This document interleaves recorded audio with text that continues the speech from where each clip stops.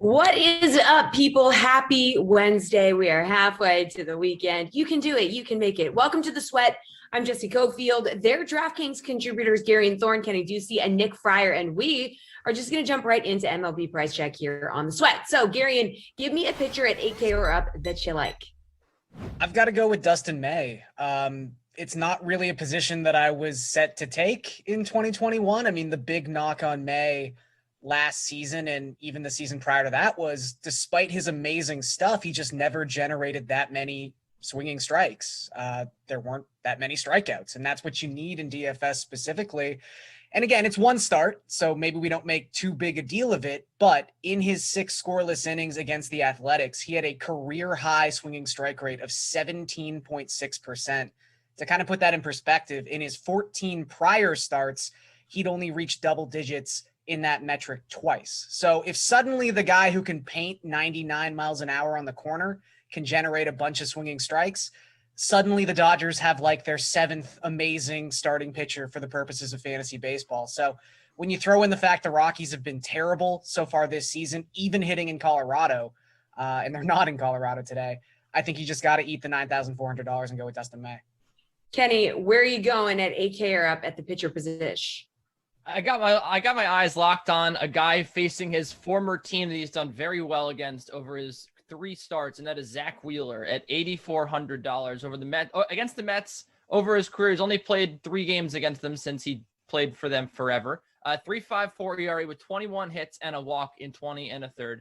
He has a 13 strikeout to walk ratio against the New York Mets, which is the highest against any team in that he's had in his career. So his strikeouts have not been elite, but his strikeout to walk has been very good, which you'll certainly like. And the Mets, though, they have struck out a lot this year. They've also just failed to hit the ball. I mean, you saw yesterday in their 2 7-inning wins, or I guess they weren't really 7-inning wins. The first one wasn't anyway. Not much going on with this offense. Jeff McNeil, used to be their king of contact. He's not really hitting the ball well. Michael Conforto basically gives you a free strikeout every time he comes up. If you don't hit him. And, there's really just not a lot scary. They don't have a lot of left-handers that scare you right now because Conforto struggled to hit the ball so much. And on the other side, Wheeler has been very good against right-handers in his career. So I think the splits work out to his advantage. I think that the history works out to his advantage. And I think Zach Wheeler goes pretty deep into this game and gets you a win and gets you over 20 DKFP. Very good. Nick, 8K or up, a pitcher. Who's it going to be? I don't have one 8K up that I'm going to go with tonight, Jesse, because I like Charlie Morton at 7.6, and then that allows me to couple him with John Gray. Yes, I'm going to ride the hot hand with him again. I know he's going against the Dodgers. I don't care if Garion doesn't like my pick. Stop nodding your head like you know better than me. But more importantly, with Morton, okay, the big thing with him right now, yeah, I know he didn't do too great in his first outing against the Phillies, but he bounces back, goes and shoves the next time out. And I love seeing that out of a guy. When I see somebody struggle that first time around, I mentioned Harvey a little while back where he did well against the Red Sox. Next time around, I didn't feel as confident in him. When I see a guy not do well and then flip the script, that makes me feel even more confident in him going into that start. And I know the Marlins don't strike out a ton, but Morton's getting 1 per inning. I feel confident in that. And the Marlins also don't hit a lot of home runs. So that makes me feel even better. I feel like the floor is a little bit more comfortable there too. Nick changing the game. All right, how about a hitter over 5K? Kenny, give me someone. I'm going to go attack, speaking of former Mets, I'm going to go attack Matt Harvey here. He has a 5.59 ERA this year. To me, he is by far the worst pitcher on this slate. I can make an argument for why I like Michael Fulmer. Miami, Neidhart doesn't necessarily look like he's in a terrible position, but I think Matt Harvey is going to give up a lot of runs here. So I'm going to go ahead and take Kyle Seager. He has 63.6% hard hit rate this year, a 21.2% barrel rate, a 688 expected slugging. I don't know what got into this guy, and Nick thinks I love him because the last time we were on a segment together, I also recommended him. I don't know what's going on because Kyle Seager to me looked like a guy that hadn't hit in 5 years last year. All of a sudden he's come out of nowhere this year and really barreled up the ball. We know that there is good DNA in him. He can hit the ball. He's just kind of struggled of late, but look, 40 DKFP a couple nights ago, he beat up on some really good pitching in Minnesota. So against Zach Wheeler, where he's going to be in a premium lineup position right there in third, behind Ty France, who I also like, I think that he's a very, very good play here. And I love stacking up the Mariners. I love stacking up their bats, and it's really not going to cost you too much to do so either. All right, Nick, where are you going for a hitter over 5K? I don't blame you for going after Matt Harvey, Kenny, so I'll let this one slide this time around. But Randy Arozarena at 5.3 against the Rangers. Look, he's hitting well at home. Both his home runs have come at the Trop. I mean, and I know he hasn't done much against the Rangers. Actually, the other night he did pretty well, but the first time around he didn't do too much. But I'm more so betting against Kohei Arihara tonight. He has not looked good through his first 2 starts, 9 innings between the two of them. And then anytime Chris Woodward has to go to the Rangers bullpen, I mean, the game's pretty much over too. So I feel like Arozarena is going to be able to pick on them. All right, where are you going, Gary? And hitter over 5K. I have the exact same pick as Nick. I do want to mention, though, just because we brought up that Baltimore-Seattle game, be careful with that one. There is heavy rain anticipated in the area for that contest. Right now, of the 7 games on the main slate, that is the one most likely to not get underway. Heavy PPD risk. So I'm with Kenny. I love the over in that game. I think it's only 9 for some reason, even though it's Justin Dunn against Matt Harvey. But be careful with that spot. It's when you're going to have to watch the entire afternoon. But let's talk about Randy Arozarena. But really, as Nick was talking about, it's more about Arihara, who just isn't a major league pitcher. And he specifically is a guy you can exploit in DFS because he doesn't strike out anyone and he doesn't walk anyone, which means you're going to get batted ball events from someone like Randy Arozarena at $5,300. Right now, Arihara's zone contact rate is 97.8%. That is the highest in the majors by far. He's allowing an .833 slugging percentage to right-handed batters. It's only 30 right-handed batters, but still, he's been terrible so far this season. He can't get a swing and a miss, and I think Arozarena is in for a really good night. Okay, let's go down to a hitter in the 4 to 5K range. Nick, who do you like here? I'm going with Rhys Hoskins at 4.8K versus the Mets. I know he has been fine, I would say, to start the year, but both of his home runs have come against lefties. So, and he's hitting well for average. All the numbers are there. David Peterson is lefty who did not do well his last time out. More importantly, look, I know 5 at-bats is not an accurate sample size whatsoever, but when somebody is absolutely dominating that matchup to start things off, I can't help but I got to pay attention to that. 4 for 5, 2 doubles, 2 home runs. First outing was 1 for 2 with a home run, then 3 for 3 the next time out. I don't think he's going to be a super popular play. I feel like this is a really good matchup that Hoskins is comfortable in, so I'm taking advantage of this one at 4.8. Okay, 4 to 5K range, Gary, and who do you like?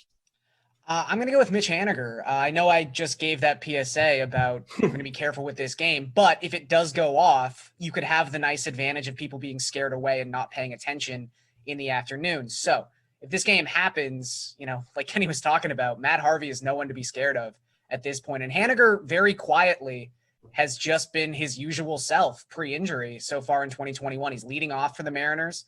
He's at a very, very digestible price of just $4,000. And he's got a 170 WRC plus against right-handed pitching so far this season. And Harvey, if you go back to the start of 2019, is allowing more than 2.2 home runs per 9. So if this game gets going, I like attacking it heavy. And I think Haniger is the start of that. All right, Kenny, what do you want to do?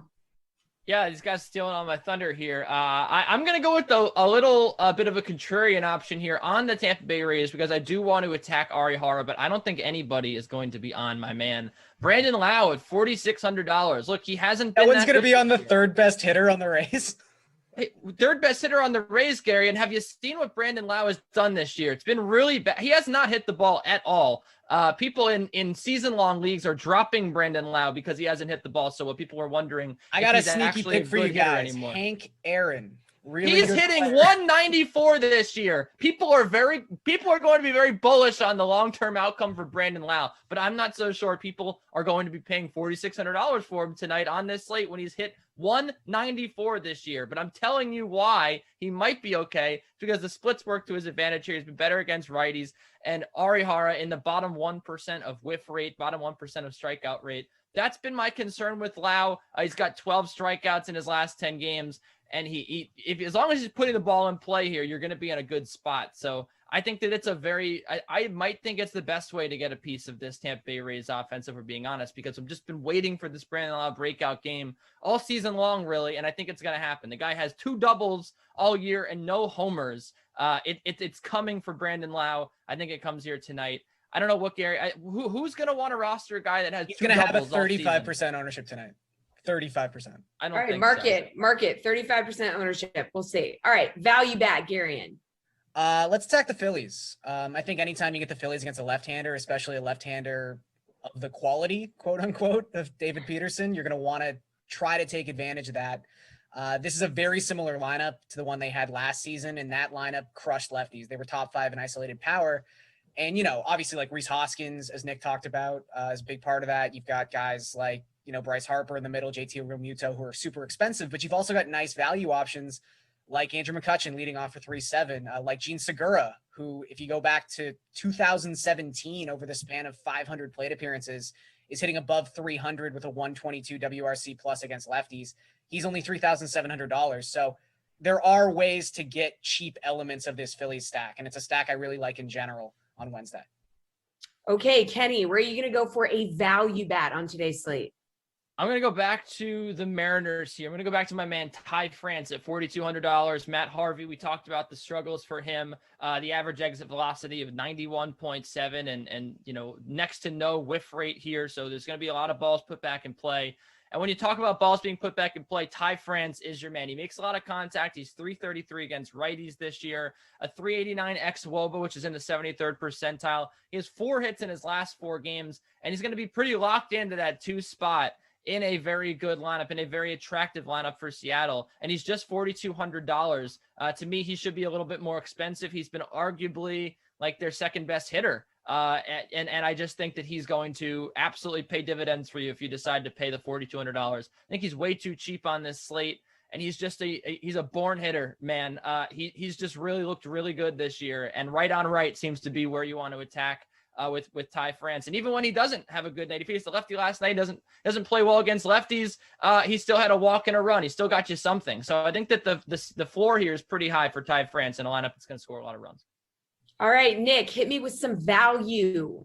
All right. I know Lance McCullers is going to scare a lot of people away, but I cannot ignore that Wilson Ramos has 6 home runs to start the year. I swear every year the Tigers have somebody who's going off in the first month of the season, ever since Chris Shelton did it. And of course, after that, you don't trust the Tigers whatsoever. But I like Wilson Ramos. I like Akil Baddoo too at 3.6 and 3.3. Okay. So I'm trusting, I'm riding the hot hand with Wilson Ramos. We got a little value, right? We're going to need to go and take a little bit of a gamble. And also the Astros bullpen really hasn't been that good to start the year either. So in all of Ramos's home runs, I'm totally overlooking this. All of his home runs are against righties right now. 4 of the top relievers for the Astros are righties. McCullers is a righty too, so I feel comfortable with that. Baddoo, I know he had a couple games where he was off, but then last 2 games he's been on. So you can't go wrong either way. I know Baddoo's got a little more name recognition right now, but Ramos, I think, is a safer play, especially at the catcher position. All right, good stuff, guys. Let's move on to the DK Sportsbook. Okay, so favorite bet on the DK Sportsbook. Kenny, what's it going to be? It's going to be Phillies money line at -118. I think that this is a misprice here. David Peterson has been really bad. We've thrown around the terms and the accurate scouting report on him. He's a soft tossing left-hander. The Phillies actually have not done terribly handling lefties this year. 204 ISO, despite the fact they have a lot of lefties in their lineup. Didi Gregorius is a guy that does have power against lefties. He had really an issue with it early in his career, and then he ended up turning into like a better hitter against lefties because he tried to overcorrect. Bryce Harper yesterday, a big hit off a left-handed pitcher to get the Phillies back into that game late.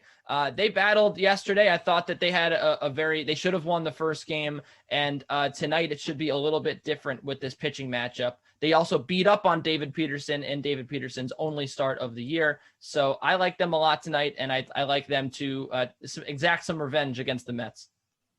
All right, Nick, what's your favorite bet on the DK Sportsbook? I've been trying to find the right strikeout total for me tonight, and right now, Jake Arrieta, I know he's in the earlier portion of the slate today, but I like him against the Brewers. Look, I know that he's not a big strikeout guy, even less than he was before, but this team is 5th in strikeouts, 2nd worst in OPS, and he's at plus money. Same goes with Plesac too tonight against the White Sox, and I know it's the White Sox, so naturally people are going to be afraid as much as they've been underperforming. But at 5.5, I like where he's at. Same goes for Morton for that matter too. He's at 5.5, but he's the only one of these 3 that's not at plus money. So if I'm picking just one, I'm going to go with Arrieta. It's just the earlier game, so make sure you get on that quick. Garion, favorite bet on the DK Sportsbook?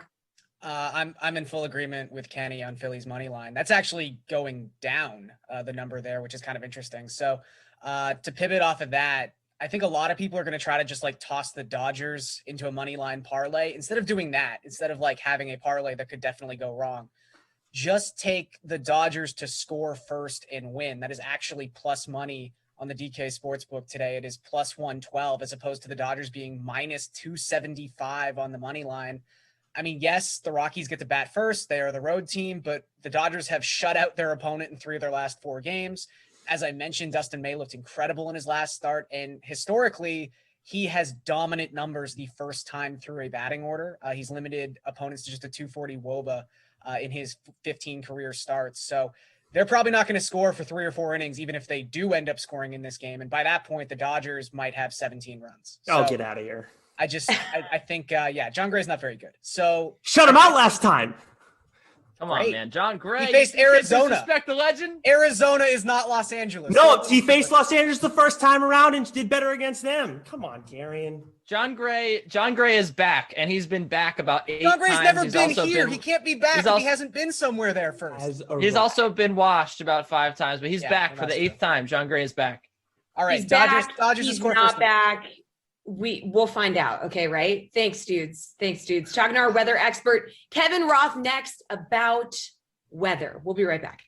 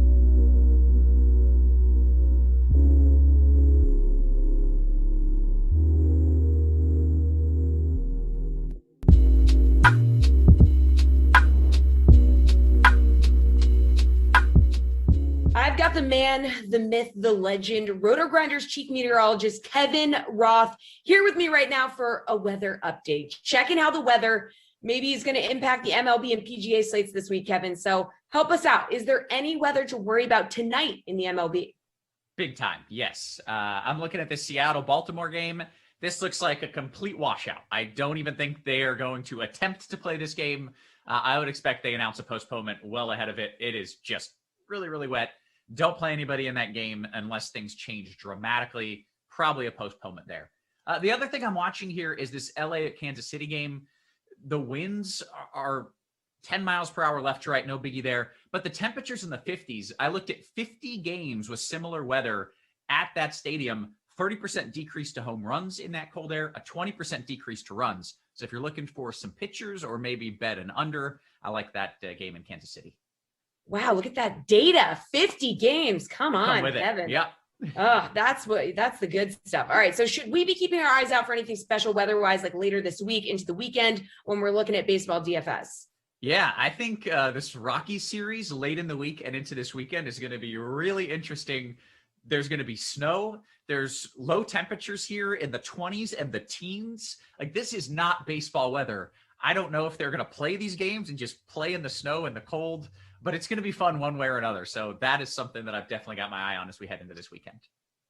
Okay, let's switch over to golf here. Are there any weather concerns for the RBC Heritage in South Carolina this week? Yeah, more weather concerns. Late Thursday, we're looking for a chance for some showers and storms, a pretty good chance. So I wouldn't be shocked if we get a delay or even maybe late Thursday postponement, moving things to Friday. And then Saturday also looks pretty wet. By Sunday, probably just a chance for showers, but late Thursday and Saturday are the times when rain could be an issue. Okay, so do you have any weather-related DFS advice for this weekend's PGA Tour event? Come on, hit us with it, Kevin. Yes, I do. And I think this is really important. I think everyone needs to know this, pay attention to this, and use this when you're building your lineups. If you go with golfers early on Thursday, you get the best of the wins on Thursday. just by doing that, default, you're going to get golfers late on Friday. So early Thursday, then late Friday. If you have golfers late Friday, you get the best of the wins on Friday as well. So it's literally a win-win. If you go early Thursday, late Friday, you'll get the best of the weather on both days. If you switch that and pick guys late on Thursday and early Friday, you're going to be dealing with 10 to 15 mile per hour sustained winds, gusts over 20, just generally uglier weather. So early Thursday, late Friday, you get to win no matter what. Oh, great. And use the win to your advantage. All right, everybody, make sure you follow Kevin on Twitter. Kevin, what's your Twitter handle? It is at Kevin Roth WX. So he will give you up-to-the-date weather updates as we get closer to these events. All right, thanks, Kevin. Appreciate the time. NBA is on the way. In the meantime, here's the Action Network's Jason Sobel with a sports betting look at the RBC Heritage.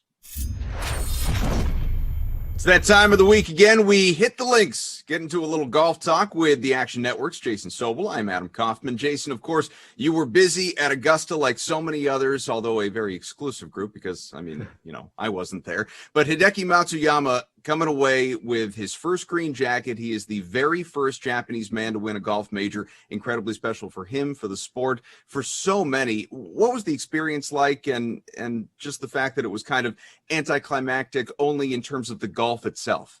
Adam, first of all, I sent you the invitation. It must have got lost in the mail somewhere. You were supposed to be there. Was it an Evite? I never checked those. Yeah, that's exactly what it was. That's how the Augusta National usually sends out Evites. That's how they do it. That's what I thought. But as far as Hideki Matsuyama, you're right. It was anticlimactic at the end. To his credit, that's because he went out there and balled out from the time the weather delay ended on Saturday afternoon at 5:15 local time. He went 6 under for his last 8 holes, 1 eagle and 4 birdies, and then really just put the thing away and just kind of gave everybody the Heisman on Sunday, where he shot 73 and no one really kind of attacked him from that list of contenders right beneath him. And so great playing by Hideki Matsuyama. We've been waiting for a big week for him for a long time. He hadn't won in nearly 4 years, just like Jordan Spieth the week before at the Valero Texas Open. And now he's got to win, and it's going to be huge over in Japan. He was already a superstar there, a golf-crazed country. It's just going to keep growing and growing over there. He said afterwards,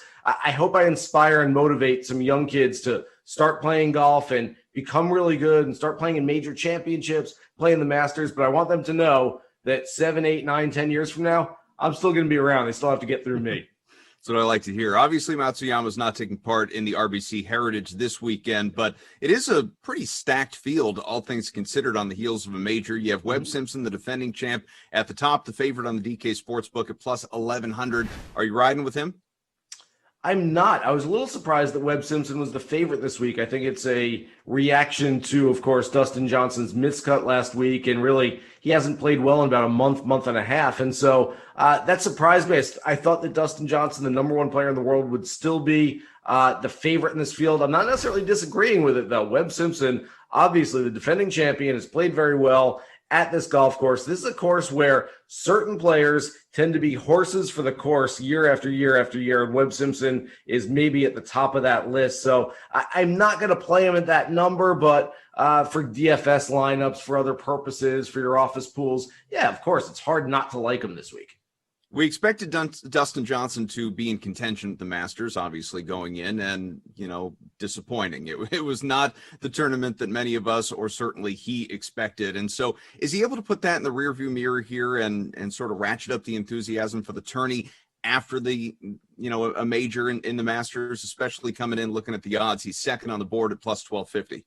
If there's one guy who can put some poor play in that rearview mirror and not look back, it's Dustin Johnson. He is basically built for coming back from these mini slumps. Last year we saw it where he shot 80-80 at the Memorial Tournament, missed the cut. The next week he shot, I think, 78 at the 3M Open and withdrew. And then after that, he just started winning everything. And so it doesn't really make sense when you look at Dustin Johnson. So based on the way he's played, like I said, recently hasn't been very good, but he can turn things around in a hurry. It's not a great golf course for him. I think it levels the playing field a little bit. His advantage of driving distance is negated, and so I don't think it's a great place for him, but it depends how motivated he is. He's from South Carolina. This is one of 3 events now in South Carolina that we'll have over the next 2 months. And so being back in his home state, if that's an inspiration and motivation, if he really wants to go out there and prove something to himself and to other people after last week's miscut, who knows? He could have a really good week. Will Zalatoris, Jason, is kind of the darling of the golf world right now. I don't think he's actually old enough to legally rent a car on his own, but he finished second at the Masters, and now looking ahead to the RBC Heritage, he is plus 550 to finish top 5. He's plus 2,300 to go out and win the thing. What are your expectations for him? He's not that young. I know he looks like he's in high school. He's older than Colin Morikawa, older than Victor Hovland, older than Sung J M, Joaquin Neiman, Matthew Wolff. So, I mean, I get it. The guy looks young, and I get that his story has had a trajectory that's going basically straight upwards, but he has been around for a few years now as a professional. I think that it's going to be really tough for him to basically come back after last week's title contention at Augusta National and play his best golf this week. I've gone over the numbers, 10-year trend when the RBC Heritage is following the Masters. Usually the guys who contend at Augusta National, who go to Hilton Head, don't contend for a second week in a row. And so Zalatoris is a bit of a fade for me. It's not a full fade. It's not that I don't like him. I certainly love him long-term. I think he's going to be a good player for a very long time. But for this week, I think there are better plays on the board. But at least as he acknowledged, if they make a sequel to Happy Gilmore, he's all lined up to be the caddy. He's ready. You know you've made it when Adam Sandler starts tweeting at you. Let's talk about Abraham Answer, who was the runner-up at the RBC Heritage last year. And coming in this year, he's at plus 3,000 odds to win. What do you expect from him? Yeah, I like Abraham Answer here. His ball striking that final round last year was absolutely brilliant. If he could have made a few more putts, or if Webb Simpson could have made a few fewer putts, then Abraham Answer would have a PGA Tour win under his belt right now. As it is, he's still searching for one. Again, at that number, I like him. We talk about Abraham Answer a lot. He's one of my favorite players to bet, and he hasn't won, though, yet. He's very consistent. He contends for golf tournaments. I think he's going to play well again. But, again, you got to think when you're betting on these things and you're betting outright, you've got to know that you're betting on Abraham Answer at 30-1 this week against a, like you said, pretty good field on something that's never, ever, ever happened before. I'm not sure I love the number, but I do like Abraham Answer, and I don't want to be shut out when he finally does win a PGA Tour event because I do think it's coming very soon. Is there a long shot number you do like? Yeah, there are a few of them. You look at the big numbers next to a name like Matthew Neesmith, another South Carolina native who has played really good golf this year. I don't know that I necessarily want him fully outright. Maybe a little sprinkle on outright and some top 10, top 20 props, but a really good ball striker should fit this golf course. Doc Redman is another young guy that I think is a really, really good player. At some point, it's going to click for him. Hasn't yet in the first few months of this year, but he's shown that he can compete and contend on this level. I wouldn't be surprised to get him on the leaderboard at, again, another big number. And then I'd throw another Carolinas guy. He's more North Carolina than South Carolina, but Chesson Hadley, a guy who's shown some form recently. Big numbers next to all three of those guys' names. So I think there's a lot of value on this board this week. Who's the fade? Who are you staying away from this week? Probably Dustin Johnson. Looking at the number, for some reason, a few years ago, Matt Fitzpatrick said Harbor Town is his favorite golf course on earth. And so every year, the books overvalue him, the bettors overvalue him. Everyone thinks that Matt Fitzpatrick, just because he loves this golf course, is going to go out and win the golf tournament. So far, he's played it 6 times, doesn't have a single top 10. So I think there's too much value on too much overvalue on Matt Fitzpatrick right now. So he's a fade for me just based on the price he's at. Finally, as I always like to ask you, who is going to win this tournament? Who is coming away with the trophy at the RBC Heritage? Favorite outright play is a guy who was in mini contention last week. You know, he was up there at least, didn't quite finish it off the way he wanted to. But Brian Harmon finished in a share of 12th place last week. He was the last man into the Masters field. Remember, just a few weeks ago at the match play, he was 4 down to Bubba Watson early, came back and won 7 holes in a row and beat him. Based on that match, he got into the Masters. Based on how he played in the Masters, I'm going to say this should be a really good course for him. Only 2 top 10, surprisingly, in 11 previous starts, but he's running hot, and this should be a good week for Brian Harmon. Welcome back to The Sweat. I've got NBA guests, DraftKings contributors Julian Edlow and Kenny Ducey here with me for NBA Best Bets. So what are your favorite bets for tonight's NBA slate on the DK Sportsbook? Let's start with which favorite you like to cover the spread tonight. Jules, who's it going to be? Yeah, I mean, before we even get to tonight, I do have some interest in another afternoon game in Minnesota. We saw the Timberwolves get absolutely spanked by the Nets yesterday, and the Nets playing with just Durant as the main focal point of that offense. A lot of guys obviously out of the mix there. And that game got out of hand pretty much right out of the gate. I want to see what the injury report looks for Milwaukee. They've been being pretty cautious with some guys lately. Giannis has missed 5 games. He's now sitting at questionable, which we've seen in the past in these 5 games that he's missed. But if the Bucks are at full strength, this 9.5 point spread, I think Milwaukee's won, I think the second most games in the NBA or third most games by double digits. The Timberwolves have been blown out quite a bit. So that's a spot that I'm looking at. But as for tonight, a small road favorite, a spot that I didn't think I would necessarily be going to. The Wizards are 2-point favorites at the Kings. Kind of a gross game, but the Wizards have put it together lately. 4-1 in their last 5. 4-1 against the spread, and Sacramento not really playing any defense. They're riding their own losing streak at the moment. So I think if you're going to a game tonight, I might talk myself into laying 2 points or just going money line with the Wizards in Sacramento. Kenny, where are you going? I'm looking at a home favorite here, the Nuggets -4.5. I'm going to continue to fade the Heat, and it's not gone well so far. But I do think that it's starting to turn. We saw last night that this team just looked absolutely lethargic. I think a lot of this run really has come on fumes. And we talked about how Victor Oladipo's absence here really hurts this offense. They shot 20% from 3. And, look, I mean, that's just not going to cut it. You need to play better offense. It doesn't matter how good your defense is when you're playing a team as efficient as the Denver Nuggets. One of the things I really look at when I look at Heat games, and one of the things that I don't like about them is I'll talk a lot about the last 8 games here because, they both won 6 of 8, but in different ways. Miami over the last 8, 22nd in rebounding rate. That's really bad. Over that same span, the Nuggets are number 1. So you look at a weak front court here. Bam Adebayo is a great scorer, but he doesn't control the glass very well. And, and I think Nikola Jokic here has plenty of opportunities and ease scoring the basketball. So I think Jokic actually dominates this game a lot. I think this is one of the few games that actually sets up well for the Nuggets without Jamal Murray because they can really just control it in the front court here. Only Hero and Robinson are shooting over 33% from 3 over this 8-game run for the Heat as well. I like attacking the Nuggets on the wings here. If you want to attack them with good shooters, that's what you want to do. That's where they fail to defend. But if you're going to just look at a game where there's going to be a big battle in the paint, I'm going to take the Nuggets every time. And I think 4.5 is really, really short here. Miami, all respect to them. They're 5-3 against the spread on the second night of back-to-backs, but they're going to go to 5-4 here tonight. I just think this team is exhausted. 3 games in 4 nights. We saw tired legs already last night. It's going to be even worse tonight. I think the Nuggets crush them. All right, Kenny, what underdog are you going to be backing tonight against the spread? I don't love a lot of underdogs, to be honest, Jesse, but I kind of... You know where you're going. You know what you're saying. No. Speaking of this, I'm going to go with Houston +4.5. Lots of defensive concerns with the Pacers. 115 defensive rating over their last 5. Miles Turner and Doug McDermott are questionable for this one. I just look...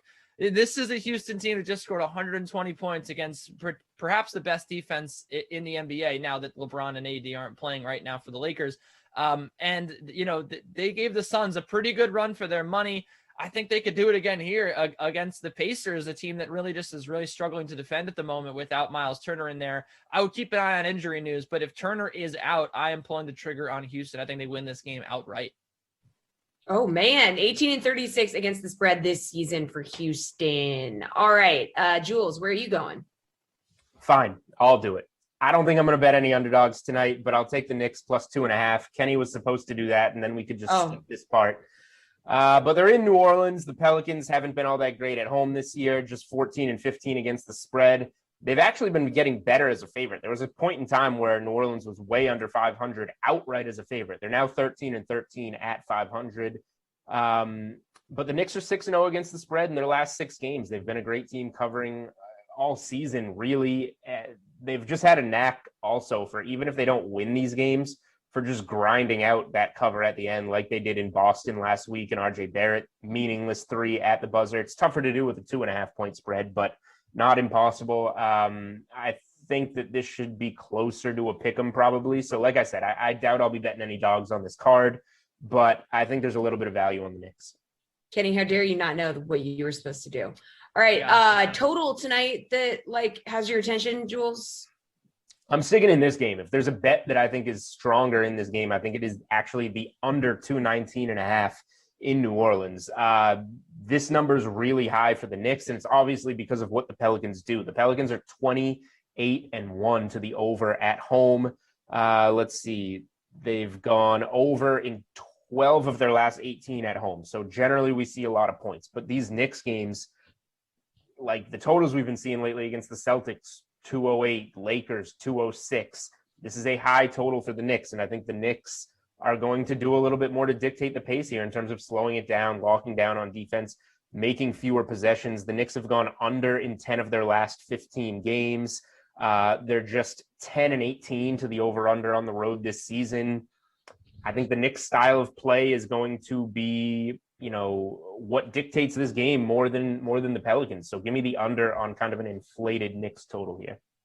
Kenny, where are you going? You got a total that has your attention?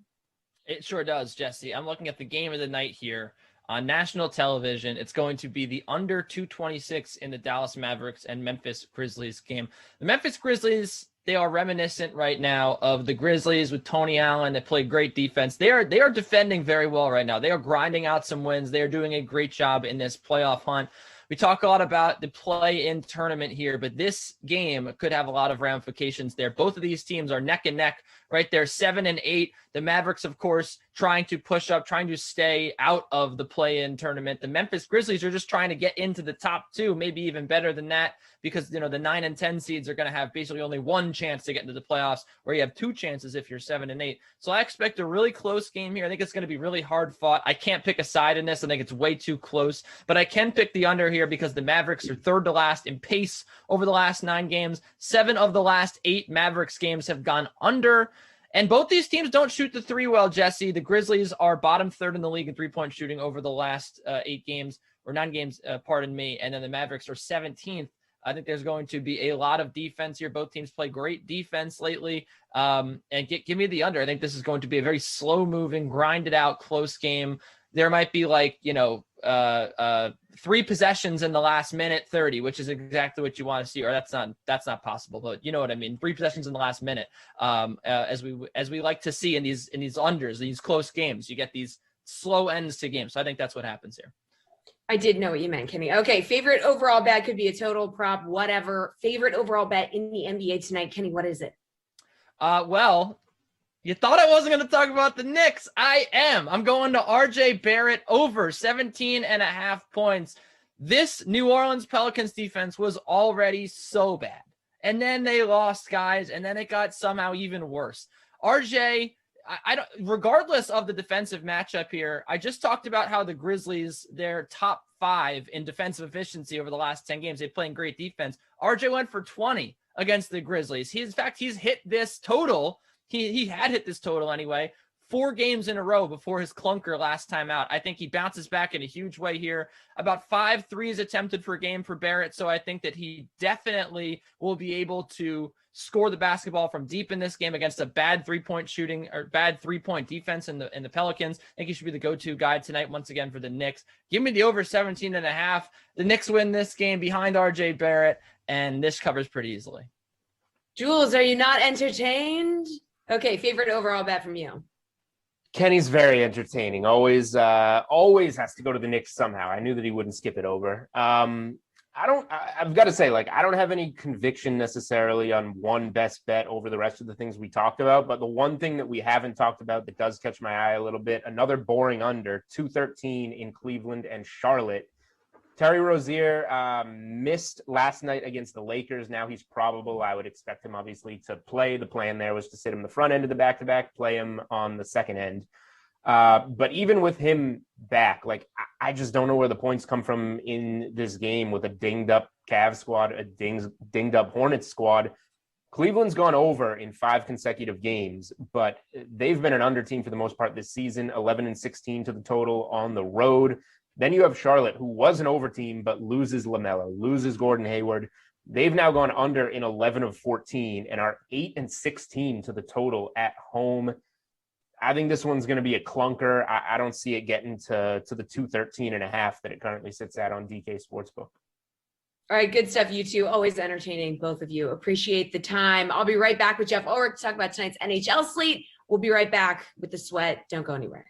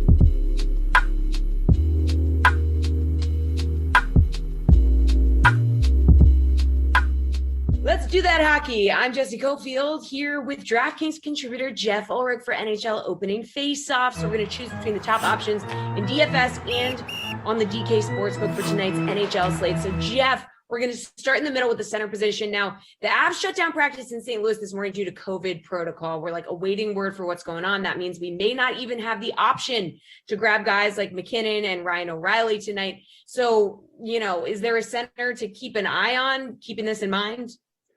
Yeah, obviously, I think Ryan O'Reilly definitely would have been on the radar if that game goes. Obviously, something to watch. Check out the DK Live app and stuff. But at 5,500, he's been playing really well.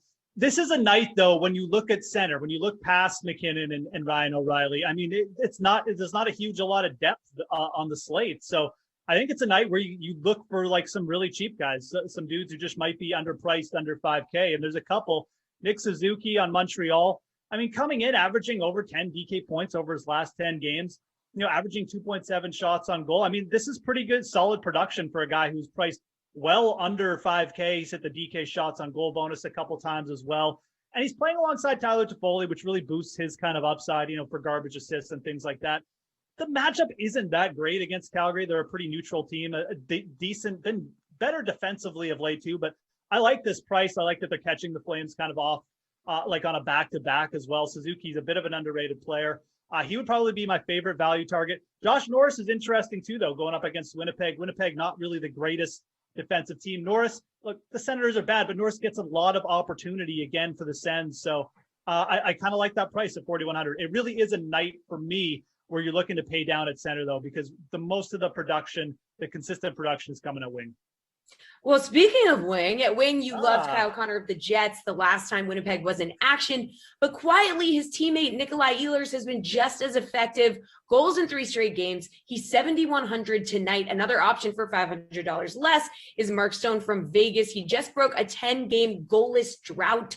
Are you back in either one of them, or do you have another option at wing?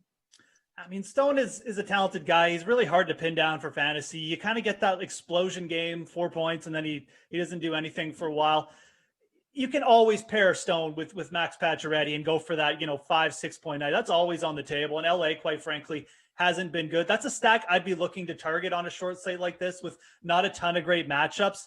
Ehlers and Connor is interesting. Again, I like paying up for multiple wingers, so we can talk about a few of these guys, but they're so consistently similar in terms of production. They're both about a point per game guy. I think Connor has 19 goals, Ehlers 18. They both, Connor averages a little bit more shots on goal. Ehlers a little bit better point production and assists. But, whenever there's a price gap between these two guys at this point, you just take the cheaper one. So Ehlers, to me, playing, on the second line might get a bit better matchup. That would be the guy I'd be targeting because it is a really good matchup against Ottawa. I will say this. I kind of like the guy on the other side of this matchup better than both of them tonight. Brady Tkachuk, 6,500. He's cheaper. He had 5 shots on goal, last time they played Winnipeg. And the Senators did beat Winnipeg. I don't think this is a terrible matchup for the Senators. Winnipeg doesn't quite have the speed that like a Toronto or an Edmonton does. So I think it's a better matchup for them. They are 2-2 against the Jets too in their last 4 games they played. So I like the price you're getting on Tkachuk at 6,500. Where you go from there? Do you go with the Vegas stack with Stone and Pacioretty, or do you just pay up on the other side for one of the Jets wingers? Again, my preference would be Ehlers, but I think you target a couple of these big name wingers tonight, and pair them with some of these cheap centers because, a guy like Tkachuk, Josh Norris, that's a pretty cost-effective stack. All right, let's talk about the defensive side. The Senators have really struggled all year, but D-man Thomas Chabot has consistently supplied some fantasy production. He's coming in at 5,400 tonight. Any interest in him, or are you looking elsewhere on the blue line? Yeah, I kind of expect Chabot to be, like a fairly popular target tonight. I mean, just because you look at the slate, there's not a ton of great matchups. You could look at Brent Burns going up against the Anaheim Ducks. And I do like Burns. I mean, he had 6 shots on goal against the Ducks last time out. The Ducks are just such a poor offensive team. They give up a ton of scoring chances. But, as in terms of value, like you really have to pay up for Burns. Kale Maker is back up over 6K as well. So Chabot looks like the value here. I mean, Winnipeg doesn't have a great penalty kill. They give up a lot of scoring chances too. And the thing with Chabot is, he just plays so much. I mean, he'll play over 30 minutes a game in a lot of spots. And when you're playing that much, I mean, you're always going to have a shot at getting the shots on goal bonus or the block shots bonus, And if he ends up with a point or two, great. He's not the greatest point producer. He's not the most efficient fantasy play, but when he's priced at 5,400 in a good matchup, you should be targeting him. So I do like the price you're getting on him. Like I said, I do kind of like paying up for Brent Burns in like a GPP or anything. The Sharks had 46 shots on goal, I believe, against the Ducks a couple nights ago. One of those is going to go in. And like I said, Burns had 6 of them. So I think there's a lot of upside there. If you want to pay down on defense, and that, we got to take the St. Louis Colorado game into account. Vince Dunn is playing a lot. He's 3,300. Obviously, we don't know if that game is going to go. If it does get the go ahead and the green light, Vince Dunn at 3,300 would be a really good value on defense as well. All right, Jeff, finally hit me with your favorite bet of the night. Now, your unicorn bet was the Nashville money line over Tampa Bay at plus 145. You hit that. So please, OY Sage, tell us your unicorn bet of the night for tonight. I mean, look, we're killing it with this unicorn bet. So I've upgraded the unicorn to a rainbow unicorn tonight because I think it's 4-0 since I broke it out. I'm going to go back to the shots on goal. I'm going to go to Tyler Toffoli, another winger I like, another high upside winger. This dude averaging 3.1 shots on goal on the year. He's been a little bit down lately, but I think his shots on goal prop is going a little bit down. You can get the over 2.5 shots on goal, Tyler Toffoli tonight for minus 155 on the DraftKings Sportsbook. I think that's a very fair price for a high shots on goal performer. Again, the Canadians catching the Flames a little bit on the tail end of a back-to-back, a little bit tired coming in off the road. I think you could see a few more shots on goal tonight for the Canadians. I like the over on the Toffoli prop. Oh man, we are not worthy, Jeff. Thank you. Thank you so much. All right. I'm talking golf with RotoWire's Len Hopberg. After this quick break, the Sweat will be right back.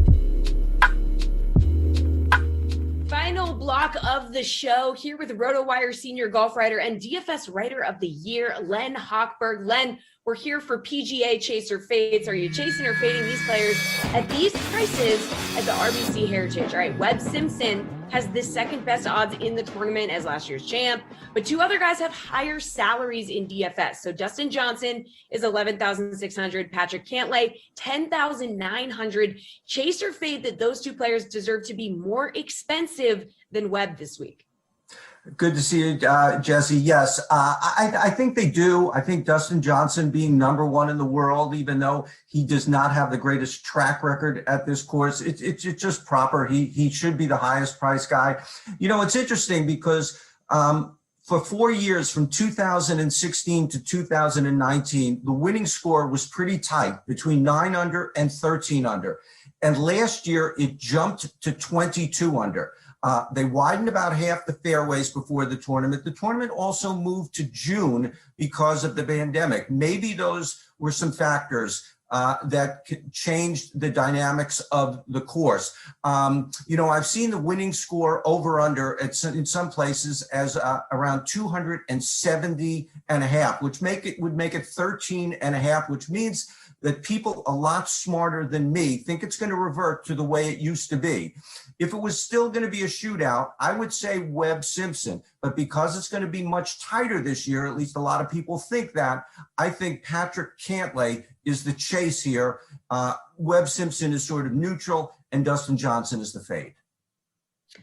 All right. Colin Morikawa has been solid leading up to the RBC with the T18 at the Masters. He's 10-5 in DFS this week. Chase or fade that Morikawa is worth paying up for here? Yeah, if you know, this is a very tight course, small greens, maybe the smallest they will see all year. You need accurate iron play. I think if I needed one player in the world to take an accurate iron shot for my life, it would probably be Colin Morikawa. That said, he's got a little bit of a, you know, his short game is not up to snuff with the rest of his game. I'm really struggling at 10-5 on Colin Morikawa here. I could see if you want to chase, but maybe a slight fade on Colin. Okay, so Corey Connors has finished top 15 in his last 4 tournaments, including a T8 at the Masters. Chase or fade, he's worth his $9,300 salary this week at the RBC. Well, if somehow my life were on the line and Colin Morikawa were not available to take that iron shot, I think Corey Connors would be a very good backup plan for me. You know, he has been playing great recently, as you said, and, you know, 8th at the Masters, just fantastic. And the thing about Corey Connors is he's always been a great ball striker, but his short game, especially his putting, is much improved this week. At $9,300, he's a much better and a much cheaper option by more than $1,000 than some of these other guys. I think Corey Connors could be a very strong chase this week. Okay, Len, who's a lower priced option you're going to be chasing this week? Yeah, there are a few guys. We have 134 guys in the field. At least 65 in ties make the cut. So probably more than half of the field will make the cut. A lot of these low 7s and 6s are going to get in. Ian Poulter, $7,600. He's made the cut 7 years in a row, top 15, 4 years in a row. And keep in mind, last year, the field, while it's a good field this year, last year it was absolutely loaded. Second tournament back after the restart, he still had a top 15. JT Poston, a Carolina guy, North Carolina, not South Carolina. He has finished top 10 in both his visits the last 2 years, including last year. So yeah, he is 7,100. Matthew Neesmith, $6,900, number one guy in greens in regulation. This is the toughest greens in regulation course all year. If he's not going to be there this week, he never will be. A couple other guys quickly, 6,700, Chase Seifert. If the tournament reverts to very tight track, he was third recently at the Honda. He's 6,700. He's made 6 of his last 7 cuts. And if you are down to just a few dollars left and you've got to fill out your $50,000 salary cap, maybe your first thought isn't, let me find a 44-year-old guy who's ranked 369th in the world. But that's who Jason Dufner is. And Jason Dufner has made the cut here 8 of the last 9 years. He can still play at this track. I don't think he can contend, but he could certainly make the cut. And he's made the cut recently at Bay Hill and Honda. $6,300. Jason Duffner can very well make it to the weekend. All right, finally, Len, your pick to win the RBC Heritage. They have, you can almost wonder if the golfer who wins this tournament doesn't want to win this tournament because they give you this hideous plaid sport coat to put on. And coming the week after this elegant green jacket, it's especially bad timing. The sport coat may be more befitting of a game show host than a golf champion. But that said, all kidding aside, I think that Patrick Cantlay would love to put on this hideous sports coat. He has finished, he didn't play last year, but the 3 previous years before that, 3rd, 7th, and 3rd. It is a little concerning that he did miss the cut at the Masters and at the Players, but this tournament aligns very nicely with Patrick Cantlay's game, and he has played well here, and he is 3rd on tour in scrambling. I think Patrick Cantlay can get it done this week. Good stuff, Len. Thank you so much. That's all for us on The Sweat. 5 Madden Sims, this slate coming up at approximately 5 p.m. We'll see you tomorrow at 11 a.m.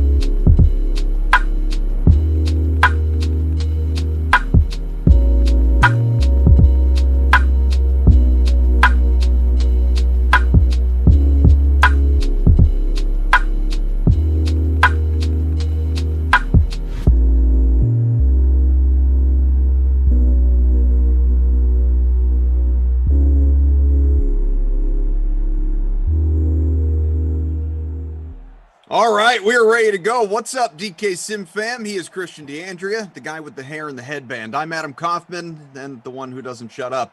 I guess that could be both of us. Either way, we are happy to be here with you. The first of a half dozen Madden simulations, actually just 5 coming your way over the course of the day today because of course, this tournament, this bracket challenge that we will talk on and on and on about over the course of the day. And I want to know how everybody's brackets are doing. Anybody 11-0 so far? Shout it out in the chat. CDA, how are you, buddy? I mean, I'd be doing better if my bracket were a little more robust, but instead it has been shattered. Madden Mitch failed me. The Jaguars failed. My pick to win it all, the Falcons, made a brief appearance and are now done for the. It's been a brutal tournament, and I don't expect things to get better because tournament or not, wild weather Wednesday persists, and I didn't think of that until I already had my lineup locked and loaded and ready to go. Normally, wild weather Wednesday, you stack up the tight ends, right? You stack up the running backs. Sure. I did not do that. I was like, I looked at this lineup, I was like, yeah, get both quarterbacks in there. This is a rare matchup where you need both guys. They have that running ability. Even in the snow, they should be able to get some traction. But I looked at the last time these teams met, and Devin Singletary had a great game. I was like, you know what? Let's pay up a little bit. Let's put him in the captain spot. Him, Deshaun, Josh Allen left me very little cash. I wanted to get Lee Smith in there. I wanted a little Darren Fells. I wanted maybe even a little bit of Kenny Stills, who came out of nowhere to have 2 touchdown catches his last game after nothing for like the previous 50. But instead, I went with Kaimi Fairbairn, Randall Cobb, and John Brown. I am not confident in this lineup. How about you? Well, I also don't love your lineup, but it doesn't mean that you're not going to do better than me, and it doesn't mean you're not going to win this whole thing. In fact, there was a game that I was doing, I think yesterday. You weren't even on the call for it, and you had made a lineup, and you were sitting top 3 most of the contest. So, you know, I have learned never to count out Train Island. Had 100 points in the captain spot. Correct. That was I checked back in at that, and I was like, oh my god, that's somewhere Glash is just convulsing. Waves of ecstasy taking over his body because Raheem Mostert had possibly the greatest day in sim history. 100 points in the captain spot. Yeah, just an incredible day for Raheem Mostert and Brendan Glasheen, obviously. For me, my lineup for this one here is that ball's completed out to the 38-yard line. Deshaun Watson, his first completion, picks up 13, a 1st and 10 on the way, seconds in, and it was Akins, of all people, with that catch. Let's get the tight end depth involved here early. I certainly don't have him. Who I've got is Brandon Cooks in the captain spot, which I'm not sure I've ever done when the Texans are involved, but what the heck. I like the points per dollar in the history going into this one. So Brandon Cooks at captain, Deshaun Watson, Josh Allen, because you gotta. I've got both of them. Good luck to anyone trying to win this contest without one of those 2 guys. Feel like you got to have both. Will Fuller is in there for me. Cole Beasley is something of a punt play. He's in a third of lineups. And then it's all about that Bass. All about that Bass. No treble. Tyler Bass is in there, 16% owned. So we'll see how the lineup goes, obviously. But the ownership here for Watson and Allen in particular, these 2 guys are both at least 85% owned. Watson 18% captain, Allen 22% captain, and that is a big gainer far sideline from the 43 all the way to the 14. Who's got Randall Cobb, folks? 21-yard rack. Yes, the former Packer great jack of all trades. Green Bay has been trying to replace his production ever since, well, not since he left, because he was declining well before that, but you got to think they're going to take a swing at a Randall Cobb type player in this year's draft. My personal preference would be Rashad Bateman out of Minnesota if he lingers on draft boards all the way down to 29 when the Packers pick. But Purdue's Rondale Moore could be a guy that fits, a jack of all trades type. He's tiny. He's only like 5'9", but fast as hell, can really fill that Cobb role, can do a little bit of everything for you. So hopefully, Aaron Rodgers will finally have his Cobb-like running mate in 2021 and going forward. 2nd and 2 from the 6. That ball's completed into the end zone. Touchdown, Houston. Darren Fells, the former basketball player, looking sleek here in Simland. Gotta stack those tight ends on Wild Weather Wednesday. I disobeyed my own advice, and now I am paying for it. But you shouldn't be so surprised. My brackets exploded. Unlike you, Congo Cab. Unlike you, Wayne Hooper, who are apparently perfect. Which, good for you, man. And Shane Thomas, good work rolling in those DK bucks by winning on tennis. I'm gonna assume that you need to send Kenny Ducey a nice thank you note for that one, because he's the man with the tennis picks. The most learned of the tennis scribes out there, I've found. Well, those of you out there, Wayne, Congo Cab, anyone else that is sitting 11-0, best of luck to you. Hopefully you have a nice day to round out a 16-0 first round. I'll tell you, I talked about this a little bit yesterday, Christian. You know, I'm not entered anywhere, but I do have, there's some serious bragging rights on the line, because I printed a bracket, and I did for my 8 and 6-year-old, and we all, the three of us, we made our brackets, and it's actually my 8-year-old who's 10-1 right now. He took his first loss in the last game yesterday, Minnesota falling to Washington, which I don't blame him. I had Minnesota too. Yeah. You know, that was a tough one, so good for anyone that got that one right, obviously. But this one right here, Christian, and you may have noticed it, any of you out there checking out the name of the free roll, the Nooner, the Need You Texans free roll that I created, well, there's a reason for that. Houston is my runner-up. The Texans, I've got all the way in the title game, my friends. So a 30th seed, a 30 seed in the title game. So that first touchdown by Darren Fells, yeah, important, and I need more of that. Need more of it. A bold move, but I mean, they have one of the best fantasy quarterbacks in the game going for them. I can see why you'd get there. They still have a defense chock full of superstars. Remember how mad people got when J.J. Watt's Madden rating was so high? Well, he's been adjusted down slightly, but he's still a heavy hitter here in Simland. And well, in the snow, this could be. I mean, the snow is the equalizer here. You'd think the Texans would be a lot shakier coming out of a warm weather environment, playing inside a dome at Alliant Energy Stadium. No, that's not it. Alliant Stadium.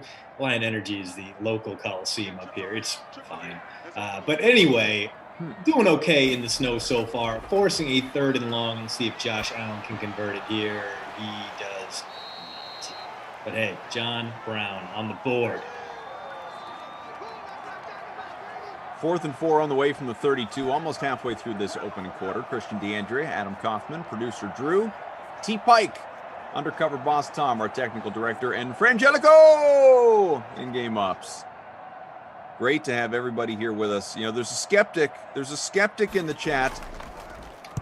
Brian says, I honestly doubt anyone is perfect here. The odds of that, 11-0 in 11 50-50 chances? No. Well, Brian, listen, it's not like I've got Congo Cab or Wayne or anyone else's brackets in front of me, but what I can tell you, there are 27,486 people entered into the free $5,000 simulated football bracket tournament round 1 here on the DraftKings Sportsbook. And there are many, I don't even know how many hundreds or maybe even thousands of 11-0 people. So, and I'm just looking at it. I got it right here in front of me. I'm not going to scroll down and see exactly what the number is, but it's countless. So the fact that Congo Cab and Wayne say they're among them, I believe them. Yeah. I mean, why not? I mean, winning a coin toss 11 times in a row, it's not likely, but it is possible. Maybe they are on some Rosencrantz and Guildenstern are dead stuff right now, and they just keep turning up heads no matter what. I salute them for being way better at this than I am, as once again, my stack them tight end strategy paying off for everyone but me today, as Darren Fells with a big run out there after the catch all the way to midfield. Meager, he's looked it up, says there are 211 people who are 11-0. So there you go. Brian says, I'm looking at it now, Koff. I see them all sharing the millie. Smash that like button, folks. 2nd and inches on the way from the 43 minutes to go opening quarter. Hit the like, hit the subscribe button if you're watching on the DK YouTube page, the YouTube, as I like to call it, or of course, if you're with us on Twitch, twitch.tv/DraftKings. Much appreciated. Thanks for being with us, and You know what? I'm going to do it, folks. I'm going to, Christian always has the Twitch open. I'm going to open up the Twitch. Oh, wow. See what's going on with the people. See what's up in twitch.tv/DraftKings. I want to know. What all you guys are up to. Oh, wow. Bruce says, don't forget, by the way, do not forget tomorrow morning to fill out the round 2 bracket. If your bracket ain't looking so hot through round 1, that's okay. Go to the field of 16 and reboot. Reeties, did you know? Be on your best behavior. Dad's coming. Ooh, did that? No, very close to a first, though. This is probably going to be go for it territory. You got to imagine that it is still Bill O'Brien in virtual Houston, so maybe they won't go for it. Maybe they will punt it from the Bills' 40-yard line, but we'll have to wait and see what the call is here as Deshaun got Cobb. Yeah, no, they're gonna coward up here and uncork what should be an 18-yard punt.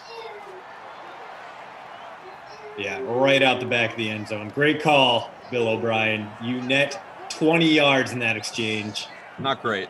Absolute goon. Dirty Canadian, Coffin Christian, literally the best way to start the DK Sim Day. Much appreciated. Ed Zone Dance, I love having the first Sims of the day with my morning cup of coffee. Like that. D says, Christian DeAndre, I want to challenge you. Who's got the best hair bun? Oof, D-Rod, I mean, put it out there. The problem is, my hair bun is just like a folded over bun. I would have to get a little bit. I'd have to do like a YouTube tutorial to figure out how to properly man bun it up.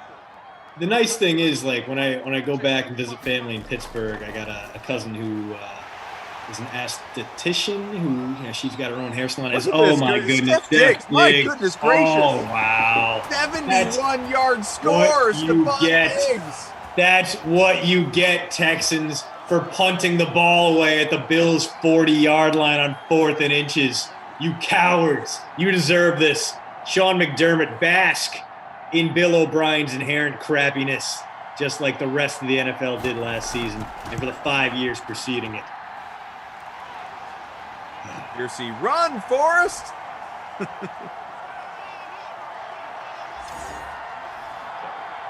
Darth says, and let this be a cautionary tale to the people, folks. Darth says, I used to be in the YouTube chat. This is over on Twitch. After a week, I couldn't take all the negativity, the chest banging, people yelling at each other and crying about the scores never being updated. It's not my scene. Sorry, to each their own. You know what? It's gotten a lot better. I think people in both chats have now, they realize it's actual people doing the scoring, a lot more patience involved. With one Noah Moon-sized exception, people are pretty reasonable with their comments and complaints. I obviously have loyalties on both sides. I like you no matter where you're watching, be it on Twitch or YouTube, or if you're one of the millions and millions watching on the Game Center. Doesn't matter where. We're happy to have you. But, across the universe. 7 all game here. Minute to go, opening quarter. Deshaun completes a pass to the right side, and with a little fancy footwork, good enough for a first. Out to the 34, 1st and 10 on the way. Jordan Akins in action for us. Why not? Why not? Jordan Akins kind of day. Charlie says from 19th place to 5,000th in the blink of an eye.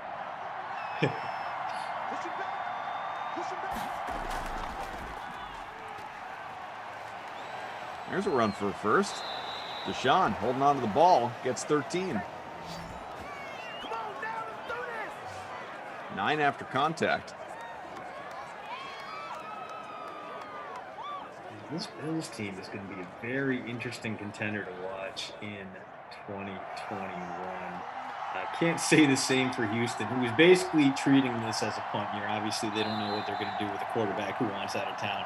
And, they have a brand new head coach who no one is very excited about. And on top of that, they've really gone into free agency. They've signed a ton of guys, but they've signed a ton of guys that no one really cares about.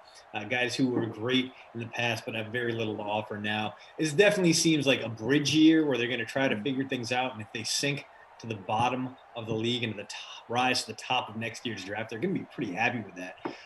This is 25 new free agent signings. One of the most prolific classes in the NFL this year, but the guy they signed to the most overall money is punter, where is his name? Oh, Cameron Johnston, the former Eagles guy. So no one they signed is getting more than $10 million overall. No 8-figure contracts going out there. Just a bunch of little plug the holes in the boat signings, and they're not going to do nearly enough to keep this team afloat. It's going to be a bad year for the Texans. I would not touch them with a 10-foot pole in any kind of fantasy format.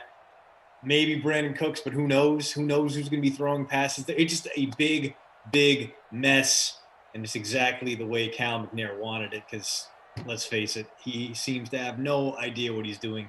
The ultimate fail son in a big job hosting over there in Houston as a through one quarter. We got ourselves a tie game. We got ourselves a big Steph Diggs catch. We got ourselves some big Darren Fells performances, and that's really been about it, Goff.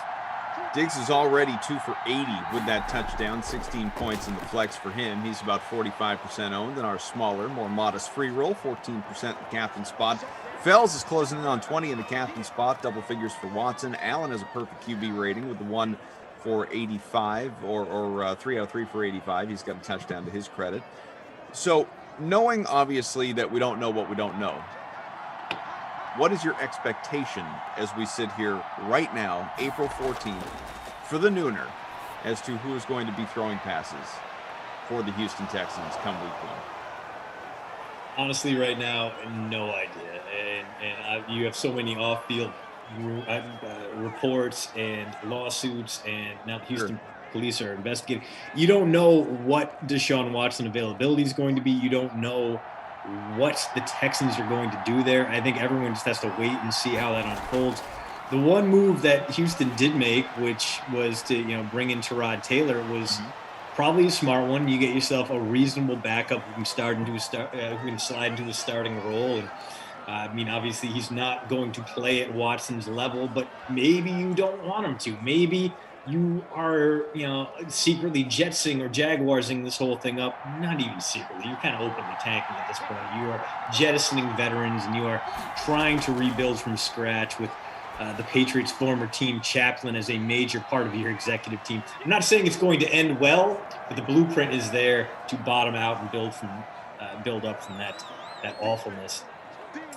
It's so difficult to understand anything the Texans are going to do, not just because of Watson's off-field issues, but because the brain trust there is anything but. And it's don't have a lot of faith. No, none whatsoever. And you know what? I kind of feel the same way about the Jags as, very nearly picked off there in the end zone. Just because I feel like Urban Meyer, maybe this was the offseason he needed to get up to speed, but obviously Jacksonville has handed him some of the keys to the cupboard when it comes to roster building, and he seemed entirely overwhelmed and out of his depth in free agency. He even said he expected to be more like recruiting, and he kind of got his butt kicked when he went out and tried to get free agents to join him in Jacksonville this year.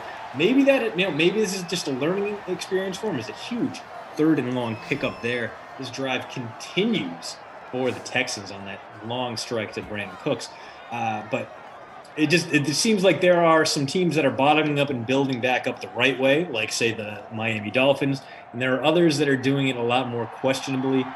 The Texans definitely 50 font headline on that list, but I think the Jaguars, given their lack of free agency and Urban Meyer's hiring in general, I don't feel good about the Jags either. I think there's going to be a very well-defined bottom tier in the AFC, and the Texans and Jaguars are going to be on it. It's going to be a good year to be in the AFC South, either the Titans or the Colts. Short run, picks up 2. Johnson a little shy, 3rd and goal on the way. Texans will try again to snap this tie.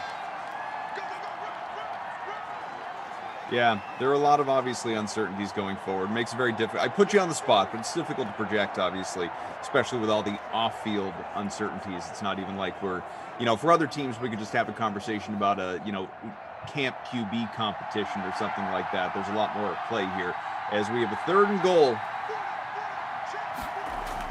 Watson has it. It's a quick handoff. Can he get there? He Yes. did indeed. So just like that, the Texans regain the lead on a long-established drive there. The former Cardinal David Johnson into the end zone.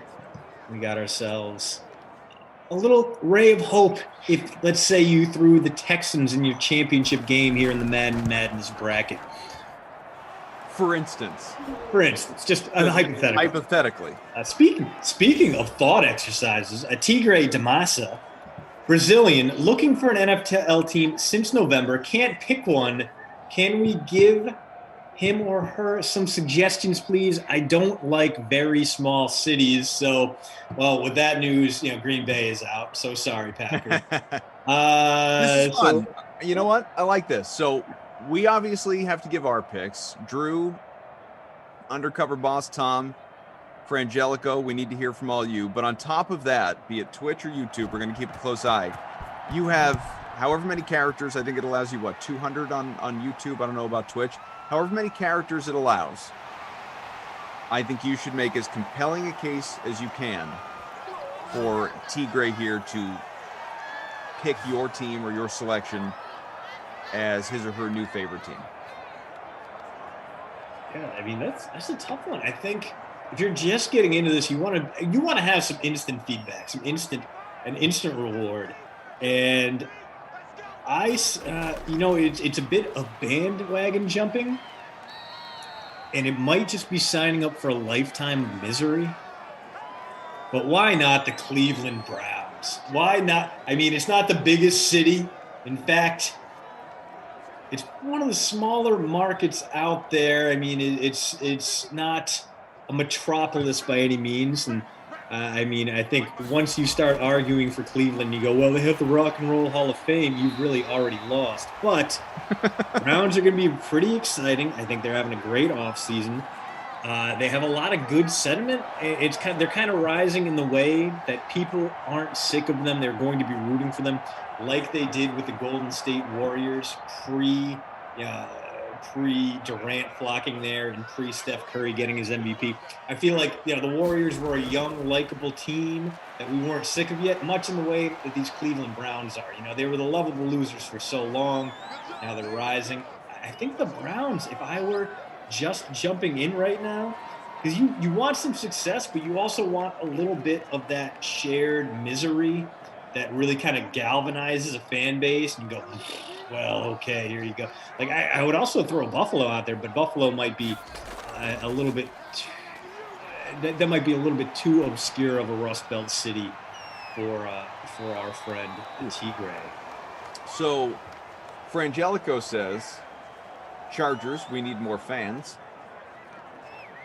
Tom says I'd probably suggest either the Cowboys or Rams. Drew says he'd pick the Queens Falcons. That's the Falcons, Tigre. As Justin Craven's our guy, says he's chugging a smart water for a birthday toast. Golf was rained out here. Dropping a line. Stay cool, Broheims. Justin, Batman from the Slug. Happy birthday, buddy. Evan says Panthers are fun because every NFC South team is so bad. You make the playoffs every year. Ooh, big Captain Blood and long pickup here as Allen sprints forward for about. Captain Blood says go with the Jets. That way you always have the draft to look forward to. Tater Hater, pick the Bears. You got to buy low, bro. Jump on a team that isn't expected to win. We've got cold weather. We got good defense sometimes. We're going to fire Nagy. Hop on the train. Yeah, I mean, if you like fundamentals and good defense and a passing game that will never get you anywhere, jump on the Bears by all means. I can't imagine. I mean, poor Cobra K not here today to back me up on this, but I feel like there's a certain level of misery that comes with being a Bears fan. A Sisyphean task to watch that team put up some great defensive performances and then watch their noodle-armed quarterback skip passes to open wideouts. So I can agree with the Bears. I mean, if you like Allen Robinson like I do, they can be a slightly rewarding watch. My guy Darnell Mooney, David Montgomery. They have a lot of nice players, but man, they are in a big city. I'll give them that. Ross's Fat Cat says, sorry, if you don't have a team already, you got to wait for a new expansion team to join. That's not true. You can adopt a team. Hit that like button. We're almost at 100. We got about 500 people watching here along on YouTube. And, of course, many with us upon the dozens on Twitch. We got about 60 with us on Twitch. Thousands more across all our other platforms. Millions, as we like to say every once in a while. So I've not yet weighed in on this. Third and 1 here from the 28 and fourth and 1. Josh Allen. All right. Well, we'll see what happens here as we are a couple seconds away from the 2-minute warning. 14-7 Houston here. Let's quickly see. They are going to go for it. All right. Going to be a little Singletary action here. And they have numbers up front that blocking. It is a first and a whole lot more. It takes us to the 2-minute warning. So, listen, first, I just want to put this out. You don't need to take it seriously, but I just want to put this out there because I feel like the shot collar's going to go off if I don't. I might suggest the Patriots just because, here's the only reason why. I think it would be hilarious, T. Gray and anyone out there, if you told people you became a Patriots fan in 2021. It's just, what a great conversation. But I'm sorry, you missed the entire Tom Brady era and all those championships, and you adopted the team when Cam Newton was the starting quarterback with all those weapons after the big splurge in free agent spending. That makes you're it. a N'Keal Harry fan. Yeah. That's how you rope him in. Like, what? I wasn't sold, but then I saw N'Keal Harry, and I was like, yes. I thought, nope, I can't quit you. I'm going to become a Pats fan in 2021. But I just need to say that. Here's the team that I would actually throw out there, and you guys know that I love this team in Simland. What about the Arizona Cardinals? Kyler Murray, obviously a young stud QB, flashy, tons of fun to watch. Can't just run. He can get it done a little bit in the pocket as well. You got one of the top receivers. Put young stud in quotes, Golf. All right, I am. He's going to earn his keep. You'll see. You got arguably the best receiver in all of football, and if not the guy, certainly one of them in DeAndre Hopkins. You got some other weapons around there. J.J. Watt just went, so not that I expect him to be this huge playmaker on the field, but he's still a likable. Likable. Latch onto a little bit. He'll rock some waves. It's a good looking jersey you can wear out too, and people would recognize it. Even in Brazil, I think they would see Watt on the back of the jersey, and maybe it would be TJ Allen gets there just in front of the pylon, snuck through. Beautiful. Josh Allen paying off. If you're one of the 70+% of people who rostered him. And, he did score a little bit too early. That man right there, Deshaun Watson, going to have about 1 minute and 3 timeouts to mount a counter strike here. But sorry, continue. Undercover Boss Tom says he doesn't hate my pick. Drew is scoffing at it. Says Phoenix, is that a big city? Is that going to be enough? And pretty big city. I mean, you not only Phoenix, but Mesa and it's like 4 cities in one. Scottsdale's right there. Yeah, who needs just one? But if you're looking for as Drew put it, a world-class city, sure, maybe Phoenix isn't that. I'm going to pull up all the teams. Pull up all the teams right now, so I'm not forgetting anybody. See who it is that if I'm looking for more of a world-class city. Pizza Man says Miami, baby, the only perfect season team. Up and coming, Coach Flo building something special in South Beach. 93 BB Rack, New York Giants. You don't want instant gratification. You want to be there for the rise. Offensive weapons, young defense on the rise. Joe Judge, baby. Yeah. I kind of like the idea, though. You want to latch on to a team with a young quarterback so you can follow that career. You get a decade plus of rooting for a guy who's going to lead your team to greatness. So I'm into that. I like that idea. Obviously, Miami fits, Arizona fits, depending on how you think about what you think about Kyler Murray. I mean, you could go with. I wouldn't, but you could go with the Jets if you're a huge Zach Wilson guy. I mean, at least there's not going to be anything else around him for a period of time. I mean, Chiefs obviously one. It's not a big city per se, but obviously, very bandwagon to do that. You don't want to just adopt a bandwagon team. Yeah. But I mean, I think, tell us what you like about cities too. Are you into the food scene? I mean, do we know that he's even still here? Yeah, we don't. Wouldn't it be great? He's just like, I'm going to ask these guys a question and just drop in some chaos. Vamoose.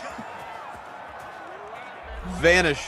I've not seen anything from. Oh man, this is a lot of scrolls. T-Gray has not popped back in, but hey, if you're listening, T-Gray, thank you for at least the conversation starter. Hey, we do have some news, courtesy of Ian Rappaport, NFL Network. The Browns are signing free agent pass rusher Jadeveon Clowney, a one-year deal after he passed his physical, sources say, landing a player who has been a target of Cleveland's for years. Fresh off a lost season in 2020, Clowney has high hopes with his new team. What do you think of the move?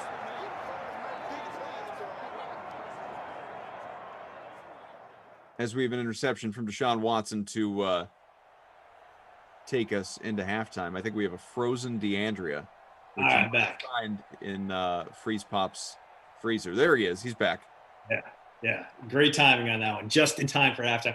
Clowney, dude, I really like this Browns offseason. They're making a lot of common sense buy low moves, not only with Clowney, but with Tack McKinley beforehand, guys with first round pedigrees. Obviously, Clowney is a different kind of talent, and I think we're all waiting for him to finally explode and have that first team all-pro type season. He'd be the guy who basically beheaded a Michigan running back in a bowl game. But he's still a youngish man. If he can put together a 16-game healthy season, that's exactly what the Browns need. They need a little bit extra edge pressure, some guy who can be a cantilever to Myles Garrett. And Garrett, let's hope he is healthy all the way back from his COVID experience, because that was obviously draining him towards the end of the season. And let's hope that the secondary is getting a couple of nice young pieces back in Greedy Williams and the other defensive back who I can't think, Grant Delpit. There it is. So confused with the Celtics forward. Exactly. Yeah. So there are just a lot of nice pieces in Cleveland. I know we've said that before, but they finally seem to have the right head coach to mix them all together to make them more than the sum of their parts. And the defense still a question mark there, but I think they have the young talent to really become something special, really gel together and be a top 10 unit, get them back into the playoffs, maybe even get them to the AFC title game. Diggs 3 for 94, by the way, with a touchdown. Fells has scored. It's 14 all at the half. Again, a very important game for those of us who have Houston going pretty far in this bracket, like this guy, all the way to the championship round. We'll see how it plays out second half here. People continuing to weigh in here. Shane, very excited about his winnings in tennis. Almost 200 Big bones. hit. Good for you. The Big Guru noting that our NBA head-to-head last night came down to the wire. He got me in a walk-off. Said I had him by 5 with 30 seconds left in the game. Then a Tatum and Powell each with 3. And he had a walk-off win against me. Man, well. Dude, that's a Tatum step back three. That was an absolute dagger there. Yeah. And then Marcus Smart keeping things interesting with missed free throws. You got to appreciate it. He doesn't want us to tune out. Keep us all intrigued. The second missed free throw was on purpose. Right. And it was the right. But the first one obviously was not. That was just a regular miss. Strategy on the second one. I applauded, actually. That's Stevens, man. He's a good coach. Yeah, he knows what he's doing, contrary to what some may think. 14 all as we kick off half number 2. See if anyone can go 12-0. For you 11-0 people out there who may be listening on your bracket so far, who you got in this game? Who you rooting for? This is a dead heat right now. Yes, indeed. Ooh, my captain, Devin Singletary, springs forward for a few. With Devin Singletary in my captain spot. Not doing great, Koff. You might have thought that just to begin with, but I'm currently 128th of 165. The good news is I have no bagels from anyone, and my 2 quarterbacks are giving me more than 30 points between them. The bad news is only Randall Cobb has more than 4 points anywhere else, and the captain's currently sitting on 4.05 points. So I'm having a rough one. I'm going through things right now. How about you? If you want to feel better about your 128 out of 165, I am 146 right now. Not good. Cook's in the captain spot. He's done very little. Watson and Allen, as most people have them. And then Fuller Bass, Beasley have combined for 4 points. So not pretty so far. Singletary, 2nd and 4 as 44-yard line. A minute gone by, third quarter. Again, we are tied at 14 with producer Drew, Tom, our technical director, undercover boss Tom, Frangelico, and game ops, CDA, AK. And you know what? Let's liven up the chat a little bit with this for just a moment. If anyone is looking to join the DK Sim Fam Friends League, we got north of 1,700 members. North of 1,700 members in the league right now as we make our push for 2,000. This is not one of those, like a lot of people will like to say, we're trying to get to X numbers, so subscribe or hit the like button or whatever. When it comes to the DK Sim Fam Friends League, I fully recognize most of you listening, most of you out there are already part of it. You can't join twice. Shame that you can't, but you can't. If anyone would like to be part of the DK Sim Fam Friends League and you're not yet in it, drop your username into the chat and we will add you. We will include you.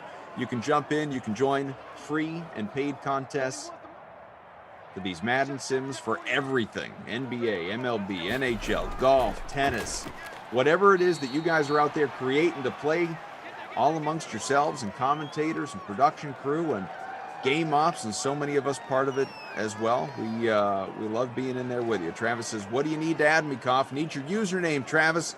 Drop us your DK username in the DK Sim Fam Friends League. We'll be welcoming you to the party. And while you're at it, subscribe to postroute.substack.com. Yes. Where just yesterday, Koff, we argued about Julian Edelman's Hall of Fame bona fides. Yeah. He's I had to go on national radio for 20 minutes this morning to make this argument because I was getting so ridiculed on social media that I was given a platform to make my case. And unfortunately, and we won't go down this road because we'd spend the rest of the game talking about it and all of the next sim as well. As Drew says, don't get Koff started.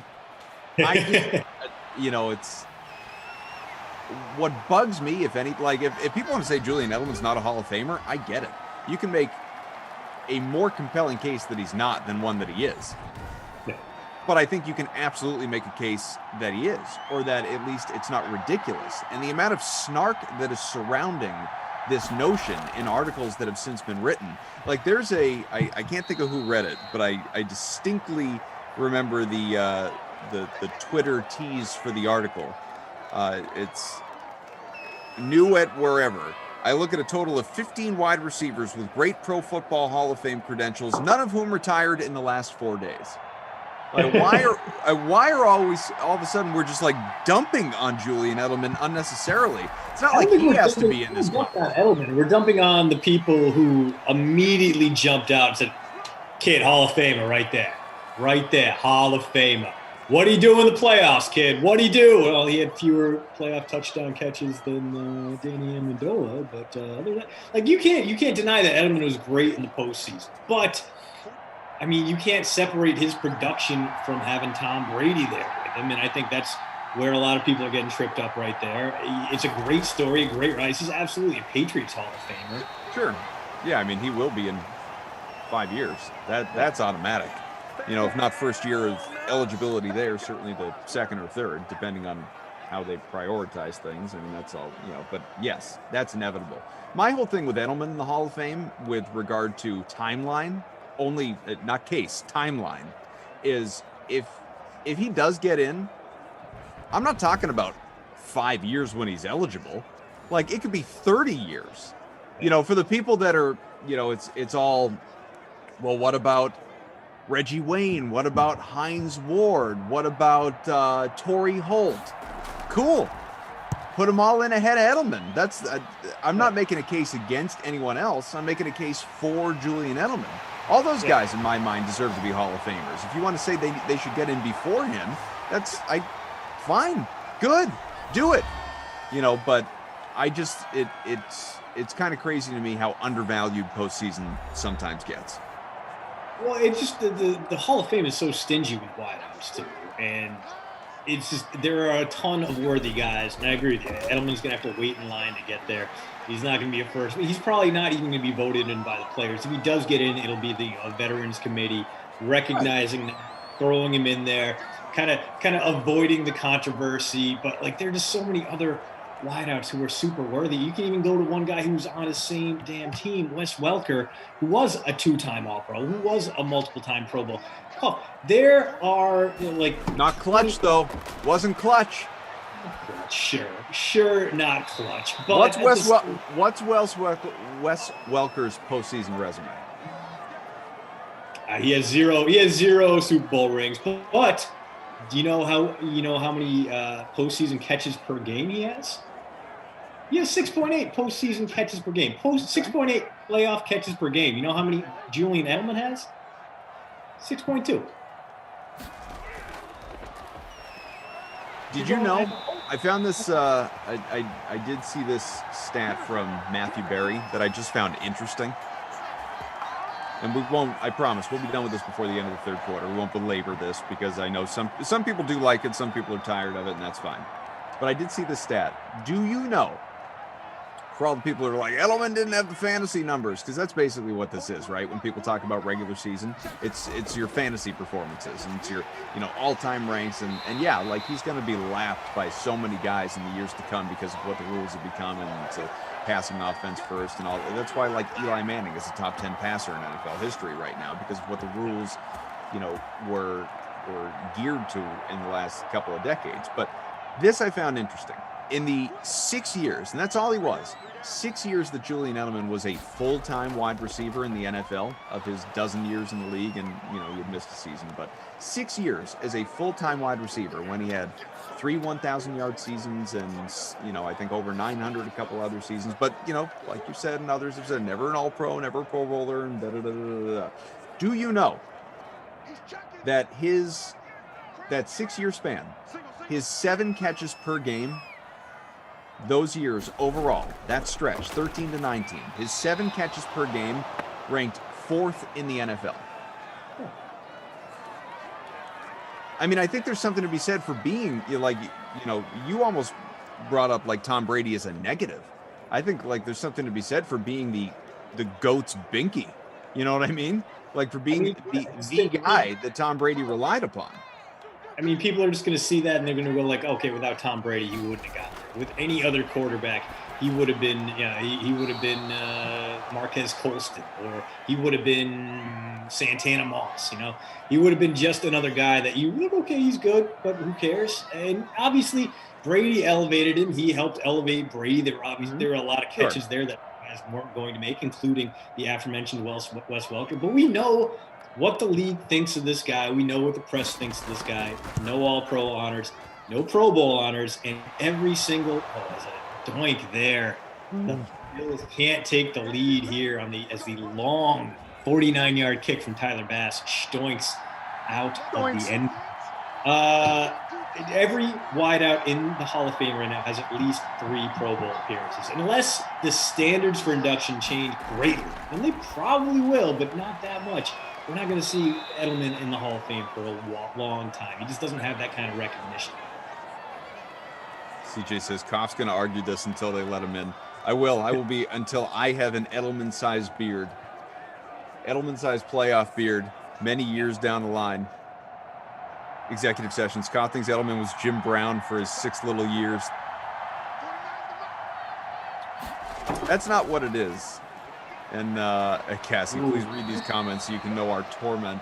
Look, end of the third. I said I'd be done at the end of the third. I'm done at the end of the third. I'm just saying, 5 Super Bowl appearances, 3 rings, MVP of 1, second all time in passing and or yards and completions in the playoffs, or yards and receptions, I should say. I think it's being undervalued. I got the whole argument for, against, and what's next for the Patriots. Check it out. That's on yesterday's post route. Hit your inboxes if you're one of the many who subscribe. And we thank you so much. But look at that. I mean, it's all right there waiting for you. You can look at the good, look at the bad, and then look at what the Patriots are going to do without him. Actually, I think the Patriots, Goff, are pretty well set, even without. Obviously, you want to have a full strength Edelman in there, but Sure. with the way they approach free agency, they really did open up their playbook, really opened up the middle of the field for a guy like Edelman to thrive. And I think that's going to be Jacoby Myers, who runs a similar route tree, can get those passes over the middle, take some shots. And hey, if they get anything out of N'Keal Harry, who is another guy who has been a bit of a disaster, but he is tough. He can go over the middle. He's got that size. I don't know. I know the Patriots receiving core is uninspiring on paper, but I think they have a lot of tools and a lot of versatility. That's going to be a lot of fun to watch. It's interesting that you bring up Myers in particular. N'Keal Harry, like, we'll see, obviously. But with Myers, we already know that there was a rapport there with Cam Newton. So he could absolutely have a good year. And maybe a very good year if Cam is very good. A lot of the Patriots' success in terms of the pass catchers are going to depend on Cam, as we know. And that's the giant X factor for that team. I wonder if, in the wake of Edelman's retirement, if the guy who is most set up to kind of emerge or maybe be the guy that steps right in as far as having that presence in the slot, if it's not Nelson Aguilar. That's the guy. That was the first guy that popped into my mind as someone that, look, I don't think Aguilar is all of a sudden going to be this 1,000-yard guy, but in terms of most logical to fill the void, he was the first one that popped into my head. I think Kendrick Bourne might be that guy. Bourne is much more of a yard after catch guy than Aguilar, who really thrived last year, is more of a deep threat. I mean, his average target downfield is about 15 yards, and that's exactly what the Patriots were missing. They had Damiere Byrd, who could separate and run those fly routes, and that was it. And obviously, you don't want to rely on Damiere Byrd to be your go-to deep threat. So I think that's going to be the key to unlocking this game, letting Nelson go long, letting him drag safeties deep into the backfield with him, and then opening up the center of the field for those two tight ends, Jonnu Smith and Hunter Henry, to thrive. And I think that's a big part of why they got Kendrick Bourne as well, because he can go across the middle, where he can take a quick out and up and turn it into something big with those yards after catch. And this is a guy who's increased each of the last 3 years, and he knows how to play with a shaky quarterback. He did so all the time in San Francisco. So I think Aguilar is going to be more of that deep flyer. I'm not sure. Maybe more of not a Brandon Lloyd type, and definitely not a Randy Moss type, but maybe a Dante Stallworth would be the better comparison. Obviously, he's much smaller than Dante was, but fills that role as a vertical route runner who opens things up for the guys who go horizontally. And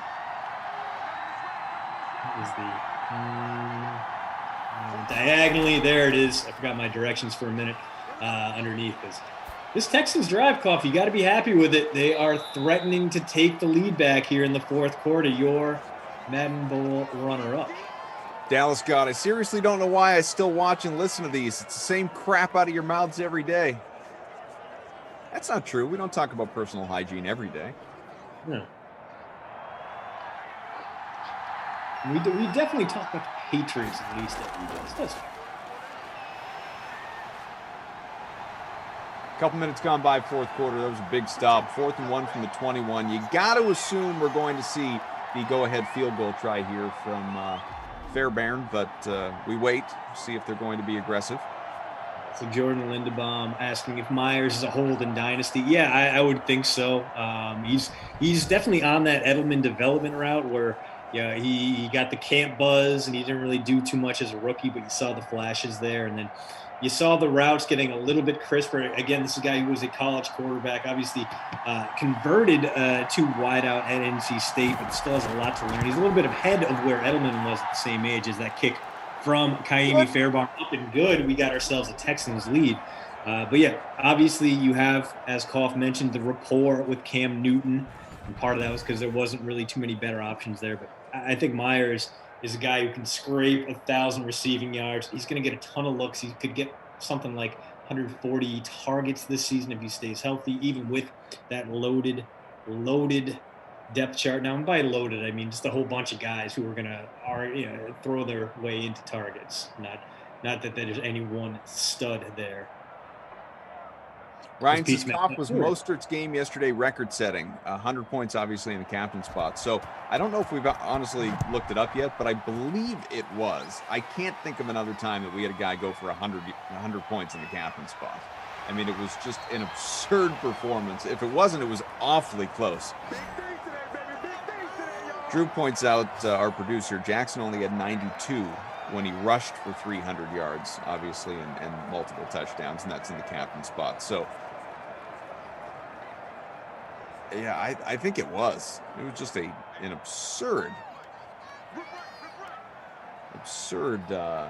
It was a lot of fun. Brian says, Koff, you're the best at turning these negative Nancys into funny jokes. You rock, man. Much love. Thanks. Dallas God, though, says, can we fire these commentators? Get a couple that aren't Patriots fans? Well, man, I mean, good luck at DraftKings, buddy. Well, maybe Tigre's available. Yeah, we got and obviously Brandon Cristal. If you want some reports from deep within the Broncos organization. Great. You see that right there?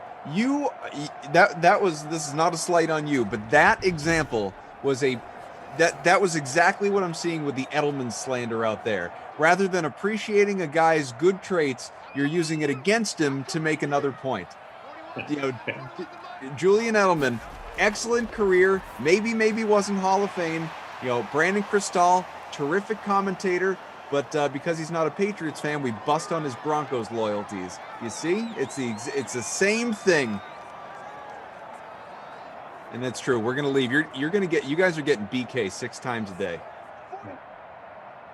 Deal with it. You're gonna get BK and Tom. It's gonna be all Broncos and Great Dane Nation 6 times a day. Which is great if you want to know what Morten Anderson thinks. Which I mean, probably some good things to talk about. As Mario Silva saying Miles Sanders set the record, which I don't know. I don't know if that's true. I would believe it. I know Miles Sanders had an absolute blow-up game, but did he have 100 points in the captain spot blow-up game? He had that huge Madden 20 game, but I really don't think he went for the century mark in the captain spot. We'll put our crack team of statistical analysts on this and see what we can do. So producer Drew behind the scenes doesn't think it was 100 in the captain spot. But... Pizza Man, I guess hearing you guys talk about the Pats is better than hearing that crybaby Kenny talking about the dumpster Jets. I happen to love working with Kenny. I tell you all the time. Matter of fact, I hope it's real soon. Next sim, however, Christian will depart. It will be me and Zach Thompson. That is the Madden Matinee for the Lions and Browns. You will have Kenny with Jeff Ulrich at 6 o'clock. No sim at 4, reminder. Seahawks Cowboys, Moose and Brendan Glasheen for Patriots Dolphins at 8 in prime time.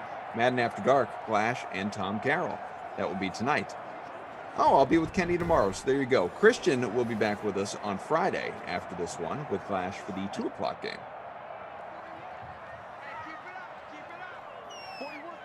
A nice light work week for me. I was like, oh, I'm excited. You know, the weather will be nice. I'll go out. I'll run around the neighborhood, get my fitness level back up, maybe do a little yard work. Nope, it's like 35 degrees out. It's awful, terrible. Wisconsin, man. It's a sad place to live. CJ says, you love to give Kenny crap, Koff, admit it. Reed Tease, did you know, said, I called Kenny buddy 12 times and he didn't say a word. But yeah, because Kenny doesn't care about being, I maintain Kenny doesn't care about being called buddy. He took exception to Glash calling him buddy. There's a difference.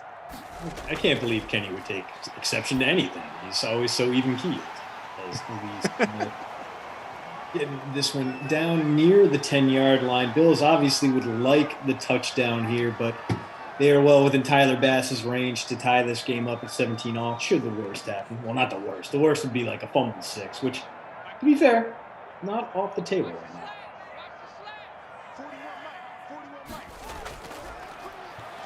Second and 4 from the 12. That ball completed. Lee Smith gets all the way to the 1. This right here could be crushing for my bracket.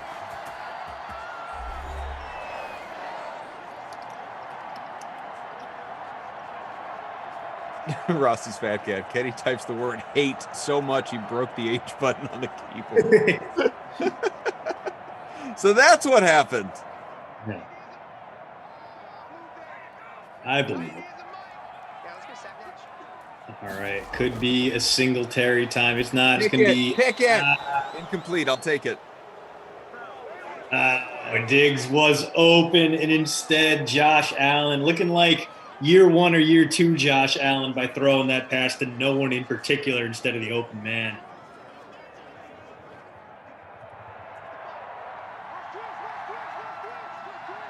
Second and goal from the 1. Less than 2 minutes to go in regulation. Allen keeps it incomplete again. Man, Josh Allen had a lane a couple of times. Oof, Allen Mallory out in Oshkosh. Dude, I like Oshkosh a lot. I used to go up there when we played lacrosse games against. We had the old man team where we played like the club teams at the universities across Wisconsin and into Illinois.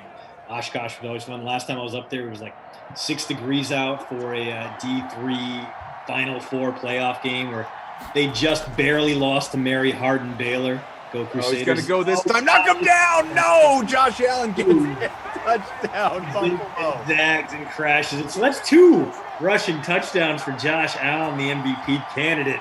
He is sound. Deshaun. You got time.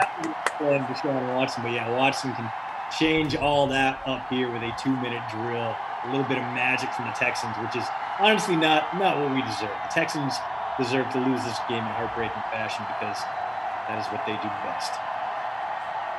Bills go ahead here late in regulation. Smash that like. If you are if you remember that the football's fake and the drama's real, hit that like button as you get a Tyler Bass extra point. 21-17.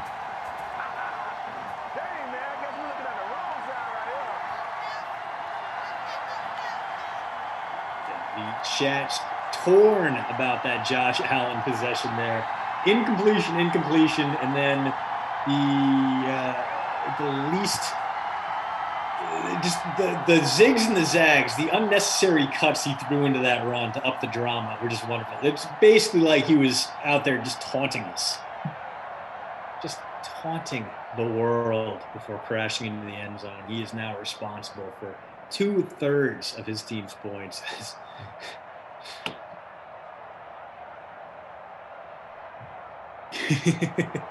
21-17. $1.50 to go here in regulation.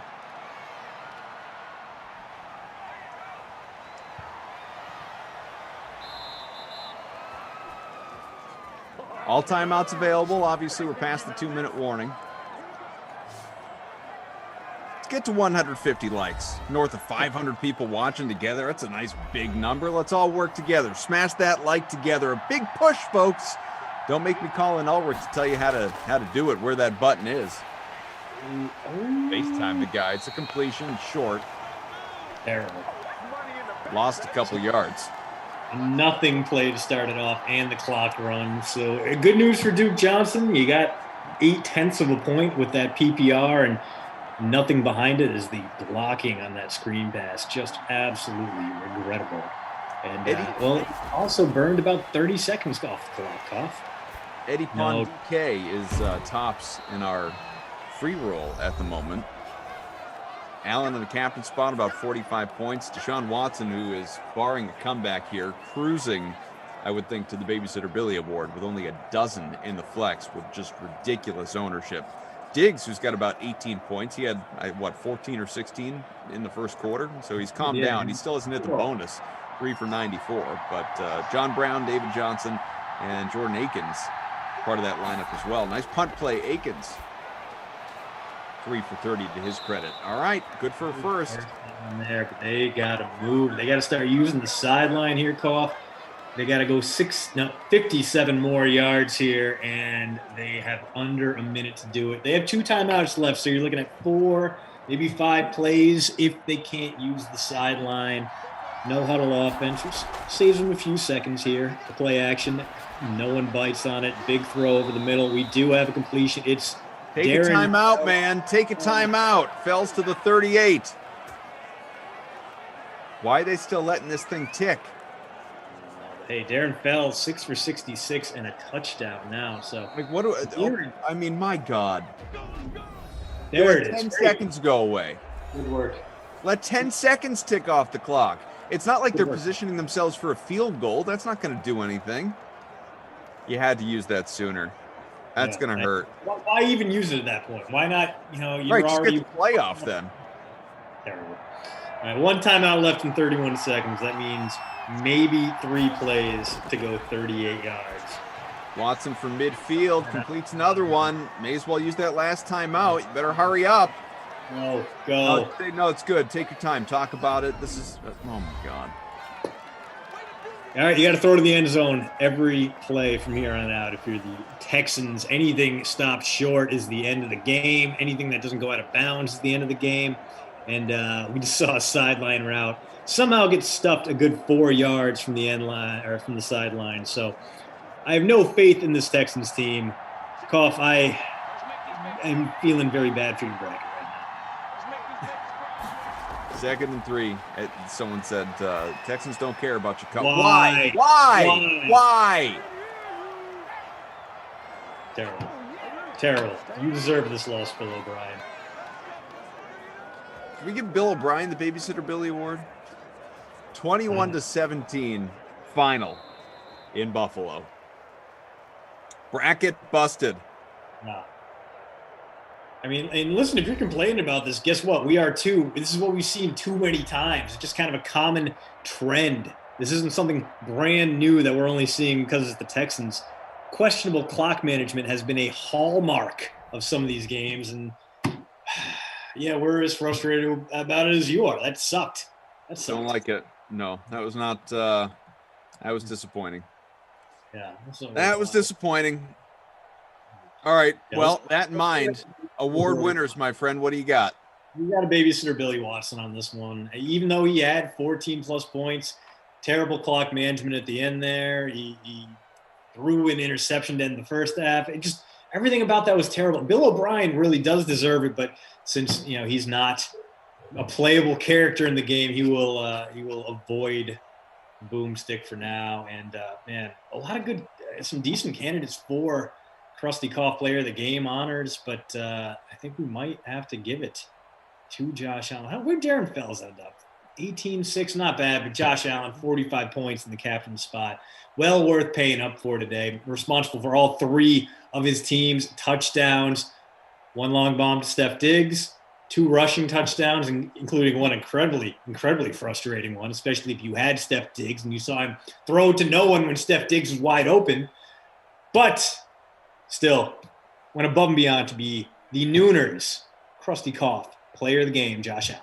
And if I'm not mistaken, because I was talking about this matchup with Tom Carroll recently when we were doing a sim together before the tournament.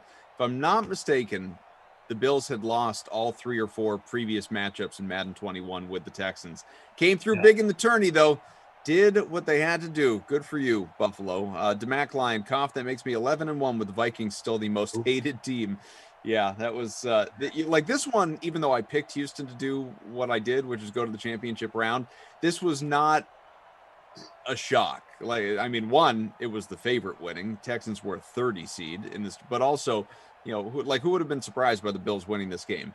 The Vikings losing to Washington, I absolutely did not see coming, and I got to think most people didn't. That was ridiculous. Wayne Haskins has a playoff win now. Yeah. Theoretically, in the Maddenverse, not in the real world. Doesn't have a real life starting job, but he's got a playoff win.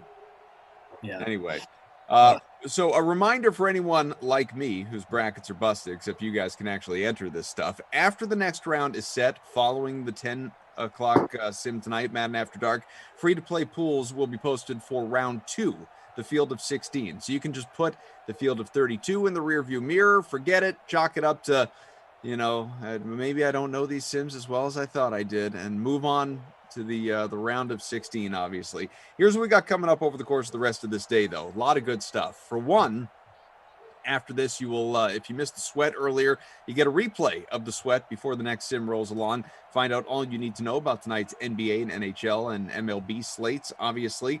2 o'clock, a little less than an hour from now, Madden after, or rather Madden Matinee, pardon me, Madden after the nooner, Madden Matinee, Lions and Browns in the snow. I'll be with you with Zach Thompson. So that'll be a good time. And then you will have at 5 o'clock, remember, no 4 o'clock sim, 5 o'clock Eastern, the slate, NBA focused to get you set for tonight's contest. Shirag and Matt will guide you through that. Cowboys and Seahawks in the rain with Deuce, Tweak, Kenny, and Moose. Deuce and Moose. I like that. They'll be together at 6 for a happy hour sim. Prime time at 8. Patriots, Dolphins in the wind with Glash and Ulrich. And then it'll be Phonics and Moose again for Jets, Chiefs in the rain. And that, once again, is your Madden After Dark contest tonight. A lot coming up. Big deal. We're fleshing out Dream Stream a little bit more every day. So make sure you stay tuned. And if you're here, and even if you hated that game, well, I kind of get it. If you're not hitting the like button after that game, I understand it. So I'm not gonna beg. I'm not gonna put it out there. That was an awful finish to a very wild weather Wednesday game. Reminder as well. Yeah, that's my excuse. Texans would have beat them in normal weather. True. Wild weather Wednesday did it. The Bills are used to playing in the snow. Tonight, don't forget, the offer's not available yet, but there is a $10 contest for you. 10K prize pool, 2K to first. So make sure you want to join that. It's good time. So thanks to Drew. Thanks to Undercover Boss Tom, Frangelico, everybody else. I'll see you for the next sim in Frangelico in a little less than an hour. Christian will be back with you in a couple of days. And just a real treat for all of us to hang out. Remember, you got to replay the sweat coming up next. And we'll be back with you for the next sim in a little less than an hour. Christian, thanks, buddy.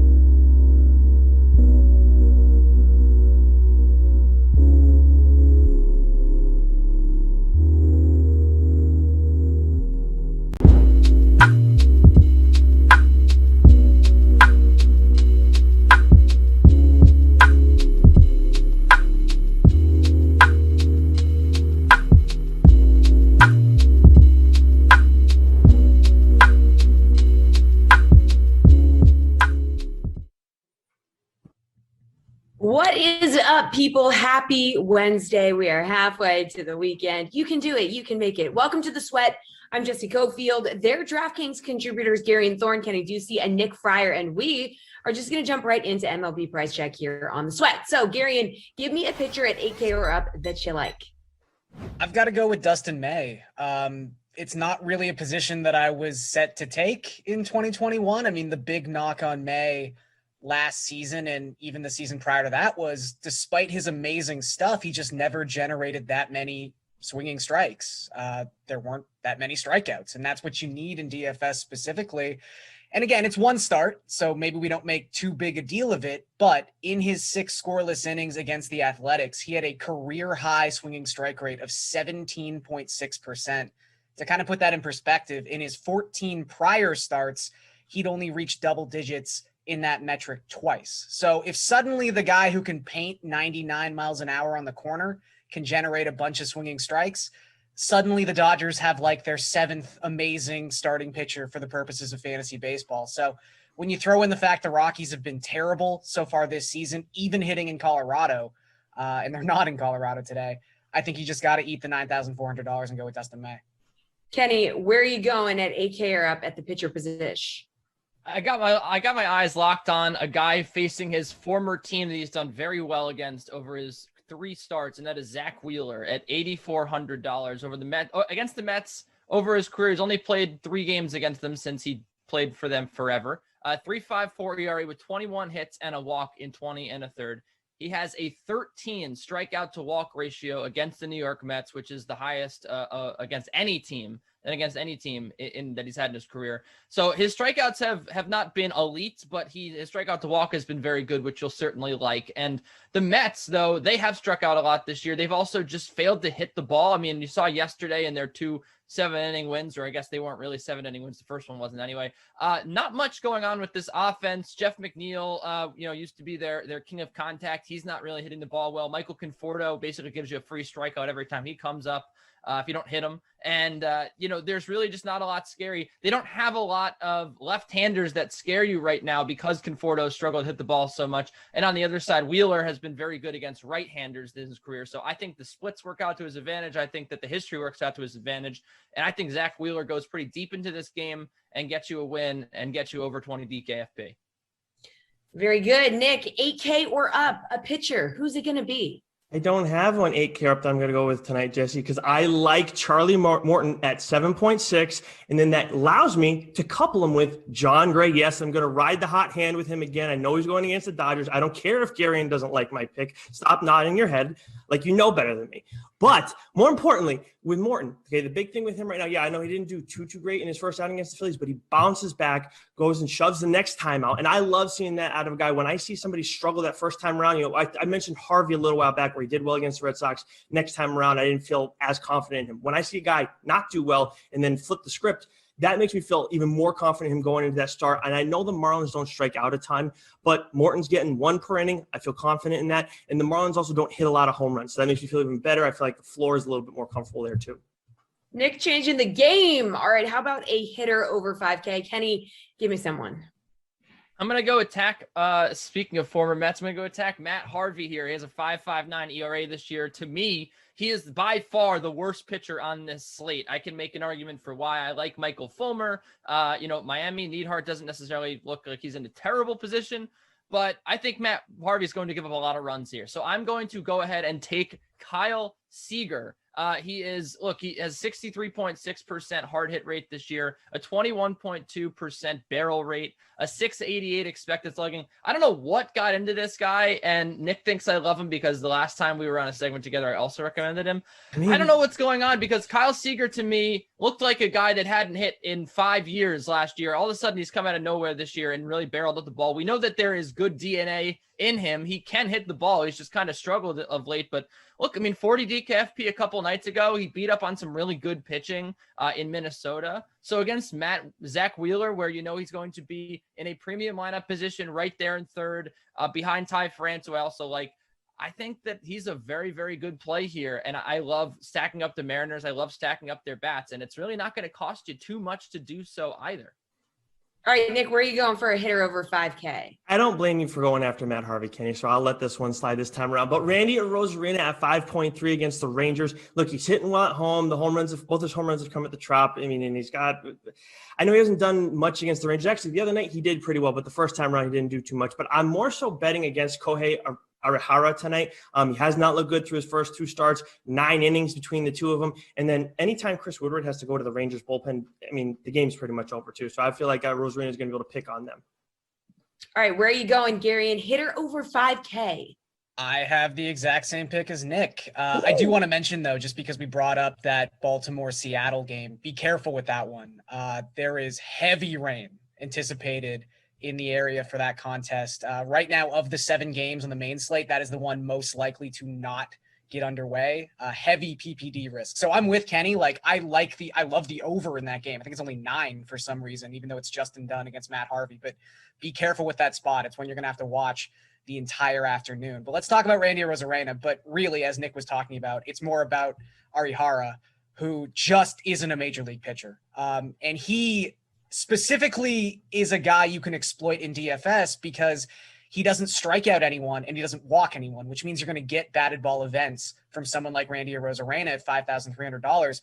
Right now, Arihara's zone contact rate is 97.8%. That is the highest in the majors by far. He's allowing an .833 slugging percentage to right-handed batters. It's only 30 right-handed batters, but still, he's been terrible so far this season. He can't get a swing and a miss, and I think Arozarena is in for a really good night. Okay, let's go down to a hitter in the 4 to 5K range. Nick, who do you like here? I'm going with Rhys Hoskins at 4.8K versus the Mets. I know he has been fine, I would say, to start the year, but both of his home runs have come against lefties. So and he's hitting well for average. All the numbers are there. David Peterson is lefty who did not do well his last time out. More importantly, look, I know 5 at-bats is not an accurate sample size whatsoever, but when somebody is absolutely dominating that matchup to start things off, I can't help but I got to pay attention to that. 4 for 5, 2 doubles, 2 home runs. First outing was 1 for 2 with a home run, then 3 for 3 the next time out. I don't think he's going to be a super popular play. I feel like this is a really good matchup that Hoskins is comfortable in, so I'm taking advantage of this one at 4.8. Okay, 4 to 5K range, Gary, and who do you like? I'm going to go with Mitch Haniger. I know I just gave that PSA about we're going to be careful with this game, but if it does go off, you could have the nice advantage of people being scared away and not paying attention in the afternoon. So if this game happens, like Kenny was talking about, Matt Harvey is no one to be scared of at this point. And Haniger very quietly has just been his usual self pre-injury so far in 2021. He's leading off for the Mariners. He's at a very, very digestible price of just $4,000. And he's got a 170 WRC plus against right-handed pitching so far this season. And Harvey, if you go back to the start of 2019, is allowing more than 2.2 home runs per 9. So if this game gets going, I like attacking it heavy. And I think Haniger is the start of that. All right, Kenny, what do you want to do? Yeah, these guys stealing on my thunder here. I'm going to go with a little bit of a contrarian option here on the Tampa Bay Rays because I do want to attack Arihara, but I don't think anybody is going to be on my man. Brandon Lau at $4,600. Look, he hasn't been that one's going to be on the third best hitter on the Rays.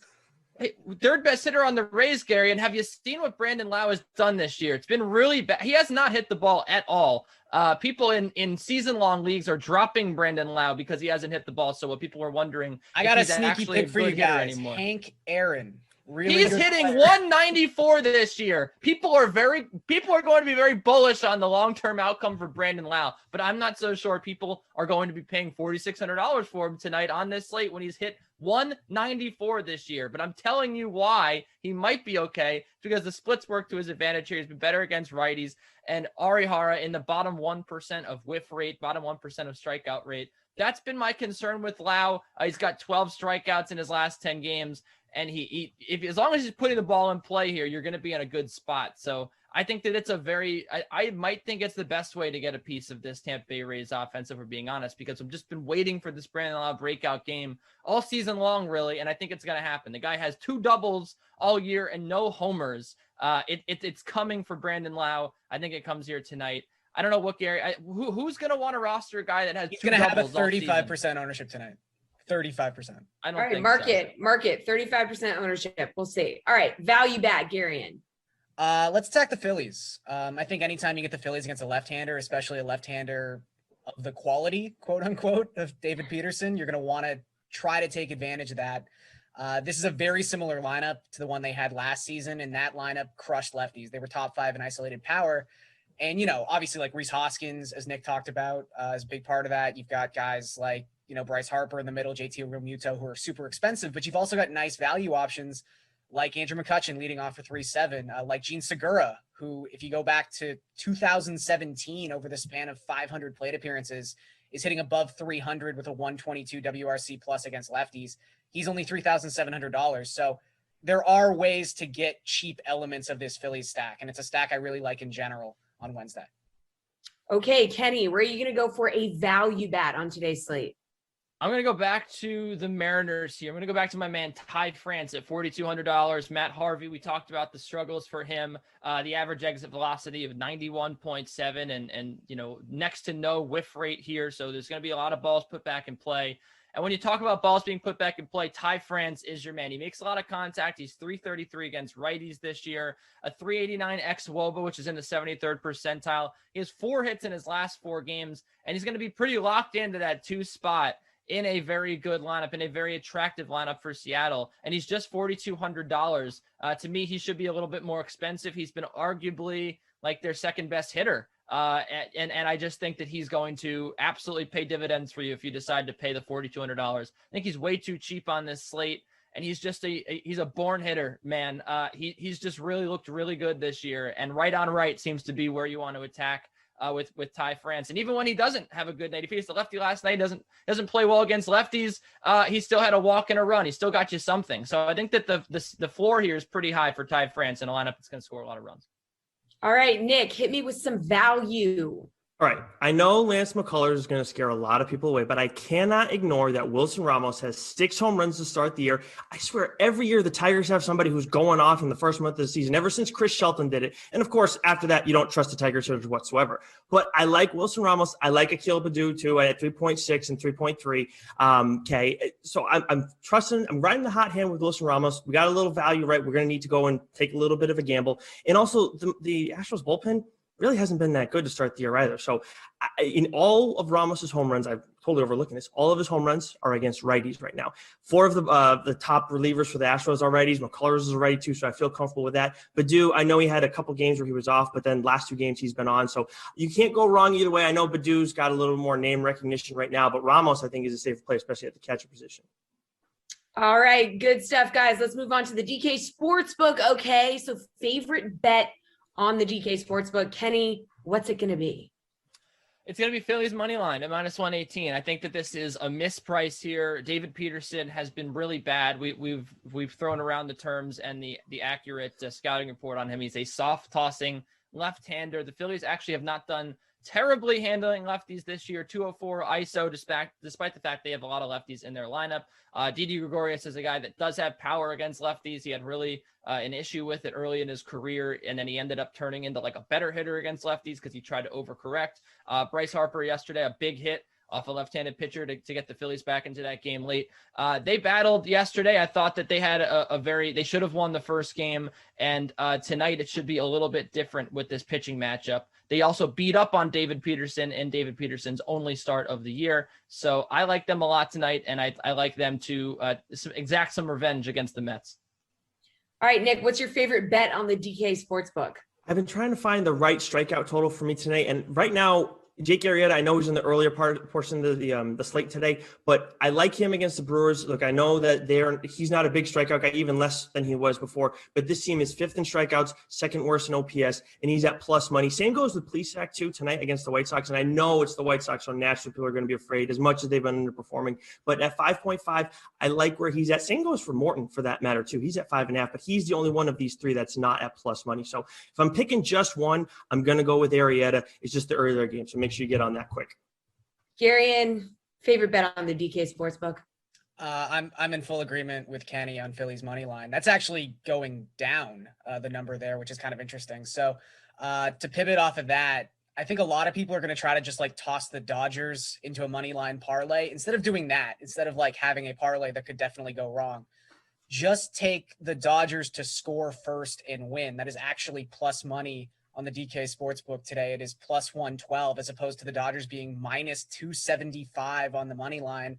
I mean, yes, the Rockies get to bat first. They are the road team, but the Dodgers have shut out their opponent in 3 of their last 4 games. As I mentioned, Dustin May looked incredible in his last start, and historically, he has dominant numbers the first time through a batting order. He's limited opponents to just a 240 WOBA in his 15 career starts. So they're probably not going to score for 3 or 4 innings, even if they do end up scoring in this game. And by that point, the Dodgers might have 17 runs. Oh, get out of here. I think, John Gray's not very good. So shut him out last time. Come on, man. John Gray. He faced Arizona. Disrespect the legend. Arizona is not Los Angeles. No, he faced Los Angeles the first time around and did better against them. Come on, Garion. John Gray is back, and he's been back about 8 times. John Gray's never been here. He can't be back if he hasn't been somewhere there first. He's also been washed about 5 times, but he's back for the 8th time. John Gray is back. All right, He's Dodgers. back. Dodgers He's score not first. back. We'll find out. Okay, right? Thanks, dudes. Talking to our weather expert, Kevin Roth, next about weather. We'll be right back.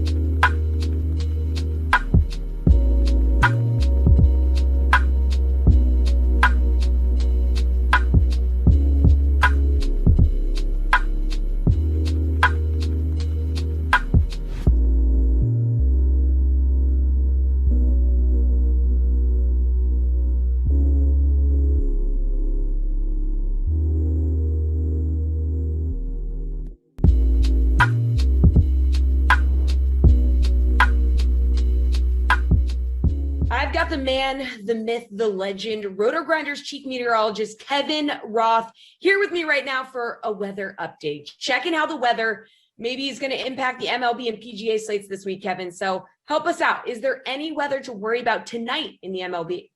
Big time, yes. I'm looking at the Seattle-Baltimore game. This looks like a complete washout. I don't even think they are going to attempt to play this game. I would expect they announce a postponement well ahead of it. It is just really, really wet. Don't play anybody in that game unless things change dramatically. Probably a postponement there. The other thing I'm watching here is this LA at Kansas City game. The winds are 10 miles per hour left to right, no biggie there. But the temperatures in the 50s. I looked at 50 games with similar weather at that stadium. 30% decrease to home runs in that cold air, a 20% decrease to runs. So if you're looking for some pitchers or maybe bet an under, I like that game in Kansas City. Wow, look at that data. 50 games. Come on, Kevin. Yep. Oh, that's the good stuff. All right. So should we be keeping our eyes out for anything special weather-wise, like later this week into the weekend when we're looking at baseball DFS? Yeah, I think this Rockies series late in the week and into this weekend is going to be really interesting. There's going to be snow. There's low temperatures here in the 20s and the teens. Like, this is not baseball weather. I don't know if they're going to play these games and just play in the snow and the cold, but it's going to be fun one way or another. So that is something that I've definitely got my eye on as we head into this weekend. Okay, let's switch over to golf here. Are there any weather concerns for the RBC Heritage in South Carolina this week? More weather concerns.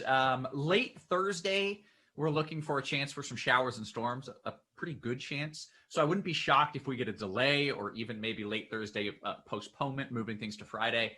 And then Saturday also looks pretty wet. By Sunday, probably just a chance for showers, but late Thursday and Saturday are the times when rain could be an issue. Okay, so do you have any weather-related DFS advice for this weekend's PGA Tour event? Come on, hit us with it, Kevin. Yes, I do. And I think this is really important. I think everyone needs to know this, pay attention to this, and use this when you're building your lineups. If you go with golfers early on Thursday, you get the best of the wins on Thursday. just by doing that, default, you're going to get golfers late on Friday. So early Thursday, then late Friday. If you have golfers late Friday, you get the best of the wins on Friday as well. So it's literally a win-win. If you go early Thursday, late Friday, you'll get the best of the weather on both days. If you switch that and pick guys late on Thursday and early Friday, you're going to be dealing with 10 to 15 mile per hour sustained winds, gusts over 20, just generally uglier weather. So early Thursday, late Friday, you get to win no matter what. Oh, great. And use the win to your advantage. All right, everybody, make sure you follow Kevin on Twitter. Kevin, what's your Twitter handle? It is at Kevin Roth WX. So he will give you up-to-the-date weather updates as we get closer to these events. All right, thanks, Kevin. Appreciate the time. NBA is on the way. In the meantime, here's the Action Network's Jason Sobel with a sports betting look at the RBC Heritage. It's that time of the week again. We hit the links, get into a little golf talk with the Action Network's Jason Sobel. I'm Adam Kaufman. Jason, of course, you were busy at Augusta like so many others, although a very exclusive group because, I wasn't there. But Hideki Matsuyama coming away with his first green jacket. He is the very first Japanese man to win a golf major. Incredibly special for him, for the sport, for so many. What was the experience like, and just the fact that it was kind of anticlimactic only in terms of the golf itself? Adam, first of all, I sent you the invitation. It must have got lost in the mail somewhere. You were supposed to be there. Was it an Evite? I never checked those. Yeah, that's exactly what it was. That's how the Augusta National usually sends out Evites. That's how they do it. That's what I thought. But as far as Hideki Matsuyama, you're right. It was anticlimactic at the end. To his credit, that's because he went out there and balled out from the time the weather delay ended on Saturday afternoon at 5:15 local time. He went 6 under for his last 8 holes, 1 eagle and 4 birdies, and then really just put the thing away and just kind of gave everybody the Heisman on Sunday, where he shot 73 and no one really kind of attacked him from that list of contenders right beneath him. And so great playing by Hideki Matsuyama. We've been waiting for a big week for him for a long time. He hadn't won in nearly 4 years, just like Jordan Spieth the week before at the Valero Texas Open. And now he's got to win, and it's going to be huge over in Japan. He was already a superstar there, a golf-crazed country. It's just going to keep growing and growing over there. He said afterwards, I hope I inspire and motivate some young kids to start playing golf and become really good and start playing in major championships, playing the Masters. But I want them to know that 7, 8, 9, 10 years from now, I'm still going to be around. They still have to get through me. That's what I like to hear. Obviously, Matsuyama's not taking part in the RBC Heritage this weekend, but it is a pretty stacked field, all things considered, on the heels of a major. You have Webb Simpson, the defending champ, at the top, the favorite on the DK Sportsbook at plus 1,100. Are you riding with him? I'm not. I was a little surprised that Webb Simpson was the favorite this week. I think it's a reaction to, of course, Dustin Johnson's miscut last week, and really he hasn't played well in about a month and a half. And so that surprised me. I thought that Dustin Johnson, the number 1 player in the world, would still be the favorite in this field. I'm not necessarily disagreeing with it, though. Webb Simpson, obviously the defending champion, has played very well at this golf course. This is a course where certain players tend to be horses for the course year after year after year, and Webb Simpson is maybe at the top of that list. So I'm not going to play him at that number, but for DFS lineups, for other purposes, for your office pools, of course, it's hard not to like him this week. We expected Dustin Johnson to be in contention at the Masters, obviously going in, and, disappointing. It was not the tournament that many of us, or certainly he, expected. And so is he able to put that in the rearview mirror here and sort of ratchet up the enthusiasm for the tourney after the, a major in the Masters, especially coming in looking at the odds? He's second on the board at plus 1,250. If there's one guy who can put some poor play in that rearview mirror and not look back, it's Dustin Johnson. He is basically built for coming back from these mini slumps. Last year we saw it where he shot 80-80 at the Memorial Tournament, missed the cut. The next week he shot, I think, 78 at the 3M Open and withdrew. And then after that, he just started winning everything. And so it doesn't really make sense when you look at Dustin Johnson. So based on the way he's played, like I said, recently hasn't been very good, but he can turn things around in a hurry. It's not a great golf course for him. I think it levels the playing field a little bit. His advantage of driving distance is negated, and so I don't think it's a great place for him, but depends how motivated he is. He's from South Carolina. This is one of 3 events now in South Carolina that we'll have over the next 2 months. And so being back in his home state, if that's an inspiration, a motivation, if he really wants to go out there and prove something to himself and to other people after last week's missed cut, who knows? He could have a really good week. Will Zalatoris, Jason, is kind of the darling of the golf world right now. I don't think he's actually old enough to legally rent a car on his own, but he finished second at the Masters, and now looking ahead to the RBC Heritage, he is plus 550 to finish top 5. He's plus 2,300 to go out and win the thing. What are your expectations for him? He's not that young. I know he looks like he's in high school. He's older than Colin Morikawa, older than Victor Hovland, older than Sung Jae Im, Joaquin Niemann, Matthew Wolff. So, I mean, I get it. The guy looks young, and I get that his story has had a trajectory that's going basically straight upwards, but he has been around for a few years now as a professional. I think that it's going to be really tough for him to basically come back after last week's title contention at Augusta National and play his best golf this week. I've gone over the numbers, 10-year trend when the RBC Heritage is following the Masters. Usually the guys who contend at Augusta National, who go to Hilton Head, don't contend for a second week in a row. And so Zalatoris is a bit of a fade for me. It's not a full fade. It's not that I don't like him. I certainly love him long-term. I think he's going to be a good player for a very long time. But for this week, I think there are better plays on the board. But at least as he acknowledged, if they make a sequel to Happy Gilmore, he's all lined up to be the caddy. He's ready. You know you've made it when Adam Sandler starts tweeting at you. Let's talk about Abraham Answer, who was the runner-up at the RBC Heritage last year. And coming in this year, he's at plus 3,000 odds to win. What do you expect from him? Yeah, I like Abraham Answer here. His ball striking that final round last year was absolutely brilliant. If he could have made a few more putts, or if Webb Simpson could have made a few fewer putts, then Abraham Answer would have a PGA Tour win under his belt right now. As it is, he's still searching for one. Again, at that number, I like him. We talk about Abraham Answer a lot. He's one of my favorite players to bet, and he hasn't won, though, yet. He's very consistent. He contends for golf tournaments. I think he's going to play well again. But, again, you got to think when you're betting on these things and you're betting outright, you've got to know that you're betting on Abraham Answer at 30-1 this week against like you said, pretty good field on something that's never, ever, ever happened before. I'm not sure I love the number, but I do like Abraham Answer, and I don't want to be shut out when he finally does win a PGA Tour event because I do think it's coming very soon. Is there a long shot number you do like? Yeah, there are a few of them. You look at the big numbers next to a name like Matthew Neesmith, another South Carolina native who has played really good golf this year. I don't know that I necessarily want him fully outright. Maybe a little sprinkle on outright and some top 10, top 20 props, but a really good ball striker should fit this golf course. Doc Redman is another young guy that I think is a really, really good player. At some point, it's going to click for him. Hasn't yet in the first few months of this year, but he's shown that he can compete and contend on this level. I wouldn't be surprised to get him on the leaderboard at, again, another big number. And then I throw another Carolinas guy. He's more North Carolina than South Carolina, but Chesson Hadley, a guy who's shown some form recently. Big numbers next to all three of those guys' names. So I think there's a lot of value on this board this week. Who's the fade? Who are you staying away from this week?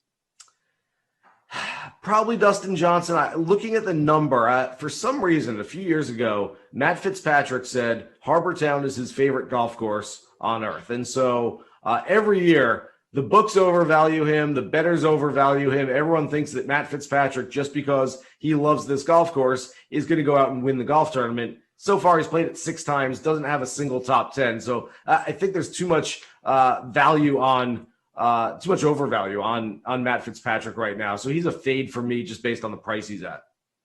Finally, as I always like to ask you, who is going to win this tournament? Who is coming away with the trophy at the RBC Heritage? Favorite outright play is a guy who was in mini contention last week. You know, he was up there at least, didn't quite finish it off the way he wanted to. But Brian Harmon finished in a share of 12th place last week. He was the last man into the Masters field. Remember, just a few weeks ago at the match play, he was 4 down to Bubba Watson early, came back and won 7 holes in a row and beat him. Based on that match, he got into the Masters. Based on how he played in the Masters, I'm going to say this should be a really good course for him. Only 2 top 10s, surprisingly, in 11 previous starts, but he's running hot, and this should be a good week for Brian Harmon. Welcome back to The Sweat. I've got NBA guests, DraftKings contributors Julian Edlow and Kenny Ducey here with me for NBA Best Bets. So what are your favorite bets for tonight's NBA slate on the DK Sportsbook? Let's start with which favorite you like to cover the spread tonight. Jules, who's it going to be? Yeah, I mean, before we even get to tonight, I do have some interest in another afternoon game in Minnesota.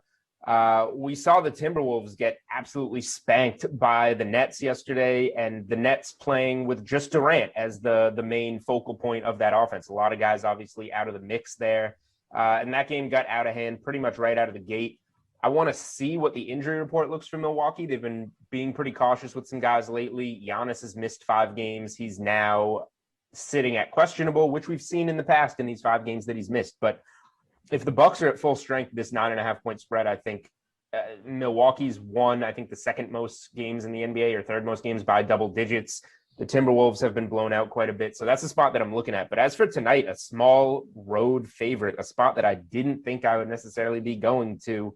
The Wizards are 2-point favorites at the Kings. Kind of a gross game, but the Wizards have put it together lately. 4-1 in their last 5. 4-1 against the spread, and Sacramento not really playing any defense. They're riding their own losing streak at the moment. So I think if you're going to a game tonight, I might talk myself into laying 2 points or just going money line with the Wizards in Sacramento. Kenny, where are you going? I'm looking at a home favorite here, the Nuggets -4.5. I'm going to continue to fade the Heat, and it's not gone well so far. But I do think that it's starting to turn. We saw last night that this team just looked absolutely lethargic. I think a lot of this run really has come on fumes. And we talked about how Victor Oladipo's absence here really hurts this offense. They shot 20% from 3.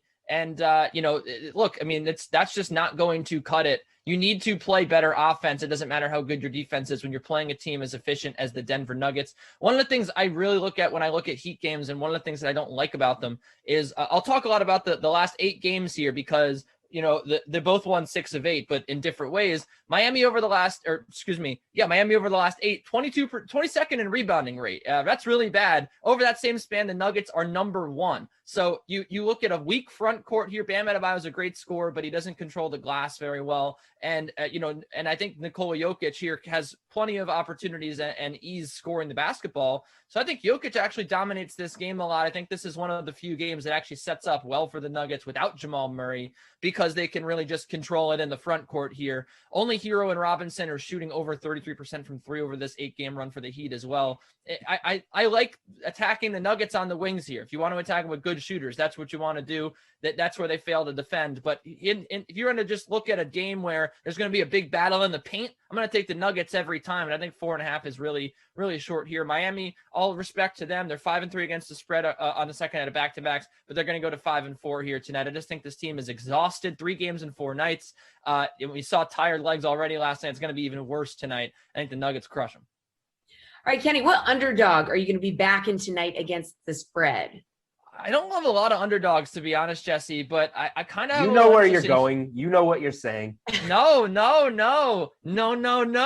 Speaking of this, I'm going to go with Houston +4.5. Lots of defensive concerns with the Pacers. 115 defensive rating over their last 5. Miles Turner and Doug McDermott are questionable for this one. I just look...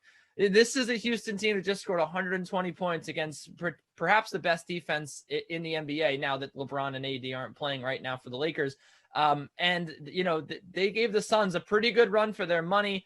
I think they could do it again here against the Pacers, a team that really just is really struggling to defend at the moment without Miles Turner in there. I would keep an eye on injury news, but if Turner is out, I am pulling the trigger on Houston. I think they win this game outright. Oh, man, 18-36 against the spread this season for Houston. All right, Jules, where are you going? Fine, I'll do it. I don't think I'm going to bet any underdogs tonight, but I'll take the Knicks +2.5. Kenny was supposed to do that, and then we could just skip this part. But they're in New Orleans. The Pelicans haven't been all that great at home this year, just 14-15 against the spread. They've actually been getting better as a favorite. There was a point in time where New Orleans was way under 500 outright as a favorite. They're now 13-13 at 500. But the Knicks are 6-0 against the spread in their last 6 games. They've been a great team covering all season, really. They've just had a knack also for, even if they don't win these games, for just grinding out that cover at the end like they did in Boston last week, and RJ Barrett, meaningless 3 at the buzzer. It's tougher to do with a 2.5 point spread, but not impossible. I think that this should be closer to a pick'em probably. So like I said, I doubt I'll be betting any dogs on this card, but I think there's a little bit of value on the Knicks. Kenny, how dare you not know what you were supposed to do? All right, total tonight that has your attention, Jules? I'm sticking in this game. If there's a bet that I think is stronger in this game, I think it is actually the under 219.5 in New Orleans. This number is really high for the Knicks, and it's obviously because of what the Pelicans do. The Pelicans are 28-1 to the over at home. Let's see. They've gone over in 12 of their last 18 at home. So generally we see a lot of points. But these Knicks games, like the totals we've been seeing lately against the Celtics, 208, Lakers 206. This is a high total for the Knicks, and I think the Knicks are going to do a little bit more to dictate the pace here in terms of slowing it down, locking down on defense, making fewer possessions. The Knicks have gone under in 10 of their last 15 games. They're just 10-18 to the over-under on the road this season. I think the Knicks' style of play is going to be, what dictates this game more than the Pelicans. So give me the under on kind of an inflated Knicks total here. Kenny, where are you going? You got a total that has your attention? It sure does, Jesse. I'm looking at the game of the night here on national television. It's going to be the under 226 in the Dallas Mavericks and Memphis Grizzlies game. The Memphis Grizzlies, they are reminiscent right now of the Grizzlies with Tony Allen. They play great defense. They are defending very well right now. They are grinding out some wins. They are doing a great job in this playoff hunt. We talk a lot about the play-in tournament here, but this game could have a lot of ramifications there. Both of these teams are neck and neck right there, 7-8. The Mavericks, of course, trying to push up, trying to stay out of the play-in tournament. The Memphis Grizzlies are just trying to get into the top 2, maybe even better than that, because the 9 and 10 seeds are going to have basically only one chance to get into the playoffs, where you have 2 chances if you're 7-8. So I expect a really close game here. I think it's going to be really hard fought. I can't pick a side in this. I think it's way too close, but I can pick the under here because the Mavericks are 3rd to last in pace over the last 9 games. 7 of the last 8 Mavericks games have gone under. And both these teams don't shoot the 3 well, Jesse. The Grizzlies are bottom 3rd in the league in 3-point shooting over the last 8 games, or 9 games, pardon me. And then the Mavericks are 17th. I think there's going to be a lot of defense here. Both teams play great defense lately. And give me the under. I think this is going to be a very slow-moving, grinded-out, close game.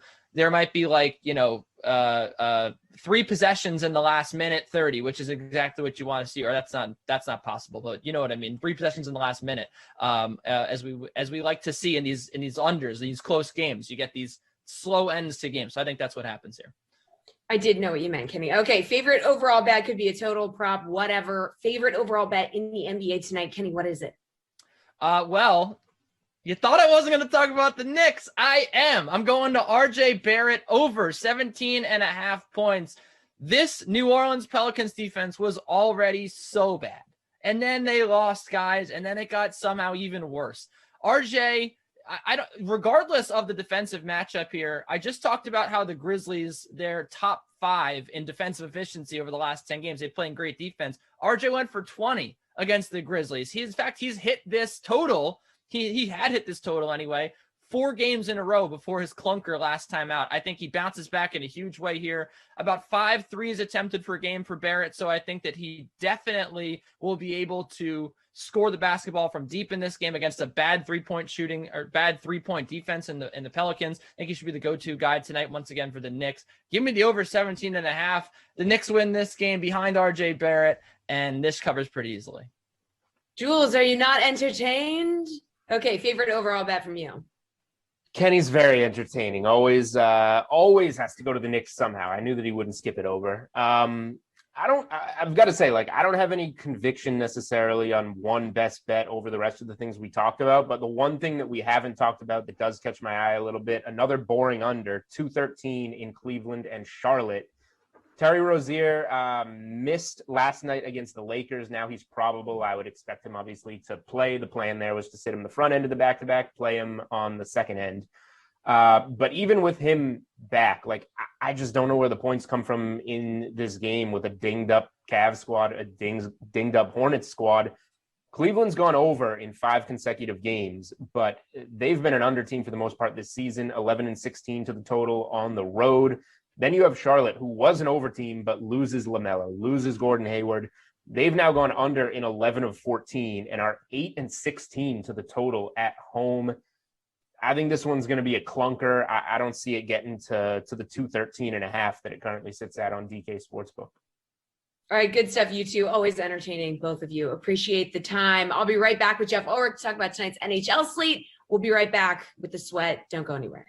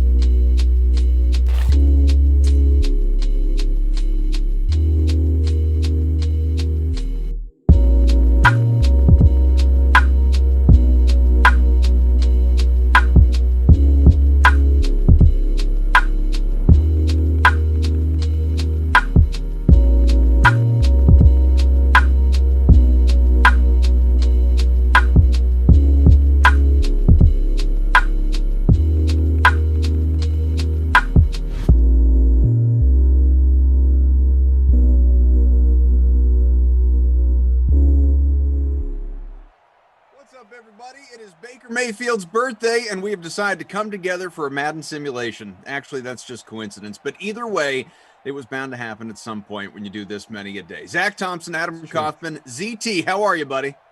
Doing good. Here to celebrate Baker's birthday. Let's do it.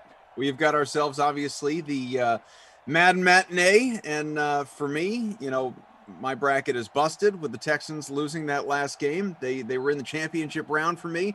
Picked a third to go all the way to the final round. I guess that was cool. Didn't work out. Congrats to the Bills and moving on and advancing, and all you people that improved to 12-0. If you are 12-0, we want to hear from you in the chat so we can shout you out a little bit. But how are you feeling going into this contest we got coming up here with the Browns and Lions? I'm doing good. My bracket is not perfect, but it's been decent. I lost the Cardinals. I had the Cardinals in the Final Four, so that was the big blow to my bracket early on. But it's been a fun tournament. I've been surprised at the lack of upsets, but I do think there's a chance we get one here with the Lions and the Browns. Lions have been very inconsistent. They've been really good, and then they've been really bad. So it's hard to know what you're going to get. They did beat the Browns the only time they faced off in Madden 21, 20-14. Well, what's your lineup looking like now that Lions have locked? Yeah, so I went with TJ Hawkinson in the captain spot. He had a big game against the Browns in their previous meeting, and he's one of really their most reliable pass catchers, the Lions, that is, just because he constantly gets those targets. And especially in a snow game, I feel like he'll get even more work. They usually keep the passes to the middle of the field a little bit shorter, and I think he's going to get a heavy workload.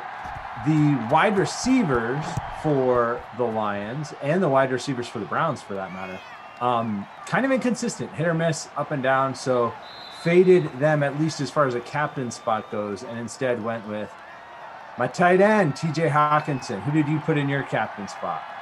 So I stuck with the same team as you. I went Kenny Golladay in the captain spot. 1.9% owned there in our small free roll with 161 entries. The Madden Matinee, this is the biggest moment of your life, Baker, free roll. Had I realized at the time it was his birthday, probably would have done something related to that. But hey, pressure on your B-day, why not? The rest of my lineup here, as we are underway in the Lions with the ball, 2nd and 8 on the way from the 25. I had Baker Mayfield, Odell Beckham Jr., Marvin Jones Jr., anybody with Jr. in their name, Danny Amendola, and Rashard Higgins. So I don't know how this is going to play out. The nooner went very poorly for me, Zach, all the way around. The lineup, the outcome, everything. Even the commentary was just, suspect. But for this specific sim, I really like the build. Okay. All right. I have Hawkinson as captain. I have similar Mayfield and Beckham. I have Austin Hooper in there, the tight end for the other side. Kareem Hunt, the third down back, and Danny Amendola. We've got a fumble and a turnover early on here in the snow. Myles Garrett. You like to see that. And it is not going to be reviewed. So happy birthday, Baker. BW Parks, is it Koff's birthday every week? LOL, every day. Every day. What do you mean? Happy birthday, Koff. Thank you so much. So in the chat, Wayner says 12-0. I've got Detroit in this one. All right, Wayner, we're going to be keeping an eye on you. I have got Cleveland, as I know most people do. But again, my bracket stinks at this point. Twitch, BooManFoo67. Koffa, kind of upset with you. I won the noon free roll. Didn't even get mentioned. Ruined my afternoon. Well, BooManFoo. There you go. You just did. One, I got to congratulate you on the win. Odell with the catch first and goal from the 2. 2, I got to apologize. I did notice as we were signing off that you won because it was a late comeback. You weren't in first there until some of the scoring changes and you popped up in front with the updates, obviously the manual scoring. I did notice you jump into the lead, and internally, in my mind, I went, way to go, BooManFoo. But you're right, I didn't vocalize it, and that's on me. So congrats to you, sir. I hope things go well for you here in this one as well. First and goal from the 2, couple minutes gone by, scoreless, but no longer. Nick Chubb touchdown, Cleveland in front. There he is, power back, X Factor, superstar, Nick Chubb. I would really like to see Nick Chubb as a full-time back in these sims. I think he would be outstanding. His ratings are great, but the problem is he's just hard to roster from sim to sim because he loses so much work to Kareem Hunt. But there he is getting the Browns on the board on a wild weather Wednesday here in the snow in Cleveland. Smash Lana, not happy in the Twitch chat. Damn it. That's what I get for taking Hunt. 7-0 Cleveland. I assume, and I know you've got those percentages handy, Mr. Thompson, Professor Thompson. I assume most people went with Cleveland in this one. Yeah, let me tell you that they did. 88% of the people who filled in the bracket on the round of 32 went with the Browns. 88.2%, 11.8% on the Lions. The rest of the day, and it is scored now. If you go to your pool, it is updated with the Bills win in there. The Seahawks are favored tonight. 73% of people picking the Seahawks. And we talked about this yesterday. The Patriots and Dolphins are split almost exactly right down the middle. 50.9% of people picking the Patriots. 49.1% of people picking the Dolphins. That game's in the wind tonight, which could add some interest there. And then the late game, the final ticket to the Sweet 16 that will be punched is the Chiefs hosting the Jets in the rain, and the Chiefs were picked in 96.7% of entries. 96.7. It's actually higher than any other team. Even the Bucks. Even the Bucks, 95% picked the Bucks. 96% on the Chiefs. And the Chiefs did lose to the Jets in one of these sims. They played 3 times. Jets won 1, and the other 2 were not lopsided. So, not saying it will happen, but it wouldn't be the first time we've seen the Jets beat the Chiefs. BW Parks, I hate the Hunt Chubb situation. So hard to bet on. Pick Chubb today, though, thankfully. Dean Murray here says, Chubb is my captain. Good start. Congrats to you. 7-0 Cleveland in front of Detroit. Few minutes gone, not even, here in this opening quarter. Zach Thompson, Adam Kaufman, producer Drew. We got undercover boss Tom, our technical director, Frangelico, in-game mops. Great to have everybody here with us. For those following closely with my 8-year-old's bracket, took his first loss yesterday. Yeah, it was a shame. You know, I don't blame him. It was the right pick as far as I was concerned, too. Minnesota lost to Washington, though, blew it late. It was an 18-14 game. Dwayne Haskins with a big playoff dub, if we're to call it that. But, yeah, first loss. He did have Buffalo. He's got Cleveland here in this one, so we'll see how it goes for him. But first blemish. Fortunately, only cost him the 1 round, though, so it wasn't a real big deal. So, yeah, I've lost I lost that game. I lost the Cardinals, and I lost the Bengals, which we were on yesterday, to your Saints. My beloved. I mean, now I just don't even. I mean, I guess there's a bragging rights element to, like, hey, out of 32, I picked the right champ, so I'll continue to root on the Saints from that perspective. Yeah. But obviously, when you have the other half of the bracket basically entirely wiped out by 1 loss in the first round, it's hard to feel quite as good. You know what I mean? Just do a second chance bracket, man. Once we get the 16 figured out, just do a second chance bracket. That's what people will have a chance to do in the pool that'll start up, and there'll be another round of another pool like the first one where you pick the first 16 games, you'll pick the next 15, and that'll be available. We'll send that link out as soon as it is available, but for now, yeah, just be ready, fill out a second chance bracket. See, this is why I like Zach. Not only a professor, not only a teacher of things, a life coach. Says, don't feel bad for yourself. You fall off the horse, what do? You get back up again. You get back on it. Get back on and make ride another the horse. bracket cough, field to 16. There you go. Thing. Figure Why it not? out. And then if you need to, you make another one. Yeah, you make an 8 and a 4. Just do it. And you just do a coin flip with the championship round. At some point, you might beat your 8-year-old. Maybe. I don't know. That might be second and 2. Oh, goodness. Carry on Johnson. Lost yards. 3rd and 4 on the way from the 40. Ashley says Dallas gonna blow out Seattle. I could see that. The So I went back and forth on that one. I think that's one of the best first-round matchups. But I did end up going with Seattle because I think especially in the rain and with Dak Prescott at quarterback, there's a good chance that Seattle defense causes a couple fumbles. Yeah, absolutely. Just with Dak kind of runs around a little bit, and I think there could be a couple of big turnovers in that one. And Russell Wilson typically does pretty well in rain games. Would you believe that the Cowboys and the Seahawks have never played each other in Madden 21 on these sims? Never? Not once. Really? Isn't that bizarre? I honestly thought not only did we have every matchup covered, but like 4 or 5 times. Me too. Well, on the flip side of that, the Dolphins and Patriots have played against each other more than any other two teams in the sim. How many times? How many times do you think they played? 8. No. This is 8. This is 8. This is 8? Yes. Wow, I just threw out a random number. I was thinking you were going to say like 5 or 6. 8. No, this is 8. Wow. Well, you got to remember too, they were also the first team to play each other twice because they met in the playoffs of the tournament. They played each other. Good point. And they always play each other in the tournament, and then in the holiday season, they played the divisional games against each other.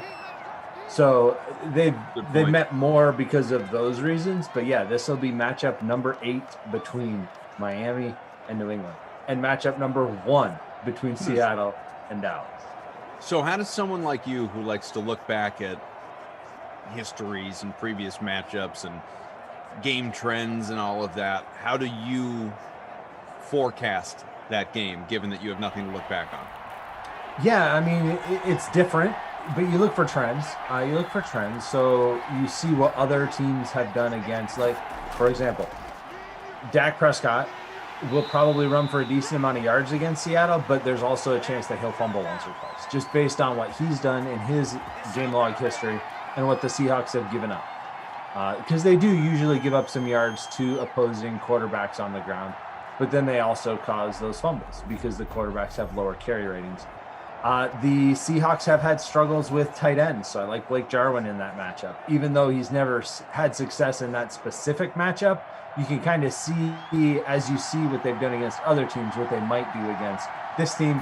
And as you remind me all the time, every sim is a snowflake. So there's only so much you can pull from those past, the past results. So you want to make sure you look at the bigger picture overall trends for each team and how they've done in each matchup.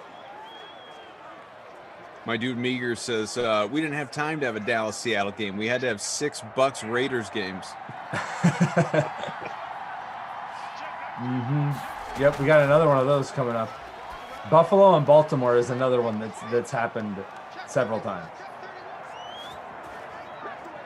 Well, the last sim that we had, the Houston-Buffalo one, I want to say that was the 4th time. 4th, yeah, it sounds about right.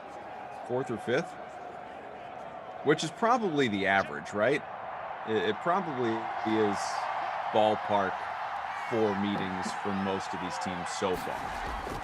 Yeah, that's probably a solid average. There's Hawkinson, my captain, with the catch, but stopped at the 3. That takes us to the end of the first quarter. Yeah, I'd say most teams have played each other 2 or 3 times.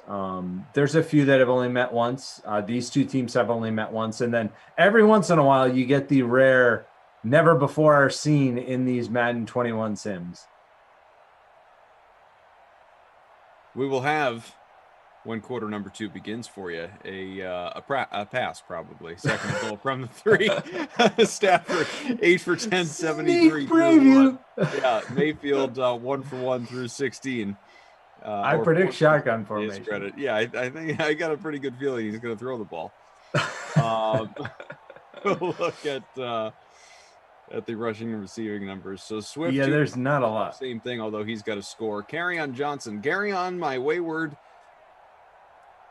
son, has himself 3 for 4. Galladay 3 for 29. Swift 2 for 32, and single catches for Amendola and Beckham. Your guy Hawkinson 2 for 7. Yep, 2 for 7. Had that last catch, which set up second and goal from the 3 for Detroit, trying to even this one up after the early turnover, the fumble by Matthew Stafford. Reminder Won't be you the that Lions' 5 problems anymore. Madden simulations today to complete round 1 of this tournament to bring us to a field of 16, obviously, from the original 32. Half these teams are going to Thanos. They are going to vanish. There will be no more, at least until we, get out of the tournament. Next Tuesday. Get back into your regularly scheduled sim calendar. But for today, no 4 o'clock sim. What you will have is a little NBA talk at 5 o'clock with the slate. Shirag and Matt will be coming your way. That is 2.5, almost 3 hours from now. And then obviously after that, a few more sims for the late classic at 6, 8, and 10. You do not want to miss any of those. See how everybody does. And there you go. Just as we come back, mid-pass touchdown and into the hands of Danny Playoff Amendola. There he is. In my flex spot, as well as yours, and into the end zone to tie up this game as we start the second quarter. There we go. 7-7. Lions overcome that turnover. See if the Browns can actually put together more of a drive. They didn't have to do much last time after taking over deep in Detroit territory. Browns were pretty set on making news today. Not only did they send out the Baker's birthday tweet, which let us know that it was Baker's birthday, they also went out and signed Jadeveon Clowney. What do you think of that move? We were getting Christian's take on it a little while ago. How about you? I don't think it moves the needle that much for me. I think it's a good move. I like the move. It makes their defense stronger. I'm not saying that they shouldn't have done it. I just don't know that it's a huge difference-making piece that now puts them over the top. And I think that team is going to go as far as Baker and that offense can carry it. So 7 I'm not sure seconds into this second quarter. It's a good sign. I'm not trying to say it's not a good move or that he's washed up or anything. Right. I'm just saying I don't know that it changes drastically my opinion of the team, because I was not that worried about their defensive pass rush. Where they had their issues was in the secondary, specifically at safety, and they already had made the moves this offseason to improve that. That I think has their defense in a much better place going forward. But it'll be fun to watch Clowney and Myles Garrett. Cannot be a good signing for the Steelers or Big Ben, right? Because now you've got that much pass pressure on a quarterback that tends to take a lot of hits and not the most durable lately. So we'll see. That could be bad news for Big Ben, but I think it's a good signing for the Browns. What was Christian's take? More or less the same. Not a big needle mover like you said, but good opportunity obviously to kind of resurrect things for himself, and there's some good talent there, and see how he fits in. But look, I've been someone that has sort of admired the Browns from afar for a couple of years now, just with regard to their talent. Even the Freddie Kitchens season and the season before that.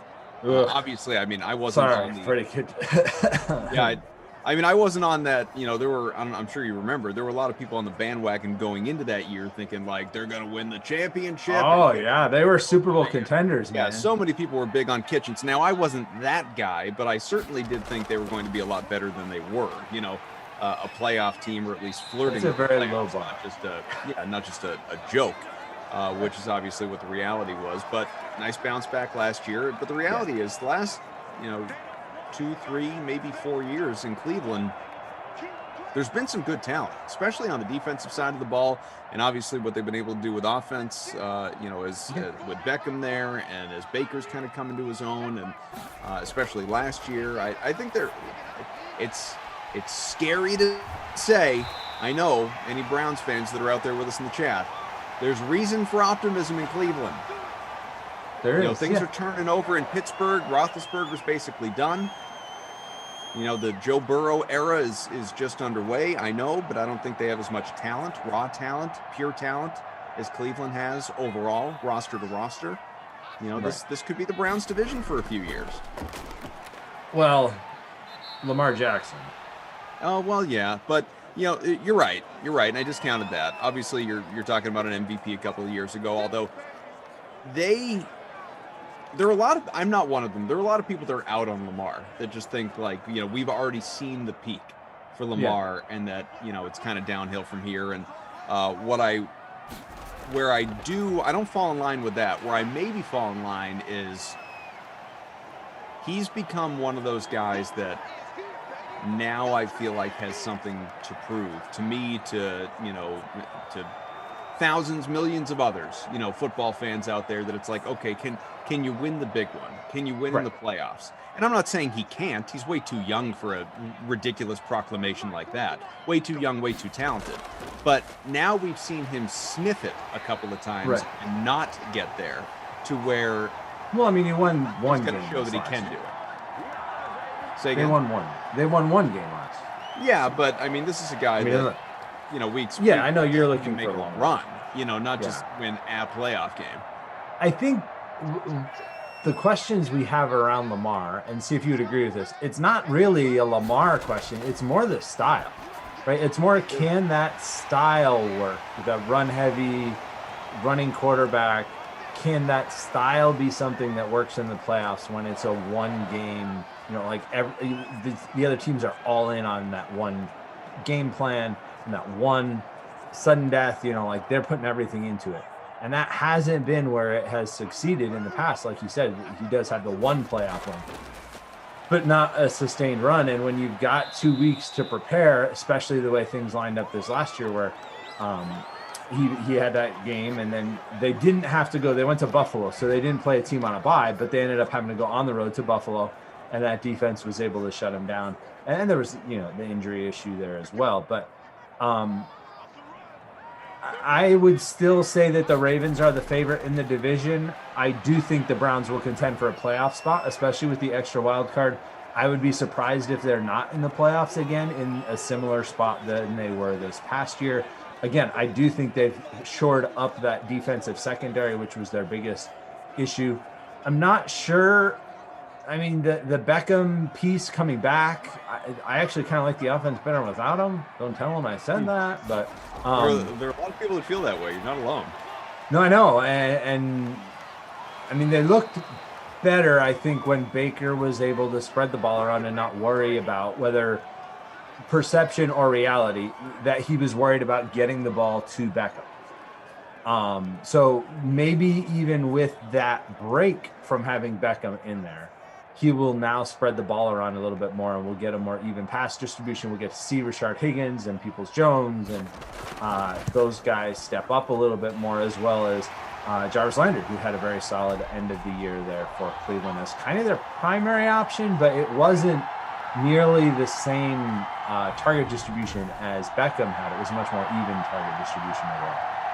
What we see there is the Cleveland field goal to put the Browns on top 10-7 as we are a second from the 2-minute warning, so we're just about there.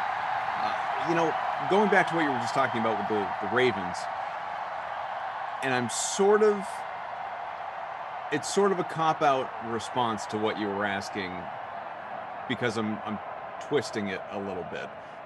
I think the style can work. I think the Ravens, run-heavy QB style can work to a point. And that point is very obvious. The point is at which Lamar Jackson inevitably gets hurt. And all of these guys do get hurt. These mobile first quarterbacks, these guys who, are just so it's just a knee injury waiting to happen. And obviously I'm not wishing that upon him, but it feels like, give me an example where that doesn't happen. There's so few and far between where a run first QB who doesn't do a whole lot out of the pocket doesn't inevitably suffer some sort of a setback. Obviously you saw Watson bounced back from it, but he had a serious knee injury. You had obviously going way back to RG3. Guys like Cordell Stewart, these guys who are run-minded first quarterbacks, they just tend to suffer some catastrophic injury that doesn't, as that ball's picked, doesn't need to end their career or anything like that, especially with what modern medicine is, but it knocks them out for a period of time, it changes their style, and then it becomes a question of can they survive in the pocket. Deshaun Watson is a guy who, as good as he is fleet of foot, he's very effective in the pocket. Lamar Jackson has not yet really shown us that he can be a true pocket passer. So, you look at him and say, can that style work? Again, to a point. Right. And if that injury does come, or just wear and tear and he gets old, maybe the injury never comes, but a handful of years from now, he's not running the same way that he once did. Can he be a pocket guy? And I'm not sure that he can. I certainly don't think he can with what he has around him right now. I don't think he has enough. But, I'm not going to project what the roster looks like in Baltimore 5 years from now. But right now, they really need a receiver. That's the biggest question I have about this. So bad. Yeah, they need a receiver. Thinking about quarterbacks who are like that, but then didn't really sustain an injury, Colin Kaepernick kind of comes to mind as somebody who had a pretty decent run as a run-first quarterback, but then obviously we don't know what would have happened to the rest of his career. Randall Cunningham stayed relatively healthy, maybe not quite the amount of running that Lamar does. Warren Moon stayed around pretty healthy, but again, not quite the amount of running. Steve Young started running all the time, but then he did develop, like you were saying, into that more pocket passer. Same thing to a lesser extent with John Elway early in his career running around. But yeah, they usually do. RG3, probably the prime example of, man, that was fun, and then it was over really fast. And who's now Lamar Jackson's backup on a weird, ironic level. Like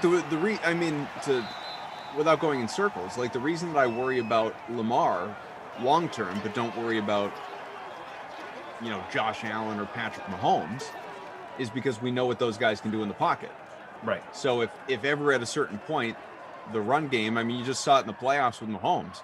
If ever, because of the injury, if ever at a certain point, like running just isn't a big part of their game anymore, I'm still confident what they can do with their arm. Lamar, I don't know. Would you put Deshaun Watson in that group? Because I think I would. I would be comfortable with him as a pocket passer. Like, yeah, absolutely. If he, yeah. Yep, I would agree with that. Fantasy Hawks starting to think about his NBA and MLB for later. Obviously not part of the MLB early slate because that got underway, hour and change ago, hour and a half ago. Yeah. For those interested in joining the last minute NBA, or as we called it here for the first time, because it just quite frankly made more sense, the not so last minute NBA, 30 spots, 31 to be exact, to fill up the century mark contest that we've got. 69 nice out of 100 so far are in there, 4.5 hours to lock. Jump on in, be part of it, and chase those hitters. Stafford, 88 passing, 86 for Mayfield, a touchdown, and a pick for Matty S., the new LA Ram. 10-7 through 2 quarters, 1/2, if you would prefer to call it that. And, we'll look at the rushing and receiving numbers for you as well, see how we're doing. Yeah, Stafford with already 2 turnovers in the first half. So if you've got the Browns DST, you're holding Detroit to 7 points. You've also got the interception. You've also got the fumble recovery. So a solid start for that Browns DST. Matthew Stafford, the gift that keeps on giving if you're the Browns defense. Our guy ZT here, Zach Thompson, and Frangelico and Game Offs, both of them are sitting in the top 45 or so of our Mad Matinee. This is the biggest moment of your life Baker free roll on his birthday, no less. I am 59th, which is not great, but a hell of a lot better than what I did. What happened to you in the first sim? Like I was just gross. It was bad, huh? Yeah. Just you bad. Stacked Texans? I'll tell you. Because I know you had Houston to win, right? So I had Houston to win, but I didn't get cocky about it lineup wise like I did with the Saints when I had Saints and won whomever it was. No, I'll tell you, as we got 26 on the ground for it was CJ Uzomah, by the way. That's exactly who it was. Thank you. 58, 4 catches for Beckham, a touchdown for Amendola, 3 for 20. So I went Cooks in the captain spot, who did nothing. He had 1 24-yard catch. I had both QBs, as most people did, but Watson was garbage, only had 15 points. Allen was solid with 30. And then the rest of my lineup, the other 3 guys combined for basically 10 points. I had Will Fuller, Tyler Bass, and Cole Beasley. Just a bad build. It was a bad build. Glad you owned it and bounced back with a much better 2:00 showing here. Well, not yet. Well, it's. yeah, I think it's already better, isn't it? I mean, that's true. I'm not sure it could be that bad. It's kind of like the Browns when they went from Freddie Kitchens to Kevin Stefanski. Better? Yes. Good? We'll see, but better. Exactly. No, it's a good point. Only one way to go. Tater Hater, dang, I was going to join the NBA contest, but do I really want to knock it off 69? Well, somebody's going to have to, Tater Hater. So join that party, man. Congo Cab, I got straight donations into the NBA right now. Ryan says, Koff is the next slate of games, weather, rain, wind, rain. Can we confirm that? Our wonderful crew here. It is rain, wind, yes. rain. Rain, wind, rain. Thank you, Drew. Thank you, Zach. That is exactly wind in Miami, rain in Kansas City, and Seattle. Seattle. So that's what you got going for you. Rainy Seattle seems appropriate. It'll be, the wind in Miami is nice and warm, right? Like, so it's not a cold issue. My excuse for the previous one is the Texans just didn't know how to play in the snow. That was Bill's territory right there. There you go. There you go. Yeah, it could be. Houston, don't get a lot of snow in Houston. We've seen how thrown off they are when they do get snow in Houston. Tom Ace, the prosecution calls Adam Kaufman to the stand. 10-7. Browns in front, and we got a flag on the first play of the third quarter. Kyle, congrats on the exam. Glad that went well. Nothing like holding on a fullback to start your drive inside the 20 yard.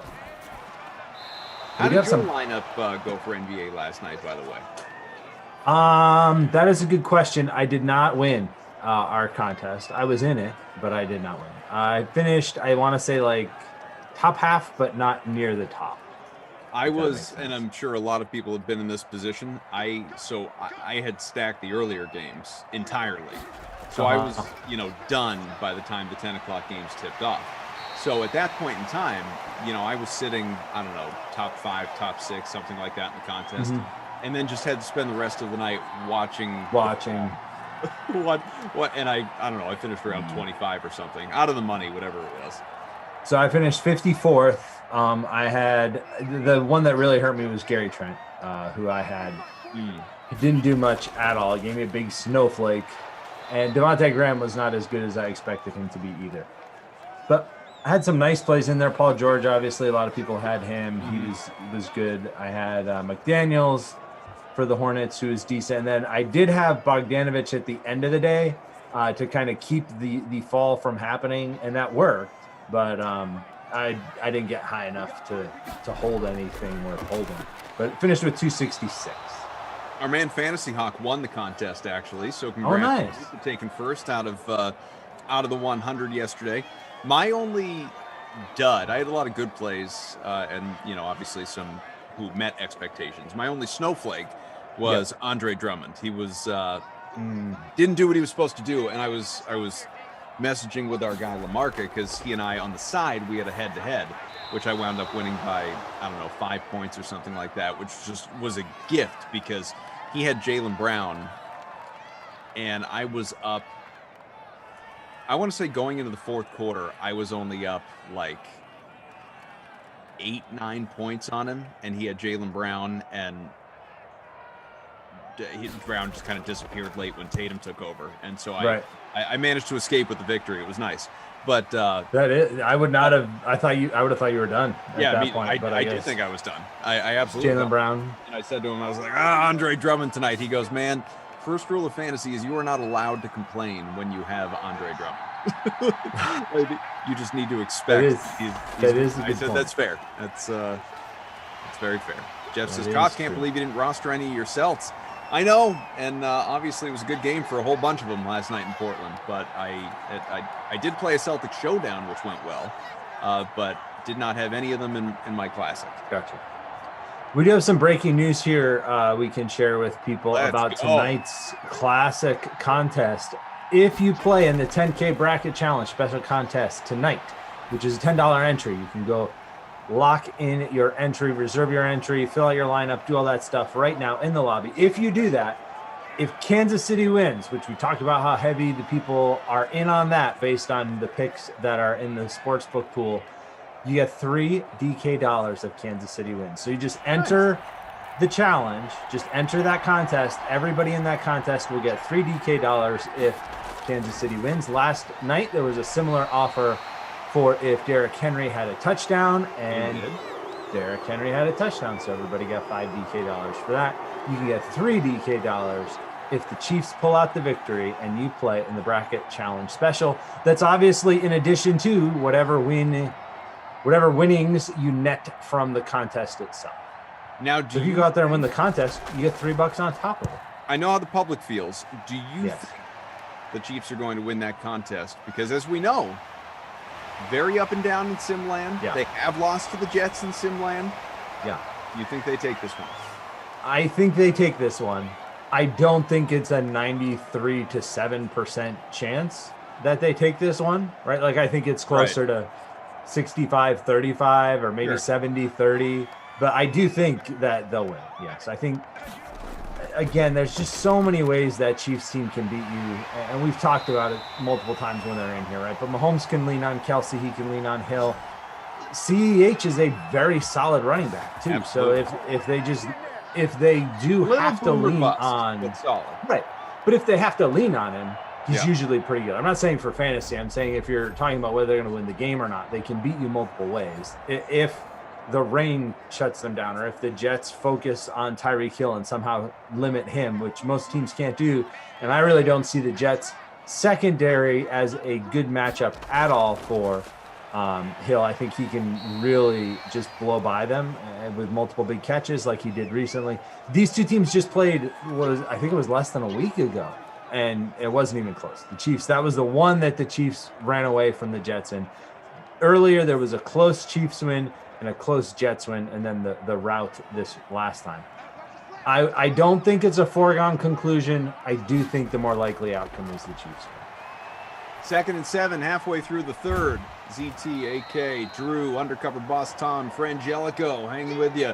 Mayfield, another completion, 3rd and 3 on the way. Landry's second grab, 44-yard line now for Cleveland, trying to tack on and increase this lead just a bit.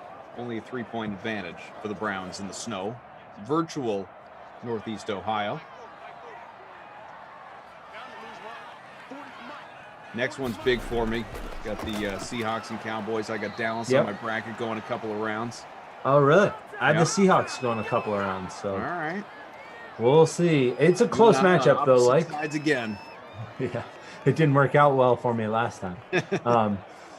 I had the Bengals against your Saints yesterday, for those of you that weren't able to join us for that game. 4th and 3, Browns gonna go for it rather than kick a long field goal. I like the call, and it works out for them. First down. Out to the 37. Kicking long field goals in the snow is just a recipe for disaster. So kind of caught in no man's land there. They're able to convert the first down catch by Odell Beckham. Yeah. Nice day for OBJ. At the moment, our leader is Bomber 44 with Criminal Bob right behind. OBJ in the captain spot of that leading lineup. There's a first down run. For nice run there by Hunt. 15. You do not have Hunt, right? I do not. Oh. I don't have Chubb. I do have Hunt. I missed the touchdown earlier, but I did get that carry. I don't have a single running back in my lineup. Really? That's right. Even in the snow. I really am not. I'm not good at taking the weather into consideration when I make my lineups. That is a real Achilles heel for me. Oh, tomorrow's especially Wednesday? Especially with defense. Well, I understand the weather's unpredictable. You never know when it's gonna snow, except that it only snows every Wednesday, and we announce it well ahead of time. But It's all good. It's all good. Back to Chubb in the backfield here for 2nd and 4 from the 16. A couple of tight ends in the game, so that's Njoku joining Austin Hooper out there. But it is Nick Chubb on the carry, setting up 3rd and inches for the Browns. 22 spots to fill the not-so-last-minute NBA, which locks in about 4.5 hours for anyone who wants to jump in. $1 pays out the top 15. So enjoy, come party with us. And while you are here watching on the YouTube, about 500 of you, smash that like button. We're basically at 150. And there's a touchdown. Nick Chubb, frozen like a statue the second he gets in. Second of the day for Mr. Chubb. Expands the Browns' lead to multiple scores. Looks, I mean, still plenty of time left in this one, obviously, but it looks like the chalk will continue to hold. Not very many upsets in this first round of our Madden bracket tourney. How really, many? Two. Just two seeding upsets. That's it. Two seeding upsets, correct. And one of those was actually picked by the people in the SimFam in the pool was actually picked. You know, more people picked the lower seed, right? Lower seed. I always do that backwards. Yeah. The seed with the wasn't expected to me. But the Chargers. 67% of people were on the Chargers to beat the Bears, and the Chargers did beat the Bears. And those in the chat, by the way, is anybody? I asked this earlier, but now that there are more people here because it was right off the top. Is anyone 12-0? Shout it out if you're 12-0 and who you've got here in this one. Hopefully, you got Cleveland. Sorry, go on. Yeah, looking that way. The Chargers were, a seed underdog, but pretty heavy favorite based on who people picked. 67% on the Chargers. There has been no other. The only other, was the Cardinals. 72% of people were in on the Cardinals, even though they were the lower seed, but they lost to the Raiders. You are the only person that might even possibly have this information, so it's why I ask you. Okay. Do you know? I feel like this is a setup for failure, but okay. It's not. It's not set up for failure because you're not expected to know. I'd be setting you up to fail if I demanded you have an answer. You, Drew, it's a trap. It's not. I feel like it. Well, because I know you like to, obviously keep, pay attention to the standings that our producers compile as we do all these sims, since the tourney and all that stuff. Do you know if there have been, or how many upsets there have been? Because I'm sure there have been some in relation to what the standings are. Like, obviously, these teams were seeded based on the regular season finishes in real life.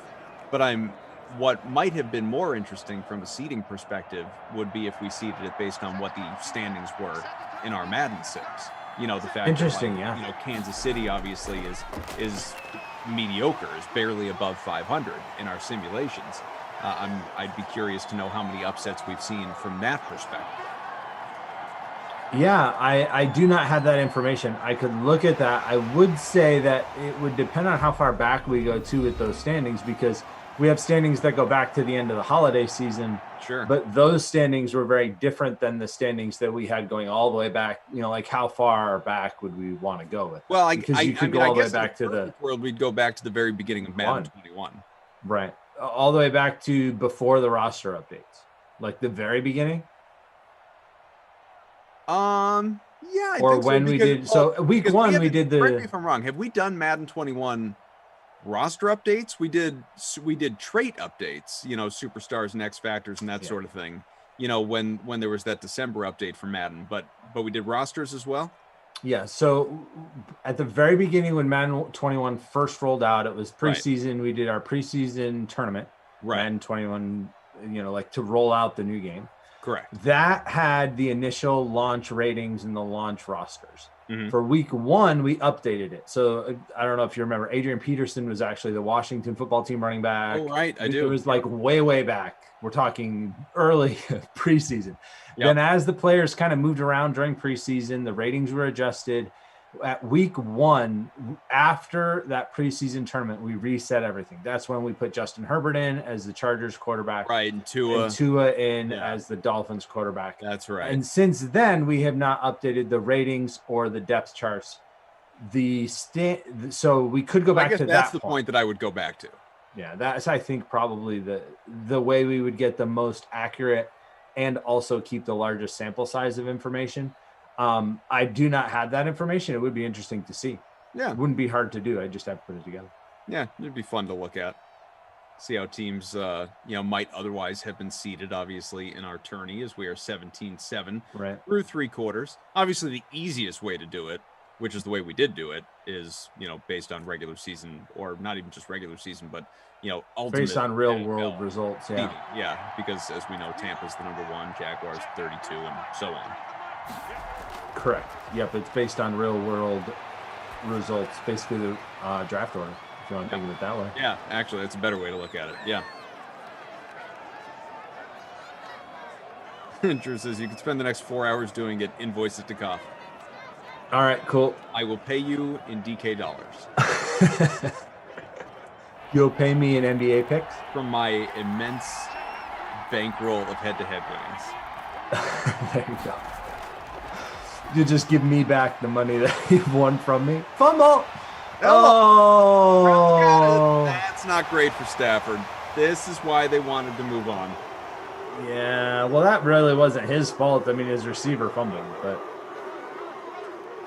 yeah, 3 turnovers now for the Lions. And if you were wondering if the Lions were going to rise to the challenge, nope. Not today. Not so far. Not today. Not up in here. They did come with plenty of gifts for Baker Mayfield, though, which we do appreciate. Hit the like, folks. Almost at 150.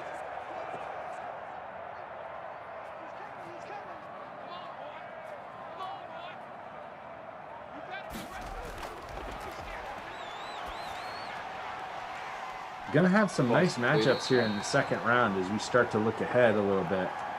Gonna have some nice matchups.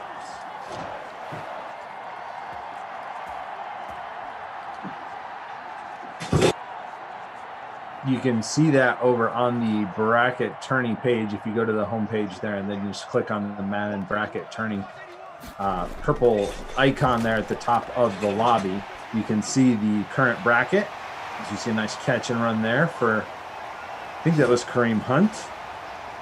4 catches. It was Hunt, yeah. Yep, 4 catches, 36. So in our second round, as we just look ahead a little bit, Tampa Bay and Las Vegas, Bucks and Raiders, because, that's a one we haven't seen very often. Then we've got the Steelers and the Rams. The Packers will take on the Chargers, one of those 2 upsets we mentioned. Raheem Mostert and the running San Francisco 49ers will face your Saints. Baker, did he get his on his birthday? Let him do it again. QB sneak. That was if I have any wish list for Madden 22, by the way. Yes. And there are a lot of great AI improvements here in Madden 21 from Madden 20. We talk about it all the time. For sure. But if I have one, I want to see some QB sneaks in Madden 22. You never get that in the computer-on-computer simulations. Just like the one where they snap it and dive forward right away. Right, exactly. Yeah. The short yardage. Tom Brady special. The patented Tom Brady. I think that's why they don't have him in here, because they'd have to pay him royalties or something, because he's the one that does. It's a Tom Brady play. That's what I want. Yep. Oh, Baker. Yuck. So they'll hold them to a field goal here, it looks like, as long as they don't go for it. And that would make it a 2-touchdown game. So I guess a little bit of hope for the Lions. I doubt it, but it's better than if they gave up a touchdown and ended this one. Just to finish running down the rest of those matchups, the 49ers play your Saints. And then Buffalo, who we just saw win earlier today, will host Washington, and Tennessee will be traveling to Baltimore. So those are the 3 matchups, or excuse me, the 6 matchups that are set in the 8 matchups of the Sweet 16. 2 more games to be set up today in the 4 games remaining. The winner of this game will play the winner of Seattle and Dallas. Miami, New England's winner will play Kansas City and the Jets, or the Jets, whoever wins that one. And it is not reseeded. I know some people had some questions on that. It is not reseeded, so it is not like we shake everything up. Bracket. It is a true bracket, much like the NCAA tournament. It does not reseed. What is it? NHL, I think, reseeds after the first round. makes everybody I don't remember confused. if it did it last year, but at least historically it has the last several years. I think it did last year. Yeah, I believe it did. Yeah, NBA does not and NHL does. Right. And So it's still a 2-score game. Lions can do it, baby. I doubt it, but I appreciate your spirit, Meager. Yeah, that's kind of what I said too. I mean, it's hope, maybe, but no. I mean, they've scored 7 points to this point in the game. Right. The fact that we think they're going to score 14 in the next 5 minutes seems a little optimistic. Something that I completely forgot. This is completely off topic, by the way. Something cool. I totally forgot about and just wasn't even thinking about when the surging Red Sox, winners of 7 straight, when I saw that they were playing a doubleheader today in Minnesota with those games. You forgot the 7 innings, didn't you? I totally forgot the 7-inning thing. Yeah, and it should have occurred to me with back at 2:10 and 5:10. Like, obviously, you're not going to schedule games 3 hours apart for 9-inning games. It didn't even register to me.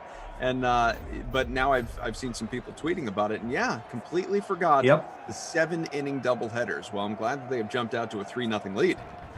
Yep, gotta hurry, get out quick, because you've got fewer innings, more complete games. Bring your closer in early. It's a 7-inning game. Somebody pointed out, I just saw it scroll past on my Twitter, so I don't remember who wrote it. Forgive me, not that person's listening, I'm sure, but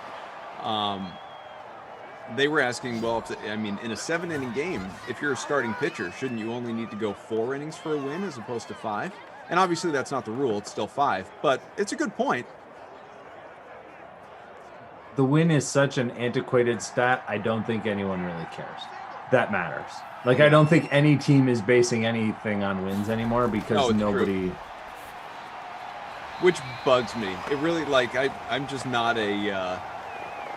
I'm not going to say I'm not a new age guy. I mean, I certainly put stock into WAR or ERA plus or whatever, like FIP, whatever. I don't WOBA, I couldn't even begin to tell you what VORP is and things like that. Some of that stuff is just another language to me for sure. Mm-hmm. But I love listening to guys like Gary and spout on about it. I love it. I'm entertained by it.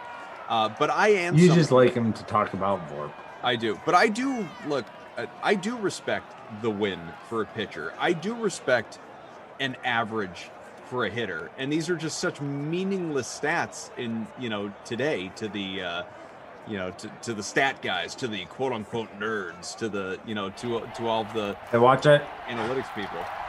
Yeah, no, you're right, and I don't hate it. I hate win. Actually, I don't think that makes any sense at all. I think the minimum specifically, it's just a meaningless. I mean, okay, maybe not meaningless, but it's not a significant stat compared to FIP or compared to even ERA. It's like 8 games, 10 games, 12 games. I agree with you. But if you have a 20-game winner, that doesn't happen by accident. You know what I mean? True. I mean, I think there have been a few in history that I could say it almost happened by accident. Here's a guy who had 20 wins and he just happened to pitch for a really good team. Or there are different. If you dive into some of those 20-win seasons, it's like, oh, well, that one wasn't as good as this other 20-win season. So there's but you just need more, I guess, than just a win. I do think it's fun to chase wins when you're playing DFS because if you get that double win from your pitchers, that puts you way ahead of everybody else. So it's not a meaningless stat. I just don't know that anyone in a baseball front office is really worried about whether a guy goes 4 innings and gets a win in a 7-inning doubleheader game or 5. Well, and as we know, it's always been a stat for you're a reliever. You could pitch a third of an inning and get credited with a win. Right. Or you come in as a reliever and you blow the lead, but then your team gets it back and you get the closers that get 5-6 wins because they blew the save and then their team rallied and took them off the hook and got them the win. So I'll never forget there was a season in maybe it was 95 or mid to late 90s anyway with the Red Sox when Stan Belinda, for anyone that remembers him, would it was an ongoing joke as we got a Kenny Golladay touchdown. Touchdown. Here. Happy Golladay. Don't count them out yet, Meager, I guess, right? They still have all their timeouts. Yeah, still got a chance. But I just remember there was the season where he went 8-0 or 8-1, something like that, a reliever, because that's exactly what happened. Every time he came in, it felt like he gave up the lead. They got it back, and he was credited with the W. It was like routinely. It was so aggravating. Yep. But then on paper, it's like, oh, this guy had a great year. 8-0. Give him a bonus. Yeah, no, actually. Stan Belinda. Of the Flying Belindas. Of the Flying Belindas. Meager says, give me an onside kick recovery.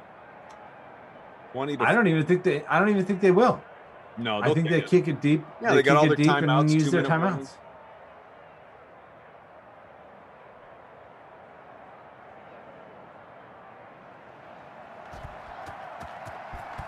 Yep. Mr. Ford says onsides never happen. I disagree with that. Now, if you want to say they're never recovered, that's pretty on target. Close. Yeah, But, that's close.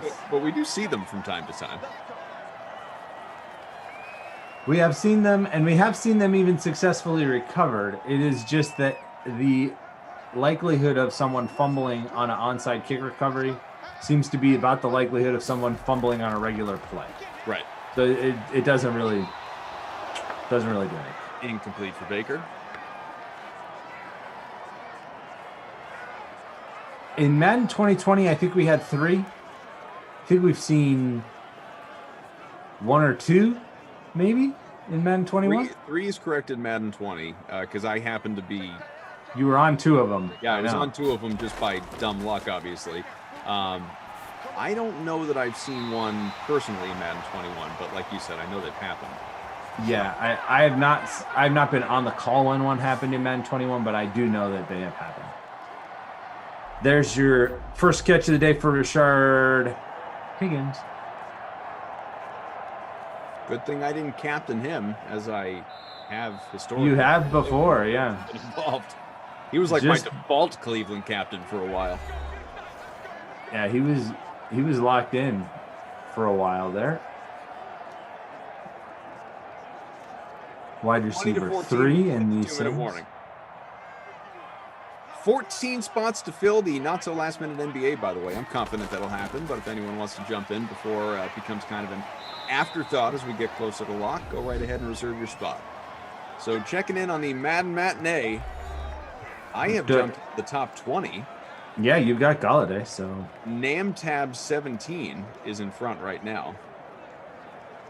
Has Chubb in the captains about 30 points. Golladay, Baker, who's been might be cruising his way toward the babysitter Billy. 73% owned, only has 7 points. Stafford, you're going to give him the babysitter Billy on his birthday? Well, when Stafford has all these turnovers?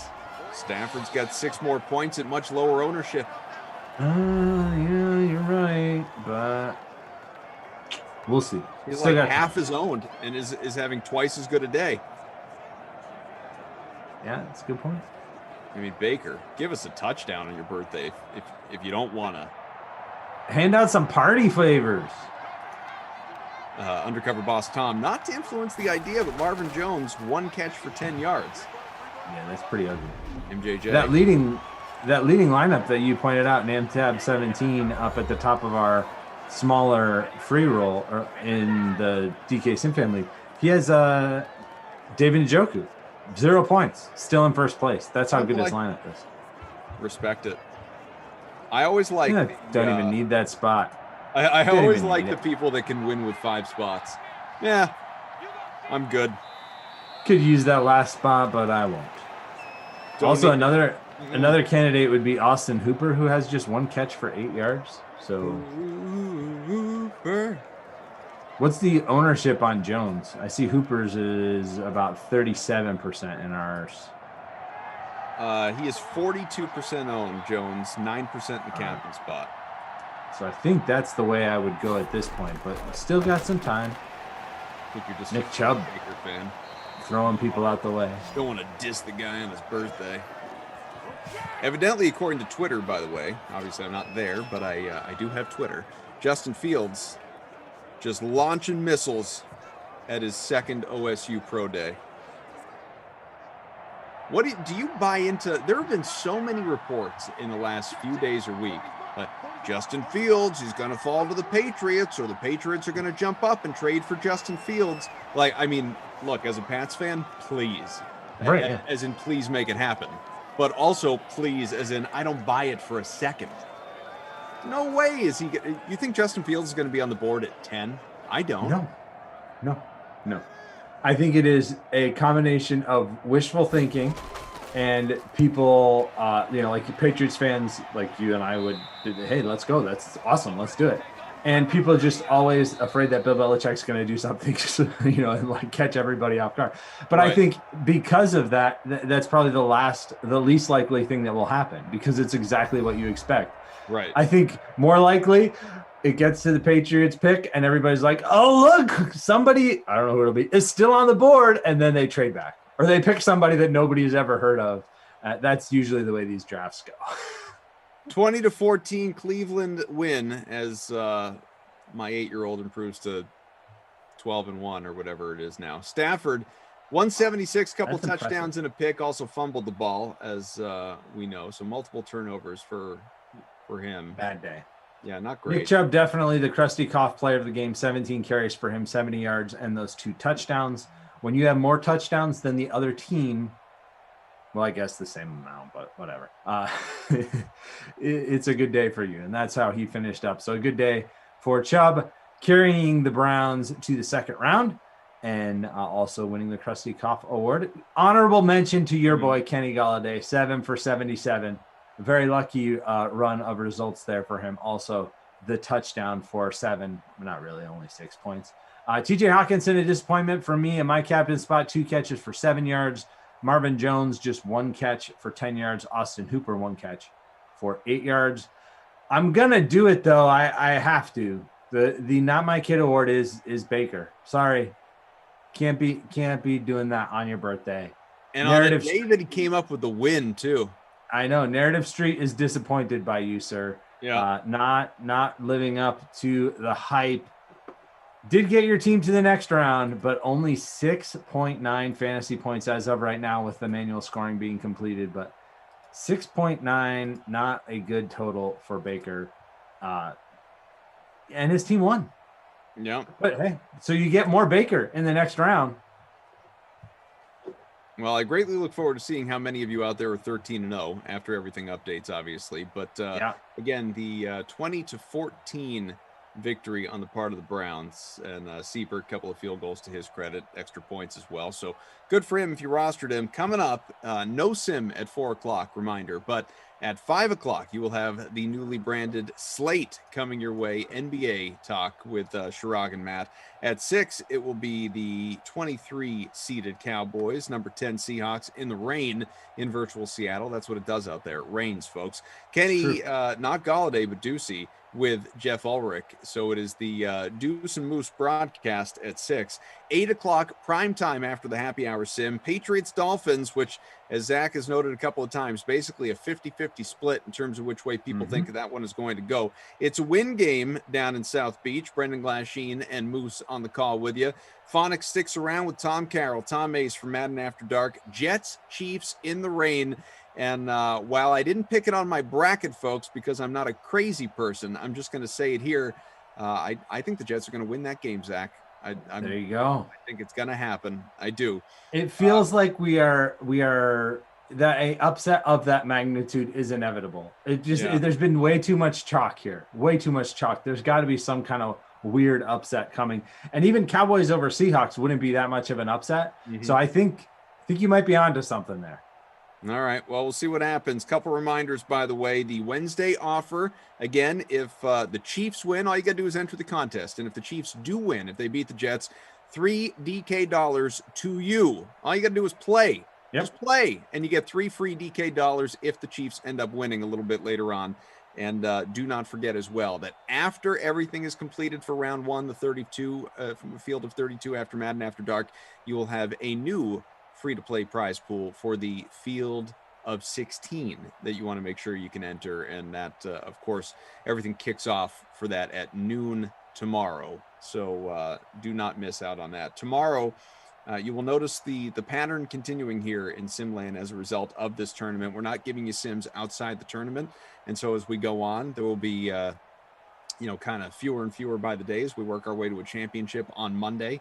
But tomorrow, it's a Thursday. You will have just 4 sims. I misspoke. There's no noon. It kicks off at 2 o'clock. There's no noon. There's no 6. So there will be sims at 2, 4, 8, and 10 tomorrow. Zach will be back for the first one with Glash. I will be back with you with Kenny for the second at 4 o'clock.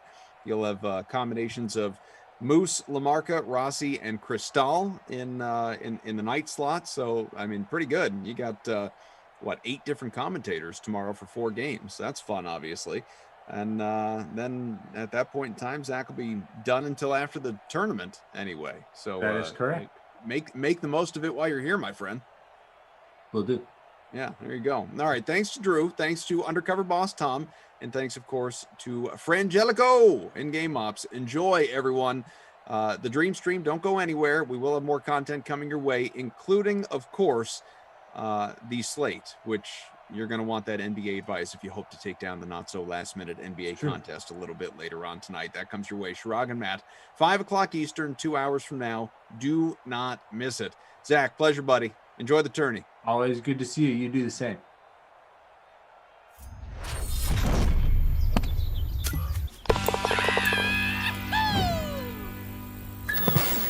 What's up, golf addicts? Welcome to Tour Junkies After Dark, presented by DraftKings and DraftKings Sportsbook. I'm your host, David Barnett of the Tour Junkies. I got Pat Perry with me, coming off a hot win last week for the Masters. It is Masters Monday, hangover time, but it's not all bad, Pat, when you document and hit Hideki Matsuyama at 55-1. Props to you. He made it on Pat's not that anyone really cares betting card at 55-1. One of the only people I think I saw post about Hideki, and congratulations, bud. I appreciate it. I didn't really see a lot of people. I don't care. I don't need to pat myself on the back. Yep. But I will. So I was glad to hit it, and it was a great week, and the Masters was fantastic. It always delivers. Always delivers. The Masters is the greatest golf tournament in the world, and Yeah. So, and at 55-1, it delivered nicely for you. And listen, for folks who don't know, we do plenty of betting content, and you can get winners. We've got 9 documented outright winners since the 2020-2021 season started in September, and 1 first-round leader winner documented. And I don't know anybody that's got a better record than that going right now. So we're on a little bit of a hot streak right now. It could cool off. We'll see. We're ready to keep it going for the RBC Heritage 2021 from Harbortown Golf Links in Hilton Head Island, right here in our backyard, really. We're very familiar with Hilton Head, very familiar with Harbortown. We both played it last summer. I played it the year before that. We've played it multiple times. It's a great golf course, Pete Dye design. You're gonna want. We're not gonna do a full course breakdown here. There's plenty of places you can look here on the DraftKings YouTube channel. Whether it's Pat Mayo, or you can go to our YouTube channel. You can get a full course breakdown if that's what you're into, if you want that kind of thing. But we're going to get moving into the picks for the kind of the sportsbook side and the betting side, which, by the way, as we sit here and record tonight, just found out Arizona the Senate passed the betting bill. So all you people, one more state down. They're down, dropping like flies. I love it. All you people in Arizona will shortly be able to place a wager with DraftKings Sportsbook. It's going to be fantastic. While you're here, give it a thumbs up. Give the video a like if you don't mind. Hit the subscribe button, and comment on your favorite part of this past Masters. Favorite part of this past Masters. Put that in the comments here on YouTube. We'll be very interested to see those. Pat, let's get into it as we look at the top of the betting board here for DraftKings Sportsbook. This is a great field, really strong field. One of the best RBC Heritage fields I can remember. I think obviously a lot of players have always remarked on how much they love coming to Hilton Head. The tournament puts on such a great event. It's a family-friendly event. It's very relaxed in the atmosphere because they know it's been an emotional week at Augusta. So it's a great event to be at, and a lot of these guys love it. And you've got the RBC sponsored guys. It's a strong field here.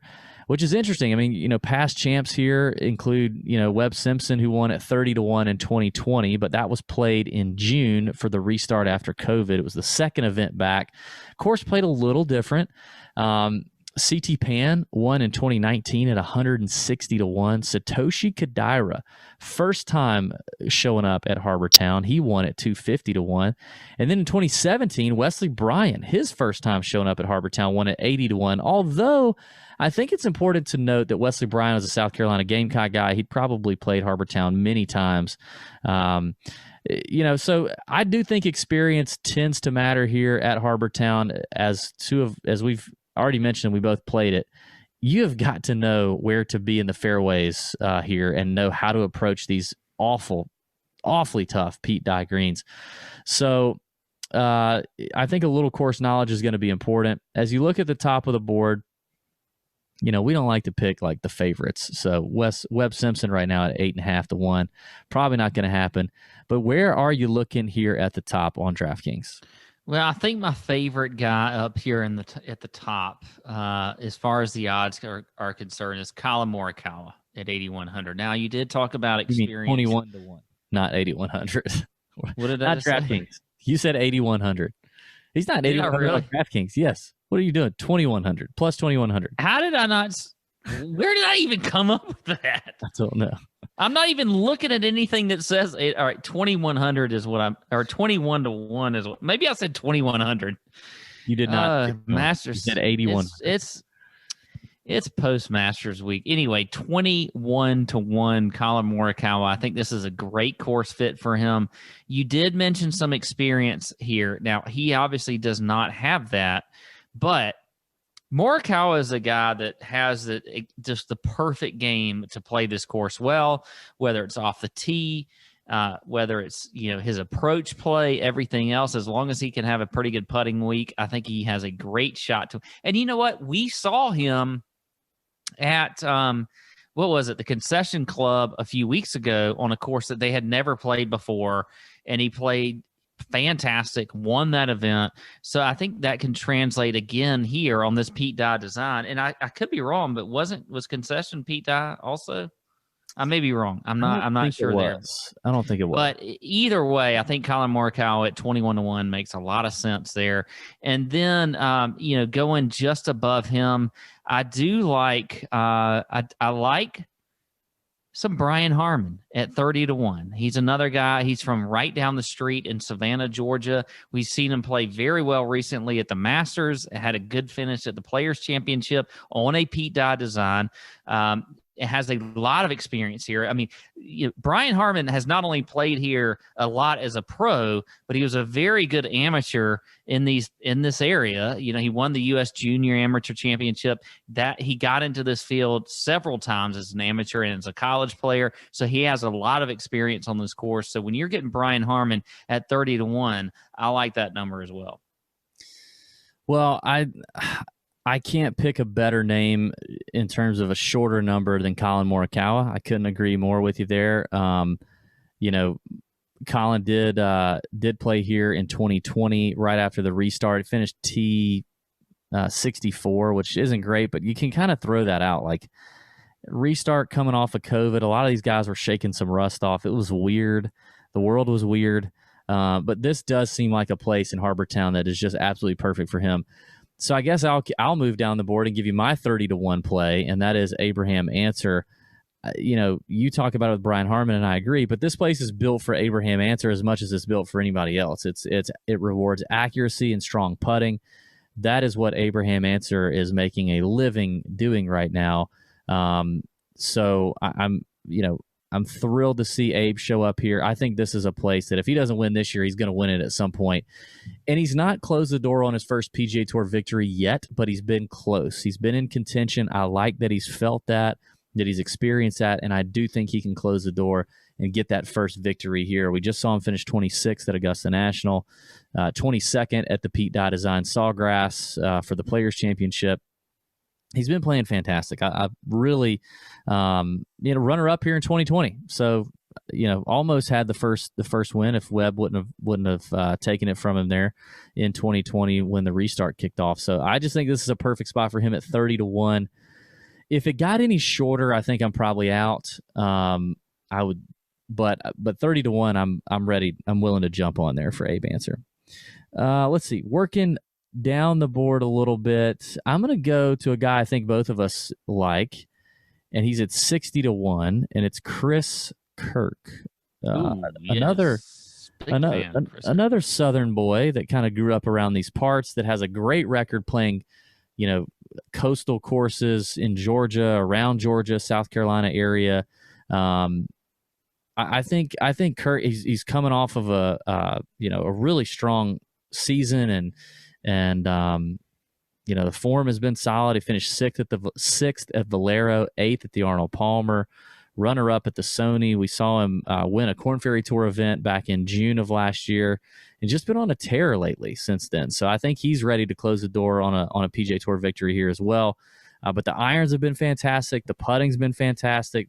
Around the green's been literally everything that Chris Kirk is doing, he's doing it well. So there's no reason not to go ahead and bite off a little bit of Chris Kirk at 60 to 1. I think that's a very attractive number. So that's probably it for me until we start getting into the long shots at 100 to 1.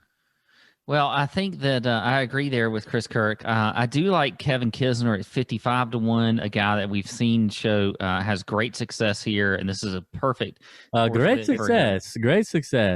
great success for Kevin Kisner at 55 to 1. I like that number for him. And then I am a big fan of Shane Lowry this week. He is at 55 to 1. Love that number also for Shane Lowry. I think this is a good course fit for him as well. I'm with you on Chris Kirk. I think, he's a guy that's definitely has the perfect game here. But also Charlie Hoffman. Mentioned Chris Kirk having, the ball striking right now is there, the approach, all that kind of stuff. So does Charlie Hoffman. I mean, Charlie Hoffman almost won a few weeks ago at Valero, and he can do it this week. I think he can win. You're getting a lot of win equity from him at 40 to 1. I like that number. So in this mid-range, those are my favorite guys here. Yeah, I don't mind the Charlie Hoffman play. I don't know about the Shane Lowry play. I still can't get down with Lowry. I think everybody goes through a season where they want Shane Lowry to be something. And obviously he's your defending Open champion. And I'm not saying he's not a bad player. I think he's also been playing pretty well recently. What did he do at Augusta? Not great, but pretty well. Remember what he did at Augusta? How did he do at Augusta? He finished. Hang on. T21. It's not bad. So not bad. He was T36 at the Honda, top 10 at the Players on a Pete Dye design. Mm-hmm. So, I mean, I think Lowry is he's in play. Okay. All right. Well, talk to me about your long shots. Give me the 100 to 1 and longer bombs. Okay, so going with a few longer shots here. You know what? A guy that you love. I think you have an affection for him because he's an older guy, like your co-host here, and that's Stuart Sink. He is at 100 to 1. I think Stuart Sink can have a good week. Niffler's mom? Yeah, we saw him win, back in the fall. Had a decent Masters last week, was in the top 20. So I like some Stuart Sink there at 100 to 1. I think that's a good number. God, the only thing I worry about with Stuart Sink is like Harbor Town just sets it up to be such a family event, and I could just see Stuart Sink's riding high. He spends too much time at the beach with his family. He's spending too much time doing all the stuff that dads do at the beach, right? He's drinking daiquiris. He's maybe shopping for a new set of Tevas for his feet.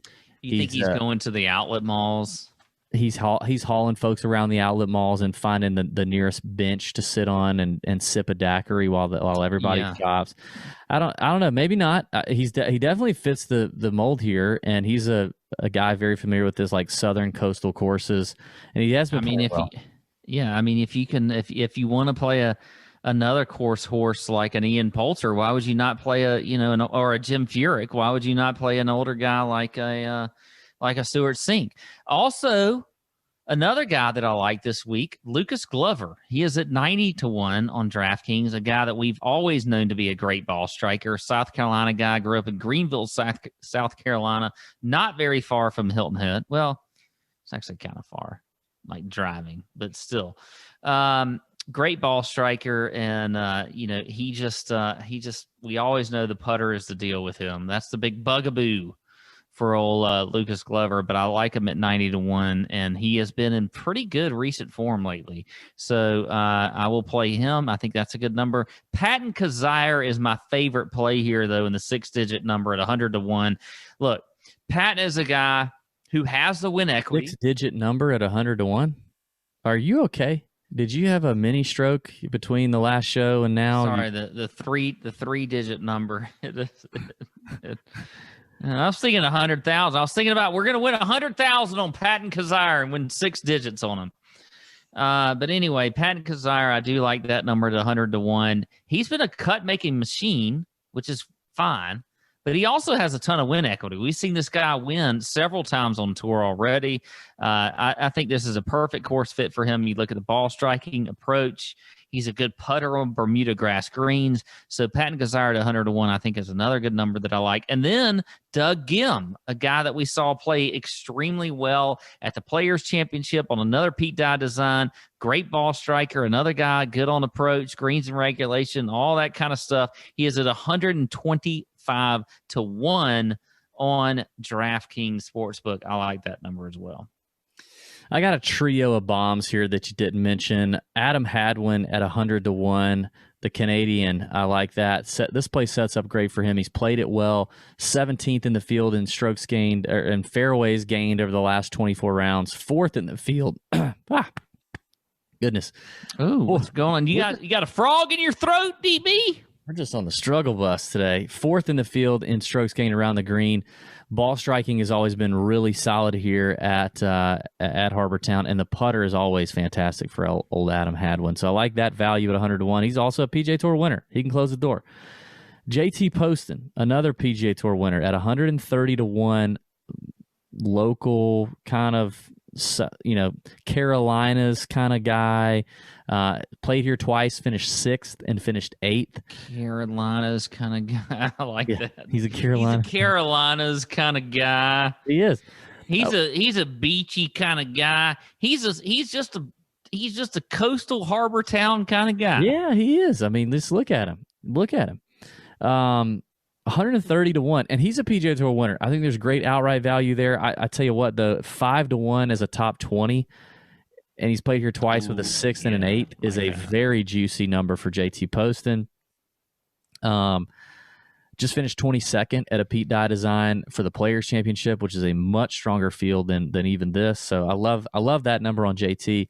And then finally, Matt Naismith, the University of South Carolina product, the ball striking man name they call Matthew Naismith, and he is an incredible iron player. He's had some good finishes on the PGA Tour so far.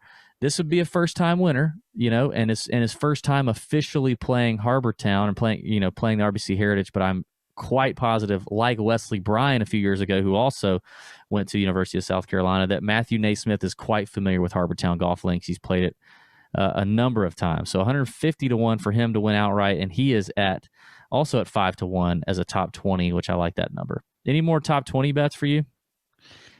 I don't have any top 20 bets, but you know what? I'm going to throw a surprise bet on you. Okay. Oh, a surprise bet. Super. Go ahead. Two first round leader bets already for you. We don't even have the tee times or the wave advantages, which can. I don't care. I do not care. I'm going to give you two right now. Ridiculous. Because we don't do this on the show. I want to give you two first round leader bets on the show, and if they hit, I want to hear about it. But Matthew Naismith, you just mentioned, he is at 90-1 first round leader bet. I like that. And then another sneaky first round leader at 100-1. Doc Redmond. So there you go. Two right there, first round leader bets, I think could be interesting plays. Hey, there you go. Look, disclaimer, if you go look at the weather, and if it looks like they have terrible weather advantages, don't play those plays. Yeah. But if they got a good advantage, I think you take those two. Which you can see that happen here at Harbortown. It's a coastal spot, and wind is definitely at play. We've seen it happen before, so definitely check weather check all that out. And check out all the DraftKings has to offer as well. Check out all the Tour Junkies has to offer on tourjunkies.com or the Tour Junkies YouTube channel. Thanks for watching. Thanks for giving it a thumbs up. Thanks for commenting here on the YouTube channel your favorite Masters moment from this past Masters in 2021. And may your screens be green. Hit those bets. Tail us because we're on a heater right now. Let's go. Let's get it. See ya. Out. Ladies and gentlemen, welcome back to the No Laying Up preview show presented, as always, by the DraftKings Sportsbook. Let's start with introductions. TC, congratulations to the new DraftKing. I know it's a celebration over here. It's a coronation. A coronation. Solly's here as well. Hello. Relinquishing the crown. I get both times I've had the crown. I've had it for 1 week, and TC hits an enormous bet. I'm a bad boy. Feels personal. Bad boy, Solly. I hate that. You're like Lee Westwood. Didn't he only have World #1 for 1 week or something like that? Anyways, Randy's here as well. Randy, how are you from Colorado? Hey, great. Good afternoon, guys. TC, enjoy that champagne. Well earned. Thank you, Randy. Guys, we're going to the RBC Heritage this week. Randy, as well as the Austrian Masters, Austrian something or other on the European Tour, and the Lotte Championship in Hawaii on the LPGA. Randy, as a timeshare owner on Hilton Head Island, just what memories spring? Is that a police siren? You doing some illegal stuff with your timeshare? Where did you move? Neighborhood watch. I mean, just talk to me about what springs to mind with Hilton Head. Oh, what doesn't spring to mind? As a timeshare owner, of course, it's just such a great getaway. It's a great place to go and recharge, relax. Certainly the guys coming off a stressful Masters weekend will enjoy Hilton Head immensely. I hope they get down to Harbor Town, maybe take the bike trails, rent a bike. I hope Greg Russell's playing under the old oak tree in Harbor Town. Just such a fun, family-friendly environment. That's why I chose to buy my timeshare there. Well, one guy who, of course, could not join us today is the Jax Beach Beluga. I think he's swallowed a couple more fishing nets this week. He is in a tough place. It's going to surprise no one. The Beluga is back in the pouch. I can't believe Mike Weir didn't make the cut. All right, Randy, as a resident, I feel like it's only right to have you kick off picks. You want to start? What do you got? Yeah, I'd love to. I have 2 LPGA plays this week. Taking a couple top 10 flyers. I think there's good value. The first one, Lexi Thompson, plus 200. I'm putting 20 nuggies on there for a top 10. Second one, Jennifer Kupcho. She, of course, won the ANWA in 2019. I feel like her game is rounding into form. She's going to be a mainstay, towards the top of these LPGA leaderboards. Plus 550 to top 10. I'm putting 20 nuggies on her. And then let's go to Harbor Town. 3 plays this week. I'm going to take the mangy dog. I just love Cam Smith. I feel like Harbor Town is a course that should suit him. I'm taking him to top 10, 15 nuggies at plus 275. I'm taking Colin Morikawa. If this is all about accuracy and iron play and approach shots, give me Colin Morikawa. Just taking him to top 20. This is a little bit of a conservative play at plus 110. We're just looking for some wins, and then stay out of the pouch. Feels like a mega pouch dodge, but exactly. But my last one is a top 20. I know it's not July, but he's coming off a great finish in San Antonio. Anirban Lahiri to top 20 at plus 750. I'm putting 20 nuggies on it. I hope that form carries over to Harbor Town. I enjoy that as well. Tron, let's go to you next, and first tell us about the big bet and just what's going through your mind last week. Thank you. We're celebrating over here with Team Rose. Sorry, that was a DJ, a bad okay. DJ joke. That's earlier. Okay. We're on cloud nine. We're on cloud nine after that massive 120 nuggie play on leash at plus 900 for the top 10. We're trying to ride the momentum into this week. We're going to start it off with Brooke M. Henderson, first round leader, plus 2,200 for 10 nuggies. Then we are going to Austria. My man Ben Cawley with the Sporting Life. I read him weekly. He's all over Ashley Chester's this week. Top 10 plus 750. Ashley Chester's is also an Electron. We're going plus 750 for 20 nuggies. Maybe not a more British name than Ashley Chester's. I hope he has bad teeth. We met him in Abu Dhabi. We did? Yeah, he was just absolutely flabbergasted with how far everyone was hitting it past him. And I remember being like, oh, that's going to be a tough season. It's like a wet, soggy parkland course over in Austria this week. And then that sounds like a great pick then. Home game models are off the charts for this guy, Matthias Schwab, plus 1,600.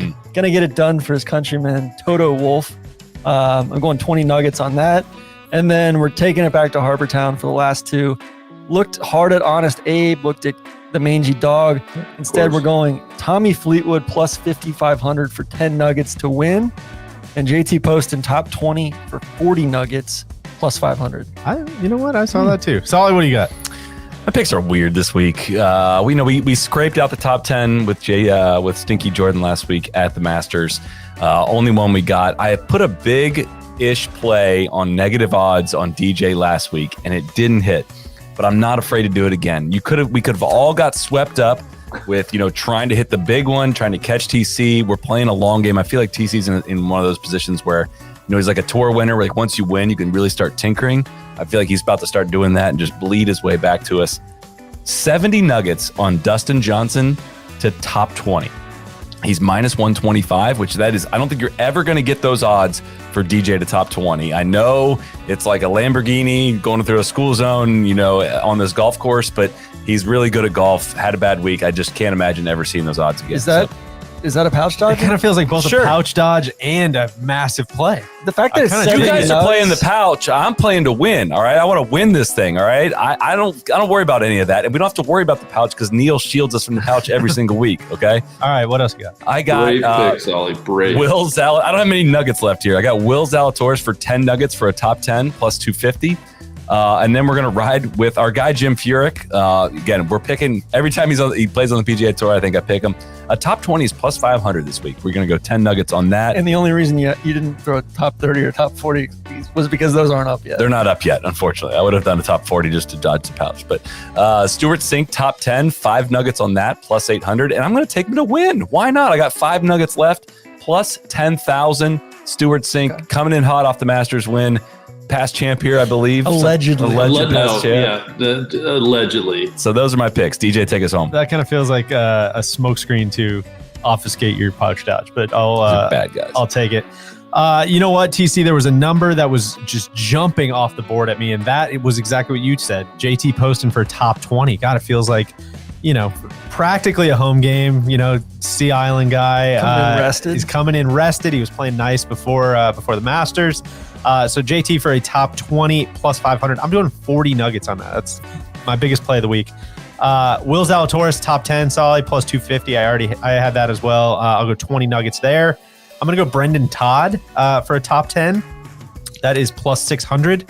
20 nuggets. Hey, he doesn't hit it far. That's got to be a huge. That's got to be great. That's got to be great at Harbortown. And then a couple flyers to win. Out in Hawaii, Lydia Ko, she's been knocking on the door for quite a while. She's plus 1,100 to get that first victory since 2018. I'll go 10 nuggets there. And then the number that was jumping off the board of me, Colin Morikawa to win, plus 2,100. I'll go 10 nuggets there as well. So let's save the best for last. Neil, let's hear it, man. What do we got to look forward to this week? Picks this week.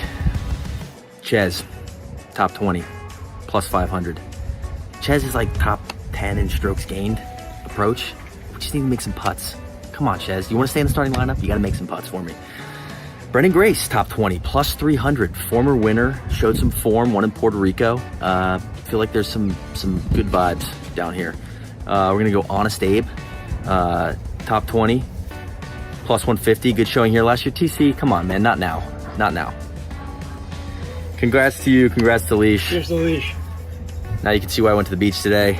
As I was saying, Honest Abe, maybe not so honest anymore. Top 20 plus 150. Corey Connors is the top 10 machine. You know what? We're going to play it safe this week. We're going to go Corey Connors top 20 plus 138. With the minus bets going on with the pouch dodgers upstairs, I think that's, a fair bet there. And then another guy that needs a win, Will Zalatoris, to win plus 2,200. Will, you and me, we're going to ride off into the sunset. No more pouch.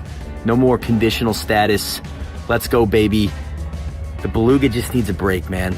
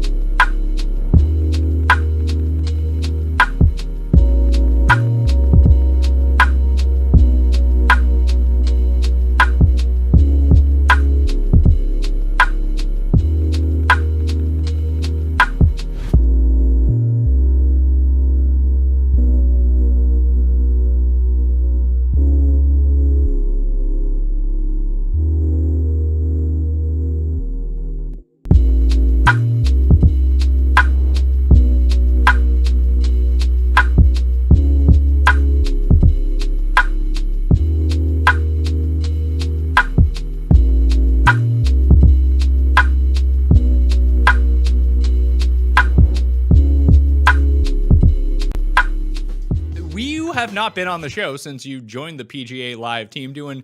You've done one tournament so far. What's that like, by the way? So when you log on to like PGA Live on the web and watch the featured groups, all of a sudden Reed Fowler's voice is there. Yeah, it was a lot of fun. Their operation down there is great. I think the one thing that maybe you and I talked about it, or it was talked about in the industry, is that I think this is a first step, and I didn't really realize it until after, when I was reading the comments on Twitter, and everyone was so gracious and saying congratulations, is that this was the first step that you and I and people in our industry, in our part of it, right, get into the mainstream. And that's something that, I didn't necessarily think about at first, but when I was doing it, I was saying this at some point is going to be you doing it. It's going to be Feinberg, myself, and all of us who have this background in DFS and sports betting now being part of the conversation. When you're down there, it's just a lot of fun, right? Even though you're only following 2 or 3 groups, featured groups, it's going to be more at some point, right? And so it's just a matter of doing live sports. And even though golf is a little bit slower, it's still like a bang bang type of thing, which is a lot of fun. Well, this will be a really fun one to do it for, because the RBC Heritage now has 136 players in the field after Bryson DeChambeau withdrew on Monday, so he is no longer in the field. They're not replacing him with anyone at this point. And just this field and this course allows itself to so many different types of players who can win. Like, being a bomber isn't a huge advantage at Harbour Town. It's a par 71. It's just around 7,100 yards. The par 5s are, you don't really get too many eagle chances on them. And the average driving distance at this course is like 267 versus 283 per your average event. I went back and looked at Dustin Johnson's par 4 driving stats history at this course. I think he's a good barometer of this, because he's one of the longest players on the tour. He's not Bryson. He's not even Will Gordon at this point when it comes to driving distance, but he still is one of the longest guys. And on the par 4s in his career at Harbour Town, his average driving distance is 286. So that should really tell you something about the forced layups and the way that players have to attack these courses. So when you're dialing in this week statistically, irons and putting, that's really all you need to be looking at. Yeah, exactly. And so that gives, like you mentioned, especially guys that we're going to get to in a little bit that are cheaper than Dustin Johnson and the elite guys, it gives them a chance, a really good chance to win. If you look at the past winners here and their odds, Webb Simpson obviously was 30-1 last year, but I would argue that that was a big number on a guy who this is basically his course right here in Wyndham. At Sedgefield Country Club are the 2 places you want to play Webb. So yeah, absolutely. I think there's some players that we're both probably going to mention more me than you that we're probably not going to like, but hey, this is RBC Heritage. There's some big numbers that have been hit here. No, for sure. And last year was a bit of an outlier as well. Although Webb does play this tournament every single year, it was the second tournament out of COVID, and it had a WGC field essentially, but with even more players at the back end. It was a WGC field with a cut attached to it, because those first 5 events coming out of the break when golf returned just drew the best fields possible. And that's not what we normally see at the Heritage, being the week after the Masters. A lot of guys take some time off, although this field by and large is better than most other years by a substantial margin. Yeah, was it 10 of the top 20 players, if we don't get any withdrawals today, I think are in this field, and that's great. Which I would like to get your opinion on this. Like, so much win equity you feel like is at the top, right? Which gives us better numbers down the board. But I also think too that, like you mentioned, it's not just the guys who are here, which I think plays more into the sports books and having those numbers stay situated. It allows us to get those bigger numbers on guys that we saw shorter numbers earlier in the year. I don't want to jump to it too much, but guys like Sam Burns, right? Even though he's kind of missed his window, you see that number there, and you're like, this is crazy. This was half what it was, a few weeks ago. So that's really interesting about this course, and it's a fun course to watch as well. Yeah, I think Harbour Town, and just watching this tournament there's so many different weird elements to it where almost anyone in the field can succeed here if they're having a good week. But then you throw in the aspect of the wind that can come right off the coast. We didn't see that materialize last year for the first time. It was the first time in the last 3 years where there wasn't at least one round where wind completely just wiped out the field, which throws an interesting variable into everything if that happens again. And I'll be going over the weather both in the newsletter and on Wednesday's live show, where I'll be taking questions about this tournament. That it's fun. the variable elements to everything, I think, make for a really cool watch. And the course itself is just very unique looking. It's a Pete Dye course, obviously. And just looking at it on TV, it's like, oh, yeah, okay. You can hit a ton of greens in regulation here, although the green sizes are some of the smallest on the PGA Tour. I always reference the year that both Graham Dillette had a great run at this event, and who was the other guy? Jason Duffner had a great run at this event. All they basically did was hit every green in regulation through 3 rounds. And then they finally started missing some greens in round 4, and both those guys' short games gave up on them, and they bled all the strokes back to the field. So looking at the stats on Fantasy National, it was kind of striking to see around the green weight in more to the top 10 historically than off the tee. And that just kind of blew my mind. But the one thing I did want to kind of mention about some of the longer-esque winners that we've seen here, do you think that we see that again this year, knowing the field is a lot stronger? Yeah, that's the one thing, right? I don't think we do. I do think that there are some chances that we're going to want to take just because of what we just mentioned, what we just laid out about the course and how it plays. But yeah, I do think that so much, and again, in the DraftKings context of it, so much of the pricing and value, I think, is at that 8 to 9K range. I think there's a ton of value, both win equity from an outright betting perspective and also on DraftKings.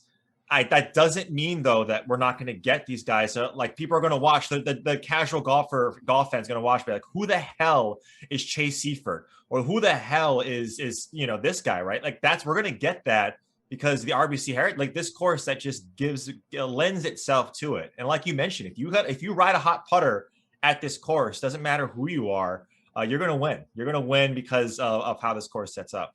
All right, well, let's jump into the pricing. The 10K level, Dustin Johnson, the #1 player in the world, still is at the very top. Early ownership projections show that no one is using him at $11,600. So we can talk about that more in a second.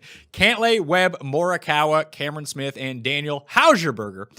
I love Morikawa here. This just seems like the perfect Morikawa course. I believe he missed the cut when they played this in his only appearance last year coming out of the break. Actually, no, sorry. He was 64th in the field that week. He gained off the tee, lost on approach, lost around the green, and lost on the greens. He doesn't usually lose on approach. That's something that doesn't happen to him very often. As you can see, he's #1 in the field over the past 24 rounds, #1 tee to green as well. I know that he's going to be able to hit the fairways and control the driver. I know that the irons are going to be locked in. With Morikawa, it just comes down to, is he going to gain strokes putting? In 3 of the past 5 events where he has gained strokes putting, he's won. So I'm just going to go with that guy. Yeah, are you worried about his around the green? No. Like, that's the one thing. Yeah. Like, right. Because his irons are so good, right? If he gets on the green, you don't have to worry about that. And so that's the one thing that gives me pause about Morikawa, but it's a very short-lived pause because you're right. The irons are there. We saw it at Augusta National. He didn't consistently have, the best putting week at Augusta, but like that happens to everybody. It happens to the best. We know how good Morikawa is, a major winner, WGC winner. So yeah, at this price tag, right, he's finally properly priced to where you're not like, oh my God, this guy's in the 9K range. We're going to have to smash this. And he's not 30-1 coming into it. But the guy that I really like is Daniel Berger. You mentioned him at $10,000. And if DJ is sub 10%, this is like, that's something that you always have to consider, even when he's at 11.6. But I like Daniel Berger with the win already at a Coastal course. You see, like, to me, the Augusta National poor outing doesn't really mean much. This guy is, in terms of ball striking, one of the best. You see it there, top 10. So I like Berger. I like him on these Coastal courses. I like him on these shorter courses as well, like par 70, par 71 type courses. Yep. And then there's always just a way that you can play this where it's a lot like playing Spieth at the Masters last week, where you made the decision, are you going to play him or are you not going to play him? I decided to play him. That actually worked out for me for like the first time in ages. But Webb Simpson is that guy at this course. Do you just play Webb and lock in your top 10 and try to figure out the rest from there? Yeah, that's a good point. And look, Webb, he played all right? He played great, like leading in. I believe Thursday, Friday was vintage Webb. He was hitting his irons really well last week, and then just kind of faltered a little bit. And that's what we kind of seen with Webb, is that he's been such a consistent player, but over the last handful of tournaments, we've seen some inconsistency with his irons. But fading Webb at RBC or fading Webb at Wyndham is a fool's errand. I think I'm with you. Like, I'm planting a flag and saying I'm playing Webb at 10-7, I'm probably overweight in the field just because right? Like you mentioned, if you don't, it's pretty stupid because this course he takes apart. One thing to look at with Dustin Johnson, I'm looking through the estimated strokes gained numbers from the Masters right now, and if the numbers are to be believed, he lost almost 3.7 strokes putting in his 2 rounds at the Masters. So we've seen him make the run here. It was funny. He was winning by 2 when CT Pan ended up winning that year, which is kind of mind-boggling that it was CT Pan who went and chased him down. We know that Dustin plays this tournament every year. He's an RBC sponsor, so he has to kind of show up for these events. And he generally has pretty rudimentary finishes, nothing to really write home about, which is kind of funny. Like, he's played it 5 times, 3 of the past 3 years, 17th, 28th, and 16th. He does most of his work off the tee here. He is one of the few guys that really does gain. I just do think that, and I'll wait for the ownership projections to mature just a little bit, but even at his high price point, there's so many guys in the 6K range that I like this week that it's no problem to play Dustin. Even if I wanted to pair him with Webb or Morikawa, I don't think I would have that much of a problem making a roster I didn't hate. So that might be the route that I take. Just play Dustin, and hopefully he gets it back together this week. Yeah, or do like what happened in Augusta, the guy who won the Million Maker, is fade these top guys, which I don't think is smart. But I do think the balanced construction is going to be contrarian. Even with the value that you see between the 9, 7, and the 8s, I do think that people are going to look at that and say we have some primetime players here. There's a strong field, and to what you just said is that there is a lot of value, I think, in the 6K range that we usually don't get at this course. Yes, we get the long shots, but with these guys here, right, 10 of the top 20, you're going to see the stars and scrubs play, I think, a little bit more than the balanced lineup. But yeah, you're right. Like when you take a look at these guys and how they play, anything can happen. CT Pan chasing down DJ is one of my favorite memories. The year that I had all the success on DraftKings at this tournament, that's exactly the approach that I had. I didn't play anyone in the 10,000s. I had 3 9K guys and worked myself down from there. So it's a viable strategy at this course because we've talked about that almost any skill set can win. So if one of the top end guys doesn't go out and kind of run train on everyone, you're looking a whole lot better. The 2 other ones in this range, the one I have projected at by far the lowest ownership is Cam Smith. And then there's Cantlay, who... It's funny to see the early ownership numbers on him is that he's around like double what DJ is. And I thought that was really strange coming off the week that he just had. Is it one of these situations where everyone's just like, let's give him a gimme on that one? Or is it like, oh yeah, no one's going to play Patrick Cantlay, so I'm going to be really sneaky and play Patrick Cantlay. Then it turns out that everyone plays Patrick Cantlay. Yeah, the double reverse. I don't know with Cantlay, man. I just have no read on Cantlay. Look, like if you take a look at just his recent form, right, the miscut players and Masters, that should give you some pause, especially with the guys around him. But like, I just don't know where his game's at. And I think it comes down to the fact that he's played well, right? Like he gets second place at the Amex, almost chased down Siwoo there, had a great Sunday, which is not a Pete Dye. There's a Pete Dye course, but it's not as Pete Dye-esque as places like RBC, like TPC Sawgrass. And we've seen him do well on Dye courses, right? So all the stats are lining up. He just didn't do any, like he looked atrocious at Augusta. So that's enough for me to say I'm going to be overweight on Webb. I'm going to look at playing DJ as much as I can because of his 2x ownership over DJ. In round 2 at the Masters, Cantlay he didn't really turn it around, but he did gain with his irons. He did gain around the green, continued to not putt whatsoever. And I think that Dye correlation is kind of interesting here. Like you mentioned, the American Express, they played 3 rounds at the Pete Dye tournament course this year, where they normally only play 2. And obviously that's where Cantlay went and put up his huge number. He had it was funny. It was like back-to-back rounds. He had the final round at Amex and then the first round at Pebble Beach. And he was like 20 under par for combined in those 2 rounds.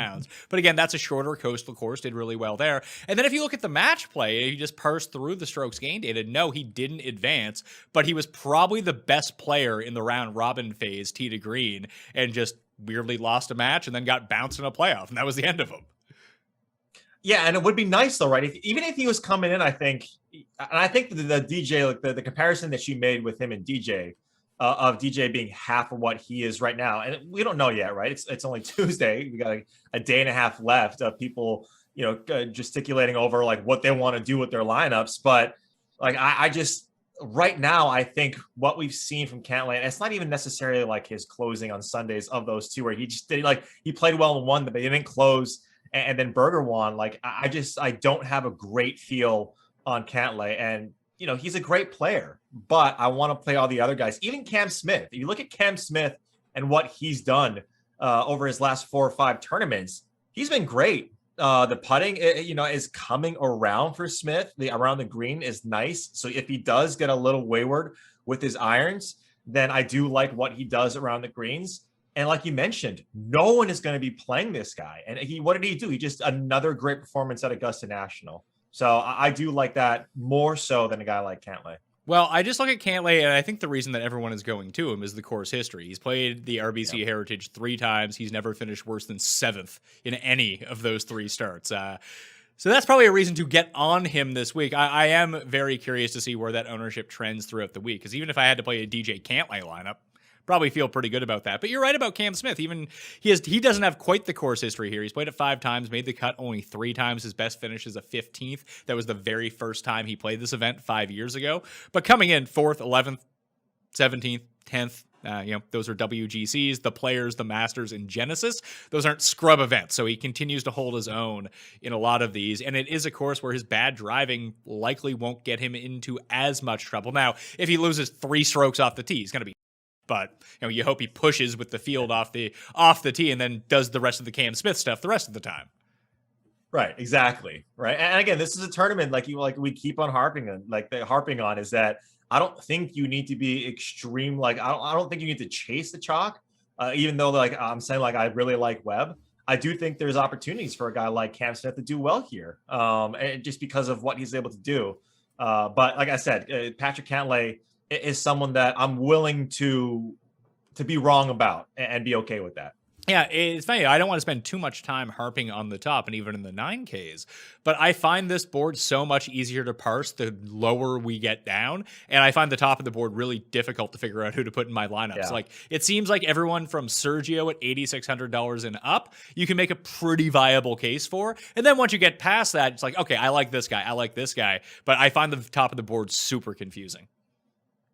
Yeah, I mean, what do we do with Will Zalatoris? I know we'll get to that in a little bit, but you're absolutely right. I think it's an embarrassment of riches, right? We usually at this course have our guys like Webb, we have our CT Pens, the players that we do like, the Kevin Nas, and Kevin Kisner, right? We usually play these guys at this type of course, but now we're introducing a whole nother bag, a whole nother onslaught of players who really can play well and course setup like a Colin Morikawa. I mean, when you look at his stats, right? You see ones across the board. That is really hard to get away from. But then you see other guys like Webb who don't have ones, but usually play this course extremely well. What do? And when that's the case, I really like to stay away from being married to the stats. And maybe more so when we get down into the lower salary guys. So much of the narrative that you put in your mind and the dialogue is, well, because this guy does well from a stats side, which is a viable strategy. When that's the case, when I can't really wrap my head around it, I try to stay away and divorce myself from the stats as much as I can. So for me, in the 10Ks, it's Morikawa. Then I'll figure out someone to pair with him, probably DJ if things keep up like this, but maybe Cam Smith, like you talked about, if no buzz ends up going through him. 9Ks, we got Zalatoris, Will Z, Hatton, Connors, Casey, Fitzpatrick, and Sungjae. My early gut told me, go with Sungjae. It's a short Bermuda course. He's not hitting his irons well. He's putting the lights out. He's driving the ball really well. Another guy coming off a bad week at the Masters. But then I went and looked at his history at the Heritage. For whatever reason, he doesn't play this course well. Yeah, you think it's because maybe it's because he's just played so much golf before he gets here, so he's a little fatigued. But yeah, you're right. I looked at Sungjae as well, and I really wanted to make a case for him at $9,000. I think that's a great price for what his upside is. But I mean, my favorite in this range are guys that are below. Or excuse me, my favorite, some of my favorite plays are guys below him, and in this range, I think it's Paul Casey. When you looked at his Sunday round at Augusta, he had a couple of heaters. He had a birdie streak of 4.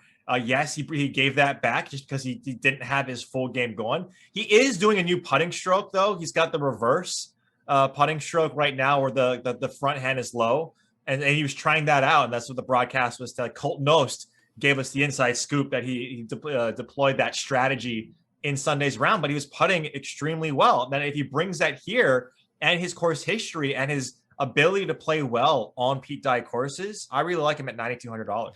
I think for me, I mean, it's hard for me to get away from Hatton, who's a top 10 player in the world at this price, especially because he was in the mix last time around last year at Heritage. A lot of that was putting related, though. And then on paper, Matthew Fitzpatrick always rates out well for this course. This is where you think that he would play really well. And then looking at his Masters numbers, it's a very atypical Fitzpatrick performance. I think he ended up coming in like 24th or something like that. But he gained almost a stroke off the tee per round. He gained a half a stroke with his irons per round, lost a half a stroke around the green, and lost half a stroke on the green. Like, that is the exact opposite of how you would think that Matthew Fitzpatrick would play, wouldn't it? Yeah, right. And you mentioned it too, right? His off the tee game has come into form over the last handful of weeks. And since he's been in the States, he's been playing really well. But you're right. Like, I mean, like, are we buying the dip, so to speak, on Matty Fitzpatrick? Not necessarily in price, but in perception, right? Where he was hot for like a month. And now we see him and like, you're kind of like, nah, okay, there's other guys, like you mentioned, like a guy like Terrell Hatton, who did bring it back around, even though he was looking up to the sky, palms up at certain points at Augusta National. He brought it back around at a course right at Augusta where he doesn't necessarily play well. So like Fitzpatrick to me right now is someone that I'm also fading, which might bite me in the ass. But at the same time, I do think like riding the hot Will Z, I could get behind that. I'm not personally doing it, but I'm putting like a lot of stake and planting my flag on Casey because I know that he's going to come in with a lot of popularity. Early projections do show that this entire range, except for Sung Jae, is going to be like over 15% owned. So I do think that you're going to just see, and I think a lot of people are very comfortable with the low 7s and 6s. So you might even be able to jam 2 of these guys plus a 10K guy into your lineup and just roll it out that way if you wanted to. And I think that some people will do that balance strategy like you talked about, maybe use 2 or 3 players from this range, or 2 of these guys plus Answer, who's going to be super popular this week. And I don't think that's a bad strategy, but I could see myself not using anyone in the 9Ks. Like on paper, you can make the case for all of them. Zalatoris, Hatton, Connors, especially. Like this seems like a very good Corey Connors course because if he's hitting greens in regulation, these are small greens. The 3-putt percentage of this course is almost non-existent. So maybe he'll just get lucky and start rolling in some putts. And I do think that Valero is a pretty good comp course. Like obviously Wyndham and Sony and Honda when you look at those ones. But if you just look at who plays well at that, ever since they've moved Valero to that course, that all of a sudden you're like, oh, okay, I can see like there's a lot of crossover names. Like it's a course where Brennan Grace plays really well. And obviously he's won here. It's a course where Siwoo Kim plays really well. Obviously he plays really well here. It's Pete Dye adjacent, it feels like. And Corey Connors has a win at that course as well. So it's really tough for me to kind of parse here, but I can see myself fading this entire range and just overloading on the 10Ks. Yeah. I'm just waiting for Connors to do the rug pull on us, right? Like he's been playing so good recently. Guys, like number 1, like in my stat model, I see him as number 1. And so I don't know if that's because I just extremely overweight on approach and good drives, right? When you look at just that stat, he's also number 1. So he's hitting it well. His proximity from that 175 to 200, which you see a large distribution, I think the most, right, at this course because guys are clubbing down off the tee. And that just makes the most sense. And like you mentioned, those forced layover or those forced carries, you see him. He's also a guy who plays extremely well. And he's top 25 in that over the last 24 rounds. So the stat model loves Corey Connors. The guy is just, he's up on leaderboards. That's the one thing, right, that people are now getting to know Corey Connors is. I'm just worried that even though the stats, the Fantasy National loves him, I'm just worried that at some point, that Corey Connors that we know and love might have hit us like a ton of bricks. Yeah, maybe he's just upped his game. He's at a completely different level at this point. Maybe he's just leveled up, and that's just going to be the case. 8K guys.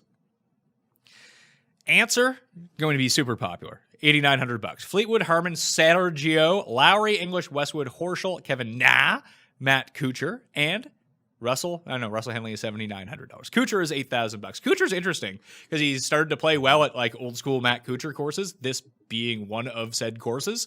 But I look at Sergio at 86. I don't care what he did last week. I love him at this course, so I'm going to play Sergio at 86. And Billy Ho getting no love at $8,200. I'll change that. I like Billy Horschel. Yeah. If Kevin Na wasn't right below Billy Ho, And Kevin Na, I think, is maybe slightly overpriced, even at $8,100. I would have loved him in the 7K range, but probably sentiment would have been a lot higher.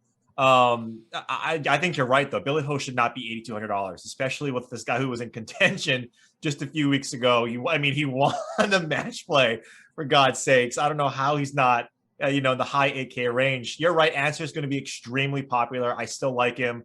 I think this is a place that he can have his first win on the PGA Tour. I think a lot of people think that. The books also are hedging against that a lot of people are on that same sentiment. The guy that I really, really, really like in this range is Harris English at $8,400. When you take a look at what he after TOC, he was god awful, right? Like fatigue, whatever it was, hit him, and he just was playing bad. Now with back-to-back top 30s, and then his best performance, I believe, at Augusta. Now he comes to a coastal course where we've seen Harris English play well at the RSM. We've seen him play well at Wildlife Country Club. He's played well here. This is his style of course, where you get him on a shorter Bermuda course, and he's trending now in that direction. And if he's going to be less than 10% rostered, I think that's a steal for a guy that at $8,400. You're going to see, like you mentioned, there's big names in this range. I think Harris English is sort of on the second tier of those big names in this range, and I really like him this week. I can get behind Harris English for sure. Just looking at the projections right now, it's Harman, it's Answer, and everyone else is below 10%. So you can kind of pick and choose who you want. If this is an area where you want to get a little bit contrarian, I feel like all of these guys are kind of the same. So just hope you pick right and don't pick the super chalky guy. Make sure the chalky guy doesn't hit, and you're good to go. Yeah, absolutely. But you're right, though, man. I like when you look at Billy Horschel, like you never want to play Billy Horschel, and then when you see him in the top 5 after Friday or Saturday, you're like, why the hell didn't I play Billy Horschel? He's a great player, and we know he goes on streaks, right? Like that's his game too. When he finds something, we see him at the first page of the leaderboard for the next 3 or 4 tournaments, or at least contending, or at least at some point in the round that he's playing well. So I really like that Billy Ho call. I'm just trying to find his Masters stats here. Let's see what he did at the Masters from an off the tee and everything perspective over 4 rounds, because he made it all 4 rounds. So off the tee, Billy Horschel gained, lost on approach, lost around the green. He lost a lot on approach, and then gained on the green. So it's kind of a typical Billy Horschel performance when he doesn't have everything going, makes a cut, but that's really about all that he's up to. I can just... If no one's going to use him, I'm okay using him. It would almost be like Westwood, although it seems like he's on fumes at the moment. Do you have any interest in Kuchar? No, not really. I see what you're saying, though, right? Like you started to see him more at the match play, and when he's just playing better on those courses. But I'm the silly person that has to wait to see him Kuchar first, and then play him chalk, and then him miss the cut. Yeah, that sounds about right. It's usually what I do as well. 7K range. At the Heritage. At the end, I think we're going to do a new segment called The Best Plays, and we'll make a lineup of all of the clear, obvious plays, and 3 of them are at the very top of the $7,000 range. Henley, Hoffman, C, woo, Kim. I don't know what to do with them. Like, can you play all 3 of them? Do you have to pick between one of them? I can't wrap my mind around it, because Hoffman's playing so well. Obviously, this is a Siwoo course, and he's playing well.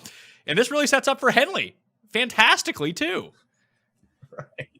Right, exactly. Henley has been on fire with his irons. He's gained with his irons in 17 of his last 18 measured events. But that's like typical, right? That is typical Russell Henley. Now we get him on a Bermuda course. We know that he has he's got great finishes, a win at comp courses like Wildlife Country Club. This is a tough one. I'm also in the same camp as you, but once Siwoo won the Amex and we see him and he won the Players, you have to plant a flag of play Siwoo at Pete Dye courses no matter what, and he's playing well. So if I had to rank it, I'd probably go Siwoo, Henley, and then Hoffman. Okay. Anyone else in the 7s? Because I bet Henley at 80 to 1. I also bet Matt Wallace at 80 to 1. I just feel like his irons are firing at the moment. And this seems like a course where he can go win. He seems undervalued in this field versus some of the other competitors, I think. Yeah, I think there's a couple of guys. I'm very interested in Sam Burns, just because of what I mentioned earlier. I'm looking at a little bit more long form. Like I mentioned, too, it's especially when I get down here, I try to divorce myself from the stats too much. I still think that they're like that you have to look at them as part of the story. But I do like Sam Burns. I know that he can get it out there with his driver. And that's really like where his advantage is. But at the same time, like Sam Burns way back when was a really, really good putter. Like that's really how he started to soar up leaderboards is with his putting. And I don't think it just goes away. Yes, he can lose it. Any player can lose it, a la Ricky Fowler right now. But I do like Sam Burns at $7,400. And then last but not least in this range is Lucas Glover at $7,100. The glove? This is the glove. This is when you talked about it, Pat, at the beginning of the show, is that hot iron, hot putter, close your eyes, a guy to get on a heater. Lucas Glover has either had a hot, like a great approach tournament or a great putting tournament, right? I'm banking on this shorter par 71 course where he puts those together. At $7,100, I think that's someone, and I think that a lot of people are going to go towards CT Pan, which is great. Shout out CT. I will always love you. But I like the glove this week. So the glove has made the cut 5 of the past 6 years at this course, but he has no finish better than T21, which I found very surprising. He tends to bleed a lot of strokes around the green on these green complexes for whatever reason, and the ball striking is going to be really good. His irons were magical at Valero to get himself back into it as well. Like, we didn't even mention Chris Kirk and Ian Poulter or Kisner. Kisner, Poulter, and Kirk are all guys that just you think they would play really well here, and over time, they have played really well here. But it's Wallace, Grace, and Bezadenhout are the ones that I'm looking at. This almost seems tailor-made for Bezadenhout, only because he's terrible off the tee. But let's just say he can hit some fairways, he'll be good to go. The irons are good, the chipping is good, the putting is good. This course is a perfect formula for him to go win a tournament. Yeah, but I don't know why, and this might be completely just my own narrative playing out in my head. Like, I just see him playing well at tougher courses in like tougher fields. This is a strong field, like we mentioned, but this might be stupid logic, but like this course feels too easy for him, if that makes sense. This course right? isn't. Like, this course isn't easy though. It was easy last year because there was no elements in play, and then the course record got broken. But most of the time, like you need to be able to go out and make your birdies. There's low scores available, but shooting 74 is not out of the question here either for anyone. That's true. And 37th at Wyndham is not bad at all. He gained, almost 6 strokes putting at Wyndham. Yeah. So yeah, you're right. Like, you've sold me on Bezuidenhout. Like at first glance, right, because we like top 3 guys at the 7-9, I glanced over Bezuidenhout and didn't really give him a second thought. But yeah, come think of it now too, when you take a look at his game, like you mentioned, he hasn't gained off the tee on tour in quite some time. So at this course, you don't need it, right? So it really mitigates that. So yeah, I can get behind Christian. Christian Bezadenhout last week at the Masters it was all short game for him. I mean, round 1 was actually really good for him. He gained everywhere. He gained off the tee, he was gaining with his irons, he was making all the putts, and then made fewer and fewer drives and irons matter throughout the course of the week. He just barely held on to make the cut after his immaculate first round. So I don't hate him. I don't know if he'll end up being on the final short list. That's just kind of the way that I'm seeing the top of the 7,000. The bottom of the 7,000, you mentioned Burns. I'll take a pass on Burns.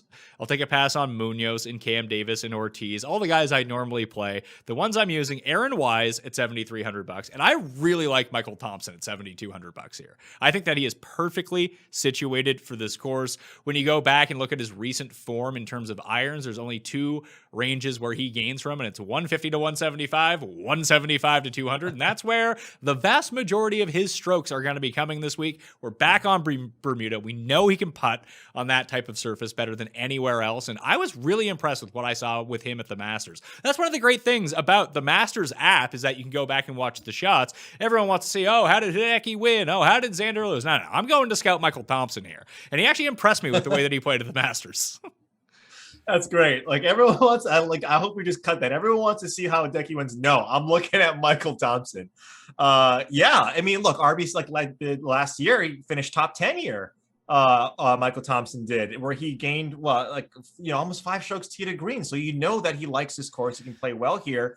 A top 5 at the Amex, a top 20. What was it? A top 25 at Sony. Absolutely. I was really intrigued because I caught your guys' show yesterday with you and Feinberg, and you mentioned Aaron Wise. I had no idea.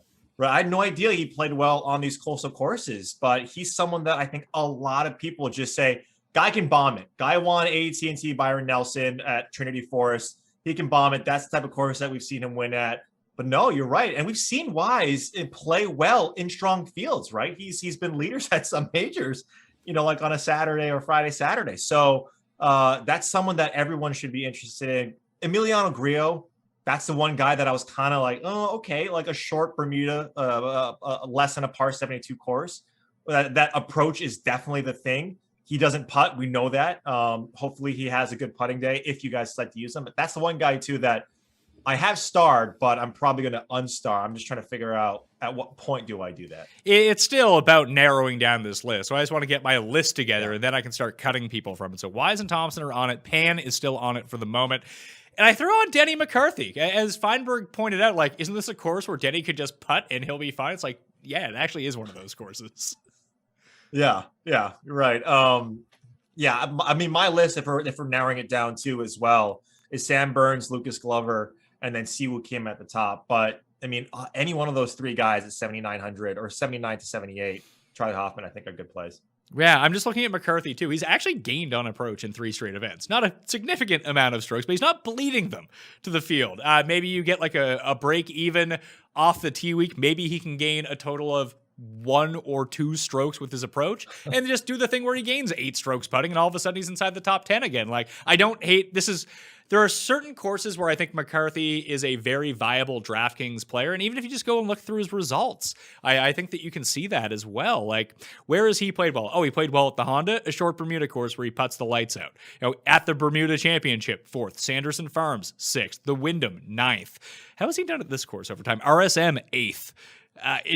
There's a certain style of course where he kind of shows up. He has a 33rd and a missed cut here. He missed the cut last year against that tougher field, but he was 33rd the year before that. He gained his over 4 strokes putting, lost on approach, broke even with the field off the tee, and gained around the greens. Like, that's sort of going to be the Denny McCarthy blueprint, but you don't have to pay much for him is the thing. And if you can get that outlier week, like, it's one of these situations where we always talk about the Connors and the Lists and the Byung-Hun and even to a certain extent Hideki, is these guys are such good ball strikers that's so consistent for them. If they ever just putt during the course of a week, they are going to win.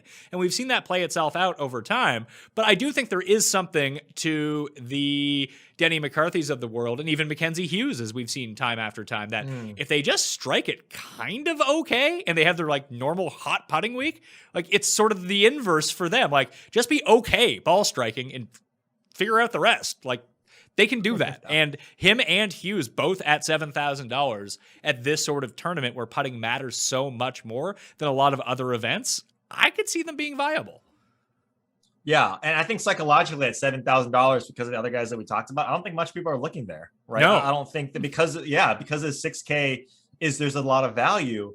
I think you're right. Is that you also you have to find the pockets that if you're going to win a GPP place like you did, you're going to have to find these pockets where no one is talking about it. And yeah, of course, a guy like Satoshi who's way down in the 6K range, no one is going to talk about as much, but you have to find a case for that.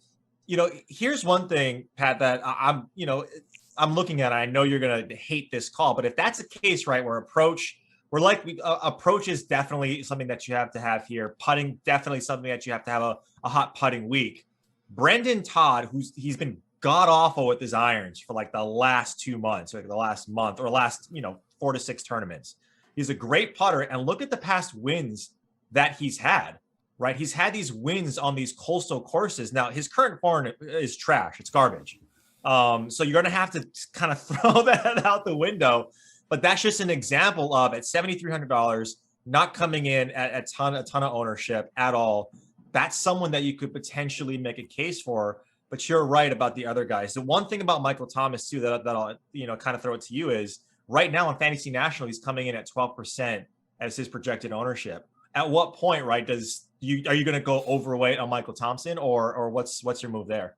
I probably will end up. If I'm playing someone in my lineups, I narrow my core down so much that ownership really never makes that big of a difference for me because I'll play 20 lineups and I'll have 17 guys in those lineups and I'll use at least every player in 3 of them. So, I'll be at 15% just through osmosis kind of thing with that. But there's sometimes when these are very early ownership projections for one thing. And I do think that the first run of ownership projections can get skewed based on like a lot of people who are members of Fantasy National watched the show on Monday. We were big talking Michael Thompson. I think as the week goes along, even no matter where you look for ownership projections, whether it be Fantasy National or somewhere else, there are certain guys that you just know that the public aren't going to use. And that happened last week at the Masters. I forget who it was, but there was someone who was projected at like 13% ownership because everyone who looked at stats was all over the guy. And then people who don't look at stats didn't know who this guy was. I can't remember who it was. Now it's killing me. Either way, that some of these guys get overinflated because their stats look really good and sharp people will be on them, or quote unquote sharp people. I am not sharp.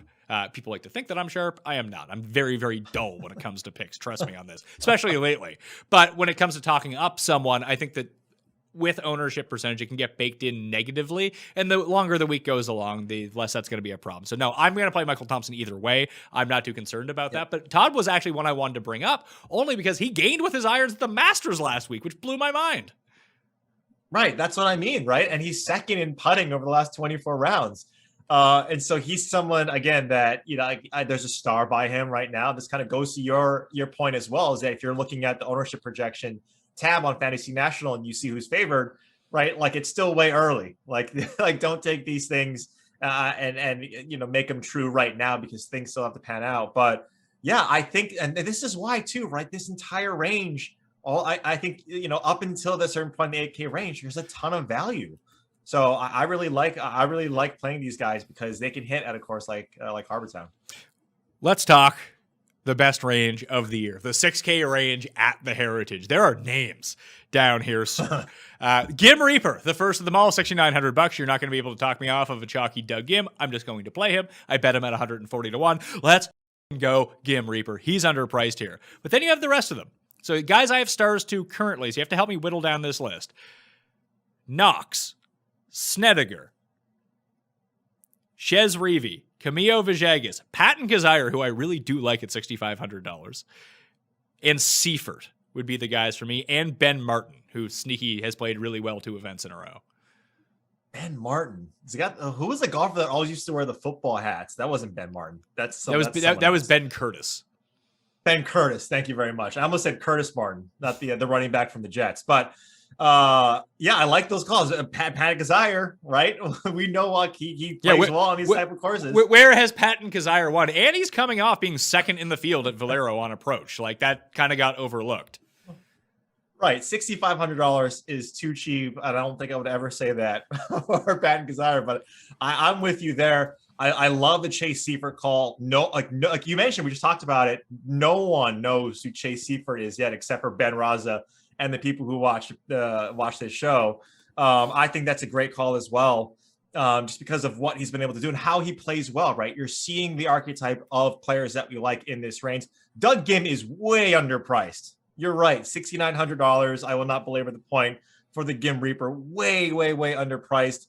But your guy is right next to him. I love Luke List here. Like these shorter courses where Luke List, and I took this tip from you, a shorter course for whatever reason, and it's not the only places that he can play well. Luke List tends to show up. He has, a great performance. He has, I think, a top 3 here, and I believe a top 25 or top 30 at the Amex this season. The irons are definitely there. The putting is the one thing, right? Like we just talked about, the putting has to be there.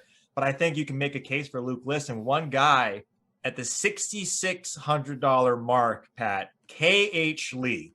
Give me some KH Lee. He's a guy that when you take a look at the stats, the approach is there. Yes, he loses around the greens quite a bit. Yes, he can be very, you can see a lot of red. It'd be like the red wedding with this putter. But when this guy goes, he can go. And I believe he was runner-up just recently. And I forget what course it was at, but he was runner-up just recently at another top finish at the Amex. And top finishes at some other coastal courses. So I like KH Lee at 6,600. Yeah, it was Phoenix. He came in second to Brooks after just kind of plodding away. The coverage never showed him on Sunday, but he ended up coming in second. So that's just what happens when you're KH Lee, I suppose. List, I can't get behind. Here's why. He's gained putting in 5 of 6 of the last events, and he doesn't have a good finish to show for it whatsoever. Oh, no. Yeah, but like that should give you some confidence of like, okay, maybe the putter's coming around. And yeah, you're right. Like that doesn't work. But again, 7th in ops gain, so you know he's doing well in that department.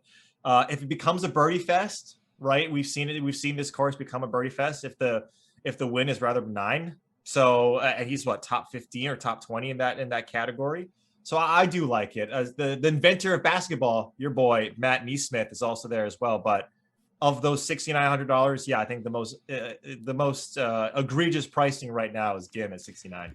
The only one that I would go to even lower than this that I'm thinking about now, just because it's a Webb course and I have this guy kind of paired with Webb in my mind, and the only like 3 courses he plays well are RSM, Wyndham, and here is T Dunks, $6,100. Top 30 here last year. And he's actually gained in 1, 2, 3, 4, 5, 6 consecutive events. Gained off the tee at Valero and Honda. He missed the cut in 2 of those, even at the Players. Just very, very poor putting performances from him recently, which you're going to get. But he's a very accurate player, good with his irons. And he's like the homeless man's Webb Simpson. And they tend to play at the same courses. But he's only $6,100. So the strategy that I'm kind of looking at here is I'm just, right now I have, how many people start? 21 players start. And that only includes 2 players above 10,000, no one in the 9s, and 3 guys in the 8s. I might just roll with like that solid core, maybe add one more 10K guy into the mix or a 9K guy, and just play those guys in like 75% of lineups and just mix and match from the bottom with one of these losers. Yeah, all right. And another guy, like we're going to mention losers here, and so stop me if I'm getting too chaotic here and disorganized, but yeah, I mean, the players that you're talking about too, right? Like the T Dunks, Peter Malnati is down here. We've seen him pop on these type of courses. Bryce Garnett, maybe Bryce Garnett is a guy who just plays good at these like OHL, like these coastal courses, the Puerto Rico Open, which kind of have the Corrales, a similar feel to this one. This one's a little bit more, I would say, elite for lack of better word, from those tournaments. But he's someone too that can pop up at this type of course. And Ryan Armour, right? Ryan Armour, who putts well. We know that he can get on a hot putter. But you're right. I have the same type of roster construction right now where I don't have a ton of guys at the top, but I'm really trying to do scattershot down here in the 6K range. All right. Well, let's try to build a best plays lineup. If you were just saying, you know what, I don't care about ownership, I'm not going to do too much research, I just want to look into it. And I'll enter this lineup too, see how it does. Oh, I got a free ticket into the drive to the green. What a hero. I'll throw this into the big 5 this week. 50K to first. Wish it was more than that because I'm going to win it this week. I wish it was worth $1 million. So who are the best plays? Webb Simpson's a best play, right? Has to be. Yeah. Has to be here at the 10K range. Yeah. So Webb Simpson and Abe Answer, I would say, are 1 and 2 from the 10K and 8K. Mm-hmm. Like the obvious plays of the week. After that, I think you go to the very top of that $7,000. You throw in Siwoo and probably Charlie Hoffman, right? Yeah, Hoffman's second in all the categories that you basically need here. Yeah, give me Charlie. Okay, so we'll go with those 2. Who after that? Maybe Chris Kirk at 75? Yeah, Chris Kirk has been playing so well. It'd be hard to fade him. I agree. All right, that leaves us $7,200 left for our last spot. Who is the best play from 7,200 and down? Is it Gim? That's either Gim, Michael Thompson, or I would argue one of those 2 guys. I mean, if you want to do course form, it's Snedeker a little bit, but like I would argue that I'd rather play the upside with Gim or with Thompson. Yeah, the don't overthink it, just play the best guys lineup is Webb, Answer, Siwoo, Hoffman, Kirk, and Doug Gim. That's the lineup. Let's go. Win me 50K, pal. Please don't split that with me. Lineup right there. Yeah, I think so. But it's funny because I made one of these lineups last week at the Masters. Just like the don't overthink it. Like don't worry about ownership. Don't do anything. Just play the best guys lineup. And it was like one of my only 6 of 6s. So it might be a new strategy that I take. Yeah, I can't wait for this one to hit. Just be like, all the stuff that you and I talk about, like, here's what you need to worry about in strategy. Sometimes you just need to say, like, F it, and just do it this way. F it, yeah, just play the best guys. Play the plays, and you'll be good to go. The combined ownership for this lineup is going to be like 170%. Yeah, but that's all right, because if it hits, it hits. So if these guys are top, 1 through 6, if it hits, it hits. And well, I think it leaves $300 on the table. So maybe that'll separate me enough when it comes down to it. Maybe that's all it takes. And we'll see which some of the chalk. Although the chalk has been hitting this year. That's the thing. Yeah. Yeah. And like in years previous, or in sort of these pockets previous, right? We've seen like the bigger, I think 2019, we saw a ton of long shots win, right? Or like guys who hadn't won in a long time. And then 2020, when we came back from the shutdown, it was these guys in like the 20 to 50 to 60K or a 60 to 1 range. And now we're seeing a resurgence. You guys touched on it yesterday of these guys who haven't won in a long time come back to form. So maybe it is a Brandt Snedeker week. Maybe one of these guys can come back into form a little bit. Maybe it's a Kyle Stanley week, but oh dear God, I certainly hope God, not. right. I just bet Patton Kazire. I just bet Patton Kazire at 175 to 1 while you were talking. Good. I want that because I want that to be minted into an NFT. I just bet Patton Kazire at 175 to 1. Yeah, you're right. Like he plays well at these courses. Yeah, it's funny. My betting card this week is like I bet Morikawa at 20 to 1. And then I have no one else. I have a whole bunch of guys from 80 to 1 and like much, much higher. So I think that's just the way I'm going to play it. I might take one other guy like from the semi top and just roll with all these long shots and hope like 2 of them get into contention on Sunday. Yeah, like when you take a look at the top guys, I think Morikawa at 20 is great because right now I'm seeing him on the DK Sportsbook at plus 1,800. He might actually even be lower than that right now. But I would argue that right now that's the most, like I could get behind that bet the most just because of how well he's playing. And then Daniel Berger, right, at plus 2,000. How much stock do you put into a guy who's already won this season, not being able to win this? I don't put a ton. But yeah, Morikawa would probably be from the top my favorite, if not a guy like Answer, who I think is a little like he's a little overpriced right now at 2,500, but I do think this course sets up really nice for him. I saw some drift on Answer. I see him at 33 to 1 now. I think that the initial odds open and everyone was like 25 to 1. Like, good God. Yeah. I'm not going to bet that. Then they took no bets on it. They're like, all right, maybe we need to drop him down a little bit here coming into it. So, yeah, he doesn't need to be priced the same as Morikawa, who's like the number 4 player in the world. I do love Answer. Like, he's a great player, and this number is far more palatable to me. I might just end up betting Siwoo at 40 to 1 just so if he wins, I'm not like, oh. But like Sergio at 40 is a decent number. I'll go over what the bets are going to be on the Wednesday live show, and I'll tweet that out and add everything to the newsletter. But I think it's going to be like a long shot rolling week. Probably double up with all those guys as first round leaders as well, and just see how the chips fall. I'm not winning any. I haven't won since Morikawa anyway, so I might as well try a new strategy. Yeah, and like you mentioned it too earlier this week, is save some, right? Because this course can really. Guys can shoot low scores here. So save some for the weekend, save some for Sunday morning, Sunday afternoon, because that can also be a viable strategy. Yeah, the Sunday comeback is no stranger to the RBC heritage. Yeah, and it's great, especially when you have that ticket Sunday morning and it's, an 80 to 1 and a guy who you just see shoot a 60 here. It's a great feeling. So yeah, keep some bullets in the chamber. Yeah, and then we're all going to be sitting here on Sunday and it's like, oh, Dustin won by 15. Great. Right. Like that's well within reason, right? Like he can shoot 80s and then come back and do what he did at the Travelers, right? That's well within reason for a guy like Dustin. That's why I said at the very top, even though he's not playing well, even though there's guys like a Webb Simpson, who's the best player in that range, if you're getting Dustin at that type of ownership, it's just that is too tantalizing to not at least throw him in a couple of lineups. I'm Pat Mayo. You can follow me at the PME on Twitter. You can also subscribe to Mayo Media Network if you have not done that yet, and the podcast live show, 12 p.m. Eastern Time on Mayo Media Network on Wednesday. There's also a Euro Tour show out right now, Tom and Sky, covering the Austrian Open. That should be a fun one. Maybe you can make some doubles along the way. Some long shot doubles. I don't know, who the hell are they taking? Let's see here. Who did Sky take? Matthias? Oh, good. It looks like they're both on Horsey. That's Cam's guy. Cam was always like, David, Horsey. So Horsey plus Michael Thompson, win $1 million, and you'll be good to go. How about that? Oh, that's perfect. A little Kurt Kitayama. He's up there in odds, but yeah, I know nothing. Don't take my advice. I haven't done any research on the Austrian Open. Go watch those guys. And Sky's the best. So go read his stuff. FantasyNational.com/Mayo to get yourself 20% off right now. Like Reed, I have shorter videos up on the DraftKings YouTube page as well if you want to go check those out. I'm Pat Mayo. Thank you for watching. Good luck at the Heritage. I'll see you next time. Experience!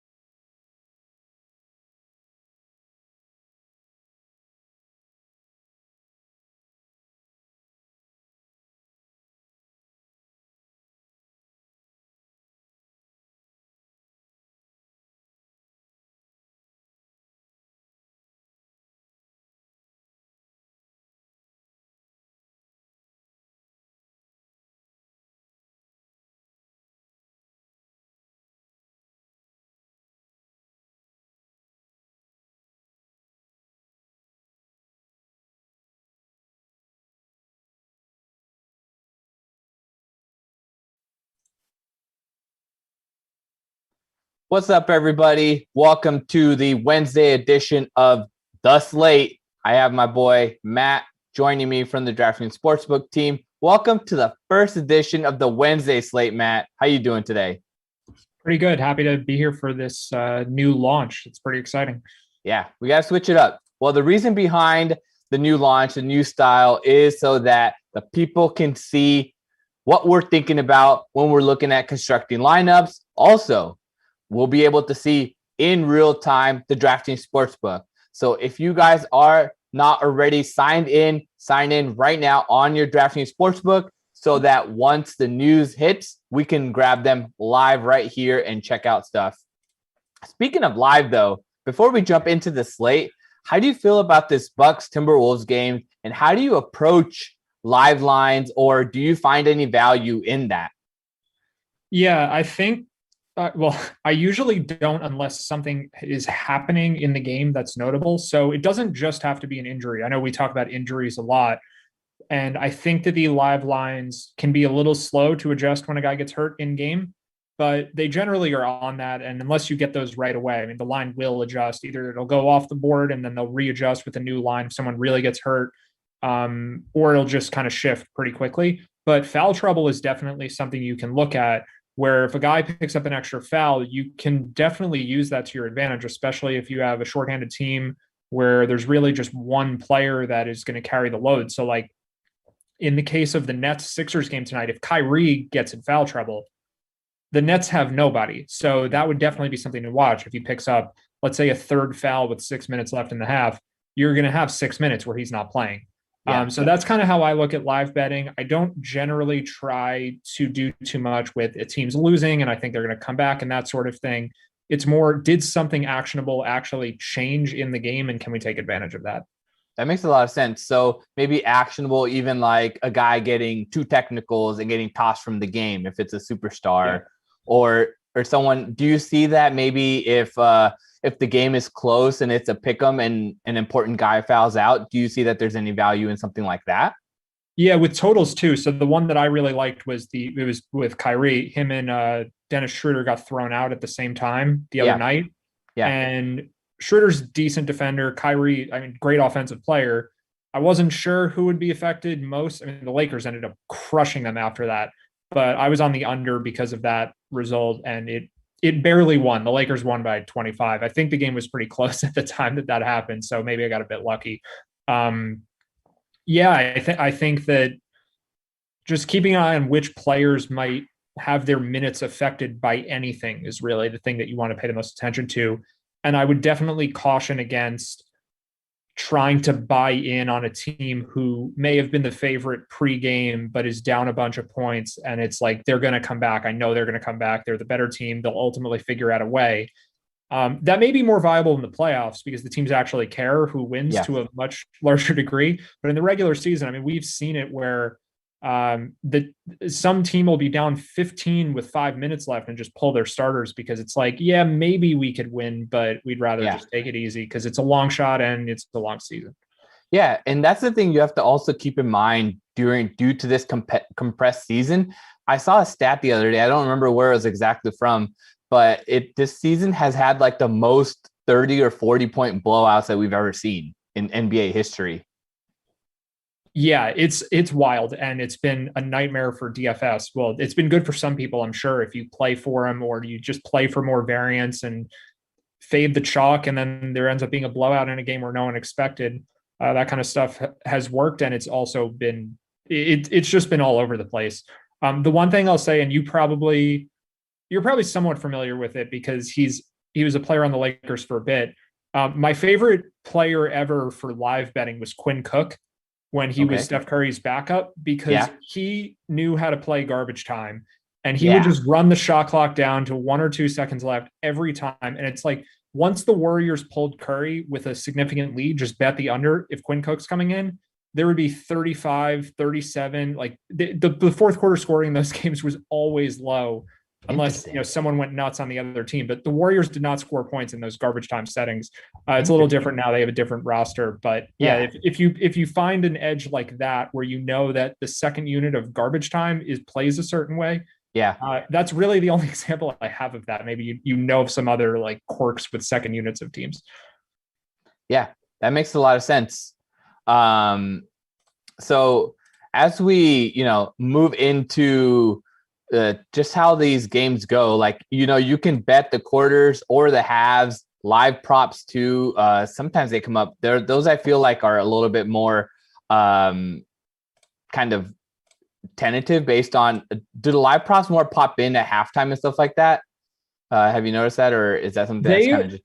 They are available throughout gameplay, but it's harder to bet them while action is actually happening. So you can bet them during timeouts. It doesn't just have to be halftime, but timeouts, end of quarter, stuff like that. Yeah, they're usually available then, at least for the star players on the two teams. Yeah. And another cool thing too about these games is that you can notice that there's facts about the teams that they've been playing, like how they've been doing on the road or failing to cover the spread or anything like that, matchup stats that are going through. So that's all available in the DK Sportsbook. It's not something where, you have to maybe search for it, and you can. Do you feel like there's enough information here to, if someone was to do a quick glance and wanted to make a bet, that they would be able to get enough information to try from that? Yeah, it depends.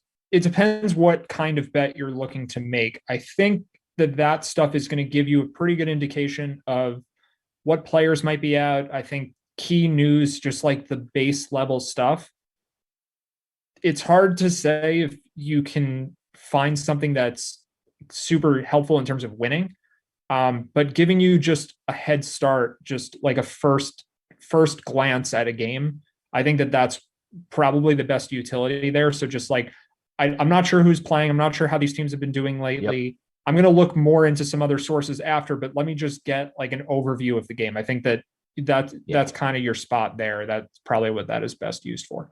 Yeah, that makes a lot of sense. And I think all the little information that is in here has actually been flushed out. So like this was not as in deep, and I'm really happy that we've continued to plug away at making these stats and information on the teams much more robust. Yeah, for sure. And you just scroll by the standings there. Like that's as we get towards the end of the season. Yeah. Do teams have something to play for? And I know we talked about the Raptors on the trade deadline show, and I thought maybe they would get it together a bit. Yeah. Looking at that, it's, how far back are they? Are they actually trying to win anymore? In their case, it seems pretty clearly no, they don't care anymore. They're just giving up on the season. So having that kind of thing in there too. Yeah. I mean, those are all important variables to consider. All right, let's get into some news. It's going down already. Terry Rozier available to play for tonight's slate. He came in as probable, so it's not like there was a big question mark, but is there something to make with this team on such a large slate? So the fact that tonight's large slate, is there a way that you use the news to approach it? Or like a probable situation, it's kind of like 8,200 guy. I'm going to kind of ignore this unless I already had him in my lineup. Yeah, it's kind of hard to know what to do with Rozier, with the Hornets in general. I think it's a tough team. Like, do we know what kind of minutes distribution we're getting here? It seems like they have a different set of players every night, at least lately. So that's I'm still trying to kind of think about it through a little more. Maybe you have some thoughts there. I really can't trust the fact that at 8,200, I'll only be happy if he scores 50 fantasy points here. And on an 11 game slate, you're going to need that. It's setting up where there's so many questionables. There's so many already guys that are hurt that the slate is setting up for stars and scrubs. And if you're not paying all the way up, then you have to look for a guy at 8,200 that's going to give you 50. And the last time he gave us 50 was right here against the Heat, and that was a situation where he had to play 37 minutes and shoot 9 for 18. Terry Rozier shooting 9 for 18 doesn't happen very much. So he's not known for a high shooting percentage guy. Yeah, he does have a good matchup. One thing, we probably will get this news pretty soon, is just the quality of the matchup for him tonight will be dependent on the health of the guards on the other side. Okay. So it's probably better for him. I would say almost certainly better for him if Darius Garland and Colin Sexton play, because neither of them is good defensively, and you get just a higher tempo game if they're out there, as opposed to Point Shetty or Matt Dellavedova or whatever the Cavs are going to do if those guys sit again. So I'm really interested to see just where the news breaks for that game, because it is one of the 2 7:00 games. But like we always talk about, tying up money early is not necessarily the best thing to do. So there could be a lot of good plays on the Cavs and Hornets, and also on the Nets, where they're missing a lot of players. Yep. And I'm probably looking to hold off until later, depending on this 5:30 news blast, because most notably, we have a questionable Miles Turner who hasn't played in a week or so. Yep. And a questionable Doug McDermott who left the game with an injury last night. So the Pacers could have a lot of value there, and it might even be better value than what we're getting with these 7:00 games. And the Pacers, they're setting up for a 9:00 slate. And if you look at it, the 9:00 slate, they're playing up against the Houston Rockets. You see that, Sabonis, he's been, if Turner sits out, hey, it's kind of like a situation where he's been able to produce as well. But we've noticed Karis LeVert, when all their guys start going down, Karis LeVert's been scoring over 50 fantasy points at 7,400 the last couple nights. If he has an opportunity again to keep pressing the ball as a ball handler, but also, we have the times where TJ McConnell then steps up as a value option, and he has to make a contribution off the bench. If McDermott's out, then they have to go to one of the holidays, right? Well, the Rockets have been running this big lineup with Kelly Olynyk playing the 4. And I think what normally happens when Turner doesn't play is that Sabonis plays center and McDermott plays power forward in the starting lineup, or maybe Justin Holiday plays power forward. If McDermott's also out, I think Batadze probably starts. Okay. Just because of the way they match up with Houston. It's not necessarily the case. Like, I don't think I'd be shocked either way, but that's the guy I'm looking at as the late swap value play. If we don't have Turner or McDermott playing, we have Goga down there. I'm just pulling up his salary again to make sure. 4,000. I have him up right here. Oh, there you go. So yeah, 4K is a little much for him under normal circumstances. Like, he will not be owned if the Pacers have Turner there. Yeah. Because he probably gets like 9 fantasy points or something.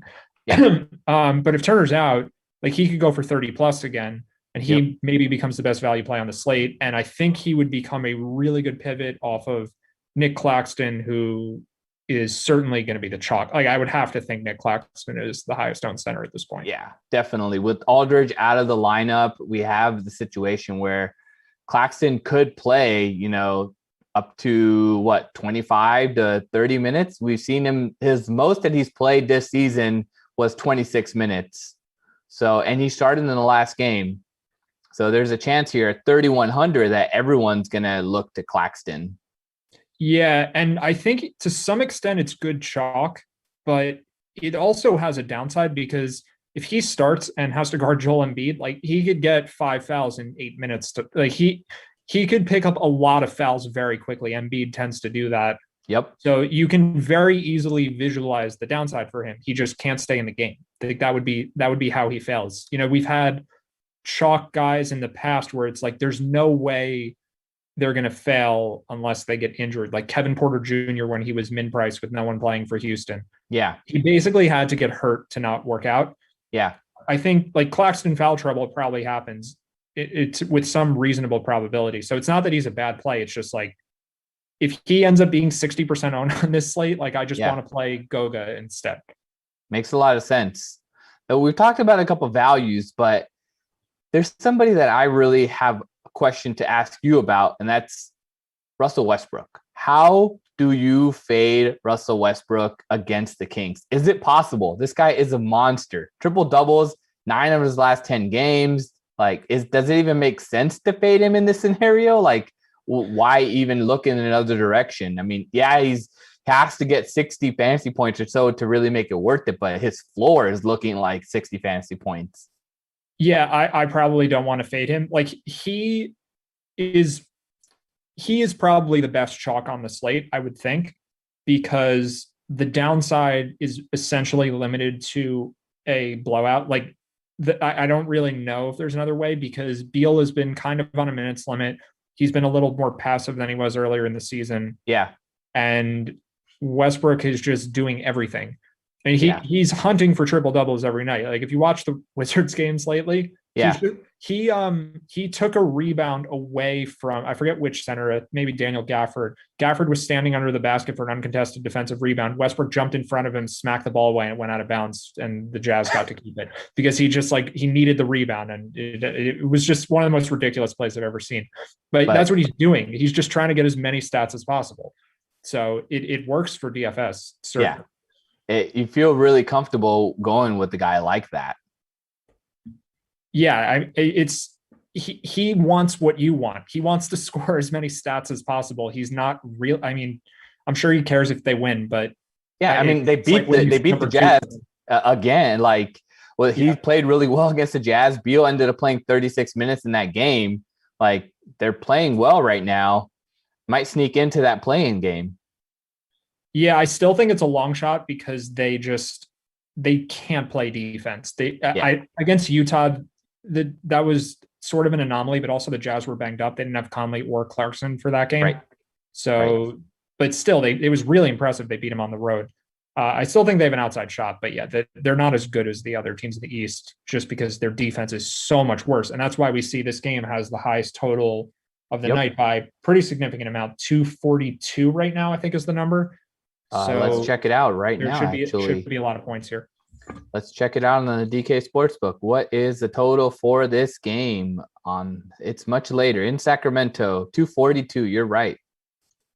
Yeah, so this game's potentially interesting too for late swap because Buddy Hield is questionable and he didn't play last game. Rashawn Holmes is doubtful, so there's a bunch of value that's opened up now, and that could mean Metu plays a bunch of minutes, and he probably splits with Whiteside to some degree. Yeah. Harrison Barnes maybe plays some center.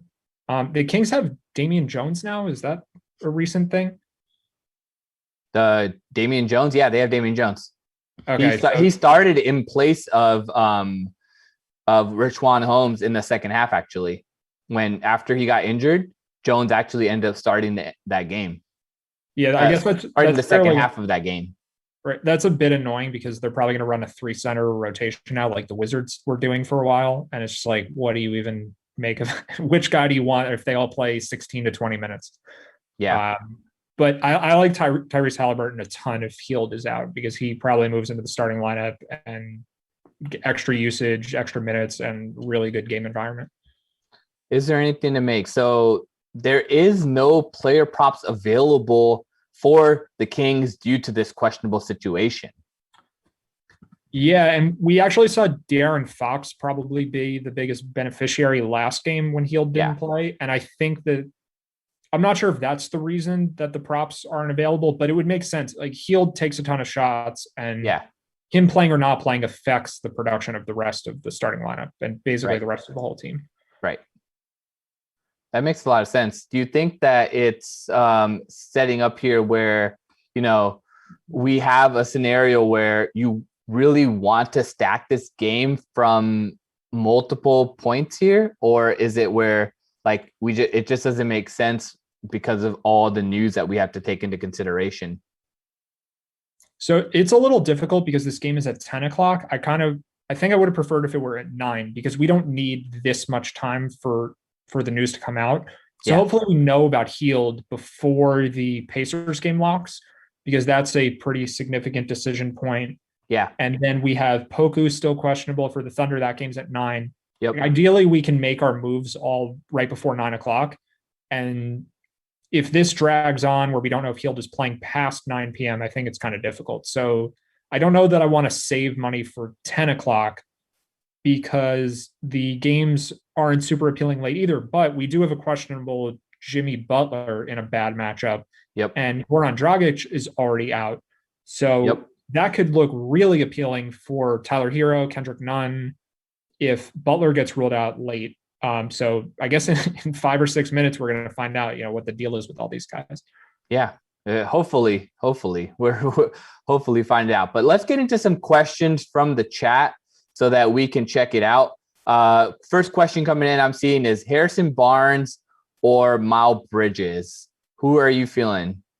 They're 6,500, both guys in that range. Barnes coming off that nice game against the Pelicans, playing 40 minutes in 2 of his last 3 games, whereas Bridges stepping in for Gordon Hayward's injury, and he's been getting a healthy amount of minutes too, 41 in one of those previous games, but all in that same price range. Does it make sense to go to either or of these guys? I think Barnes ends up more popular regardless, and I still like him more if Hield's out, but I probably like Bridges more if Hield plays. So I don't know yet, but Barnes is one of the players who definitely gets a bit of a bump if Buddy Hield is out. Yep. Another question coming in from the chat. Due to Jamal Murray's unfortunate injury, that was really sad because that game was basically out of hand and he was just trying to go up and score as quick as possible and then come back and foul. Like, that was the sad part that I noticed, because I think the score was 104, 111 at that point, and Curry had already dropped 50. Like, that game was almost over, and it's sad to see that Murray's injury. But coming back to that, with Murray out of the lineup, do you see PJ Dozier maybe cracking the rotation now for them? 3,600. Does he make a little bit of sense? Get 20 minutes up in here. He was getting a healthy amount of minutes earlier in the week when Murray was already out, and then Murray came back, and you saw his minutes just fall off a cliff. Yeah, I've been talking to some people who play season long also about, are there any ads now for Denver with Murray out? And Murray's been out a few games already, so we kind of have seen this. And it kind of seems like Campazzo and Monty Morris are splitting point guard minutes when Murray doesn't play. And PJ Dozier gets a little bit extra time, and he's cheap. I think if this were a smaller slate, I'd like him, but there will just be better value plays. He's probably an okay one, and he'll be low owned, but there probably will just be better ones, especially with the late news. I just think everyone on Denver benefits slightly in terms of usage and just overall stats when Murray's out. And there's no one guy where it's like he's the plug-in now. If Jimmy Butler's out, Tyler Hero is taking over the offense essentially. With Murray out, it's just like a little for Jokic, a little for Gordon, a little for Porter, a little for all these cheap guards. I don't really think it's a huge deal for any one player. That makes sense. Let's look at some more of the values that are projected to be at the top of the board. Do you feel like Malachi Flynn, man, like the Raptors don't have any guards? How can you step away from this guy at 5,500? Yeah, he is certainly going to be popular, and the only reason to not play him tonight is ownership. The usage will be really high for him, and I think to some degree he's blowout proof because he's a young player that will probably get the minutes regardless of score. Yep, I do think there's a chance the Spurs could blow them out. This is a really bad Raptors team right now. Yeah, they're missing a lot of players. So it's not so much that I think Flynn could have a really bad game. It's just he could have a decent game for his price, score in the high 20s in fantasy points, and there are just other players that crush. So if you want to try to look around for just better GPP plays, it's not like Flynn is a lock for 8x or something, or even 7x. He's more like a 6x guy, and I think he could get outscored by a bunch of players around his price range. So I think he's the cash point guard, but I'm not that excited about him because he's going to be very popular. So you're thinking maybe if you do look at it from a cash point guard perspective, you would go Flynn up top to build your lineup because he's in the earlier slot, then slot Westbrook in if you're feeling those two as a kind of locks at guard in this way, because Sacramento is a later game and maybe something happens with that Miami situation and you have to have some flexibility. Yeah, I also just think like there's direct pivots to Flynn for tournaments that because he's there at that price, they just won't be very owned. So like Reggie Jackson is about the same price and he's in a much slower game environment. Revenge spot though, against his old little squad. bit. Yeah, I guess it's at least a little bit slower of a game because the Spurs don't play that fast.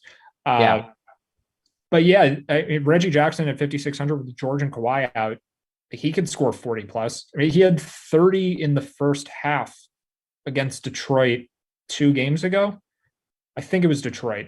It was one of the games where George was in, but Leonard was out. Yeah, and he still managed to have that good of a game. It was either the Pistons or Rockets. Like Rockets, he has it's a Rockets profile here. Seeing 30 minutes, 10-14 shooting. Yeah, Reggie Jackson's had some monster games. It's not like the Pistons are good at anything. So, Right. I mean, he could outscore Flynn fairly easily. I don't think that would be that crazy at all. What do you think about using both of them, considering Reggie Jackson is here at shooting guard eligibility? Yeah, so the main reason that I think I will end up being light on Flynn is because I don't think Butler is going to play. Okay. And Tyler Hero is roughly the same price. And that's my favorite play on the slate if Butler's out. Wow. So that really sets up here where Hero, Jackson, Flynn, all in this same price range. And you have to make a decision because you can't pick all three of them if you want Westbrook. Yeah. So my lean is to play Westbrook and not play Flynn in GPPs. And I think it all depends on timing of news, right? Like if you're playing cash and it's 8:00 and you don't know if Butler's in or not yet, you don't really need Tyler Hero. You just kind of play the safer guys that you know will be good values. So we're still getting the Pacers at questionable still. They love to do that, right? They just always give us game time decision. It's game time decisions after game time decisions, and it's a later one, so it's definitely going to be a game time decision. And then we're looking at Bukasvetsky. He is out for tonight's game. So is there anything to do on the Sportsbook with that news? Is there anything to build around for your lineup with that news? Props wise, I think there's just enough uncertainty with minutes on OKC that, well, we just got another piece of news that could, so maybe we should. Lou Dort is out because that was the highest scoring player on the whole slate last night. Yeah. That's going to make guys like Maladon and Darius Baisley fairly interesting with both of those guys. Player props right here, 13.5. Are you feeling any of those? Lou Dort still up here, plus 105 for that. Gabriel Deck is out. Josh Hall is out. Anything here?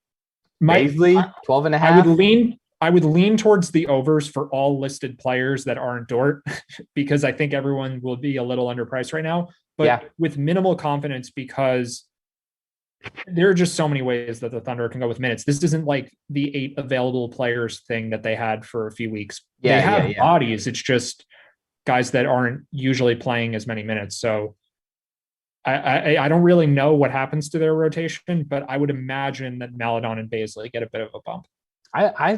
But the thing that's the concerning part about Baisley is the fact that he hasn't been playing well recently, and they've just been able to be like, hey, you know what? You're not playing well. All right, cool. They're not going with you. For sure. I think Baisley's really bad at basketball, at least at this stage of his career. He's still young and has some upside and whatever, but the Thunder are probably going to get crushed in this game. Yeah. Lou Dort is their best active player right now by, I think, a very significant margin. Yeah. That makes sense. Cool. So, I mean, even if you look at this, if you're feeling it, these player props still up here as the news has come in. So there is some time if you're able to pull up and say, hey, look, we have DraftKings Sportsbook open and there's something you want to do with this. Lou Dort is still available, meaning this line hasn't shifted yet. Yeah, this is these things, especially with weird players getting like Lou Dort is not a household name necessarily. Yeah. And if you watch the playoffs last year, there's the whole Lou Dort, James Harden thing. Yeah. And that probably put him on a lot of people's radar, but like this isn't Kevin Durant getting ruled out earlier in the day where it's like, right. Oh my God, the lines are now all are gone because Durant has a massive impact. Lou Dort is a little more under the radar. So, I mean, he did have that monster game. Is it they're like resting him after playing too well? Yeah. He ruined their tank almost. I mean, they were down 27, I think, was as large as the lead got in the fourth. Yeah. And the Thunder got the game as close as 8 points with a few minutes left. And then they were like, all right, we got to. I mean, the Jazz are also a good team, even shorthanded. So I think they ended up losing by 11 or something. But he almost messed up their tank in a big way yesterday.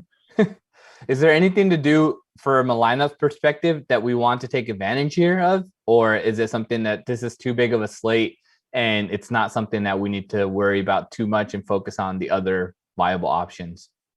So I think Maladon becomes yet another pivot off Malachi Flynn. Okay. And 5,400. Yeah, it's there's so many point guards in the same price range. It's kind of wild actually. And they're all pretty decent plays. And they'll probably all be under owned besides Flynn because he is going to project just a little better than all of them by most sites out there, but it's only a little bit. He probably will project like 3 to 5 points better than all of these guys and be 20+% more owned than them. And it's just, the ownership will probably outpace the difference in chance of them having a great game. Yeah. These guys will probably all do fine, and one of them will probably do amazing, and maybe that player's Flynn, and maybe it isn't. And there's probably a pretty similar chance that any one of these guys has a huge ceiling game.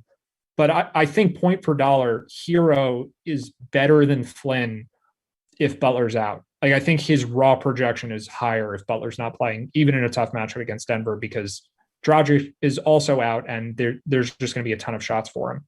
Honestly, like, I don't see how Butler ends up playing this game. I mean, wasn't it like it was a semi like injury, like actually getting hurt to a point where, hey, you know, that hit was on him was kind of like, I don't know, man, you shouldn't have taken the hit. Yeah. Like, I honestly don't think Butler's playing. Like, he was dealing with an ankle injury earlier in the season. I really don't think that he's going to play tonight. Like, that's my lead personally. It's a 10 o'clock game, but like, I just don't see it. For the purpose of late swap, I really hope that we just don't know at lock. It would be great for that to still be ambiguous because, yeah, I think it's 10 or 20% he plays. Yeah, and that's pretty low for a guy that's Jimmy Butler that plays through everything usually. Like, I would say definitely I'm leaning towards that as well. Yeah, it's a back-to-back, and he actually missed a few minutes in the game with the injury. It's the Heat are not in a spot really where they have to win, and it's a game they probably won't win anyway. Denver's a really good team even without Jamal Murray. Like, the Heat are going to be in the playoffs almost certainly. Yep, and they also almost certainly won't have home court because they're just a little far back of the top end teams. Yeah. So maybe they're desperate to avoid the play-in game, but I think they'd probably be pretty confident that if they were the 7 or 8 seed, they could win one of those anyway. They don't seem like they would need to risk this. Yeah. I think they're not the Knicks, they're not the Bulls, they're not that close to the bubble, and they're good enough where they don't have to worry too much.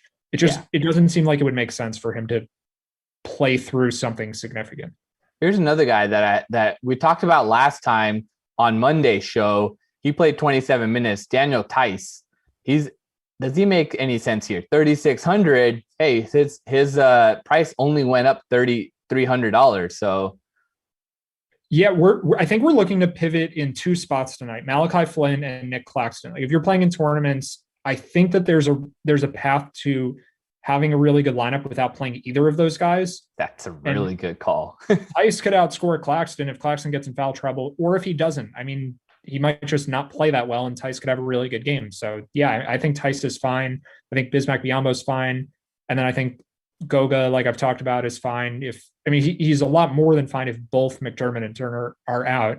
I think all it takes is Turner for him to, if just Turner's out and McDermott plays, Bataze's okay. But I think if both those guys are out, he's way better than all those other options. And Biyombo's been playing well, and he's just too cheap. Like, he plays half the game. He costs the minimum or close to it. Yeah. And he probably will get 20 plus fantasy points. And if Zeller doesn't stay on the court because of fouls or something, or Biyombo just outplays him, he could have 30-point upside. It's not like he's going to score 40. I think that there's a limit on the ceiling for a player like him. I missed the Biyombo that was in the Raptors playoffs going ham and getting the year before he got signed his big contract. Yeah, maybe he just goes back to that and blocks 7 shots or something. Like right. Maybe he's still kind of capable of that. Yeah. They are playing a really bad team in the Cavs, so I'm not really. But they're getting Jared Allen back, which is interesting. Yeah. I don't know if that is good or bad for him. I think the biggest thing that helps Biyombo is that PJ Washington is out, and there's no small ball center happening. Biyombo and Zeller, one of those two is almost certainly going to be on the court for as long as the game is close. Sounds good. Let's bring up the injury report for tonight's slate. This is a big one, so definitely something that we want to get into right now since the news is not flowing out. Starting at the top, I mentioned Cavs. They're going to be bringing back Jared Allen, so I expect him to probably be limited. He was dealing with a concussion, So I don't think that it was more of like a leg or anything like that, but the Cavs don't really have much to play for. So why are they going to push him more than 27, 30 minutes? Yeah, the Cavs are a mess. You just move on to some other teams because there's just. Well, we have to mention the Sexton and Garland thing too. Right. At the top of the show, you mentioned it, so that's something that we need to definitely keep track of there. Then moving on to the Hornets, we have Rozier he's going to be available. Then Kyrie Irving in, but we have Durant and Harden out, Griffin and Aldridge in addition to those two guys. So Kyrie Irving, while he might be looking like a viable option, I just think that Philly sees Brooklyn creeping up on them on the standings. They just pound them here. I don't think that they're going to take off the gas. And I really think that they need to make the space up and show that, remember, hey, we're the number one team right now. Yeah, just a quick thing on this game. When Durant was ruled out, the line moved from -6 to about -7. And then it settled for a while. And it's all the way up to 8.5 now. So this adjustment is not only because Durant's out. I think that the Sixers were probably undervalued for this game regardless, and we could see the spread hit 9 or more by the time it starts. Like I'd be a little surprised if the Nets can keep this like a real game. I think it won't be a blowout, but 10 or 12 point win, somewhere in that range. Like that's mostly what I'm expecting. So it sounds like we're on the same page there. For sure. Moving on to the Toronto situation, Gary Trent was the guy that was kind of new, and then Van Vliet, he's suspended for this one game. So Lowry, Van Vliet, Trent out for them. That's why Flynn looks at to be a possible, really popular option. Continuing on with the Pelicans, Lonzo Ball, doubtful, and James Johnson, questionable. He left the other night as well due to an injury, so there's a chance that they might not press him, but it's against the Knicks, so we'll see. Orlando, Mo Bamba, questionable too. He was playing well, and then your boy Okiki, he's been playing all right as well, but that gave the chance for Wendell Carter Jr. to step back up. Everybody was on that Mo Bamba hype on Monday night, and then he got hurt, and then it ended up being Wendell Carter exactly the option to play with. And then Denver, Jamal Murray, he's out. We've discussed it. Monte Morris and Campazzo are valuable options, but both lack really big upside. Sacramento, big news of the night, waiting on this Buddy Hield situation. Tyrese Halliburton setting up really nicely if Hield ends up sitting. Then the Clippers, Paul George and Kawhi Leonard out, joining Ibaka, who's already been out, and Beverly, who's going to be out for another 3 to 4 weeks. So with that, that's why we talked about Reggie Jackson being a really good pivot play off of Flynn. Then Miles Turner, questionable. Doug McDermott, questionable, still sitting here. So not exactly sure where that's going to go, but that's definitely going to impact this game. You get some Goga. Okay, Goga for Guga for Goga. And then Lou Dort, he came in there. He's out after going off for 40-plus points. Pukaseski also sitting out for tonight's slate. We talked about Malden being a viable pivot also from Flynn. So lots going on in this slate, but that's what happens on end-of-season NBA news. Yeah, this is, I guess, pretty standard, right? Like, it almost seems like we should have more news than we're getting. We had a couple of games recently where the Bucks, we do. I didn't even get it. We didn't even get a chance. The graphic is so big that we don't even have the situation here with Jimmy Butler even listed here.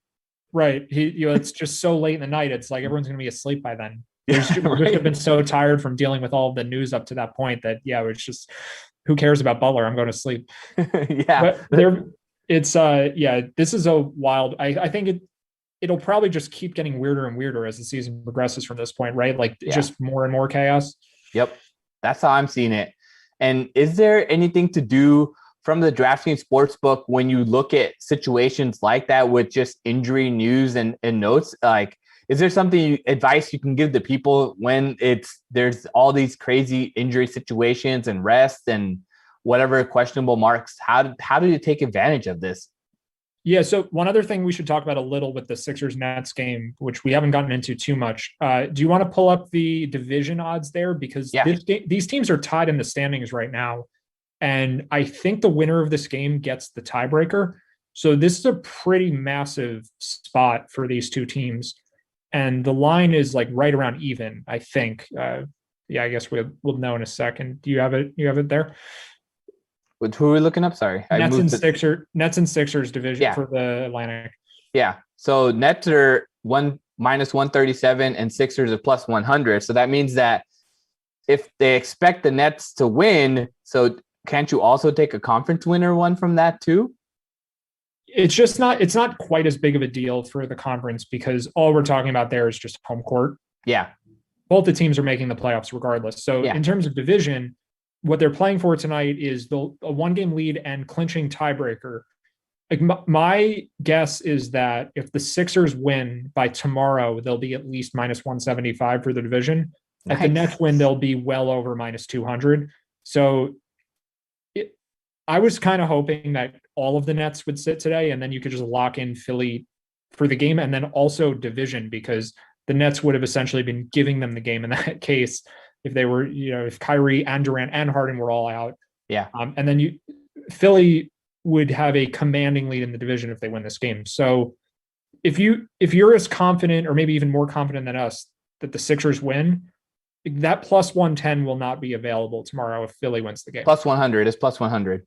Plus 100, whatever. Yeah, it won't be plus anything. It'll be minus 150 or more. But if you think that there's a good enough chance the Nets pull off this upset, the Nets will be in commanding lead because they're going to get Durant and Harden back. And this game is basically the bottom line. This game is a huge deal for this division race.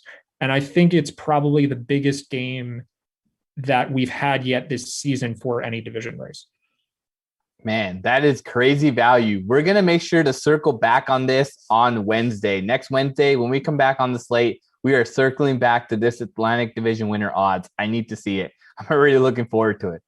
Is there anyone else here? Do you see the Suns maybe being able to overthrow the Clippers from the Pacific Division, or is there not? I think I have a feeling like I was looking at the standings and the Suns have a chance to actually be the number 1 seed if Jazz keep falling. Yeah, I liked the Suns before the year. I wasn't confident enough in terms of like amount of money stake, but I had my hunch was that the LA teams would rest their players more. Yep. And that's been true of the Clippers. I also super lucky that LeBron and Davis have both gotten injured. So I can't just claim credit because the Lakers are probably the best team in the division when healthy. So that's just been a fortunate break for both the Clippers and Suns. The Suns have a tougher schedule coming up, but they have a 2-game lead over the Clippers as of now. I think the Clippers are probably rightfully the small favorite there, but if they lose to the Pistons tonight, which they're only 3-point favorites in Detroit because both their stars are sitting. Yeah. I think it's really close to a coin flip there. So I'd want to check back in tomorrow. Maybe the Clippers if the Clippers lose this game, then it points the needle a little more towards Phoenix. Yeah. It's going to come down to how much Leonard and George play down the stretch because the Suns aren't resting players.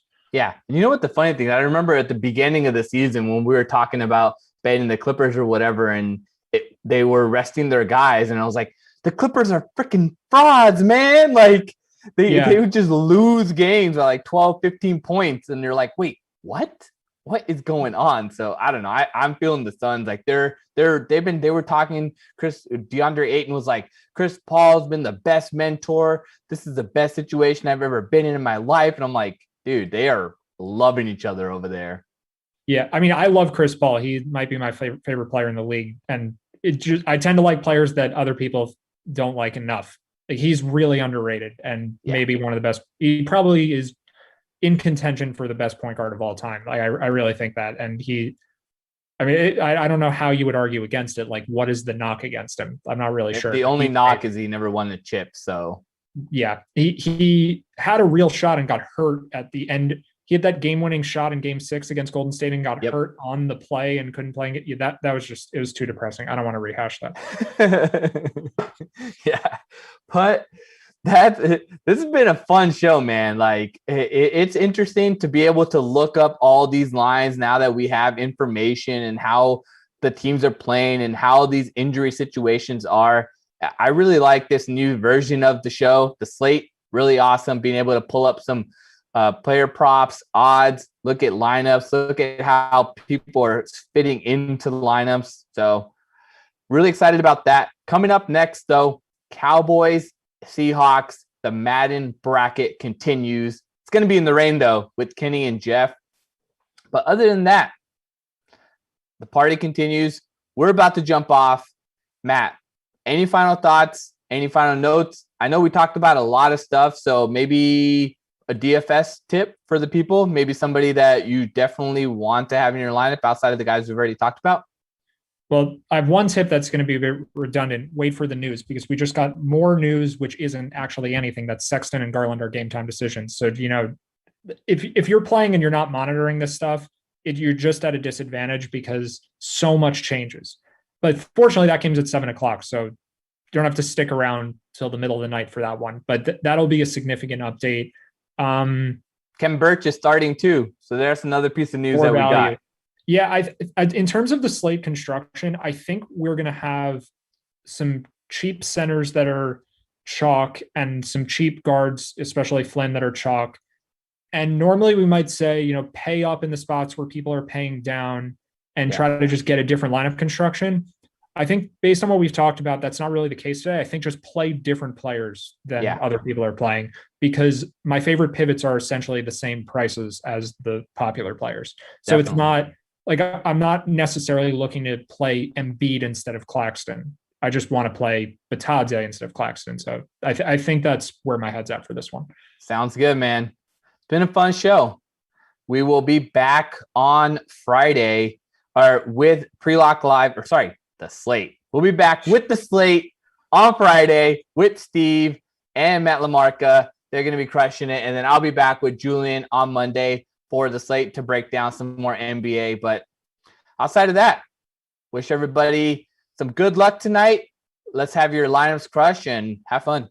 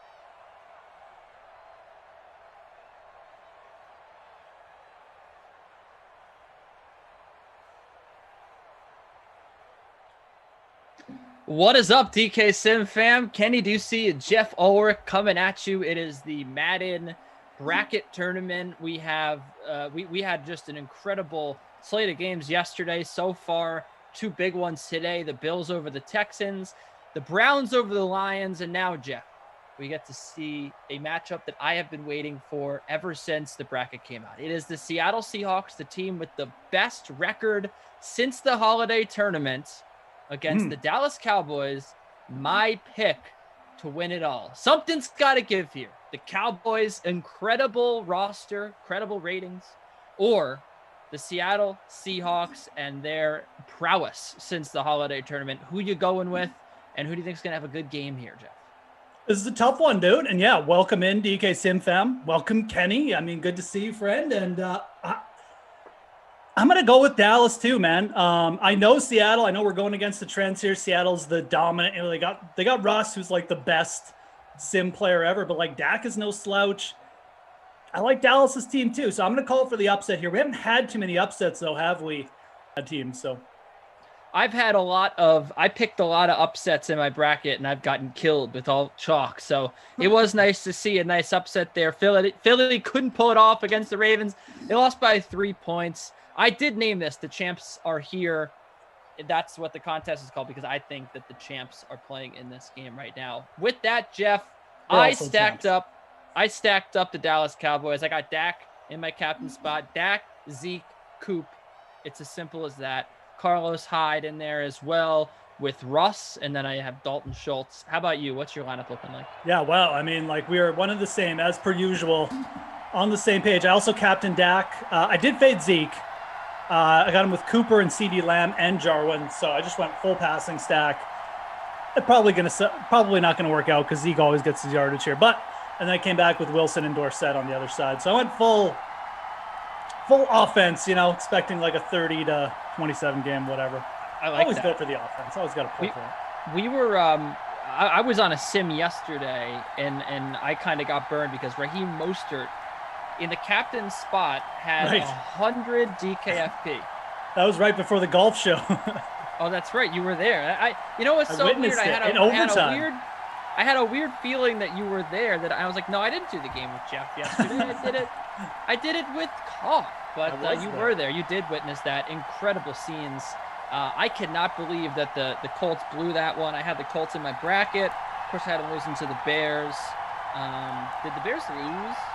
I think they did. Oh, no, they beat the Chargers. Okay, so the Bears fight on another day. Okay.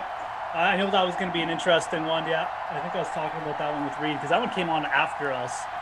But I think we both agreed. I think we both took the Bears there just because, you know, the Trubisky factor, the Russian QB. But yeah, again, we're not getting too many upsets, so we'll see if Dallas can pull it off here, man. I mean, I've had a couple early round matchups now. We had Atlanta, Green Bay, which everyone thought was going to be good, and Green Bay just destroyed Atlanta. Like, it wasn't even close. So hopefully get more of a contest here. Michael's saying the Chargers won, so apparently I need to. All right, well. I need to check yourself before you wreck yourself. I thought it says the Bears won 17-0. Oh, you know what? That was a different Chargers-Bears game. The Chargers lost to the Bears 17-0 the day before we started the tournament. So that's where the confusion came in. No, the Chargers beat the Bears. So yeah, I figured as much. So I had Dallas and Chicago in the championship game. Chicago are obviously already out. We'll see if Dallas can do it. But hey, I think that Dallas's road here is very, very, it's very nice because I think that the Jets will upset the Chiefs, and then I think we see a game between the Jets and the Patriots, with the Jets will win, and then I got Dallas over Cleveland and Dallas beating the Jets, and we'll just have to see what ends up happening. We round out the bracket. This is we're coming up on the end of the first round here, Jeff. It's been a great first round. You mentioned not a lot of first round upsets, but it's been really fun. And the thing that you can say about almost all of these games, I'm looking. It was a 6-point game last, so one possession. 1, 2, 3, 4, 5, 6, 7, 8. Really, if you count an 8-point game as a 1-possession game, right? 8. A lot of close games, what you're trying to say. So 9 of the, let's see, we've had 1, 2, 3, 9 of the 13 games that we've had have been decided by 1 possession. That's pretty good. Yep. That is good. Smash Lina dropping some stuff in the Twitch chat. Some ownership for the Classic there. Yeah, interesting, dichotomy of the quarterbacks. Russ, 29%, it looks like. This is for the $10 big GPP. Dak at 9% owned. So getting some low ownership on Dak. We'll have to see if that works out. Yeah, let's talk about that for a second, actually, Jeff, because we should mention that every entrant into the 10K prize pool bracket challenge, the Madden stream GPP, if you will, everybody will get 3 DK bucks if the Jets lose to the Chiefs. Now, I laughed at that promo because I don't think the Jets are going to lose to the Chiefs. I think the Chiefs are going to lose here. But if everything works out as it should and the Chiefs win, you get 3 DK bucks, so it's very cool. But just to take a look at that contest, Dak 9% ownership in that. Zeke is at 64%. Are you a little surprised there? Zeke 64%. Is that going to connect to bite a lot of people? I mean, it could. Zeke is one of the most trustworthy running backs. He's just good at the red zone. Like, he's got those good, whatever, like truck, animations. He's got the good, like Madden, abilities that you want down there. So he if he doesn't lead the league in like touchdowns, the sim league, like he's very close. So in all likelihood, he'll pay off, but it's an interesting fade spot at over 60%. I'm not shocked he's that highly owned because, like I said, he's so consistent. But it's a pretty good D too. Maybe they'll cause a fumble or something. Yeah, you always have to be worried when Bobby Wagner lays the hit stick as he just did there on Zeke. Yeah. So that's certainly got to be concerning. Last time we saw the Seahawks, by the way, 28-21 loss to the Titans. Carlos Hyde was the Not My Kid Award winner in that one. I have Carlos Hyde here today. Oh, actually, do I? Yeah, I do. Yeah. I always forget Carlos Hyde is on the Seahawks in the Sims.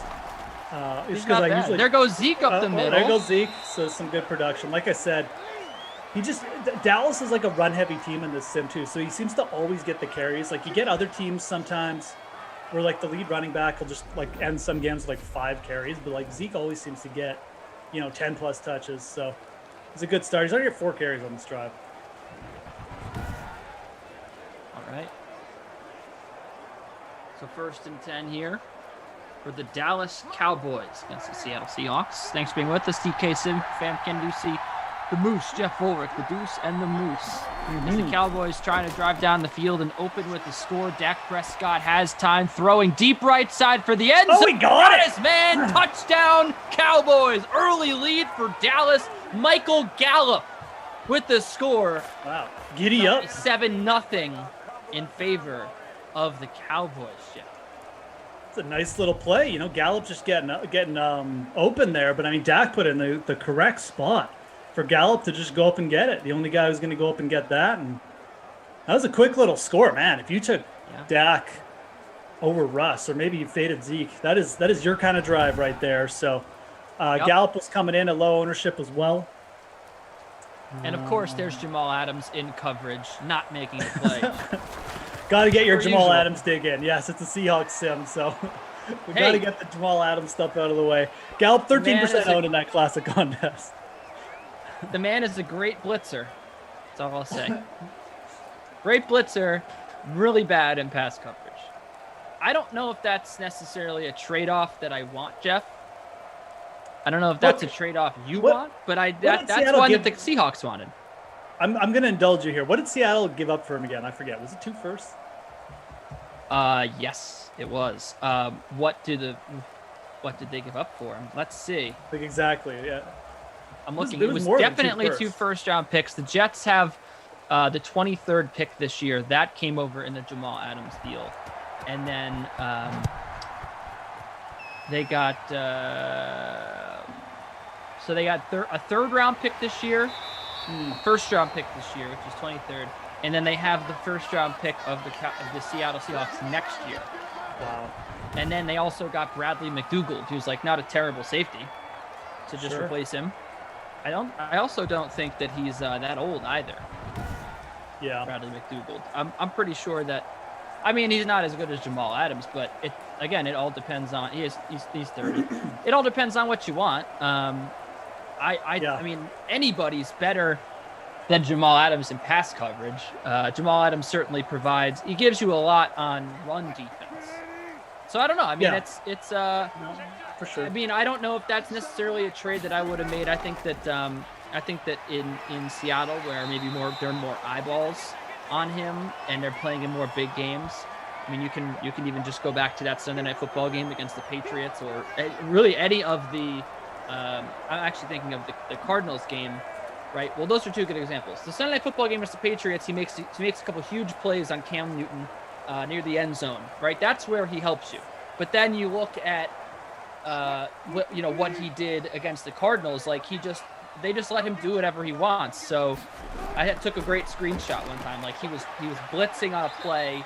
He just came, he broke free, and he left Chase Edmonds just like wide open on a wheel route. Just ran right by him. There was no one within 20 yards of him. Just caught a wide open touchdown. Like that's the type of stuff that he does. It's just like you're gonna give him that freedom to blitz whenever he wants. Well, that was the Seahawks defense for the first 8 weeks of the year last year.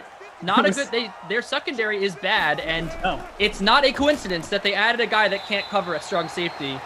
Yeah, and then their secondary. I mean, that's the Pete Carroll archetype, right? Like he wants big guys who can tackle and stuff, but they're not really good at coverage. So Trey Flowers is kind of like that too. He's fast, he's bigger, but he's not really good in coverage. They had what's that big dude who got in trouble late in his career? Thomas, Brandon Bolden. Is that right? He was part of the Legion of Boom. He was the guy who was opposite Sherman. Was it Brandon? No, it was not Brandon Bolden. It was I don't know. I got in trouble. I just remember Earl Thomas. I don't remember. Maybe the Sim fam knows. I'm looking here at the chat. Who was the corner on Seattle who was there for a while? Okay, I'll look it up. Legion of Boom, Seattle. He's a monster. Brandon Browner. That's who it was. Brandon Browner. Yeah. Brandon Browner. He's a monster cornerback. Like he was he's basically like a linebacker, but he's like, once he lost his speed, he was kind of just terrible. So, but yeah, that's the Pete Carroll archetype. I mean, look, I don't mind Jamal Adams as a player either. I think you're right. You get him in the right scheme, he's okay. But I mean, that's just God. They gave up a lot for him. That is just someone said Brandon Marshall, Richard Sherman. Those are the people asking. Wow, what a throw by Wilson, but it's incomplete. Brandon Browner. Everyone said Sherman. Browner. Yep. So yeah, exciting day for me. I went out and got myself a new Chromebook. Oh, well, la-di-da. Yeah. Mr. Park Avenue. Big purchase. Yeah. Well, I haven't gotten myself a computer. Thank you. I have not gotten myself a computer since I graduated college in 2015, which may be a line that you don't want to hear, so I just kind of slipped it in there. That's also like, it's not like I'm that young. Anyway, I got a Chromebook back then, and it was a tiny one. It got the job done for a while, and then like my girlfriend got a new computer, and then she gave me her old computers. That's what I've been using for these. What a catch there by DK Metcalf, and he's free for the touchdown. DK Metcalf, a long one, and Seattle answers back a 48-yard burner. 7-7. This is why Seattle is so dangerous. I mean, you've got a guy like Metcalf on the outside who, not only did he catch this in traffic, I'm going to watch the replay. He goes up, catches it, covered well, brings it in, but look at this. Bye. Just got right by him. Shove you later. I mean, that is why DK Metcalf is one of the most dangerous players in the game. The speed and size combination is absolutely lethal.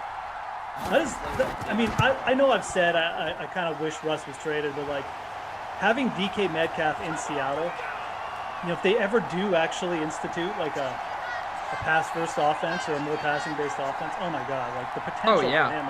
If they ever got rid of Pete Carroll, you mean, right? Yeah, basically, if they ever got rid of Pete Carroll. Yeah. So, someone asked me how my HT was holding up. So yeah, that was the reason that I had to initially think about getting a new computer, because my Oh, your H key my fell H off? key stopped. Yeah, it fell off. And so then I was like, I was using an external keyboard, and it was funny. It's not even a new. It's like a new Chromebook. It's not like I spent that much money. But so I was using an external keyboard, and there was a dilemma that I had because I didn't realize my keyboard was still connected. Should turn it off. So it wasn't working. I told the SimFam about it. We were all having fun about why it wasn't working, and then what ended up happening was I thought it took 3 AAA batteries. So I was like, what is going on? It's not working. And then I realized that I was literally about to throw the thing away. And then I out pops a 4th battery. There was like a 4th one hidden in there. And I was like putting new batteries. I'm like, why isn't this thing working? Like, it's not turning on. I was like, it's just, you know what? It's got to be fried. It's like an external keyboard for a tablet. I got it like 10 years ago. I'm like, this thing's definitely cooked. And then I was like, oh, there's it. So I didn't realize he put another battery in it. So I did that. And what can I say? It worked out. I'm happy about it. Good for you, pal. Oh, by the way, just as I was talking about Bradley McDougald, apparently he might not come back to the New York Jets. So there's that. This is what you're talking about. It's not ideal. BW Park said this has been a 2-day scandal. He spelled scandal wrong. Yes, it was actually 4 AAA batteries, but the thing is, one of them was old and you know what I mean? Like it rotted, so it was like inflamed, so it was stuck in there. So like I was just hitting it. All of a sudden it popped out. I was like, oh, there's actually 4 batteries going in this. Wow. Stack up the middle, incomplete. But McDougald has McDougald is a free agent this year, so I don't think that the Jets would bring him back. They have their pick of like any strong safety. Actually, it's not even that. I think that they have Ashton Davis there now. So, you think they're going to target us? Who do you think they're going to target with the late round pick there? They don't really need they don't need wide receivers right now, do they? They do. I think they're going. So you think you're asking me who they're going to target with the late 1st round pick? Yeah, no, I'm saying they don't need wide receivers because they have. I think they do. I think that they do. If they're being honest with themselves, and I've looked at a lot of mocks. There's been a lot of different types of guys, corners, even offensive linemen that have gone there. I do think that I personally want them to go out and get Rashad Bateman. He's been the guy I've been in love with through this entire, really just last football season. I wanted Rashad Bateman because I knew the Jets were not going to get Waddle or what's his face, Devontae Smith, because they were in the hunt for the number 1 pick. I was like, well, if they're going to be up here, they're probably going to take a quarterback. But yeah, I would love Rashad Bateman with the 2nd pick. I think that's honestly probably where they go. I think that if they don't go with Rashad Bateman, I think they go with a corner since they have no corners right now. Yeah, corners was going to be my kind of first inclination, but it is kind of a sack. Yeah, sorry, Russ going down. No, that's okay. It is kind of a spot in the draft where you could also just say, well, we're going to take the best player available. So because by 23, sometimes some big names have fallen. Like you said. So just looking at their depth chart here. See, like they invested was Mims a 1st round pick last year? No. He was second. So what happened with Mims, I think he was a 3rd round pick. The Jets actually is welcome back into the booth, by the way. I will let you know right now. I'm going to look it up. But I'm quite certain he was a 3rd round pick. Or I'm pretty certain anyway. He was, let's see. So 2nd round pick. You're right. So what happened with Mims was the Jets were in the mix for him, right? They needed a wide receiver. Mm-hmm. Everyone was like, get Mims, get Mims, get Mims. The Jets actually traded down 5 spots. I believe they got a 5th round pick along with it. I'm going to look it up right now. And then they ended up picking Mims later anyway. Okay. So, and ESPN said it was one of the 5 best trades of the draft. So he traded They moved down from 48 to 59. So they traded 48. They got 59 and the 101st pick. Yeah. Which is what? What would that be? Like a 4th round pick or a 5th round pick? I think a 5th, but don't quote me. So the fact that I wanted, everyone was like, they got to take Mims at 48. They didn't. And I was like, what are they doing trading out of this pick? Denzel Mims is there. Please me, Denzel Mims. And then 11 picks go by and he's still on the board. Right. So they ended up getting the guy they were going to get, and they managed to get him later, really late. And I mean, right at the bottom of the 2nd round. Yeah. And then picked up another pick for it. So they really, that was a huge move for them. I remember and then that, they used the 101st pick. And this also, by the way, was a trade with the Seahawks. They got the 101st pick from the Seahawks, and then they traded 101 for 121 and 125, and a 6th round pick this year. And then, that was the trade they made with the Patriots. They traded the 101st pick that they got along with the 59th pick. They traded it for 3 picks. Nice. So that was pretty cool. I thought that was a really nice. I mean, and that was like the first time I was like, wow, maybe Joe Douglas knows what he's doing. What do they have? 11 picks for this draft? They have a lot. I like looking at Tankathon. You ever look at that? No, actually. Maybe I've looked at it before. But I know. I mean, I used to follow them religiously for NBA. Back when back when the Knicks were in the mix for the #1 pick, like every year. But they have draft power rankings. Daniel has Sam Presti loves to go. So they have draft power rankings, like all the best, who has the best picks or whatever. So the Jets are 2, and the Jets are 2nd. They have 1, 2. They have 10 picks. 10 picks. Okay. I'm just going through their depth chart here on wide receiver. It's not bad. Like Davis, Mims, Crowder. Right, now that they got Mims, now they have Davis, they're set. It's not just Davis. They signed Keelan Cole too, who I think is a very underrated player. So, getting Davis and Cole, and then you have a young guy in Mims with Crowder. They still have Josh Doctson too. Sure. I mean, look, Braxton Berrios isn't terrible. He was good last year. No, I'm not kidding when I say that. I mean, even a guy like Jeff Smith, who's doesn't he run like a 4.3 or something? Like he's useful. You got to know your Smiths though. There's Vincent Smith, who everyone was in love with 2 years ago, and then there's also Jeff Smith, who came off injured reserve and had a great game this past I think it was against the Broncos on Thursday Night Football. So you got to know your Smiths, but they're both very fast. Yeah.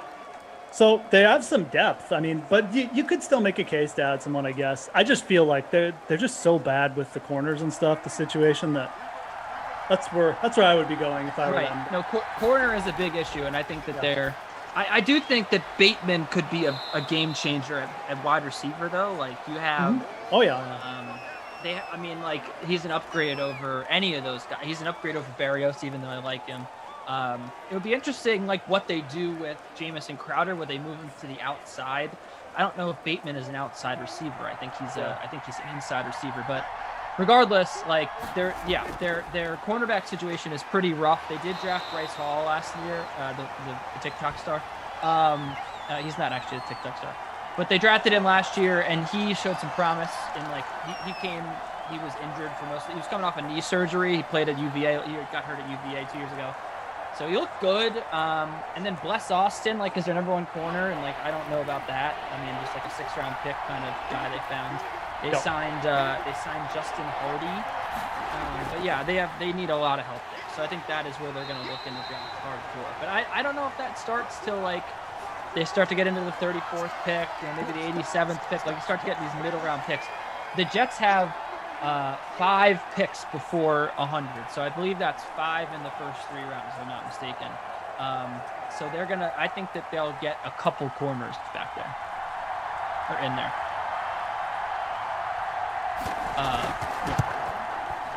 We'll be doing some. What are we doing with that kick, by the way? What is that? Yeah, I don't even know. I know.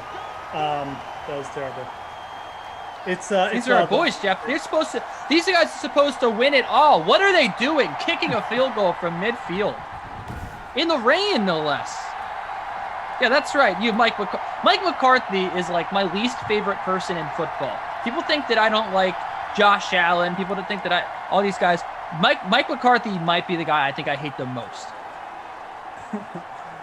I don't like him either. When people were like saying the Aaron Jets Rodgers should hire time. Mike McCarthy, I was like, look, I've already experienced a lifetime of misery. Why do you want me to sit through a Mike McCarthy era? I mean, give me a freaking break, man. This guy is terrible. Yeah.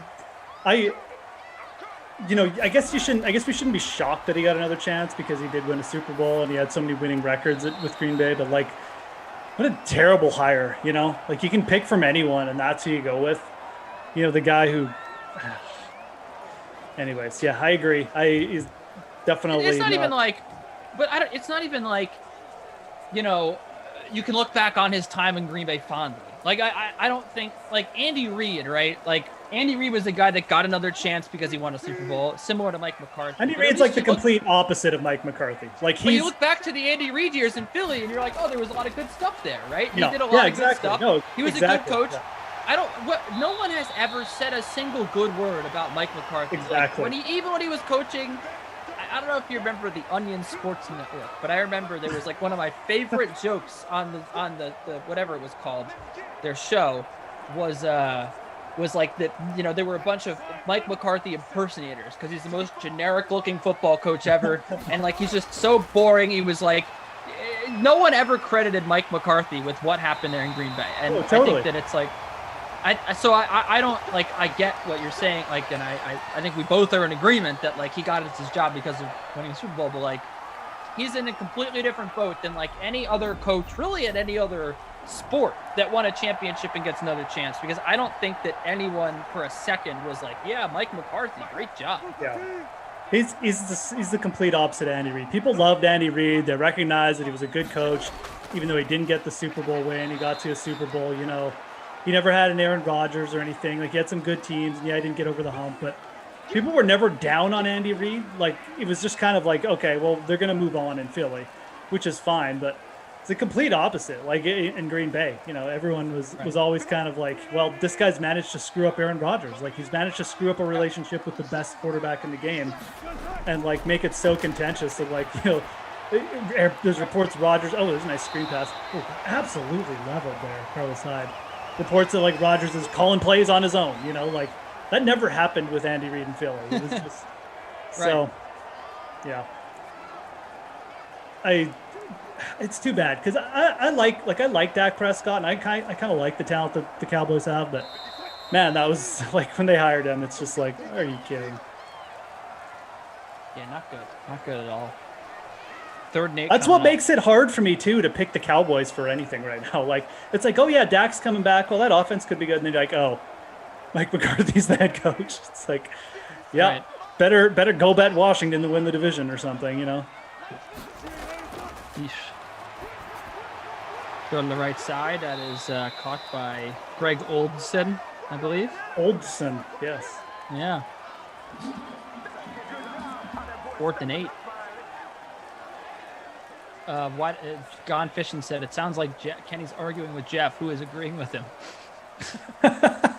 So that is what it sounds like. Kenny's just used to having people on here who don't agree with him about anything. This is another long field goal attempt, like our 5th of the day here. What are we God. doing, guys? Did that even get to the end zone? Like, It did not. Mike, this is getting ridiculous here. Stop with the field goals, guys. Like, What are we doing? What are we doing, guys?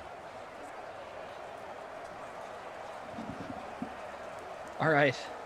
You got a lot of sound coming from that microphone there. I know it's creaky, and I'm very fidgety, so I always move it around. You always like to move. What do you, Mike Francesa? You like to move the microphone like that? I guess I'm Mike Francesca. I don't know. Does he do that? That actually makes me feel bad. It's not Francesca. It's Francesa. Mike Fresca. Yes, like the soda. Francesco. Mike Francesco. Steve says, "Stack them kickers." That's right, Steve. Look at what the kickers did today. Oh boy. Dak over the middle, caught by Zeke. Zeke stays hot in this one. He is getting a lot of work here. I don't know if it was such a good idea to be fading Zeke.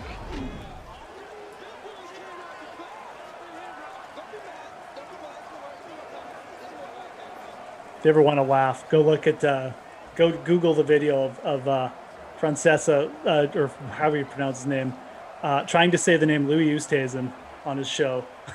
I don't know if I've actually seen that one. For the Masters a couple years ago. It's quite good. One of my favorites was when Mike Francesa, someone called him up, and they were talking about Al Albuquerque, who would come up with the last out, where he got the save, I believe, for the Tigers. And someone said something about Al Albuquerque, and he was like, thought that they were yanking it. He thought that they were yanking his chain. He was like, that's not a real person. Yeah, it was amazing. First and 10, Dak going deep. Oh, he had a man. He had Cooper, and he missed him. Cooper Loop is wide open, man. Oh, man. Big yikes there. Yeah, this game What was are we really doing? slow after the 2 early touchdowns. I thought we were going to get a Right. I thought we were going to have a great game. Yeah. We talked about the Jets' entire draft process. Still haven't had a score since. So Dak again. Just where is he throwing wow, that football? what was that? That was bad. Jeff says, "Oh wait, we're having a Francesa conversation. I have to hop in." Andy, who's my favorite golfers this weekend? Well,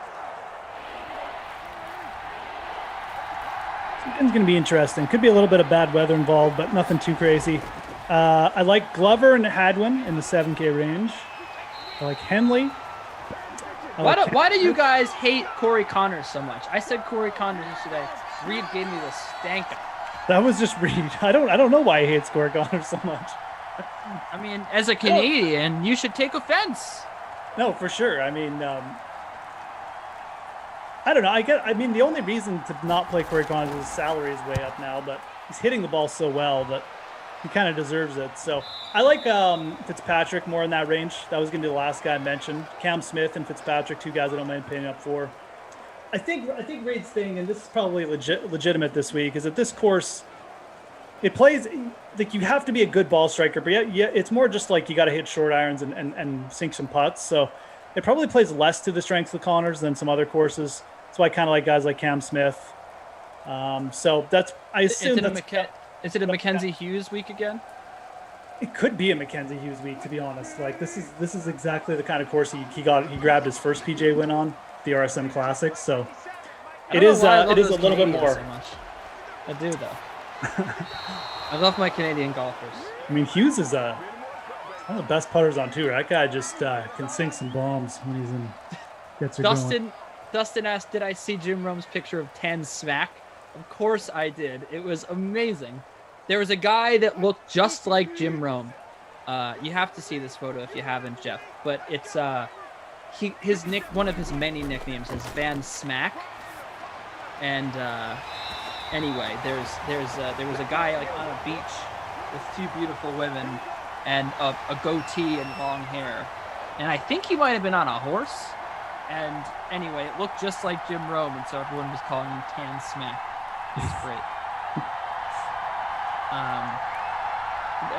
Jeff is saying the best thing about Mike Francesa is the witching hour that he came up with. I think that he came up with the witching hour, and then it was stolen by NFL Red Zone. First and 10 here. Russell Wilson, we got to get something going here before the half. 30 seconds to go. I guess that's a start. DK Metcalf somehow comes up with that ball. Seahawks almost to midfield. It looks like it's all coming up. Another 55-yard field goal attempt in the rain. It's going to be about 20 yards short, Jeff. I know. We are really trending here with the field goals and the long ones, too. If you guys are just joining us, first possession of the game, Cowboys come out with a Michael Gallup touchdown. The Seahawks answer with a 48-yard touchdown to DK Metcalf. We were on fire here. And then I don't know what happened. Russ running for the sideline. I mean, we could have had at least another 20 yards. But he decided to run out of bounds so he could stop get the 1 clock. yard. He got literally 1 yard. Yeah, they still have 2 timeouts. So worrying about the out of bounds there was kind of ridiculous. It really does look like we're going to get another 60-yard attempt here before half, if I had to guess. All right. 2nd and 9. Let's see. The Seahawks have 2 timeouts. How about a completion? How about just a completion, Russ? Anything, Russ. Bring Give us us something. anything. All right, here he is. He's got time to throw. He's got his man on the Okay, out route. okay. It's Greg Yep, Olsen. He's got to the 45. So, yep, here we go. So they're gonna what are they gonna try? 63-yard field goal here. I guess they can run one more. They can run one more play. Yeah, So it might be too far for even the sim to contemplate here. We are getting They down in could- time. They could just go for a Hail Mary here too, and like They could get a chunk play here and then kick a field goal. yeah, they do have enough time. We'll see what the sim decides to do. Let's see what they do. They need Kinda like feels 20 like they're gonna yards. go for one more play here, just a chunk play, and then go for the field goal. There Yep. it is. All right. All right, well, so they're going to it's kick a still field gonna goal be from here. 39, about 56 yards. Yep, they're not going to hit this. So, good luck. Nope. Good luck, Jason. All right. Is it Jason Myers? Why do we even need to show this? 7-7 We don't. and a half. We don't. He's gonna miss Thanks for it. being with us. Kennedy C and Jeff Ulrich here on the DK Is Dream this like Stream. is this I'm the just gonna, fourth field goal miss of the half? This one coming up? I think it is. isn't It'll it? be the Fourth or third. It'll be the third. Third? Okay. We can look it up. I'm pretty sure it's That's the zero third, though. chance of going in. Yeah, Zero. this one is no good. Not even close. Oh, wait, it's Kenneth picked up by returned the it. Cowboys. Let's go. 20. What is this, Tony 25, Pollard? 30. Come on, go. Get him. Oh. Get him. Ah. All right. Welcome back in. Kennedy C, Jeff Ulrich, the DK Dream Stream. Dak Prescott off to a hot start. 81 passing yards and 11 rushing yards. He has a touchdown to Michael Gallup. Russell Wilson has answered with a great game of his own, 120 yards through the air and a passing touchdown to DK Metcalf. Both men really have not rushed, though. 13 yards for Russell Wilson on the ground. Metcalf, obviously, a touchdown scorer here. Zeke has gotten some work. 2 catches for 16 yards, 40 rushing yards. Carlos Hyde has 4 points, if that tickles your fancy. Other than that, DK Metcalf, like I said, 48-yard touchdown. He had 1 other catch for 10 yards. CeeDee Lamb has a couple catches. That's sort of where we stand right now. Other than that, nothing doing for Chris Carson, nothing doing for either Olsen has kicker, 6 either catches, defense, too. really. Who? Greg Olsen has 6 catches. Yeah, I guess he got a couple on that last drive too. Okay, all right. Well, Yeah. it's just interesting. Greg Olsen having an okay day if you rostered him with Russ, but yeah, really just waiting around here for some stuff to happen. Yeah, I'm gonna keep an eye out here on see if we can get missed field goals. But I feel We like haven't even there's, had a turnover, had we? Like the defenses don't even have points. No, not at all. So yeah, I believe it was 3 missed field goals, if I'm not mistaken. Yeah, Seahawks defense 6 points in the captain spot. It's like 4 points in the flex. So not much going on. Stats are updated through the half, if you were curious. So we're all set there. Thanks again for being with us here, Kennedy Ducey and Jeff Ulrich on the DK Dream Stream. It is a great day to be on the Dream Stream. We've got so much great content. We've got the sweat rerunning. We've got plenty of Madden sim action. We have a tournament going on if this is your first time listening. Yep. Right now, we are just about to finish up the first round. Who We've does- got only a few games to go. This is Dallas and Seattle, and then next we have a couple sims. Next we have the Patriots playing, and then we have the Jets and the Chiefs slated tonight. Yeah. I So believe the Patriots. Who do the Patriots play? The Dolphins, right? I have no idea. That's going to be a Sounds little right. barn burner there. The Patriots. You could not find 2 teams I hate more in Sims than the Patriots and the Dolphins. I think they both stink.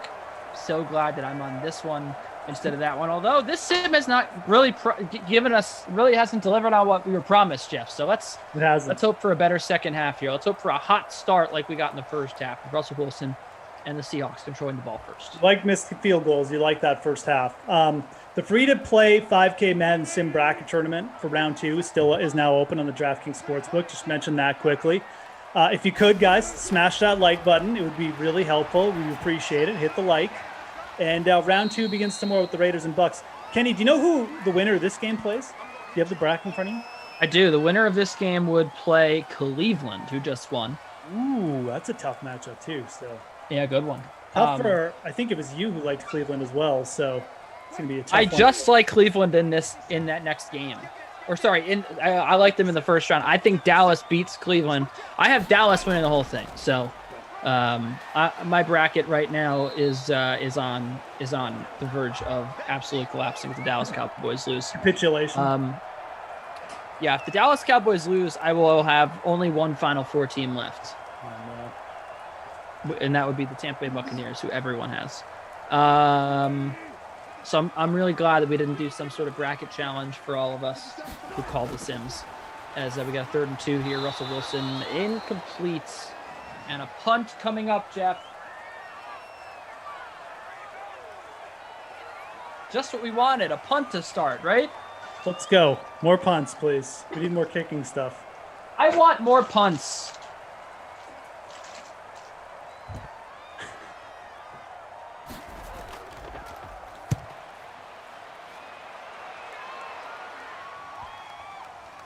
This was a good one, though, Jeff. Down at the 8. Great punt, man. Some redemption for the kickers here after the 3 missed field goals in the first half. But this does not bode well for more offense. Dak's gonna have to go like over 90 yards now. So the other impact here that we should address is, of course, we have a big 10K prize pool for the Madden Sims tonight. If you're just joining us, if you entered it, you get 3 DK bucks if the Chiefs beat the Jets, which, of course, I don't think that's going to happen, but it probably will. It's probably a certainty now that I don't think it's going to happen. 14 points so far doesn't bode well for the people that stacked this game in that contest. 64% of you rostered Ezekiel Elliott, and he hasn't had the worst half. He doesn't have the worst game ever, but you would have hoped for more by now out of Zeke. I believe he has 10 DK fantasy points. If I'm not, eight fantasy points. So you would have hoped for more by now. Yeah, hoping for some chances at actual touchdowns, like the Cowboys getting in the red zone at least, but none of that. Oh, there's over the middle. Okay, getting some breathing room. It was a nice catch, pitch and catch there. Michael Gallup again. Really is the Gallup show here, though. The one receiver you have to own at this point for any contest. We come in pretty low owned in that classic contest too. I think it was 13%. So again, Dak much lower owned than Russ Wilson too. All right. Could this be the drive? Okay, Dak's gonna run. He's got some room. Oh, Bobby Wagner laying the wood. And Dak Prescott hangs onto the ball. Dak Prescott hanging onto the ball there might be the play of the game. Yeah. I did not think that. How do you withstand a hit stick from Bobby Wagner and not fumble the football? Look at this. This is insane. How did he hold on to that? I was getting ready to call the fumble. I'm not going to lie. You could see what was happening. You knew it was Bobby Wagner coming up. Just credit to Dak's toughness there. Dak back to work. Got his man inside the 30.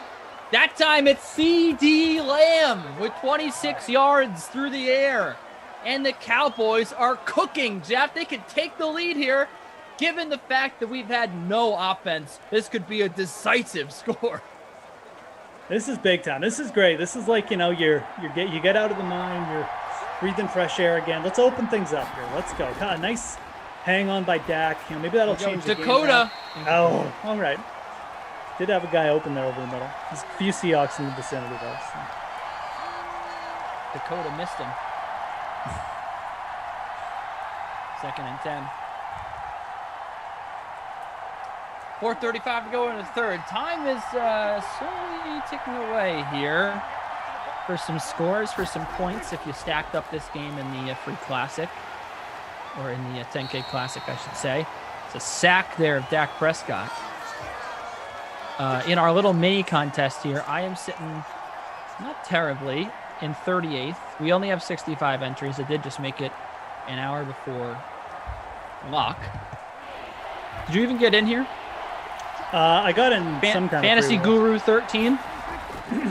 That you? Got in. Who are you? Moose. Yeah, that's what's your username there? Wave goodbye. I got in the Deuce and Moose. Oh, you're getting cooked here, my friends. Nothing from Blake Jarwin. Nothing from. I'm actually waiting for something from Coop as well. I could use Amari Cooper doing something here. Cooper's got nothing. That's true. Like Jarwin. The rest of my lineup doing okay. All right. Well. A field goal attempt. Hold your horses. Haven't seen any might be good. 49 yards, 39 yards, excuse me. It's good. Legatron putting the Cowboys on top here in April Madness. It's a Cinderella story. Field goal actually made. Madden Sim Madness.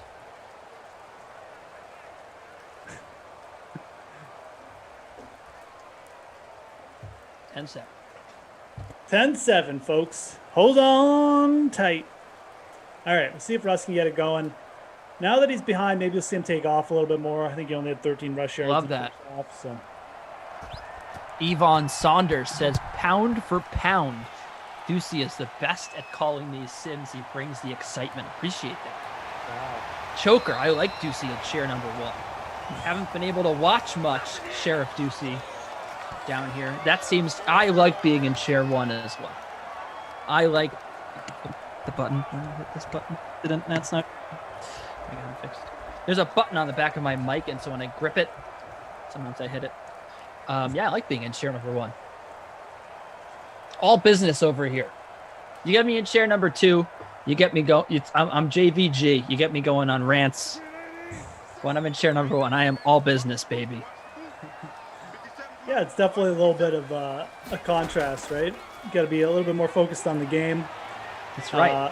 Generally, a little bit more going on. You got to watch the Slack channel too, our internal stuff. So right. C2, you're just kind of hanging out, talking about, like you said, you can go on more rants and stuff if you want. Speaking of not the sim, our producer Michael, who produces the broadcast, sometimes he directs the conversation. He thinks that we should talk about Jadeveon Clowney signing with the Browns. I will hold off on that because you just got to admire that Russell Wilson toughness there, getting hit and not fumbling the football. Robbie Noble says just Maddenness. I think that that's a great move. I think that for the same reasons as people saying, oh, J.J. Watt should go play for the Browns because Myles Garrett's on the other end. Jadeveon Clowney, not what he once was. A lot of injuries, but, I mean, you got to like him, right, Jeff? Pretty much. A pretty low-risk move for Cleveland. I mean, you get any glimpse of, like, elite Jadeveon Clowney, man. I mean, that defense goes from good to, like, really good, like, almost scary in terms of pass rush. I mean, they could be bringing some of the same kind of heat that, we saw Tampa Bay bringing, if you get a good season from Jadeveon Clowney. So, yeah, I like Cleveland next year. Cautiously optimistic. Yeah, the last time we were really big on Cleveland, they were terrible. Had a nice bounce back year, though. New coach with Kevin Stefanski. Clearly getting the right things, getting more from Baker Mayfield. Yeah, I like it. I like Cleveland. I think they're my pick in that division, if I'm being honest. 3rd and inches. I really thought he got over the line. Did I just lose you there? I think your audio just cut out for a second. Oh, can you hear me? Now. Yeah. Okay. Oh, maybe the internet just cut out. No, I was just saying, I think Cleveland's my, if you ask me right now, they'd be my pick there. Maybe the internet just cut out. Yeah, it was only for like, it was literally only for 1 second. Maybe it was my headphone. I don't know what it was. Just randomly for 1 second, it stopped. Anyway, 1st and 10 here, Russell Wilson. Everyone's saying they hear Jeff. Okay, it must have been my headphones. Over the middle, it goes incomplete. Randy, I would play Webb Simpson this week. If you want to play Dustin Johnson, I mean, if you're if you're playing like one lineup in a big GPP, you could definitely take the ownership on Dustin Johnson. But there's other ways you can get lower owned players as well. I have Webb as like the highest projected play on the slate. So yeah, I would take Webb. Another completion. So similar to the first quarter, the opening of this game, Jeff, we see the Seahawks charging down the field already attempting to answer the score. But this time they could take the lead. Absolutely, dude. They're almost in the red zone, which is nice. They're in field goal range. We don't really want to see another field goal, though, so you can hand it off. Flag on the play. This could be a probably coming back.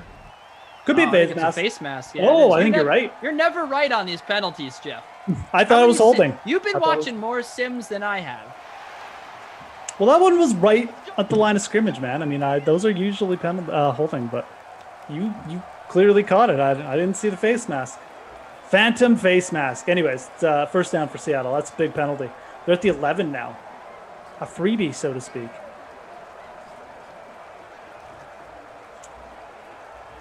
All right, let's see. I think we're going to get a Russ run in here. That's going to be my guess. He's going to roll out. There's going to be no one open. He's going to run right on this play, right here, right now. All right. Let's do it. See if Go, Tony Russ. Romo can call it. Oh, Russell no, over the no. middle. Touchdown. Seahawks. They have the lead. And it's none other than Carlos Hyde with the score out of the backfield. He got it. Carlos Hyde for 6. And the Seahawks take the lead late in this one. We still got a quarter to go, but we're coming up on a quarter break. Carlos Hyde on the board. Now, if you're just joining us, it's Carlos Hyde, DK Metcalf, and Michael Gallup, all with touchdowns. Hey, Joe Kids. I mean, that play was developing almost exactly like I said, but Carlos Hyde was able to get open over the middle. Russ is a smart quarterback, went through his progressions, found the open man, and nailed him that time. Yeah, nothing there on your play card there, Sim Mike McCarthy, to defend against that, is there, pal? 17 touchdown in Simland for Carlos Hyde. I just so happened to have him in my lineup, Jeff. 14.7 DK fantasy points, unofficially, of course. None of these are ever official scores until we double check. And just like that, the Seahawks have the lead. Where do the Cowboys go from here? I like that. There's a run back here. Tony Pollard almost to the 30. That's a good kick return. That's about as good a kick return as you'll see in the Sims. It is about as good a kick. Yeah. If they get to the 30, that's the Alamo right there. You know, that's the pinnacle. You get back to the 30 as a kick returner in Simland.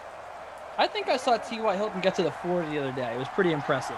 I have not seen any type of good kick return for a long time. So, Cowboys going to pass on first down. It's caught. Shaking Cooper. the man is Amari Cooper, but he'll get taken down at the 43. That'll bring us to the end of the third quarter. Oh boy, a little tease. Jeff, a little tease in there. Amari Cooper getting a little action to get us going. Maybe that's a little sneak preview of how this drive's going to go. Maybe Amari Cooper's going to get involved. His first catch of the day goes for 13 yards. Again, if you're just joining us, Carlos Hyde scored the touchdown. DK Metcalf had a 48-yard touchdown grab since then, been pretty quiet. And then at the opening of the game, you had a touchdown grab for Michael Gallup. All 3 touchdowns through the air in this one. Ezekiel Elliott had 45 yards on the ground. And you also look at the other side of things, and Greg Olsen has 6 catches for 36 yards, leads the game in receptions. Of course, Michael Gallup in his 74 yards lead in receiving yardage, but it hasn't been like the most exciting sim, Jeff, but it's starting to pick up here. And if Amari Cooper can get going in the fourth, all these contests are going to look a little different. Yeah, it's set up for an exciting finish, which is the main thing, right? We got the bracket going on. Obviously, we want to know who's going to win, who's going in, to the next round, so we can do the free pools and stuff like that, and for the next contest that we got up here. So, yeah, we haven't seen that much offense. We were teased in the first 4 minutes of this game, but it's shaping up here. We could see a few scores. We could see more scoring than we think in this last quarter if Dallas gets it back real quick here. Dan wants to know if I was the youngest in my family because I get scrappy defensive. I was the oldest in my family. I had 2 sisters, 2 younger sisters. But that doesn't mean that I wasn't scrappy defensive. Well, and when you're on a number like that, like, boys to girls, it also, you got to be on the defense. So, right. Hey, there's as someone who lives in a house with 3 women, I can confirm. I appreciate people trying to be my therapist here. Dak's got a wide open CD Lamb inside the 15. What a throw! Who? That must have been Jamal Adams, man. Jeff, what's going on there? Classic Jamal Adams, just leaving CD Lamb over the middle. He was wide open. Who's on him? Look at this. Who is covering him? Who's covering CD Lamb? Broken coverage by the Sim Seahawks. Very reminiscent of their first half of 2021. Also, how about that throw from Dakota? Yeah, no, absolutely. On the run. Having the foresight to look downfield as he's running. We're going to get a Zeke. I'm going to get a Zeke touch, but here's what the Cowboys do best. They get it into the red zone, and then they feed their running back, Ezekiel Elliott. 2 yards there, 11 to go, 7 minutes on the clock. I think we're going to get some more Zeke here. Oh, no, they're going to go from the shotgun. They've got 3 receivers on the field, Jeff. Dak Prescott in the shotgun, going to give it to Ezekiel Elliott. He's going to get up the middle. Oh, he's going to continue to move the pile to the 3 and a first down. Oh, I beg your pardon. I beg your pardon. It's a 3rd and inches. Very close, though. Great run by Zeke. I thought he might just take it all the way there. Anyways, this makes it a very easy pickup here. Probably going to see Zeke again. They're going power formation. All the alignment. A couple tight ends. All right. Let's see. No, they're going to drop throw. back. Oh, and no. he's taken down at the 7. Disaster. Dak Prescott falls. Bobby Wagner with the hit. 4th and 4. The Cowboys are going to be forced to go for it here. Now they need 4 yards. You can't even just give it to Zeke and let him push the pile. Oh, Bobby Wagner just came jumping in. All right, it's going to be quick here. Bunch formation to the left. They're going to run the read option here? No, they're not. They're going to throw it. With Dak, with time. Someone get open for Mr. Prescott. Oh, no, it's tipped away, incomplete. Seahawks take over. Wow, Dak chose not to run. Could have maybe taken the outside there on the weak corner. Oh. Wow. Hit Jamal Adams in the face. In the face. Yeah, wow, what a bad couple plays there. Should have just given it to Zeke once more when you're at 3rd and inches. Come on. I'm all about trickery, but like not there, not in that spot. Get the first down, then you can break up the playbook with 3 fresh downs. You know what Mike McCarthy did? He pulled the Pete Carroll. He pulled the Pete Carroll, you're right. 3-step drop and throw. It did not work. He only got 2 steps, and then he was dropped Didn't even by get Bobby Wagner. Yeah. Well, we still got 5:50 to go. Still plenty of time for the Cowboys to get back into this one. Toss play, Chris Carson is going to get cracked in the backfield for a loss of 2. Or, I beg your pardon, a gain of 2. 2nd and 8.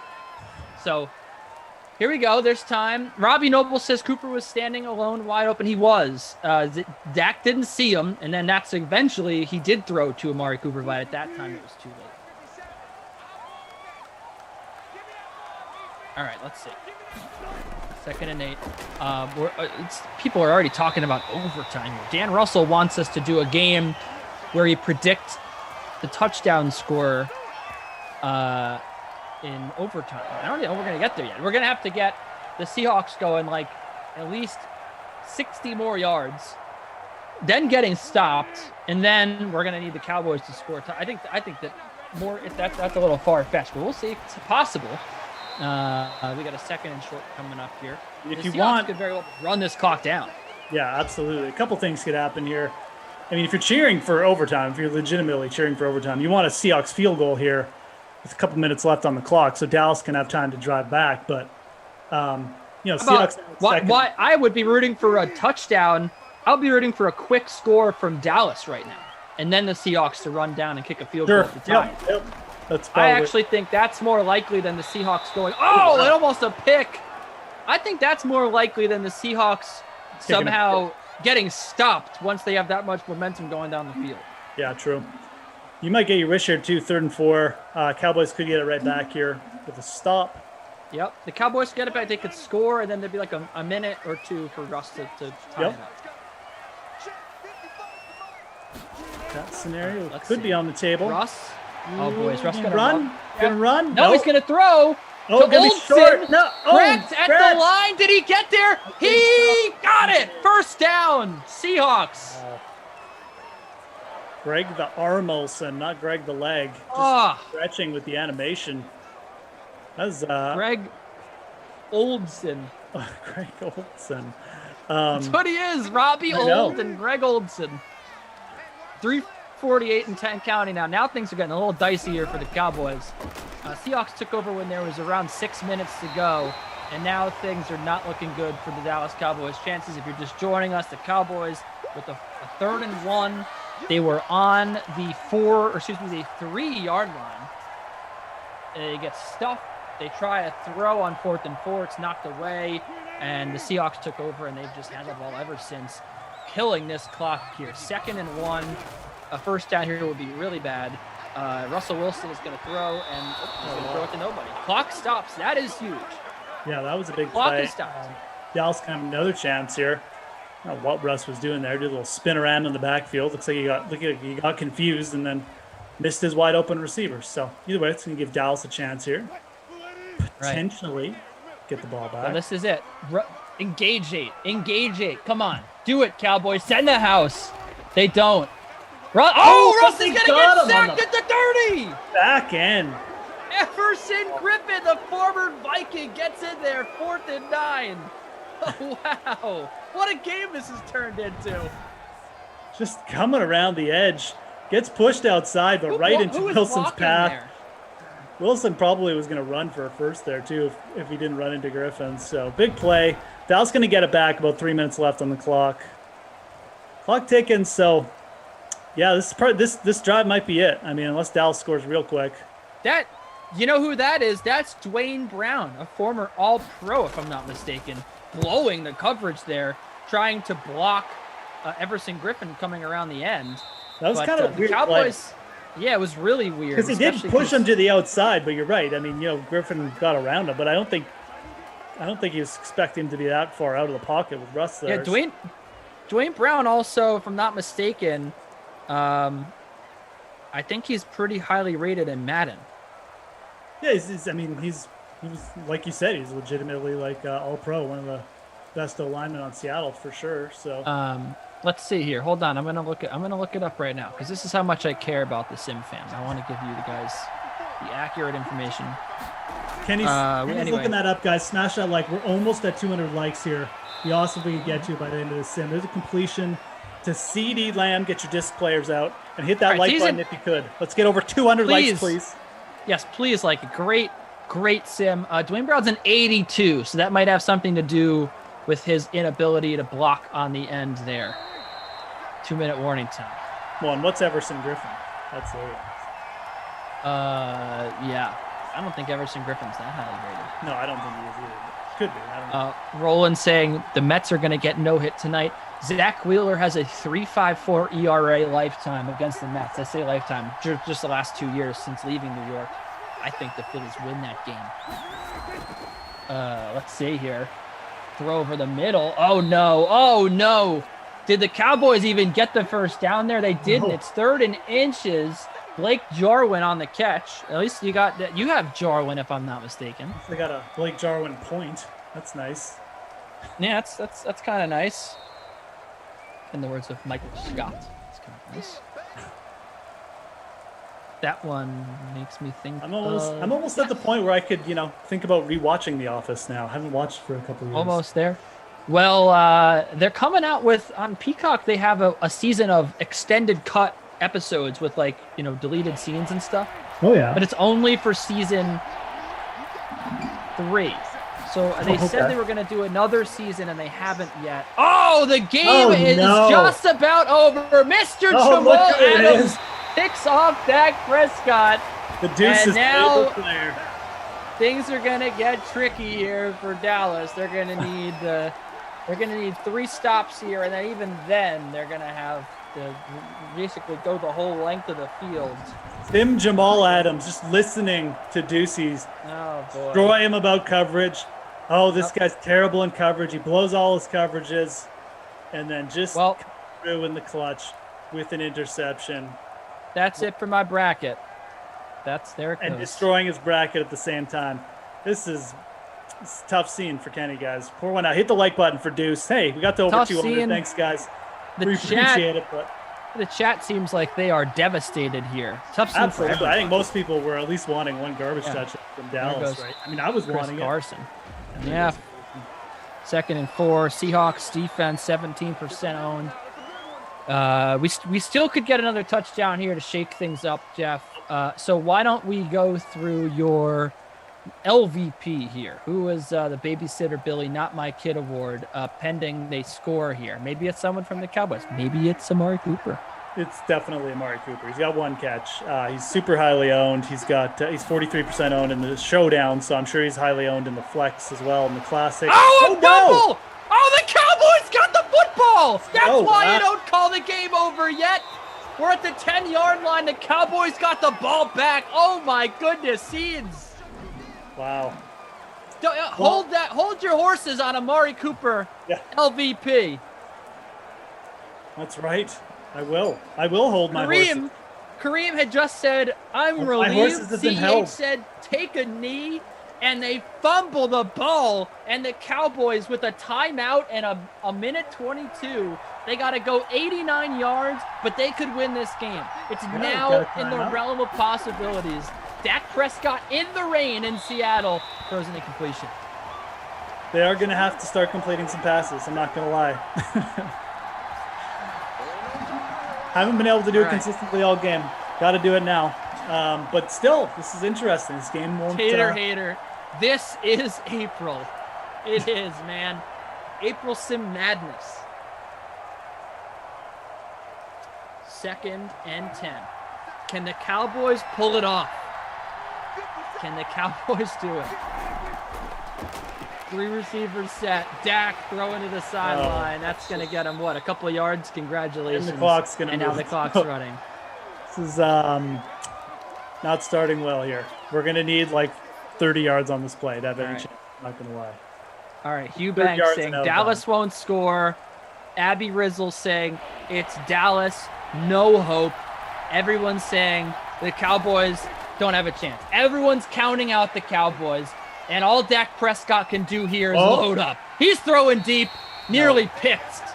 One play, and the Cowboys' tournament hopes are on the line. On the line. Look at on the line right here. This is as bleak as it gets, folks. From their own 14, they got to convert. They got 45 seconds, 1 timeout. Everything's at their back. Backs against the wall. Dak empty backfield, about 1 billion receivers. I think there's like a 90% chance they get this here. Oh, he's going to load up deep.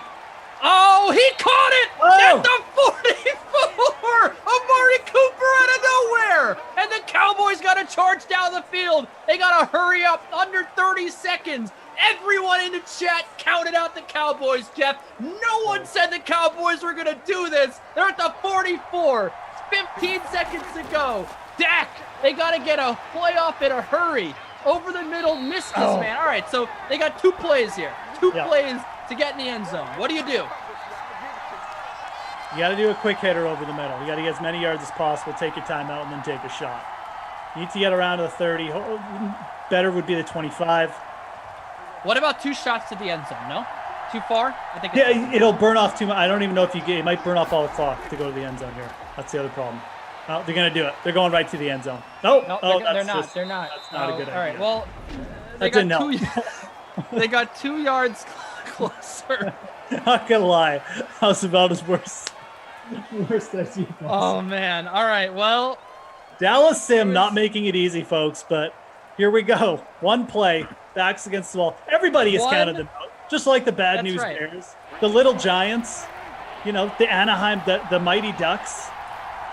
Then the Dallas Cowboys advance. All right, they're going to go for it all here. Nope, they're not. They're not even going to come close. Game over. Cowboys lose. Brackets up in flames.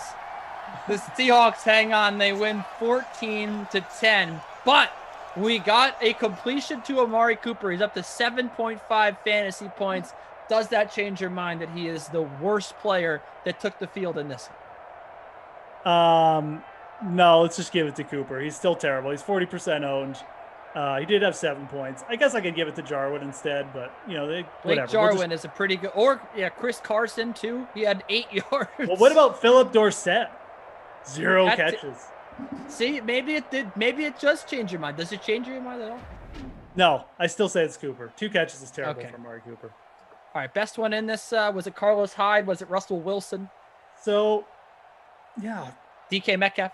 This one's kind of interesting because we could go a few different ways. I'm going to go Michael Gallup for the value there. You got it, 7,200. 4 receptions, 74 yards and a touchdown, 17.4 points. Him and Metcalf had pretty similar games. Metcalf a few more points, but Gallup was way cheaper. So Michael Gallup, the player of the game. All right. Well, that was fun for Daniel and Michael behind the scenes working hard. Jim and Ops for Jeff. I'm Kenny. This is a wonderful way to continue on with the Madden Bracket Challenge. We got more sims coming up for you. Of course, we are just starting the night slate here.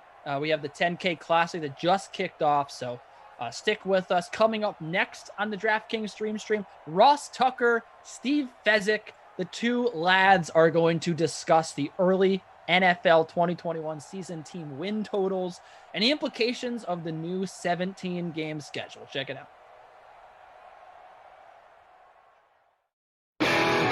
If you'd like to make your NFL games a little more interesting, you've come to the right place. It's the Even Money Podcast with Ross Tucker and Steve Fezzik. Yeah, Vegas, baby, Vegas. It is the Even Money Podcast presented by DraftKings Sportsbook, America's #1 rated sportsbook app. Many of you already know this, but I am a former NFL player. 5 teams, 7 years, classic journeyman. If you check us out on YouTube, youtube.com/Ross Tucker NFL, you can see the helmets behind me: Washington, Dallas, Buffalo, New England, and Washington again. The cool helmet from like the 70s, the throwback helmet, because I didn't want the Browns helmet because I wasn't there long enough. I was kind of angry when they cut me. Anyway, that's a whole other story. And the game balls, got a bunch of podcasts, several media gigs. Looking forward to calling the Patriot League championship game on Saturday for CBS Sports Network. That should be an absolute blast at 2 p.m. Eastern time. Make sure you check your boy out on that broadcast. Should be awesome. You can check me out on social media always at Ross Tucker NFL, Twitter, Instagram, Facebook. I mentioned we're on YouTube. You can always follow all of the shows, the Ross Tucker Football Podcast, Fantasy Feast, if you like fantasy, College Draft, Business of Sports with Andrew Brandt, all of them over at Ross Tucker Pod, Twitter, and Instagram. The star of this show, it's Steve Fezzik. He is the only, and I mean only, 2-time winner of the Super Bowl of professional football gambling, the Super Contest at the Westgate Casino. Check him out on Twitter at Fezzik Sports and only at Fezzik Sports. And we talked about a little bit last week, Steve, when we were talking about the Sam Darnold trade. But our dudes over at DraftKings, I think they might have been the first ones to come out with the season win totals. I've been waiting for a couple of weeks to dive into this with you. I am beyond fired up. And I think we need to start with the implications of the 17th game and all of the different machinations, everything we need to be thinking about, Steve. You saw the news when it became official, 17 games. What was your instant, immediate reaction as it related to season win totals? Well, the #1 team I think it benefited was the San Francisco 49ers. So what happens is that more parity in the schedule. If you are a first-place team, you got to play one more first-place team. NFC versus AFC, all the AFC teams home. But let's look at that AFC North. 3 pretty good teams. So you got Baltimore, obviously. You have Pittsburgh and Cleveland, and then the Cincinnati Bengals, the last-place team. Whoever got to play the Bengals got a big break. And as it turned out, the 49ers, because they finished last year in the division, they get to go to Cincinnati. So they're favored to win that game, whereas the other 3 contenders in the NFC West are all going to be underdogs in their game. So that additional game absolutely benefits San Francisco. It's really interesting because you're right. We know that they're doing it the right way. I know there's some thought, Steve, they had of making these 17th games rivalry games like Eagles Steelers or Jets Giants or whatever. The concern was, what if your rival's always good? That's not fair from a parity standpoint, from a competitive advantage standpoint. That's not fair. I do think that they did it the right way with playing another division in the other conference, having the corresponding place finisher from the year prior. But you're right. Not all last place finishers are created equal. Yeah, and because of that, certainly some teams get a benefit. Now, frankly, all of the contending teams pretty much got a more difficult schedule because they have to play now a first place team. But the Niners, they're the number 7 pick in the futures market to win the Super Bowl. And they're the one team that their schedule actually got easier, and their projected winning percentage went up when all of their rivals that are, or their other contenders, their projected winning percentage went slightly down. So obviously, Steve, you and I, we actually do our season win total thoughts twice. We do them at some point after the draft, and then we do them the week before the NFL regular season starts. Those are the ones that we really put a lot of stock into, but we'll do them at some point after the draft.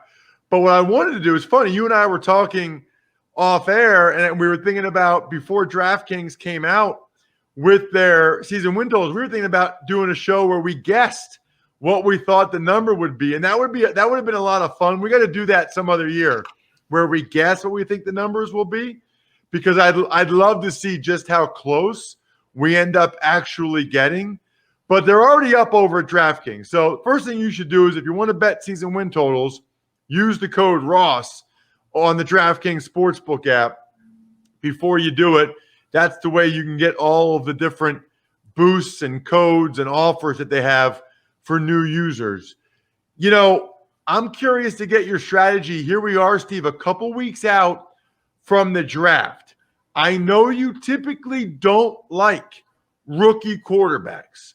So when these numbers first came out, was one of your reactions to immediately fade the teams that we know are now going to have rookie quarterbacks? We know that's the case in Jacksonville.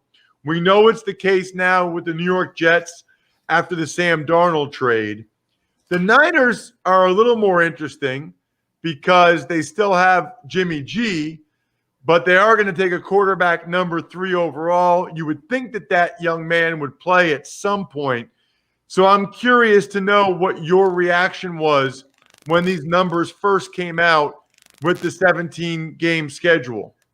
Well, first off, I think I've undervalued rookie quarterbacks where I have been inclined to go ahead and rank them at the very bottom.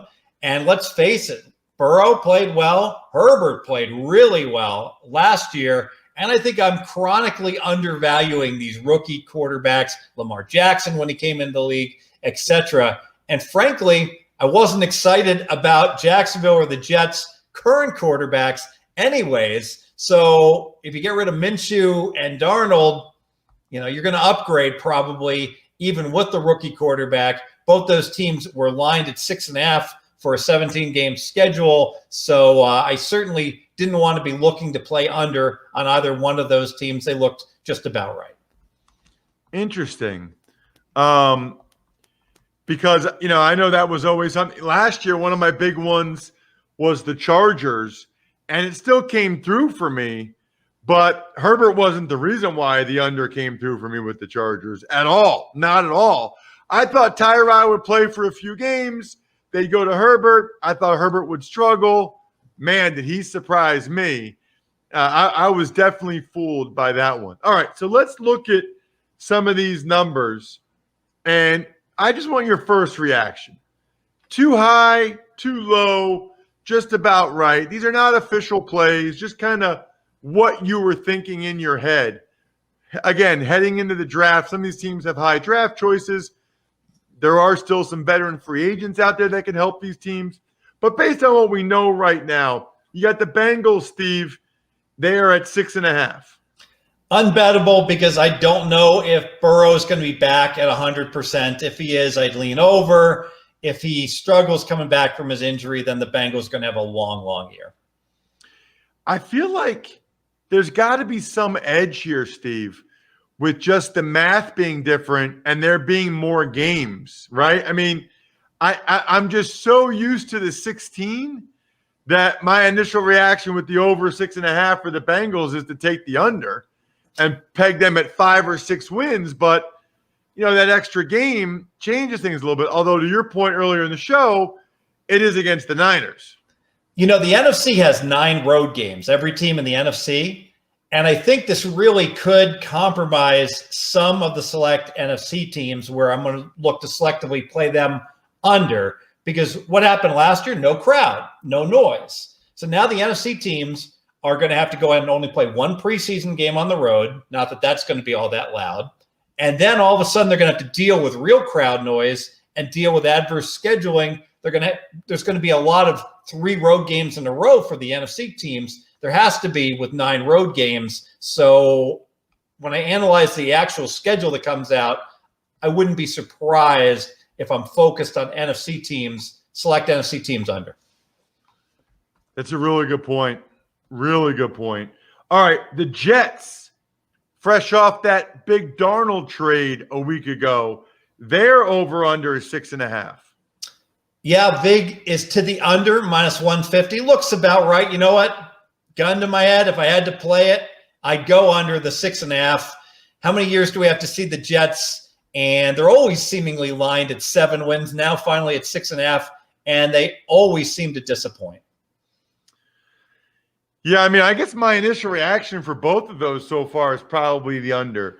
What about the Green Bay Packers at 10.5? I'm surprised by this one.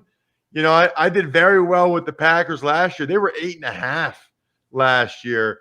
Now on a 17-game slate, Steve, they're 10.5. Yeah, and I got the Packers completely wrong. They had that 13-3 year in 2019. I said it was an aberration.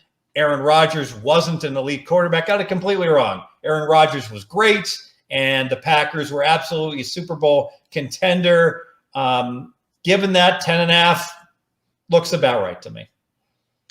Yeah, I would lean over there.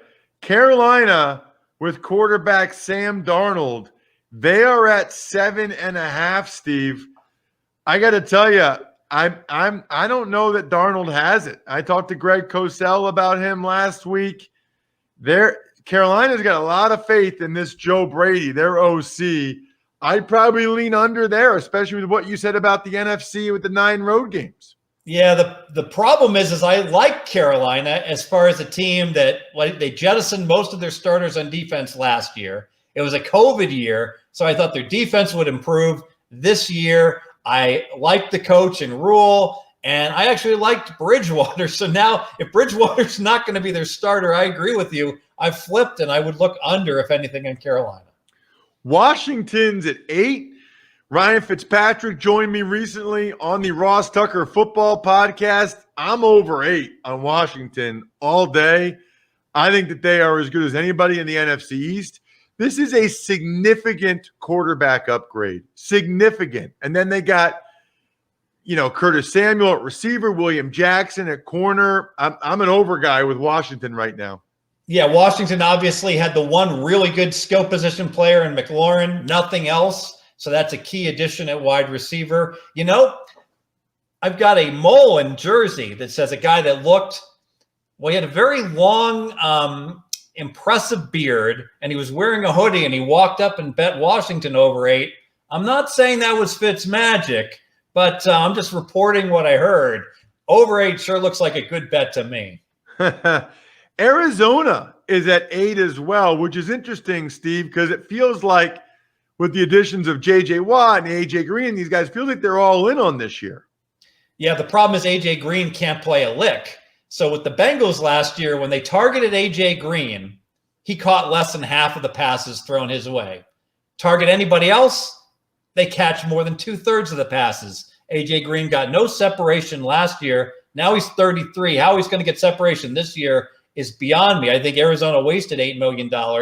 And remember that Arizona now, they got to play in that ridiculously difficult division. So they got to play the Rams twice. They got to play San Francisco twice. They got to play Seattle twice. And they have to travel to a good AFC North team. I would only look under because of a really hard strength of schedule.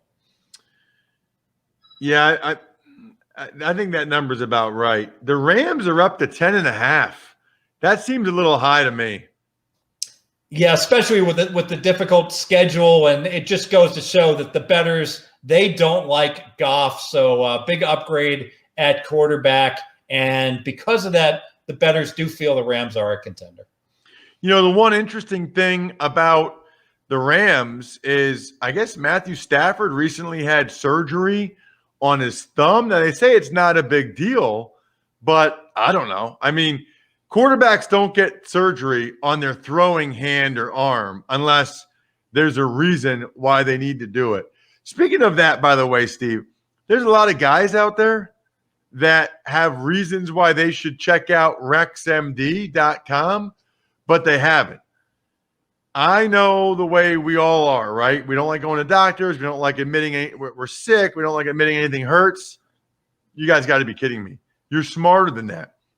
You understand the percentages. You listen to the Even Money podcast or watch the Even Money podcast. Right now, sample packs of ED medications are available for listeners of the Even Money podcast. So my issue right now is balding. My issue is not ED, but half of all men experience ED after the age of 40. Half. That's scary to me, but it's evidently a fact. So check out if you're one of those guys, don't be embarrassed. Do something about it. It's never been easier to take control of your health. Those sample pack prescriptions I mentioned, they're available at rexmd.com/evenmoney. So go to rexmd.com/evenmoney to get started with RexMD. rexmd.com/evenmoney. Maybe Brady takes him. He's over 40. Anyway, Chargers, Steve, they are over under 9. I love Herbert, and this really is a number that's based upon how you feel that Herbert's development is going to continue. I don't see any reason why he wouldn't be getting even better. If anything, I would lean over. I'm kind of with you. There's slight juice to the under, but man, they were a poorly coached football team last year. Feels like that's a game or two right there. What about Tua and the Dolphins? They won 10 last year, but their total's 9 this year, even with the extra game. Yeah, and Tua had obviously, I'm not alone saying I was not impressed with his overall performance. Fitzmagic came in and basically, he drove that ship. Miami had a lot of weird games last year also. I remember the Rams game where they got outgained by like 300 yards and won by double digits against the Rams because of various return touchdowns and the like. So I think Miami's overvalued. I would look under. Cleveland is at 9.5, Steve. Interesting. The Browns, and I haven't done my exhaustive studies on every one of these teams looking at their schedule and the like. Cleveland certainly feels like a team that should win more than half their games, but not much more. I could see them going 9-8 and just barely missing. Minus 150, by the way, on the over 9.5. Pretty heavy juice to the over there. The Bears are at 7. 7. Look, I'm taking the over. I mean, I'm just telling you right now, nobody in the NFL wanted Mitch Trubisky. Nobody. And Nagy's worst year has been 8-8. Now you get Dalton, a quarterback that they wanted. I'll take the over on the Bears at 7. Yeah, so the feeling is the Bears, the Dalton signing makes no sense at all, and they overpaid for him. But it's not like he's significantly worse than Trubisky. He's probably just a little bit of a downgrade. And when I say a little bit, if it's a half-point downgrade, let's do the math. I'm going to use 16 games because 17 is too complicated. So that's 8 points. All right, 8.5 points worse for the Bears over the course of a season. How much is that worth? Believe it or not, 35 points equates to winning an extra game. So that's about 1/4 of it. So the Bears should win 1/4 fewer games with Andy Dalton than they would with Trubisky. Wow. So the Bears are always about a 500 team. 8.5 means they should win 8.25. Why is that number 7? I could only look over. Yeah, I'm over on the Bears. Steelers are at 8.5, Steve, with the juice to the over. Interesting that the Steelers 11-0, and then the injuries hit, and the team clearly just was not the same. There's a real concern that Big Ben could fall off the cliff, even though he's not that old this year. If he doesn't, you got to go over with Pittsburgh. Yeah, I'm with you. I like over for Pittsburgh as well. Pittsburgh was good to me last year. Indianapolis, their number is 10 with Carson Wentz. I got to tell you, my initial reaction is to take the under. I mean, he's got to prove to me that he can get rid of whatever the heck happened to him last year. Yeah, so, and look at the quarterback. I agree.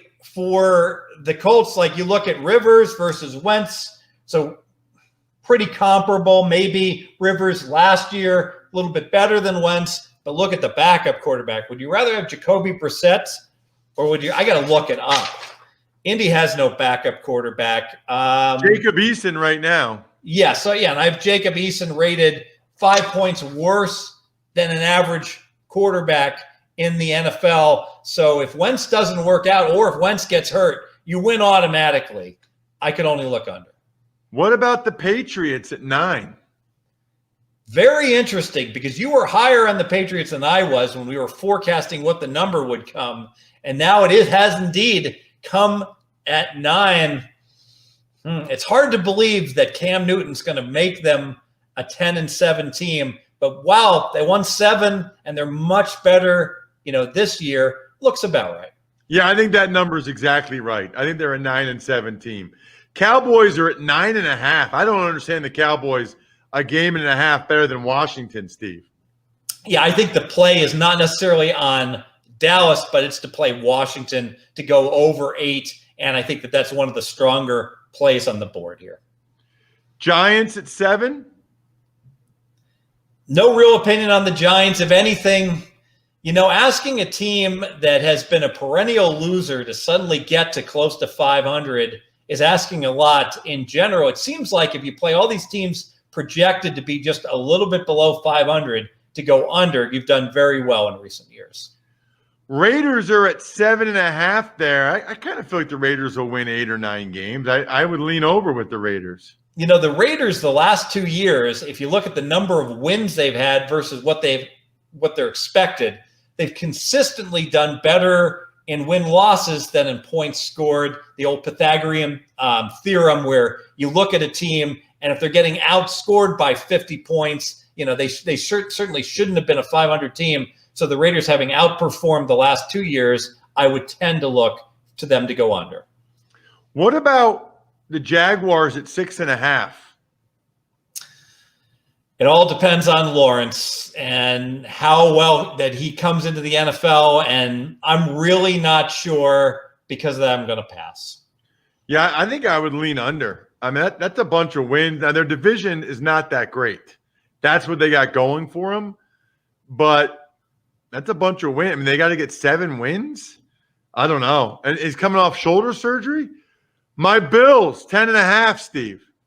Yeah, Josh Allen really turned into an elite quarterback. He went from one of the 5 most inaccurate quarterbacks in back-to-back years to being one of the 5 most accurate quarterbacks. You look at the weapons of that team. The defense wasn't that good last year. I have to expect that it's going to probably improve this year. If so, the Bills are a Super Bowl contender, and they'll go over the 10.5. Yeah, I like over for the Buffalo Bills. Falcons are at 7. Matt Ryan, I don't like what I saw from him, and he certainly is trending downward. If anything, I'd look under for the Falcons. Minnesota, 8.5. Love the over 8.5 for the Vikings. They had 4 key guys that were injured on defense. Zimmer will have that defense back to a top level. This is a team that had more draft picks last year than any other team. And in a COVID year, that didn't necessarily translate into success on the field. Another year for those guys that stuck with the team. Over for the Vikings. I'm with you on that. I like the over for the Vikings as well. I mean, they're getting a bunch of dudes back on defense that will really, really help them. And I'm not overly impressed with that division. I think they're the second best team in the division. I think they win 9 or 10 games. I'm with you on them. Your Niners are at 10.5, Steve. Yeah, disappointed because I wanted to play the Niners over. And now, this whole uncertainty at quarterback, how many games is Jimmy G going to play? Is Jimmy G going to start to begin the year before they go with any one of the 3 quarterbacks that they're going to choose, I still can't understand how you can give up so many first-round picks to get the 3rd pick in the draft when the 1st pick and the 2nd pick are clearly better than the 3rd pick. So I'm going to pass the Niners. Yeah, I'm surprised their number's that high with the uncertainty at quarterback. Denver Broncos, speaking of uncertainty at quarterback, they're at 7.5. Could only look under, not a believer in Drew Lock, so under or nothing on the Broncos. Highest number on the board, Steve. It's the Kansas City Chiefs at 12. Remember, 17 games. Sure feels high to me. Don't like the fact, we just saw, let's keep it simple. We just saw the Chiefs not be nearly as good when they couldn't block for Mahomes in the Super Bowl. Now they lose 2 starters on the O-line. I could only look under. Yeah, that number seems about right to me, like 12-5. I don't know which way I would go there. Detroit Lions, this might be the lowest number. No, there's a lower one, but they're at 5. Yeah, Lions aren't going to win a game all year long. They're going 0-17. Love the under 5. All right, tongue in cheek. I do think the Lions are going to be absolutely atrocious this year. I could only look under. I thought you were serious for a second. I was like, no, Jared Goff will win a couple games. How about the Saints? Their number's still 9. The Saints are going to be very interesting that Jameis Winston, if it turns out he has a spectacular year and has great field vision after getting, the surgery, actually got that, I guess, like 15 months ago, whatever. So he can suddenly see downfield without squinting. Is that not a concern about the doctors of Tampa Bay not having that done earlier? But Winston can certainly zing the ball. If he shows good judgment, he could be a good, capable quarterback. Seahawks are at 9.5. If anything, I think the Seahawks might be a little bit undervalued. They won 12 games last year. So Pete Carroll and company always find a way. Very difficult schedule. I'll pass. The Titans have the same number. Titans are 9.5 as well. Derrick Henry has had so much usage the past 2 years. I think it has to catch up to him this year. And if Derrick Henry is not a great running back, then I think you're going to see Tannehill regress, and the Titans are going to be a surprise team downward. Ravens are at 11. Now, here's what's interesting about the Ravens. I think if they're lined correctly, they're the 3rd highest total on the board. Only Tampa and Kansas City are higher, but they're only the number 6 choice in terms of Super Bowl odds. What is Vegas telling you? Or I guess in this case, DraftKings, what they're telling you is Baltimore is built to win in the regular season, not to win in the playoffs. And I agree with that. Wow, that's really an interesting point. I hadn't even thought of that, Steve. That's a great point about the disparity between their season win total and their Super Bowl futures. How about the Eagles, 6.5? If anything, I would go under. Hurts is my lowest rated projected starting quarterback. And, the Eagles, how much has the reputation from that Super Bowl win carried with this team? And we saw that where they continued to be favored to win the division last year. They wound up finishing last. This will be a homer pick. I kind of like the over. I'm surprised you're that down on Jalen Hurts. I thought he did some really good things. The whole thing with the Eagles is if their line's older, Brandon Brooks, Lane Johnson, Jason Kelsey, if their line stays healthy, which I guess is a big if, I think they'll be pretty good up front, both sides of the ball. And Wentz was so bad. Wentz was so bad last year.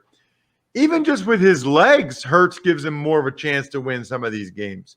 Speaking of legs, Houston Texans, 4.5 right now, Steve. You can't bet it, right, with the Deshaun Watson stuff? Can't bet it, and we're just waiting for news. And is Watson going to get suspended? Is he even going to stay with the team?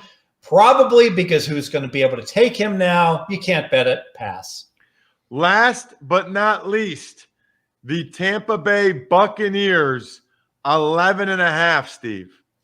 Tampa certainly loaded, over or nothing, even though it's a high total. Yeah, I mean, I agree. They were playing their best ball at the end of the year. I think Brady wants the number 1 seed.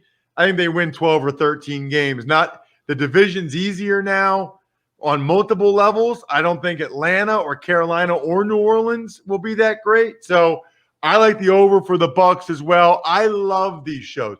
I could do the season win total every single week. The next couple weeks, though, we're going to be hot and heavy on betting the NFL draft, on mock drafts, why it's one of Steve's most profitable events of the year.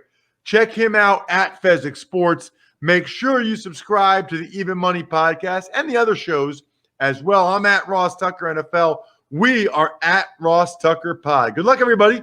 Hope you guys win some money. Thanks for listening to the Even Money Podcast. Make sure to also subscribe to the Ross Tucker Football Podcast, The Fantasy Feast, Business of Sports, and The College Draft. All available at Apple Podcasts, rosstucker.com, or wherever podcasts can be found. A lot of times on the show, I mentioned DraftKings. Here's what you need to know. You got to be 21 or older, New Jersey, Indiana, or Pennsylvania only. New customers only. Restrictions apply. See DraftKings.com/sportsbook for details. Gambling problem, call 1-800-GAMBLER, or in Indiana, 1-800-9-WITH-IT. By the way, if what I was talking about included a deposit bonus, doesn't always, sometimes it does. Deposit bonus requires 25 times playthrough, and deposit bonuses are paid out in site credit.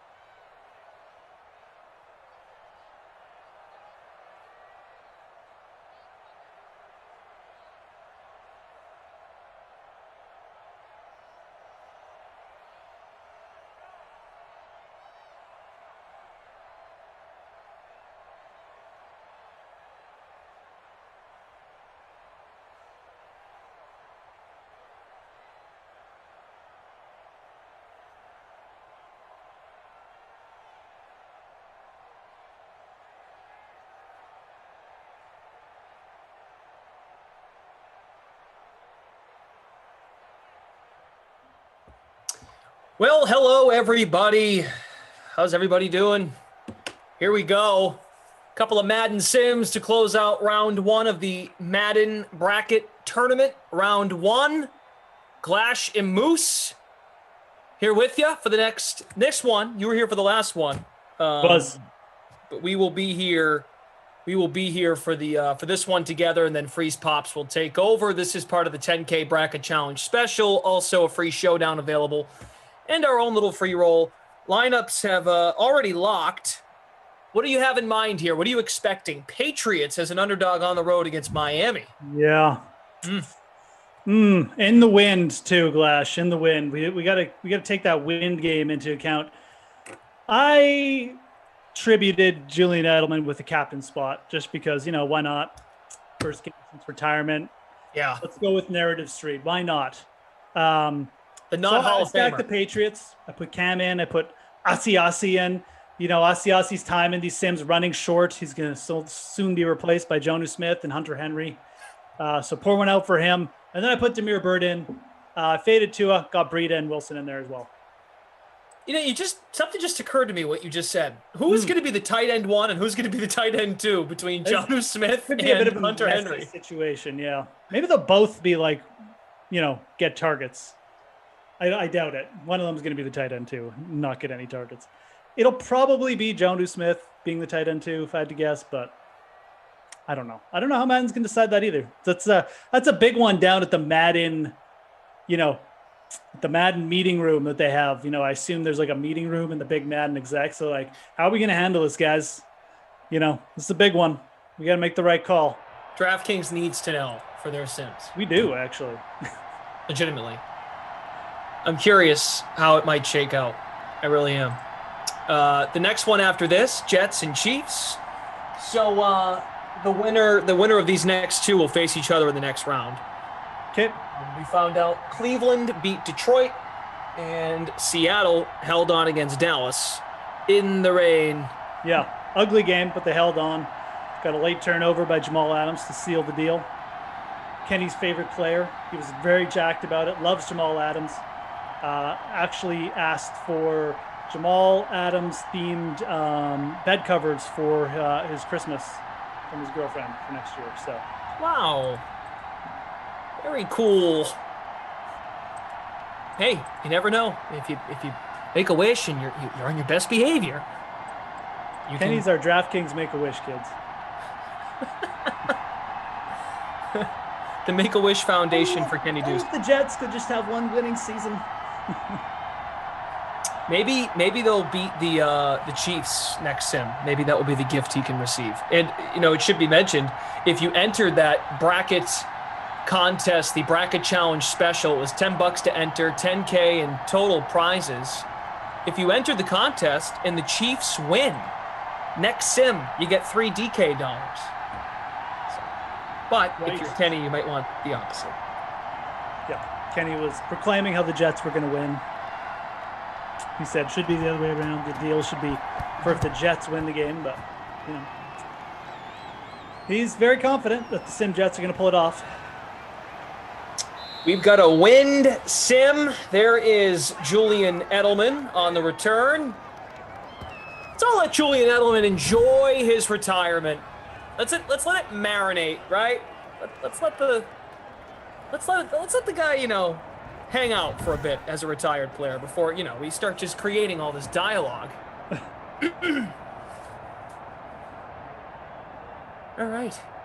Let's do it. Patriots are the lower seed in this case. They are the 18 seed on the road against the 15 seed Miami. It's true. We'll start out in the chat by asking who still has a perfect bracket. Tell us. My bracket's perfect because I didn't fill one out, so I forgot. Because we are, let me see. We are 14 picks in, 14. 2 more matchups to make it 16 to wrap up round one. I will tell you all now as you file into the chat, Twitch, YouTube, the free 5K simulated football bracket tournament round 2 pool now available on DraftKings Sportsbook. Yep. I see 1,300 entries. It's free. Get involved. There should be 13 million entries. It's free, guys. Get on there. But yeah, and hit that like button if you could for the sim. Try and get over 300 for the day. It'd be awesome. And head over to that GK Sportsbook, like Brendan said. Round 2 free Sportsbook pool now up. It's free. It's about all you need to know. You can figure out the rest. Very simple. You just have to pick winners. Pick who wins each of the round 2 games. There's a completion to Dalton Keene. Daltoneta. It's like your car has an alternator. The Patriots have a Daltonator. He'll probably be like the tight end 6 in next year's Madden for the Patriots. Unless someone would like to argue otherwise. Dustin Ford, this is a wind sim. Windy, Miami. Aussie might be the tight end 6 at this rate. Trips right for Newton, 3rd and 10. Fires. Had Edelman. Or actually, sorry, that was, I think that was, I don't know who that was. It wasn't Edelman. Someone was open and he missed him. Sarah Privatera chimes in. My bracket is perfect. I think you're a liar. How dare you talk to Sarah like that? You almost said Jesse. Did I? I feel like you were going to say Jesse. I could be wrong. I was going to say something else. I don't think it was Jesse, but it might have been like... I sensed a J coming out of your mouth. It could have been Jesse. I've been talking with her every morning on the sweat, so... Yeah. How's that going? She's up. She's usually up bright and early, so I'm sure she's That's thrilled right. about doing the sweat at 11 a.m. She's at like 9, doesn't she? Yeah, instead of being here between sims. I think she's definitely in a better mood. Yeah, that's true. She gets up at like 6 a.m. and she's, don't get me wrong, she's like active. She probably gets a workout in. She eats her breakfast nice and early, walks the dog. I mean, she's just an early person. My wife's like that too. It's absolutely insane. I don't know what's wrong with these people, these productive people. But yeah, no, she's. I think she's enjoying it. Probably enjoy it more once the studio is back open. She can co-host with Emerson, you and Kaufman, in there as well. I know. Maybe working a little. Maybe Edlow, will make appearance. Well, he's very busy. So he's very busy. We'll see if we get his the precious college time. Basketball money lines and the. What else does he do? Oh, there's 2 of them in this one. No, that's the knock. That's the knock on that blow. He doesn't do the MLs. He does the gotta take points. The points. But when he doesn't take the points, he gets yelled at on Twitter. Come on, man, take a risk. Give me an ML pick. I'll tell you, since I unveiled my unicorn bet of the day in the NHL, I'm on fire, Flash. Yeah? 5 in a row tonight. That's good. Gotta check those out on the sweat, guys. Got the unicorn bet of the day for NHL up. Won't be there Friday because I gotta go to the dentist. Oh, God, the dentist. We start the Dream Stream, yes, at 11 a.m. Eastern. Yep. Jesse and the whole crew come in and, a lot of fodder. Sometimes you'll get Steve Buchanan very mad the night before, but it's good. See, all your favorite Dream Stream people all in one place for an hour before the noon sim. Kyle, congrats, man. It's like, what's 82 these days? B+ or something? I don't know. Great job, though. Oh, that ball was tipped by a Patriot into Devin McCourty's lap. Wow. Interception Tua. Devin McCourty, highly rated defender. Patriots D, kind of a sneaky play. Tua, not a good QB. It was kind of a bad throw. Not kind of a bad throw. It was a terrible throw. Triple coverage. Yeah, looking at the bracket challenge special, 32.6% Patriots defense. Yep. It's pretty good. Makes sense. Pretty good in terms of high ownership. I mean, It's a wind game too. If I'd really been thinking a little more strategery, I probably would have, thought about the Pats D. I did stay away from Tua, but offensive defense. I captained Gesicki. I played both tight ends. I played both quarterbacks, Michelle and Nick Folk, Patriots kicker. Folk. We had about 4 missed field goals in the last game, so that was cool. I think we had 4 attempts from 55 plus in the rain. So Like they didn't even get to the end zone. Basically, it was fun. I always like to say that no question is ever dumb, and Barry says, how can round 2 be ready to pick with 2 to go in the first round? Am I dumb? Well, it's more so that it's open. Like, you can start submitting your picks and getting your spot, which is unlimited. It doesn't matter how many people enter. It's unlimited entry. Do you understand his question? It's not a dumb question, and as someone who hasn't gone and checked it out, I assume Glash is right. Like, you can probably just reserve your entry right now or something. So, yeah. Yeah, so not a dumb when you question at all. Actually, no, it's something I hadn't even thought of since we had announced that. But it's like when you can reserve an entry before the slate is out on the main DraftKings on the daily fantasy side. It's probably the same for the free play pool. You can just go and reserve your entry. You have to enter your picks. And obviously, we don't have a big time frame in between when round 1 ends and round 2 starts. So make sure you do get over there. You know, again, they have to open it up a little bit early, but I assume all the main picks, they're not going to be up there until tonight. So when you scroll down to the last pick, you make 8 picks for round 2. It says who will win: 2 seed Chiefs or Jets, 15 Dolphins or Patriots. So there you go. DraftKings is ahead of the game. It's a good question, and it's a good solution by DraftKings. We're all winners here. Is the main moral of the story, and it was a great question. And if there are any other confused people, now you have your answer. You have all the options right there. So again, because there's such a short turnaround too, so they obviously had to do that. But well done by the DraftKings for you to get that in. Right, they don't want to wait till 11 tonight to make that open to you guys. They want to give you plenty of time. Make picks, right? Producer Michael's with us. Daniel on the 1s and 2s. We've got Jim. Hey, Jim, from the Game Ops team. I was going to break out a Jim with Kenny last sim, but I kind of got afraid. I didn't want to get yelled at. I didn't know what the reaction was going to be. I've heard 12 buddies were dropped by Kaufman with Ducey yesterday. No reaction. Which I say, good. He learned it's not that offensive. But anyways, Banded Caterpie, Moose calls are strictly a Madden After Dark matter, but that's another good question. That's on Twitch. Deltfish, CEH 1300 in both chats. Smash Lanta, Fooligan, Percy. What's up, guys? Oh, looking for James White, batted down.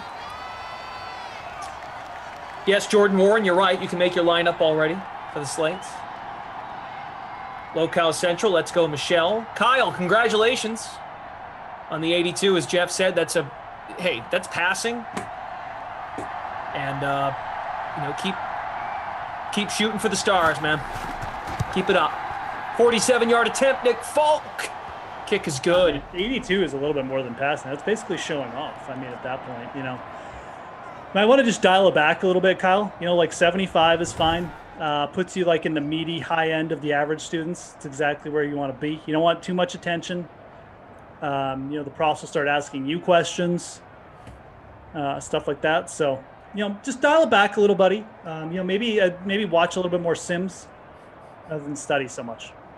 That's my suggestion. Andy James, is it wrong that I really like Ducey? Not at all. He's been here. He's been here for a long time now. He's strapped on in, calling the Sims. Madden bloodstream. Yep, he's the bloodstream is flowing. Believe it or not, Kenny's in the Madden Sims. Leave a message. So, have you been paying attention to what's going on in Arizona in relation to DK and what the bills they're passing? This is fantastic news. Arizona is like the main state I visit when I go to the States. Sorry, go ahead. Familial reasons. So. Oh, okay, cool, very nice. So, did you know that the governor of Arizona, his name is Doug Ducey? Oh, really? So, the chat was pulling my leg yesterday because they're like, hey, how about Ducey, like, making all these great, like, these new rules, like, helping? I'm like, what are they talking about? Like, no, we're talking about sports betting in Arizona. Oh, the governor's name is Doug Ducey. Doug Ducey. I'm not sure if there's any relation. Could you imagine if Kenny was a governor of a state?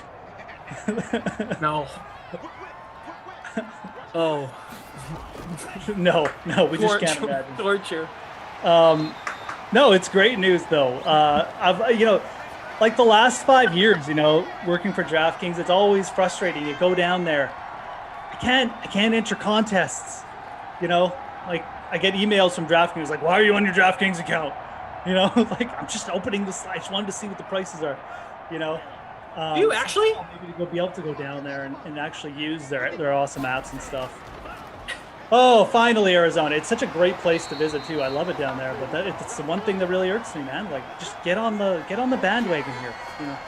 Get on the DraftKings bandwagon. And not only are they going with the legal sports betting and stuff, but like the affiliation that DraftKings has with TPC Scottsdale, making the 19th-hole sports betting center. Oh, so brilliant. Just there's places like, it's funny. You go over to England, there's betting shops like that. For a lot of the big major events they have and golf events, it's the same thing. Like why can't you do that here at a big event? I mean, just a little betting shop outside. People want to make a little wager. Dude, integrate it. It's smart. It's great. That's what we all want. Good job, Arizona. Proud of you. First stop's Arizona. Bradley Cooper. Lady Gaga. Star is Born. All right, Patriots up 3-0. Nick Folk, 47-yard field goal. Cam Newton is 4 of 6, 32 yards. Tua 1 for 2, 18 yards through a pick. So you get the Pats D. About a third of you have the Pats D in the bracket challenge special. Breida 4 for 27, Tua 2 for 25 on the ground. Michelle 3 for 6, White 1 for 5. Receiving not great. Albert Wilson 1 for 18. Harry 1 for 12. Edelman 1 for 11. Yeah, that's his number. Asiasi 1 for 4. And Keene 1 for 5.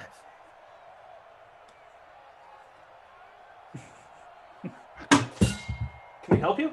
I read Sean Preston's comment about tapping me on the shoulder. You don't think I read the chat? You gotta flick his ear, Sarah. Sean Preston goes, I dare you to go tap him on the shoulder. Like, I read the chat. Right when the door opened, I knew that's what she was going to try and do.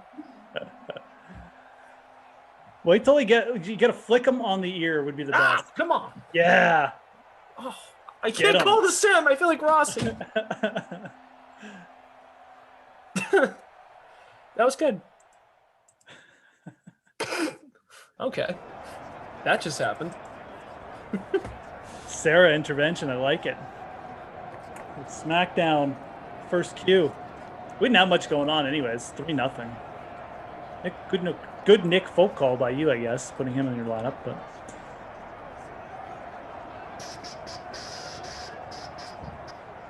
wow, I can't believe she just hit me. No one cut that audio.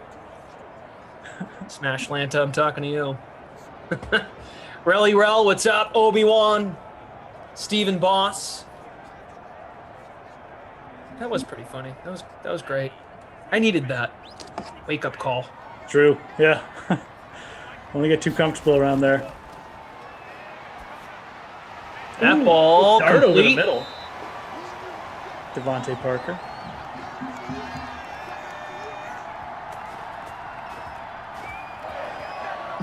John Horn. Loved it. Sean. Getting a laugh out of it. Freak of nature. Good energy in the sim. Reed teased it, clipped Sarah hits Glash. Great. Shouldn't have said anything. That's a first and more inside the 5. Mike Gesicki. I gotta say, the Dolphins are the best uniforms. They're definitely up there, like top 3. Like all their styles of uniforms are good. You got the alternatives, the old school. I love this color scheme though. I'm gonna throw that out there. If anyone cares.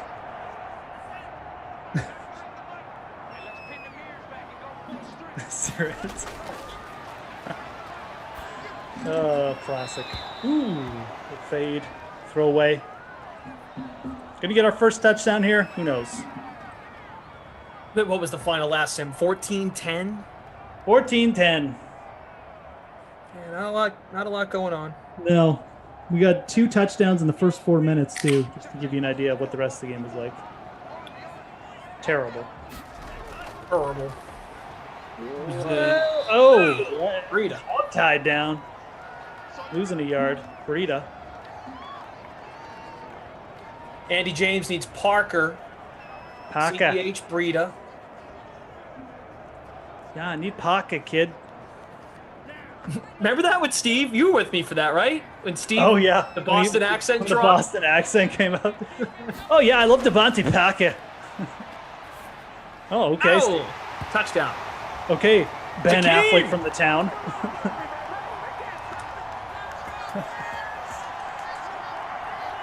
Jakeem Grant with the touchdown. Wide receiver 3. Shout it out in the chat if you had him. Good on you if you did. Jakeem the Dream. He was 16% owned in our contest. Yeah, Smash lineup throughout some of the classic ownership numbers. Let's see if I can find them. Grant was 8% owned in the classic, so that could be an interesting play if you had him. If you had Grant, especially if you had Tua. Tua, I assume, was really low in there too. So yeah, let's check it out. Yeah, Tua threw the pick, but at least he bounces back there. Yep. Parker was 13% owned in the bracket challenge special. Albert Wilson 14%. Let's find ourselves some Tua.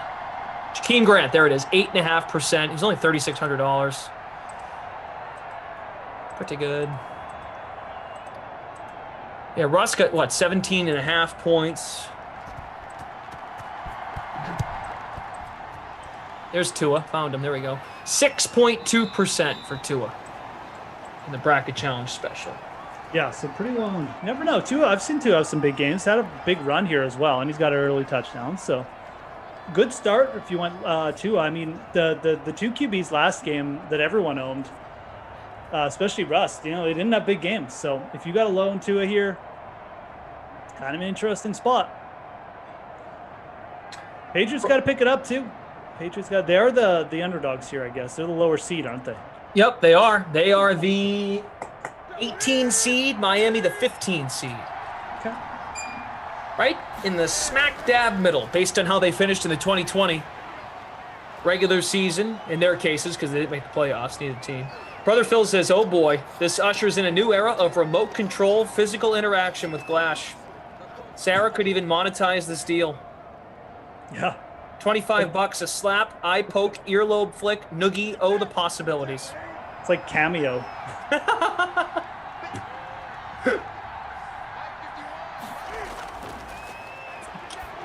Sarah, I will give you $10 if you go dump a bucket of water on his head when he's not looking.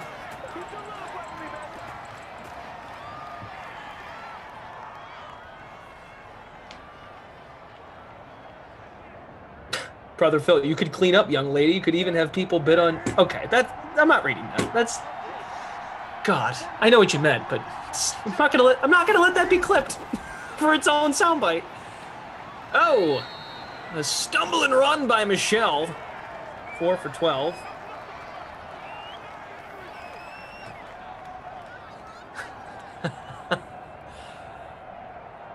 Hey, how about James Conner going to Arizona? Did you see that news? What'd you make of that?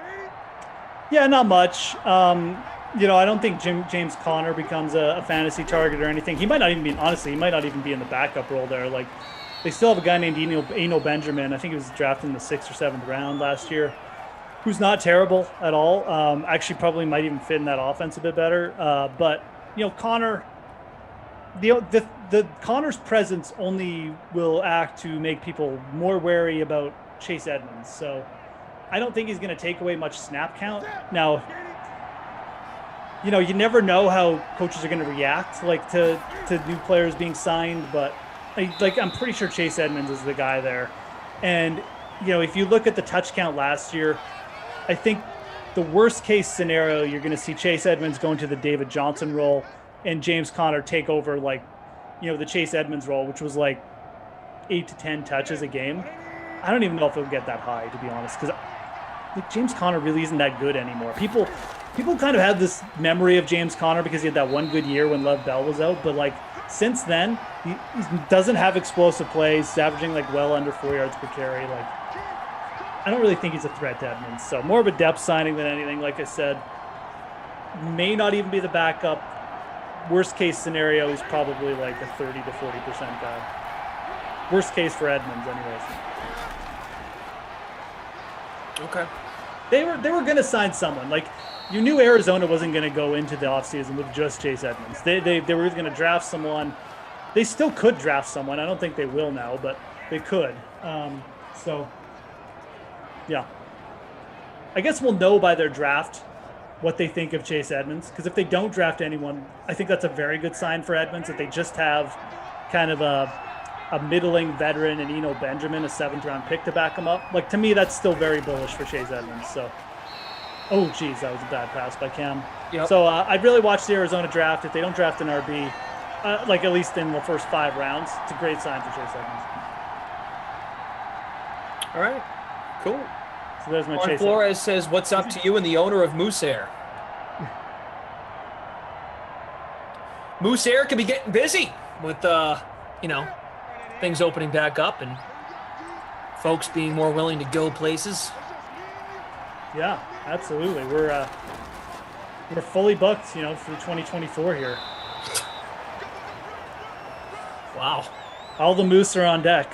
There's no hibernating this spring or this winter.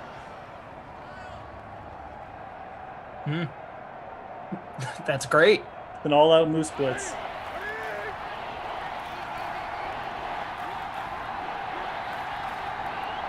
Third and 2 from the Miami 24. Quick release, and that is caught. N'Keal Harry, first down.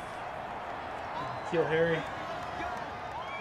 It's a guy the Patriots could use, have a little bit of a bump up next year. It'll be interesting to see what the Pats do at the draft, too. We'll be doing a draft kind of special on the Sweat. I think it's next week. Actually, when does that start? It starts next week, and then it goes into the following week. So, leading up into the draft, we'll be giving some mock drafts, some top 10 mock drafts and stuff like that going over. I'll be giving out mine. Oh, wow. Oh, Cam. Oh, my God. Oh, Cam. Does Cam want to go on the Dolphins, or is he mad that the Patriots are talking about drafting quarterback? Must be. Well, I guess that's the wind factor right there. True. Tony says, Glash, do you know if EA Sports watches The Sims? If so, do you think it will improve the computer play for future Sims? You never know who's watching. I mean, there's a touchdown. Hey, Julian Edelman. The Edel Goat. The future Hall. No, not going to go there. The future Hall monitor.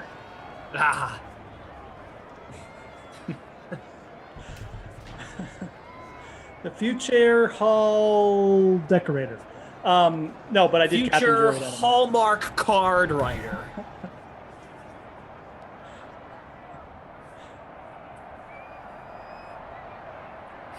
I don't want to kill you. You complete me. Wow. All right. Well, clearly a couple of passes that should have been picked. Cam Newton. Yeah. It's Julian Edelman for a touchdown. How the turntables have turned there. It is kind of funny that when a guy retires, like Edelman, like the first thing people have to do is like, oh, is he a Hall of Famer? Like, why does that question even come up? I didn't even think about that until people started talking about it. Who cares? Yeah, truly.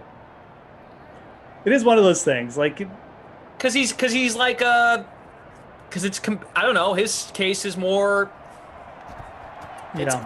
For some people, it's up in the air, but a lot of folks...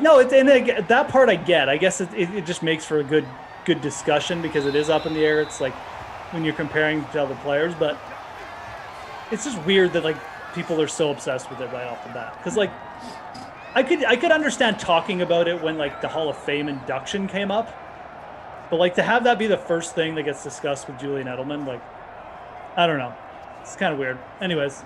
I love this in the chat. Future Hollister model.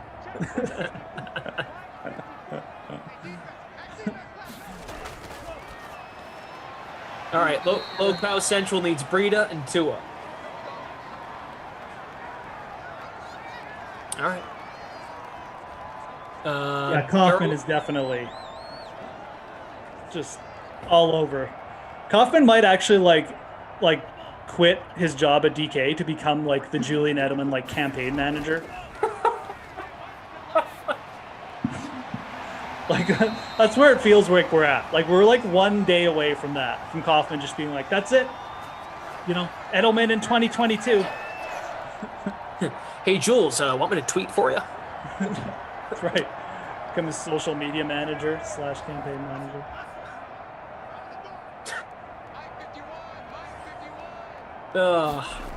What if, like, you know what I imagine though? Like, what if Koff lived in Wisconsin and he cheered for Jordy Nelson? Would he be doing? Would he be doing this? Yes. If Koff lived in Pittsburgh and he watched Hines Ward, he'd be doing this too. Absolutely. He just can't. He can't separate the two. The fandom and just the facts. Most people can't, so it's not even like a diss or an insult. I can't with certain players.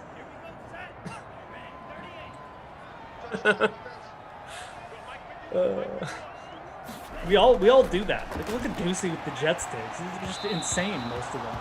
Wait a minute. If Kaufman quits at DraftKings, is he a DraftKings Hall of Famer?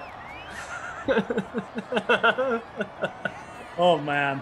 Wow. Right on the edge. I don't know. I mean, that's what we do, right? When someone leaves or calls it quits at a place, we have to ask, are they a Hall of Famer? I mean, yeah, okay. I guess he's got the games led in Madden, but, doesn't really do much of the golf, wasn't like the biggest multi-sport guy. I don't know. Really close one. Yeah. Really good career. I don't know. Didn't have the commercial exposure that like Jesse did or Reed, so I don't know. Let's just pick apart Kaufman's career here.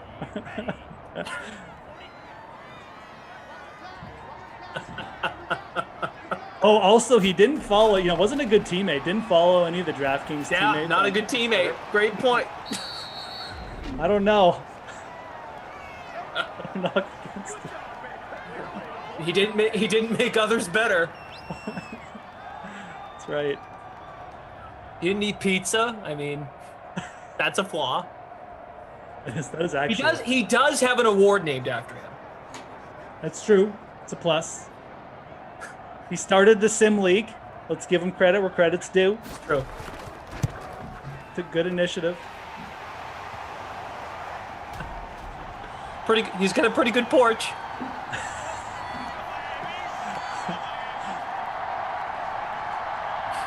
First time playing Fortnite, I can't read that on the air, but that's funny. Retease, did you know? That is terrible. I don't even get that. But I just think it's bad. Oh, jeez. Yeah, let's just slow down. Anyways, who's leading in the free solo? Yeah, Sean Preston's Oh, you are. I see. Let's see. Oh, producer Daniel's in second. Nice. Right now it's Tircis Mandor. All right, cool. Cool cheese. Cheese with cool with a K and cheese with a Z. First place in the bracket challenge special. Guys, if you want to get involved with the free-to-play pools on the Sportsbook, the 5K simulated football bracket tournament round 2 is up. It is free to enter, completely free. More than 1,600 entries right now, so get involved. You're just going to make your picks for round 2, which begins tomorrow. There you go, guys. Get in there now so you don't forget to make your picks in the morning.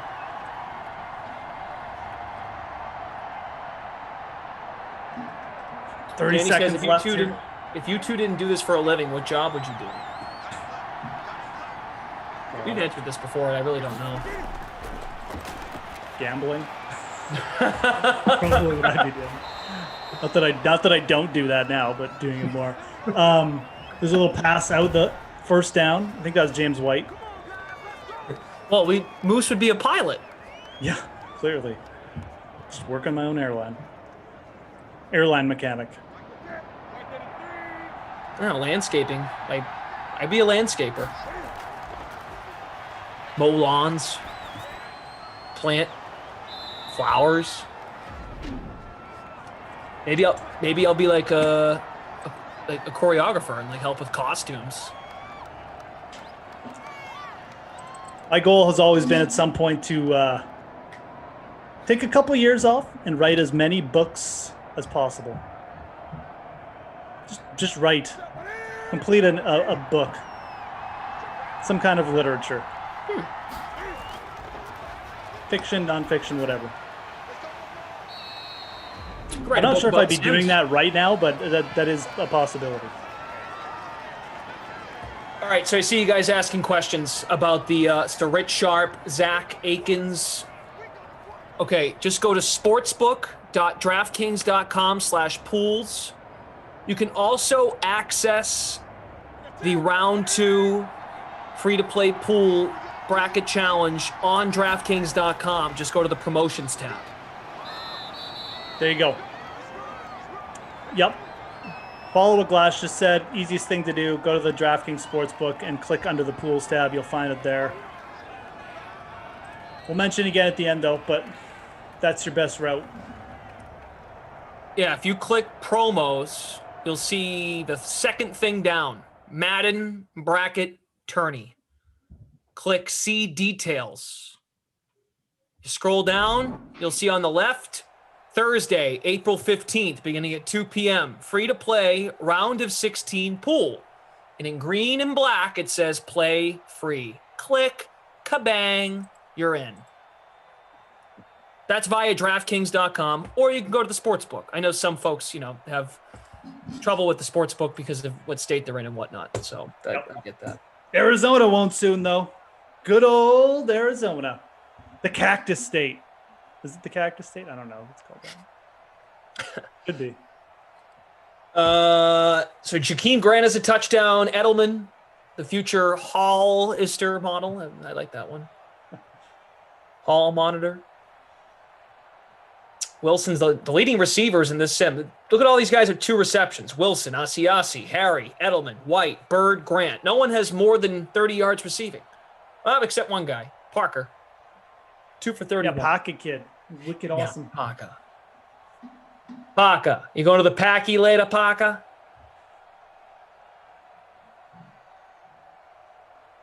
Captain Blood says, my suggestion crashes all of his apps. He's got to go through Sportsbook. Okay. Cool. It's all right. There's 2 ways to get there. It all leads to the same place. It is. Hope that helps. I find DraftKings websites incredibly easy and intuitive to use. So you guys will probably be able to find it, work it out. It's one of the things that makes DraftKings so good. They got the good technology. They got smart people working on this stuff. They've got the good-looking guys up front, like me and Glash, clearly, and the smart people in the back. Future Hall of Famers. Future Hall of Famers.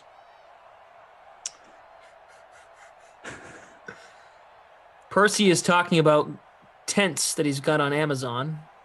Nice. I hope they're not watching. I didn't ruin the surprise.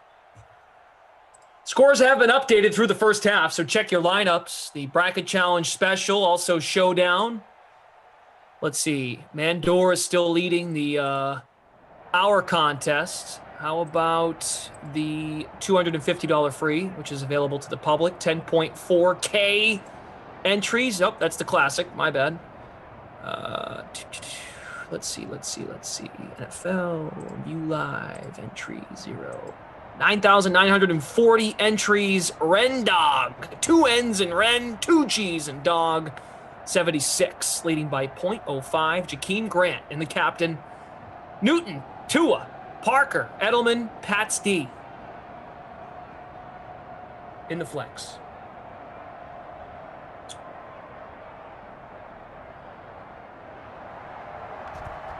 Kareem says, I want a bus/home and just go wherever and earn DK dollars as an income. That sounds like the life. Yeah. Good for you. I mean, that's kind of what I want to do, like put the Sims on a bus tour. Except you want to play in them. I'll just call them. Yeah, come to the DK world and you can do that, says Daniel.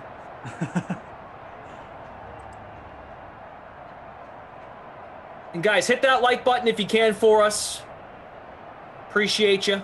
Almost at 250 likes, about 400 of you watching. Clem says, hey Moose, has anyone ever told you look like someone who would be in a bowling league with Uncle Buck and the dude? Dude, every day. Every day.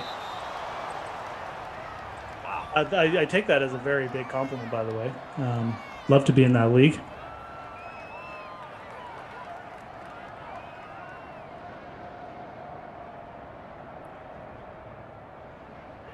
CJ71, Glash has us on his phone so he can barely read the chat unless he leans in.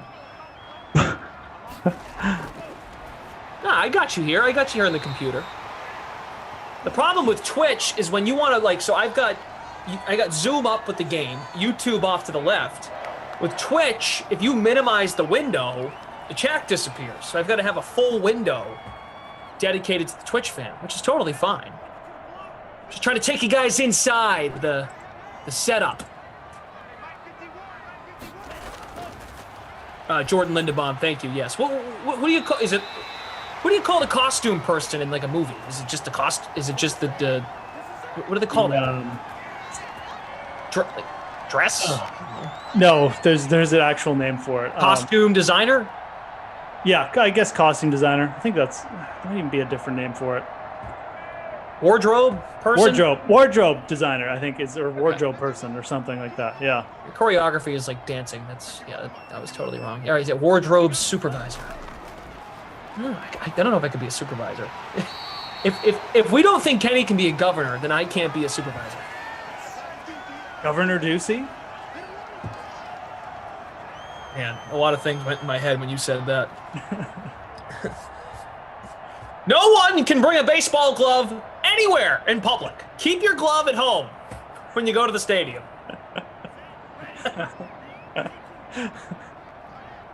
That's one of my favorites. There will be no longer a 2-minute warning. Ever. In football. Not in my state. He's the governor of, like, I don't know, New York. Anyone that wants to go to well, I guess the Jets technically play in New Jersey. True. Whatever state, whenever there's a football team or a baseball team, no gloves at baseball games. There will be no 2-minute warning.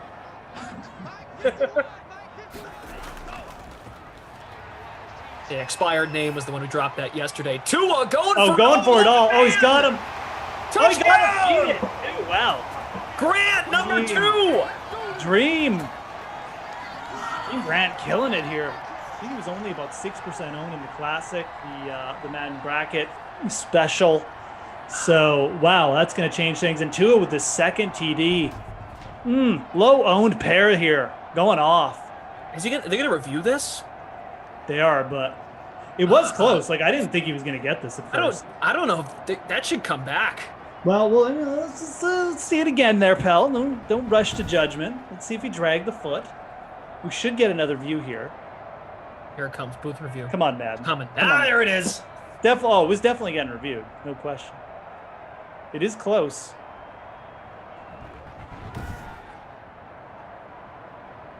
Ooh, might have dragged that last foot. Oh, we can't see because of the stupid... The stands. I don't even know what that is. The stands. All right, well, this is a surprise. I think he dragged the foot. Really do. Yep, gonna stand. It's gonna stand. Wow. Drag the foot. Great catch by Jakeem Grant. Fantastico. E+. That is not the real Bill Belichick. Inconclusive evidence, possibly. Yeah, Daniel. Good call. Call stands. Not confirmed. Call stands. Them the rules. Anyways, Jakeem Grant, second touchdown of the game. Tua up there. Let's see what his yard is at. Going to be big. Oh, what happened on my screen? Over 151 yards now. 51 rush yards, 2 for 2. He's got 18.14 in the captain spot. That's big because Cam ain't doing much. Cam only had 8.3 with 2 points. No rushing yards for Cam either. Really hurting. Disco says, so sexy. Yeah, Jakeem Grant, he played him in that bracket challenge. Good on you.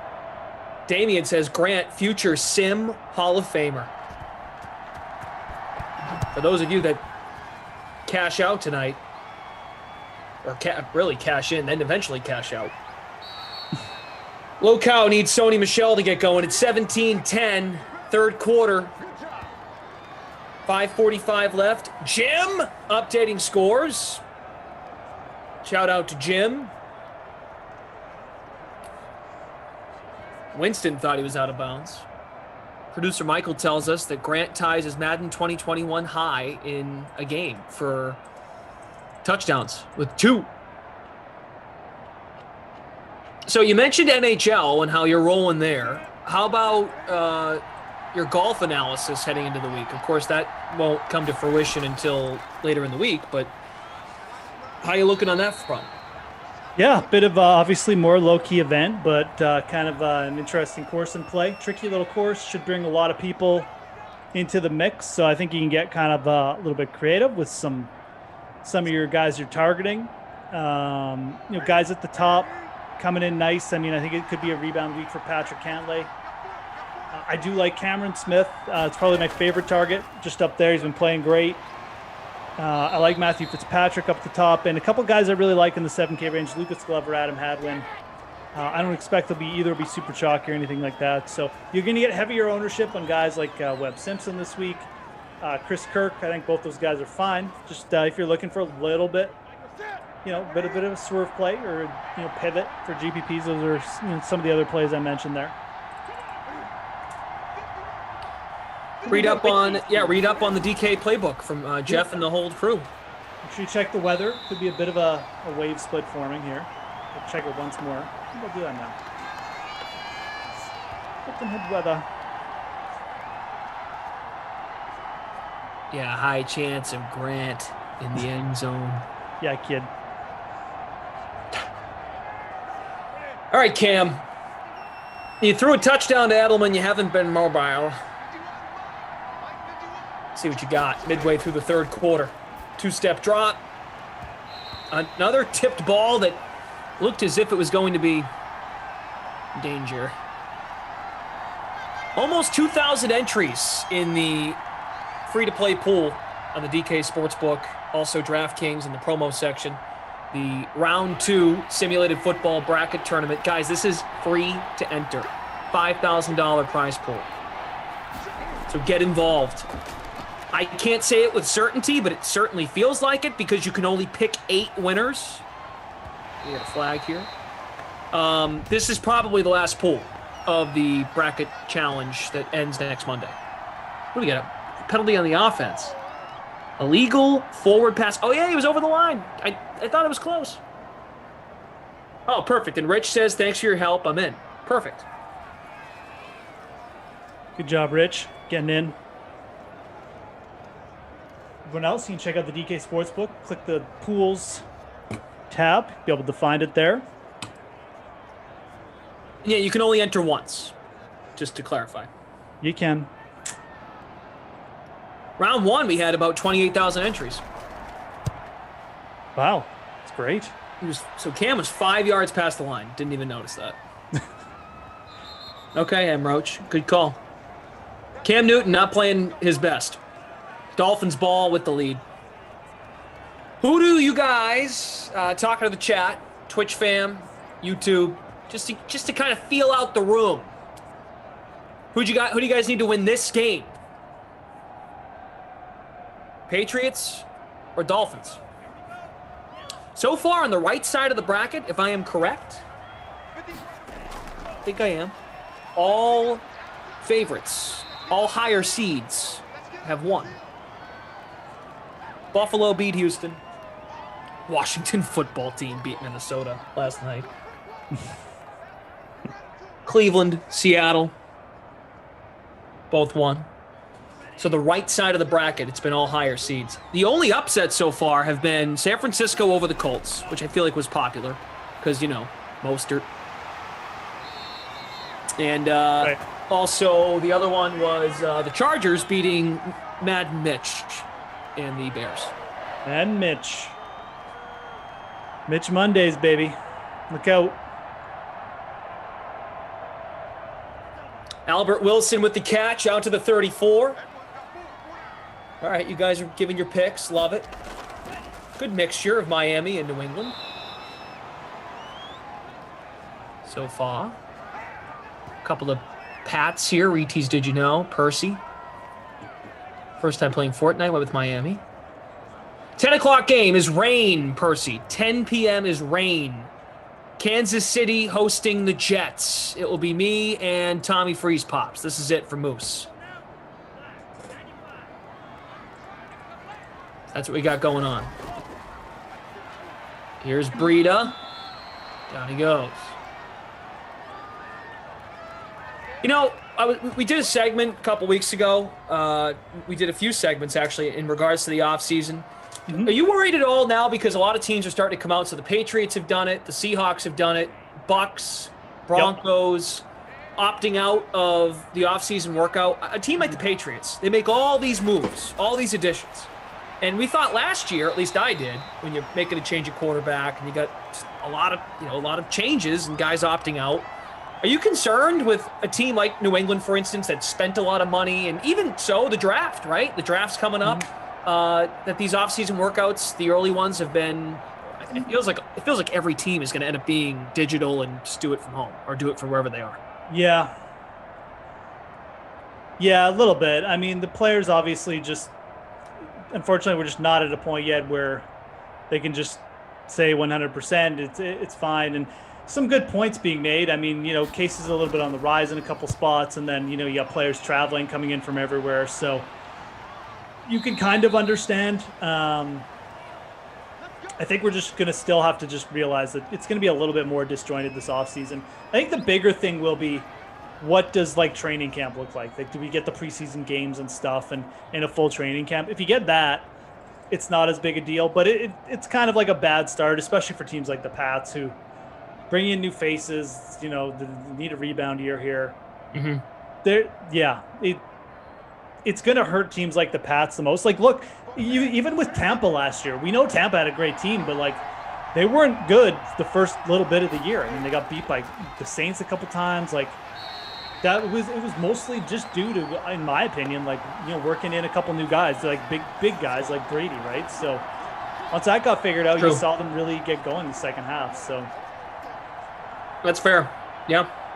But let's be honest. I mean, Tom Brady was walking down the street, going into the wrong person's house, trying to link up with Brian Leftwich. Brady had to get kicked out of a park when he was working out in Tampa.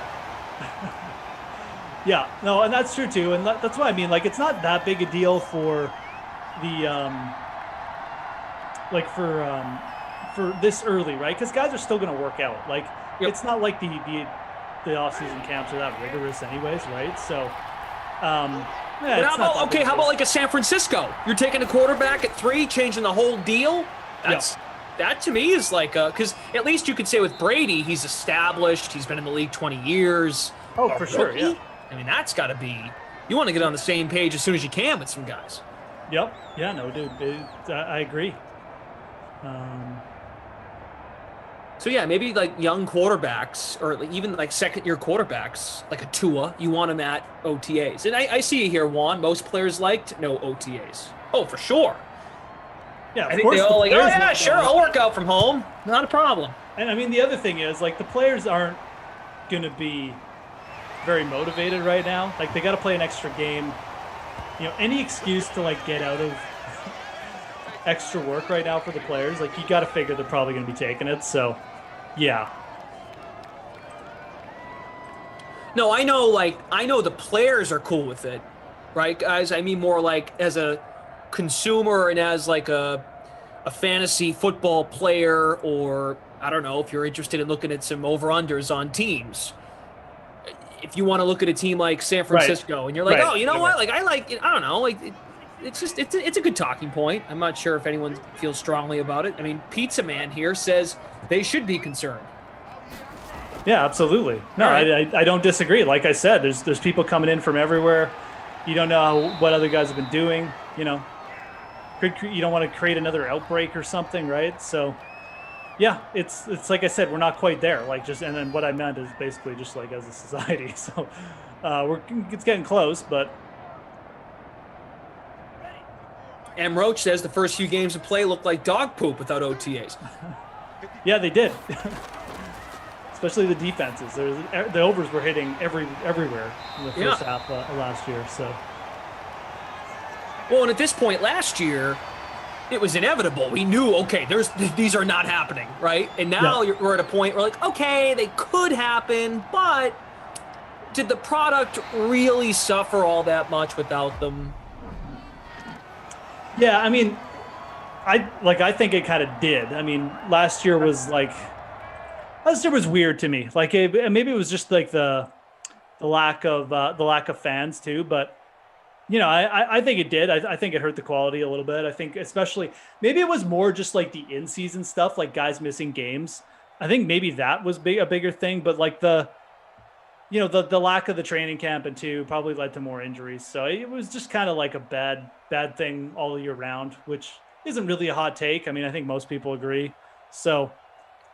It's not off to a great start, but it's also not like the end of the world. I mean, it's just the early times, right? So, yeah. Looking at stats here, Jakeem Grant has been the man. 4 for 55, 2 touchdowns.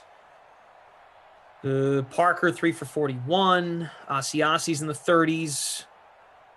Who's missing? There's someone here that's not that should be here but isn't.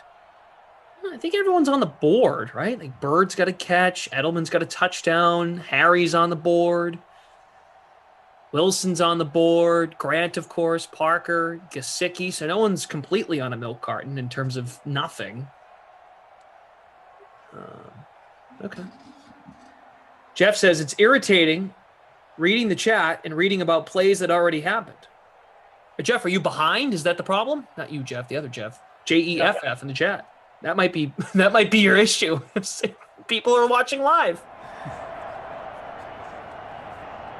Here's Brother Phil. Last season was kind of a throwaway year as far as judging where teams are power rankings wise. Going into this year, teams with high turnover in personnel / new coaching regimes were at a disadvantage.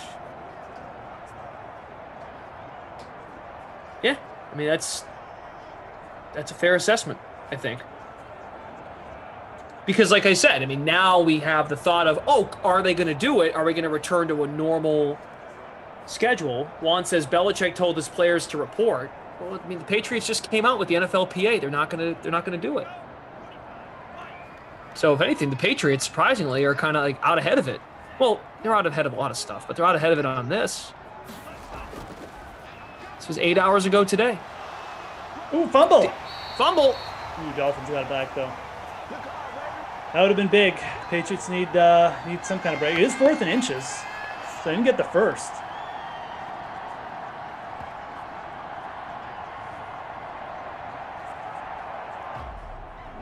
Close one. Yeah, they're probably going to punt it away here, right? I forgot they're well inside the 50 here. Dolphins on their own side of the midline, so 4th and inches. Getting it back.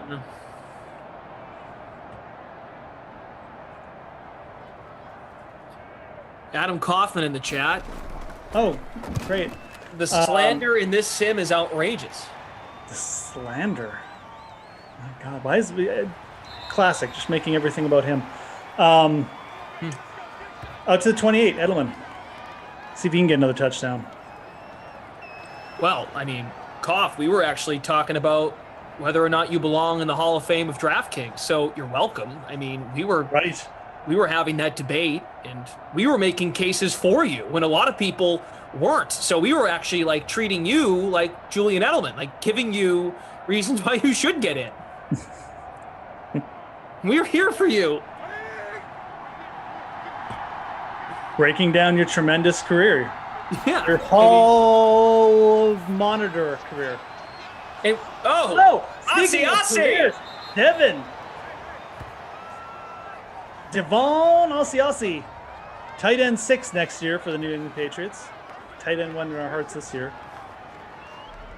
And in case you're wondering, Koff, we brought it up because Jeff thinks that you might quit DK and go work for Edelman to be his campaign manager. Right, yeah. So I asked, is Koff a Hall of Famer? Because he's going to be done at DraftKings. Your new career as Julian Edelman's social media hype guy. There goes. There's Cam. One rush, no yards. Making TikToks for Julian Edelman. Koff would get on TikTok for Julian Edelman to get in the Hall of Fame. Yeah, Koff, would you make a TikTok if that's what it took?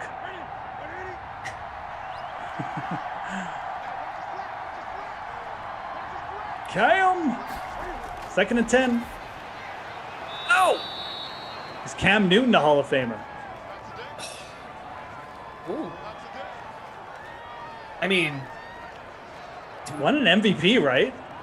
Do we actually? Like he was the MVP of the league one year. He was the best player in the league. It's not exactly an easy accomplishment to get. Yeah. You know? He got to the Super Bowl. Yeah, he was in the Super Bowl.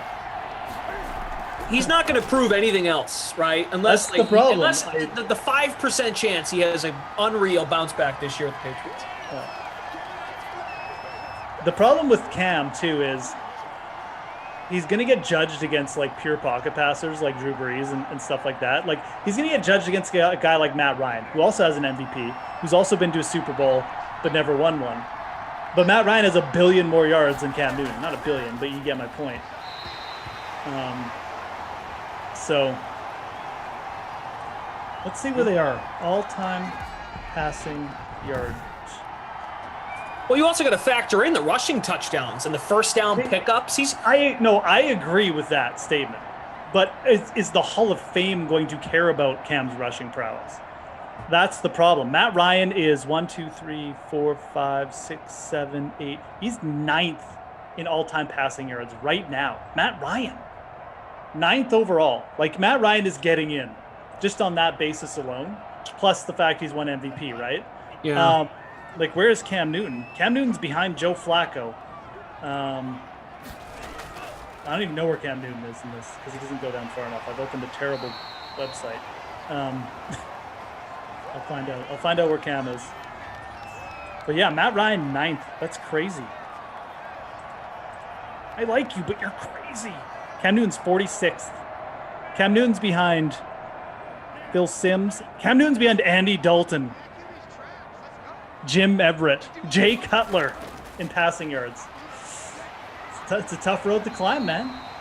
Tough road to climb right now for Cam. I agree. I think if you put Matt Ryan in, you have to put Cam Newton in because you can't just dismiss Cam's rushing stats. Like, that's ridiculous. Matt Ryan rushed for like 10 yards his entire career. Cam probably rushed for like, I don't know, a lot. You get my point, though, right? Like, yeah, no, I do. agree with what you said. You got to factor in Cam's rushing stat. I just don't know if the Hall of Fame process is going to do that. So, right.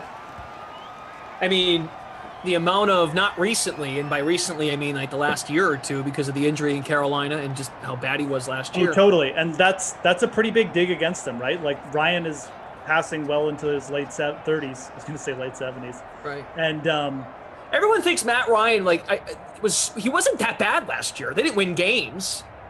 But his stats were still great with Julio and Ridley and whatnot. Well, look, but here's the counter argument to that.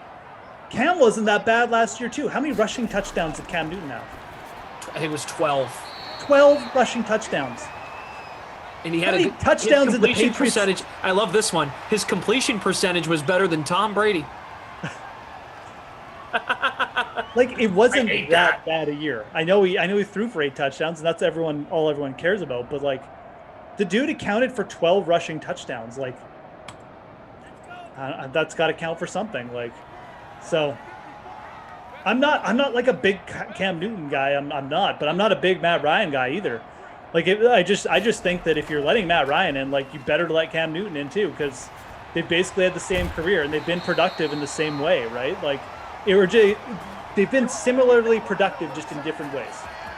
So, and Matt Ryan, I guarantee will get in. There's no chance it's not that.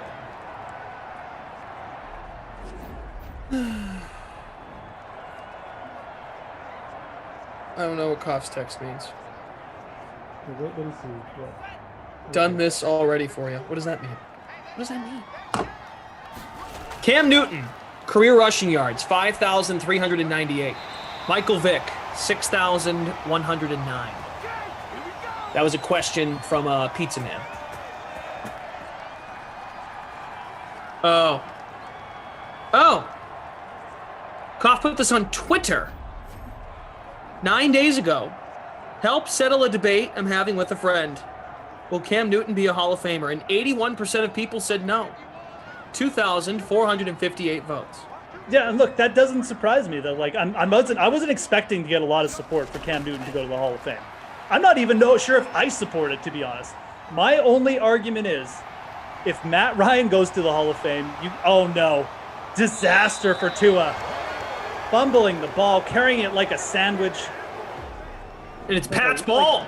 Like he's running to work on a lazy Sunday afternoon with his sandwich, just about to go have lunch at the park, trying to salt this away. The rookie fumbles the ball, gives it back to the Patriots, and now future Hall of Famer Cam Newton with the chance to lead a comeback drive. I wasn't even expecting to get a lot of support for this, and I don't even know if I support it, but my one argument would be, and I'll say this when it happens, Matt Ryan's getting into the Hall of Fame. I will virtually guarantee it. If Matt Ryan gets in and Cam Newton doesn't, I think that's a mistake. I think honestly the right move is probably neither of them get in. But now while Ryan is older, that was a terrible play. So Cam is 31, going on 32. Ryan's going to be 36. Yep. If the Falcons don't take well, forget that. Even if they do, okay, we'll take that out of it for a second. Matt Ryan could play for 4 or 5 more years. Are we sure about Cam Newton? I mean, like Matt Ryan didn't really look that good last year, to be honest. I know he had okay stats, but like he really didn't have that great a year. No, I'm with you, but they might not take a quarterback and roll with it because they've got so much money on the books. They've got to pay him so much. Yeah. I just look, and again, I'm not even really arguing for Cam. So I'm just saying at some point the NFL needs to start factoring in like the rushing production from these quarterbacks, because that's the way the league is going. Like when Lamar Jackson comes up and he's like 40th in passing yards and he's won an MVP and he's rushed for 1 million rushing yards and 1 million rushing touchdowns, are you just going to say, oh, well, he's 40th in passing yards, he's behind, Andy Dalton, you can't let him in? Because that's probably what's going to happen with Lamar Jackson too. So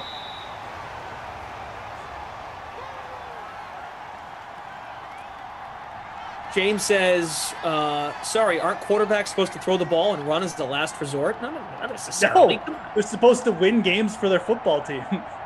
Yeah, what do we like? Come on. Supposed to gain yards. Not everyone's a pocket passer. John says Newton is purposely throwing this game. Purposely throwing. Sim Cam Newton. Oh, wow. Come on, Cam. Oh, Asi. Out of the air. Heaven. Wants that tight end one spot all for himself next year. Hey, man, you didn't need to sign Hunter Henry, man. Jonas Smith. That's a great play. Put that one in your pipe and smoke it, Cam haters. Ooh, James White, yards after James the catch. White. Hello. Catch and run. Must Be says, Glash, I like you, but honestly, you know nothing, bruh. But you are ultra cool. Bruh. Oh, because he's from Atlanta, and I said Matt Ryan didn't have that bad of a year last year. I didn't say he was good. It wasn't that bad. I guess. Anyways, I don't know. It's part of a larger discussion. I don't even know why I brought it up. He was bad for what we expect from him. We're talking about fringe Hall of Famers, and the sentiment on Cam is so shifted too, right? Like, you had the conversation about Cam 5 years ago, like before the arm issues. It's like, yeah, he's getting it. I mean, he's already won an MVP. He's been to a Super Bowl. He's had some monster years. Of course he's getting it. I don't really care if he gets in. If he doesn't get in, I think that's fine. But I would say it's completely hypocritical if Matt Ryan gets in. Yeah, in my opinion. To be fair to Must Be, he watches probably more. He's watched more Falcons games than I ever have, so I'll take his word for it. But they owe him a lot of money. I've never been a big Matt Ryan fan, so I definitely kind Me of either. Oh, who is that? Is that that's Dalton Keene again? Dalton Keene. Deltonata. Brian Anderson says, wait, I'm in first place in the $1 small contest. Stay put scoring, LMAO. Who are some other good fringe Hall of Famers that we can get fired up about? Ryan and Newton are good ones. I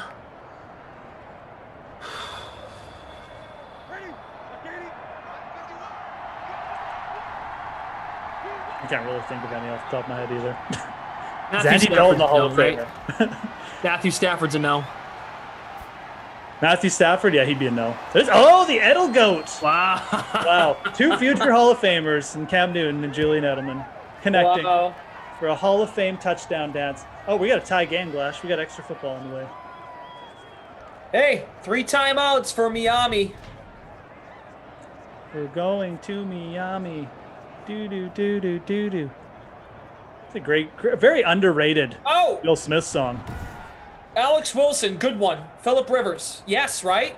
Yeah, Rivers is a good one. Absolutely. Rivers is dead. Where does he sit all time? He's up there though in the all time. If Rivers is, if Matt Ryan's in, I think Phillip Rivers is in. Yeah. Ryan has a couple edges on Rivers though, and okay, here's the thing: Matt Ryan is about.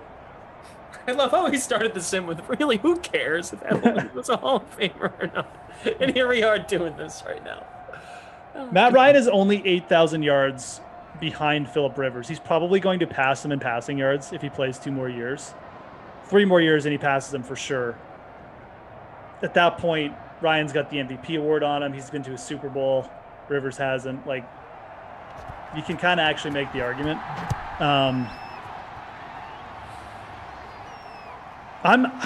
Rivers is a tough one though too. You're right.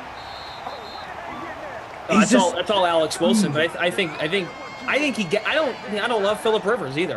I might like Matt Ryan more than Phillip Rivers. I actually kind of I'm actually kind of thinking that too now. I actually think I don't like either of them, but I think I'd be okay leaving Rivers out. I've seen too many Rivers turnovers at the end of games to ruin my mindset about him. Well, I mean, he's just. He was never the guy. Like, at least Matt Ryan can say he had the MVP season. At one year, he was deemed the best at his position. And it's true. He was. He probably should have won it that year. And he's had a couple big years, and obviously he went to the Super Bowl. Can Rivers ever say he was clearly the best? Like, better than Breeze, better than Brady that year, better than Favre, whatever.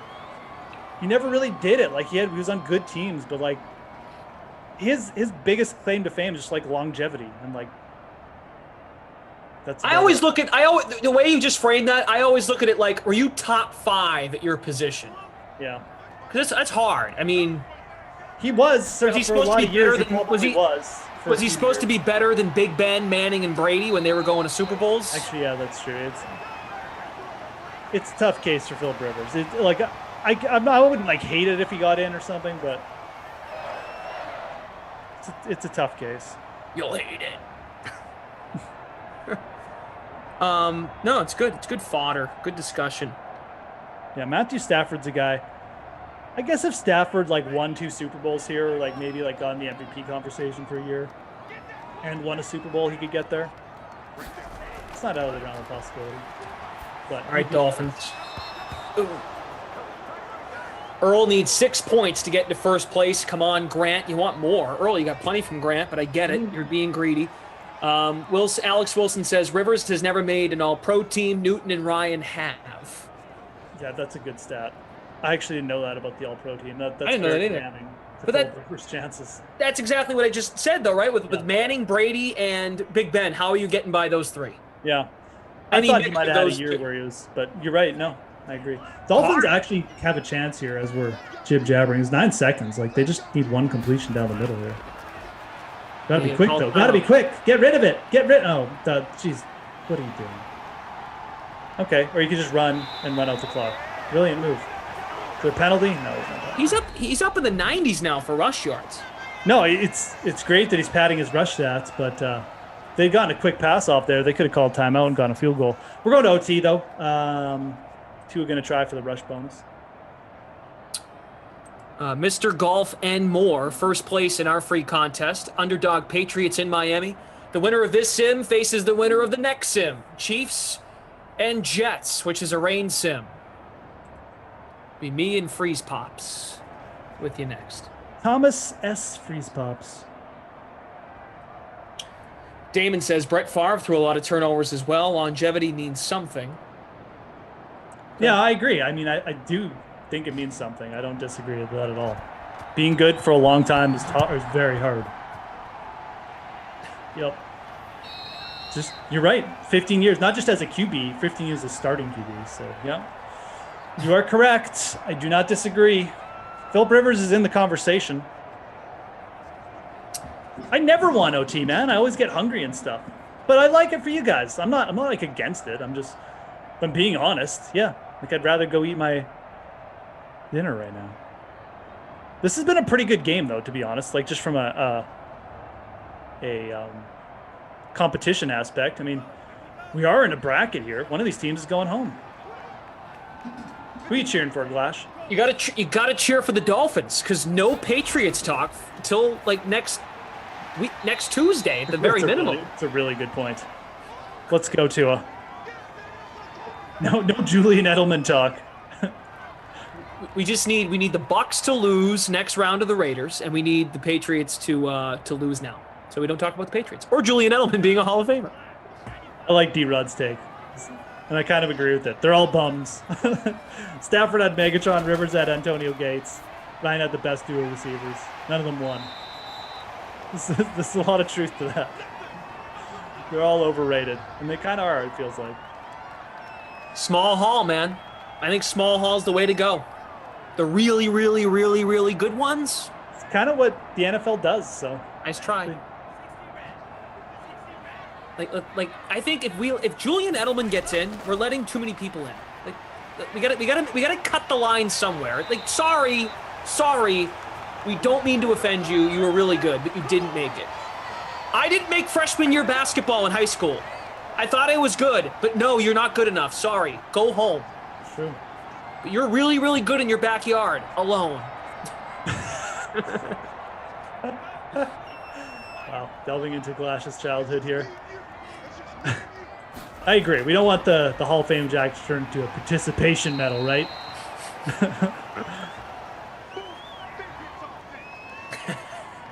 It's a fine line. Like there are some really tough guys coming up. You know, I don't even know where I would be voting. If I had a vote right now, I don't even know where I would be at on some of these guys. I would really have to sit down and compare them and set out, what I thought was a fair criteria.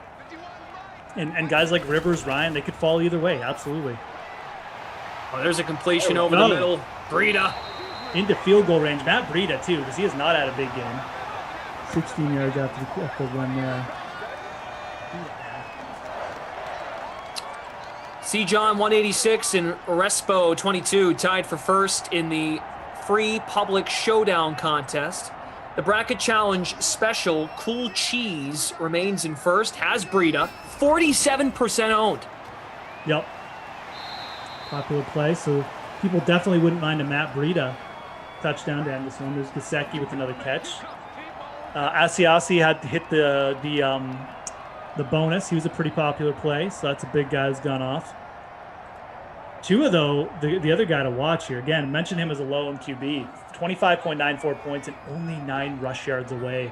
Could we get a Tua run? A double bonus could be possible. He gets rid of it. Go! No, what are you doing? Oh! You had the lane. You cut back inside. Fancy pants. Down inside the 5. Can't eat yet. Oh. Some banging going on. I was just kidding. What was that? That sounded like a glass broke. Kids are. They're watching the sim.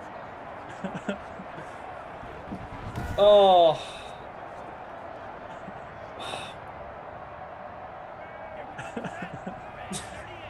Everything going on here.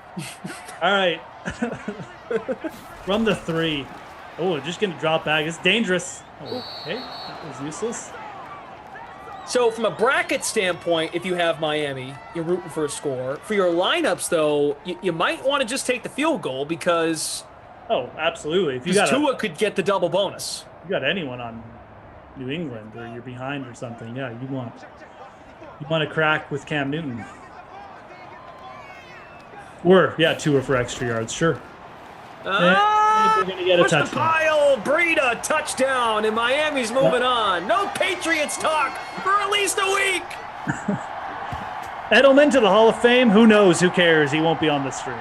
Edelman lost in the first round of the bracket challenge. Wow, he's out. He's out, Jim. I don't know, Jim. Scored 2 touchdowns. It's all about him. All about Julian's touchdowns. All about his stats. He didn't win when it matters. That's right. He may have 5 Super Bowl rings or whatever, but 0-1 in the bracket challenge. What a loser. Red flag. Big red flag. Unbelievable. Yeah, can't trust that guy. Unbelievable. All right, so, well, and actually... Not clutch. So, with this result, Jakeem Grant should be our player of the game. Yes, Jakeem Grant's player of the game. Quickly, who is going to be the Babysitter Billy Award winner? Let's see. Probably someone on my team. Let's go with Albert Wilson, who had... No, let's go with Demir Bird. 2 catches. That's not very good. Okay. I can't really think of anyone better. You got someone better than that? A lot of guys had pretty solid games, too. Yeah. N'Keal Carey is the only other guy I could think of. So let's go with Demir Bird. All right. Very good. So that's going to do it. Jeff is done for the night. Freeze Pops is back. We have a rain sim, for Madden After Dark coming up in 36 minutes, 30-ish 6 minutes, 39 minutes.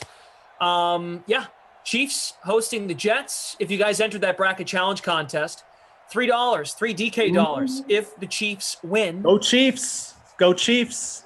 And yeah, Patriots are out. Make DKs. Send out those bucks. Let's go. Get it done, Mahomes.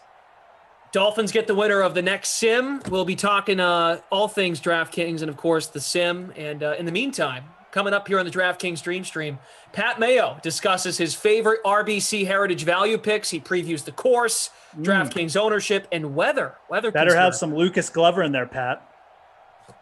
Mayo, birthday boy yesterday. Happy birthday, Mayo. Here's Mayo now. Here he is. Go, Mayo. Go. Bets for the week. Essentially, I took Colin Morikawa at 20-1. I bet on Kim at 40-1 because I don't want to miss out, but that's just me. But really, it's just Morikawa and a bunch of bombs. So I have Henley and Matt Wallace, both with the top 5 each way, 80-1. CT Pan, Michael Thompson, 125. Doug Gim, Aaron Wise, 140. Patton Kazire, 175. And Camilo Villegas, 300-1. Those are all with the top 5. Just Morikawa and some bombs is the way that I'm playing it this week. I do want to save a live bullet or 2 maybe for Sunday morning because there's been a lot of comebacks at this event over the years, but trying to reduce my exposure this week coming off of the Masters, and I don't feel great about the top of the board outside of Morikawa. It's Morikawa and then a cluster of 6 guys. And since I can't bet all 6 guys, I'm just going to bet none of the other guys and just go with Morikawa and hope that ends up working out. Top 20 plays for the week: Kazire, Ben Martin, and Camilo Villegas. 550, 650, and plus 700. First round leaders: Snedeker, Redmond, Villegas, Martin, and T-Dunks, Tyler Duncan. That's from 100 to 150-1, all with the top 5 each way. And then for the one and dones, I have Morikawa. I said Berger on Monday's show, but I had previously used Berger. So Morikawa it is, who I thought I had already used, but had not. Kim for Jeff, and Tommy Fleetwood for Tim Andacust. Tim Andacust is closing in on 1,000 Twitter followers, which is just outrageous to think about. But let's get him there, and then we'll unfollow him and then drop him back after the moment he celebrates his 10,000th follower, we can all unfollow, and then it will just be hilarious. So that's the way that we're playing it. The weather for Hilton Head at the RBC Heritage for Harbour Town. I'm using the Brams Point / Hilton Head weather tower on windfinder.com. It looks like there's going to be extreme gusts during Thursday's round, but the average wind miles per hour is pretty low. You'll have gusts up to 24 in the afternoon, going from like 10 constant to 24. We'll see how that ends up playing out. Again, best to check back as late as possible on the weather.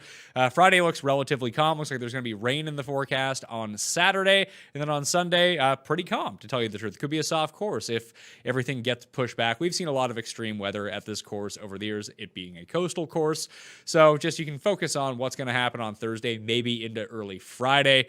But after that, you know, like we saw with the Masters last week, we finally got that rain delay that happened very late on Saturday afternoon. Then it continued to rain throughout the course of the rest of the round on Saturday, but that was really it. And there was rain projected, overnight on Friday and then into Saturday and on to Sunday. It only happened the one time. So trying to project out too far forward with the weather is the way to do it. It does seem like there could be a little bit of a lean to the early wave on Thursday, although gusts go from like 8 constant up to 18 miles per hour. So there's not really that big of a difference. I have no recommendation for a tee time stack. I'm not playing any that way this week. So that's just what I'm seeing from the wind tower right now. DraftKings ownership for the week. It's looking like Webb Simpson, Abraham Answer, Charlie Hoffman, Corey Connors, Woo Kim are probably going to be your top end guys. It's going to be like Webb, Berger, Cantlay, Morikawa from the top. Dustin and Cam Smith appear to be the two coming in under-owned. I'll bet you Dustin ends up getting there into double digits by the time this is over. Cantlay coming in around like 15 to 18. No one's really backing off of Cantlay at this point. But Cam Smith does seem to be the one falling through the cracks at this course. He's going to be sub 10% ownership. Might be the only guy above $10,000 in that range. And then of the nines, it appears like Fitzpatrick and then Answer at 8,900 are going to be everyone's second and third or third men into their lineups. And then everyone else in the 10Ks is pretty low. You got like Na at the very bottom could generate 10%. Brian Harmon's going to be like 15 to 18%. Then everyone else is kind of like, 10% max, probably well below that. Then going down, Chris Kirk is going to be very, very highly owned, as will Si Woo and Charlie Hoffman. Who else? Matthew Neesmith and Doug Gim could crack double digits, and that's really about it for the week in terms of ownership, all gravitating to around exactly the same places. If the chalk hits, then a lot of people are going to be feeling pretty good. If the chalk misses, we could be in a scenario where you see like a 3-4%, 6 of 6 percentage. So if you do want to pivot off the chalk and hopefully the chalk ends up busting, you could be in for a really nice week. Flew through that super quickly here for the Heritage. Let's get to the live chat and jump to the very top. Remember, subscribe to Mayo Media Network right now on the YouTube page. Also, smash the like button for the episode. Leard via Hoffman and Kisner or English and Glover. Let's go with Hoffman and Kisner. Read an article about Kisser being pissed off about his performance recently, is putting in the extra work. Well, that's great for him. It's good to see that he's grinding so much on the PGA Tour to be good that he's putting in extra work to be good. This is a Kisner course. I'm not playing him this week because I haven't really seen the game there all that often, but we've seen Kuchar pop up at courses where he tends to play well, with this being one of them. Kisner's kind of done the same thing, so if he played really well at the Heritage, it wouldn't surprise me. This is a course that suits his skill set a lot better than a lot of different courses that are a bit longer. We've seen him lose in a playoff to Jim Furyk at Heritage before, and he's been a Pete Dye master over the years, so wouldn't be surprising in the slightest. Pat, you liking your guy Hubba Hubbard after the birth of his daughter? I think he's a good play in the low sixes. Don't mind him. I do worry about the state of his game right now, if there's a little bit of ring rust on him after sitting out for a little bit. But in the low sixes, if we're going to go like the very low sixes, I prefer Tyler Duncan the most at $6,100, Ben Martin at $6,400, but I'd much prefer like Villegas and Kazire at $65 if you can get up to that level. Do you think the PGA will ever take full control of the majors, at very least the American ones? No, I don't. The majors will run their own contests at that point. They don't need the PGA approval to do that. Pat, how's it going? Show is amazing, as it is every week. Thank you, Alex. Which one do you like better this week, Kisner or Bezadenhout? Well, I've been using Bezadenhout in my lineups, and I have not been using Kisner, so C-Bez it is. 2 questions. Can you make any sense out of Cam Smith being low-owned? 6th in my modeling over the last 12. My wife works on Kiowa. Morikawa was there Monday to Tuesday for media. Any concern he's stretched too thin? No. I think if he just shows up and plays like his normal self, as long as he hits some putts, he's going to be fine. The Cam Smith thing, I'm guessing it's all just a course history type deal, and just surrounded by all of the other options who either have really good course history or really good course form coming in. That would be my guess. But like, the recent form on Cam Smith has been immaculate. He hasn't finished worse than T17 in any of his past 4 starts. And that was against some pretty good fields. That's a WGC, a Players Championship, and a Masters. Obviously, I'm not including the match play in that. And when I look at heritage over the year, that's the only thing that I can think of, is that he has progressively gotten worse every single year at Harbour Town. 15th in his debut in 2015, 29th in 2017, 32nd in 2018, miscut the last 2 years. The putting has been spectacularly bad over 3 of the past 4 years. And the year that he actually came T15, he led the field in strokes gained putting, over 10 strokes. So I guess that's just what people are looking at right now. Obviously, he's a bit of a different player. He's on a new plane at the moment. So if he continues to hit the irons the way that he's been doing, we know that the short game is good. We've seen him gain over 10 strokes putting at this course before. If you want to play the pivot onto Cam Smith, that's the route that I would go. I didn't take that route because I just use so much Morikawa.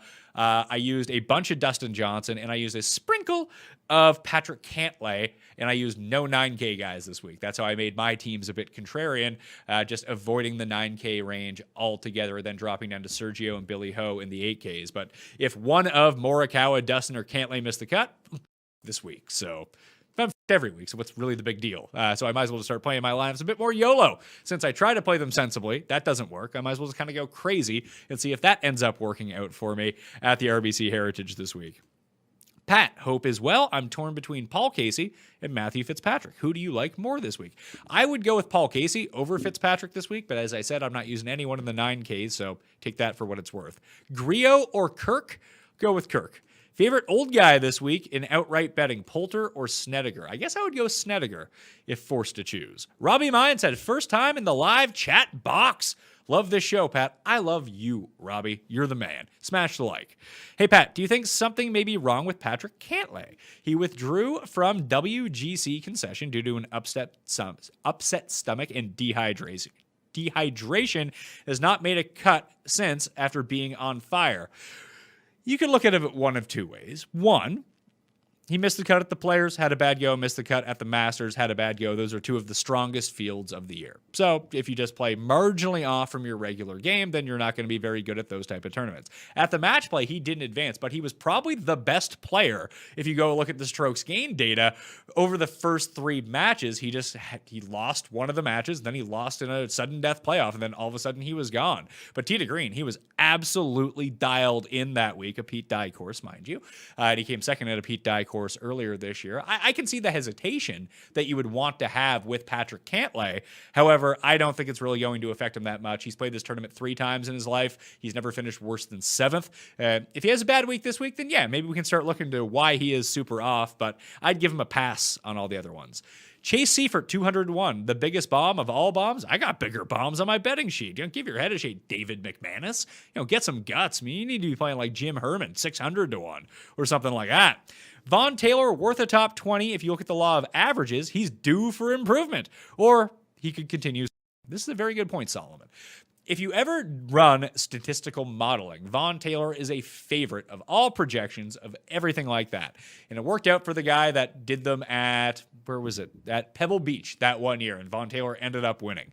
And then you get sucked into him every single week. Then the putter sucks, or it's the one week where his driving is off. I'm off of him this week. I think you can always make a case for someone like Vaughn Taylor because when the approaches go well, he gets super dialed in. And these are the sorts of courses and the sort of events that he tends to do a lot better in rather than like the really lengthy places. But there really seems to be no rhyme or reason to where his results pop up. So I'm off. Matthew says, do you think Snedeker is actually finding something, or was Valero just a flash in the pan? I had Snedeker in my build, and like I said, I bet him first round later. And when I ran my lineups, there was 3 guys that I ended up having to take shares off to and reducing them to 0 to make everything make more sense. I didn't want to play one lineup with Snedeker and then one lineup with Vigegas and then one lineup with Martin.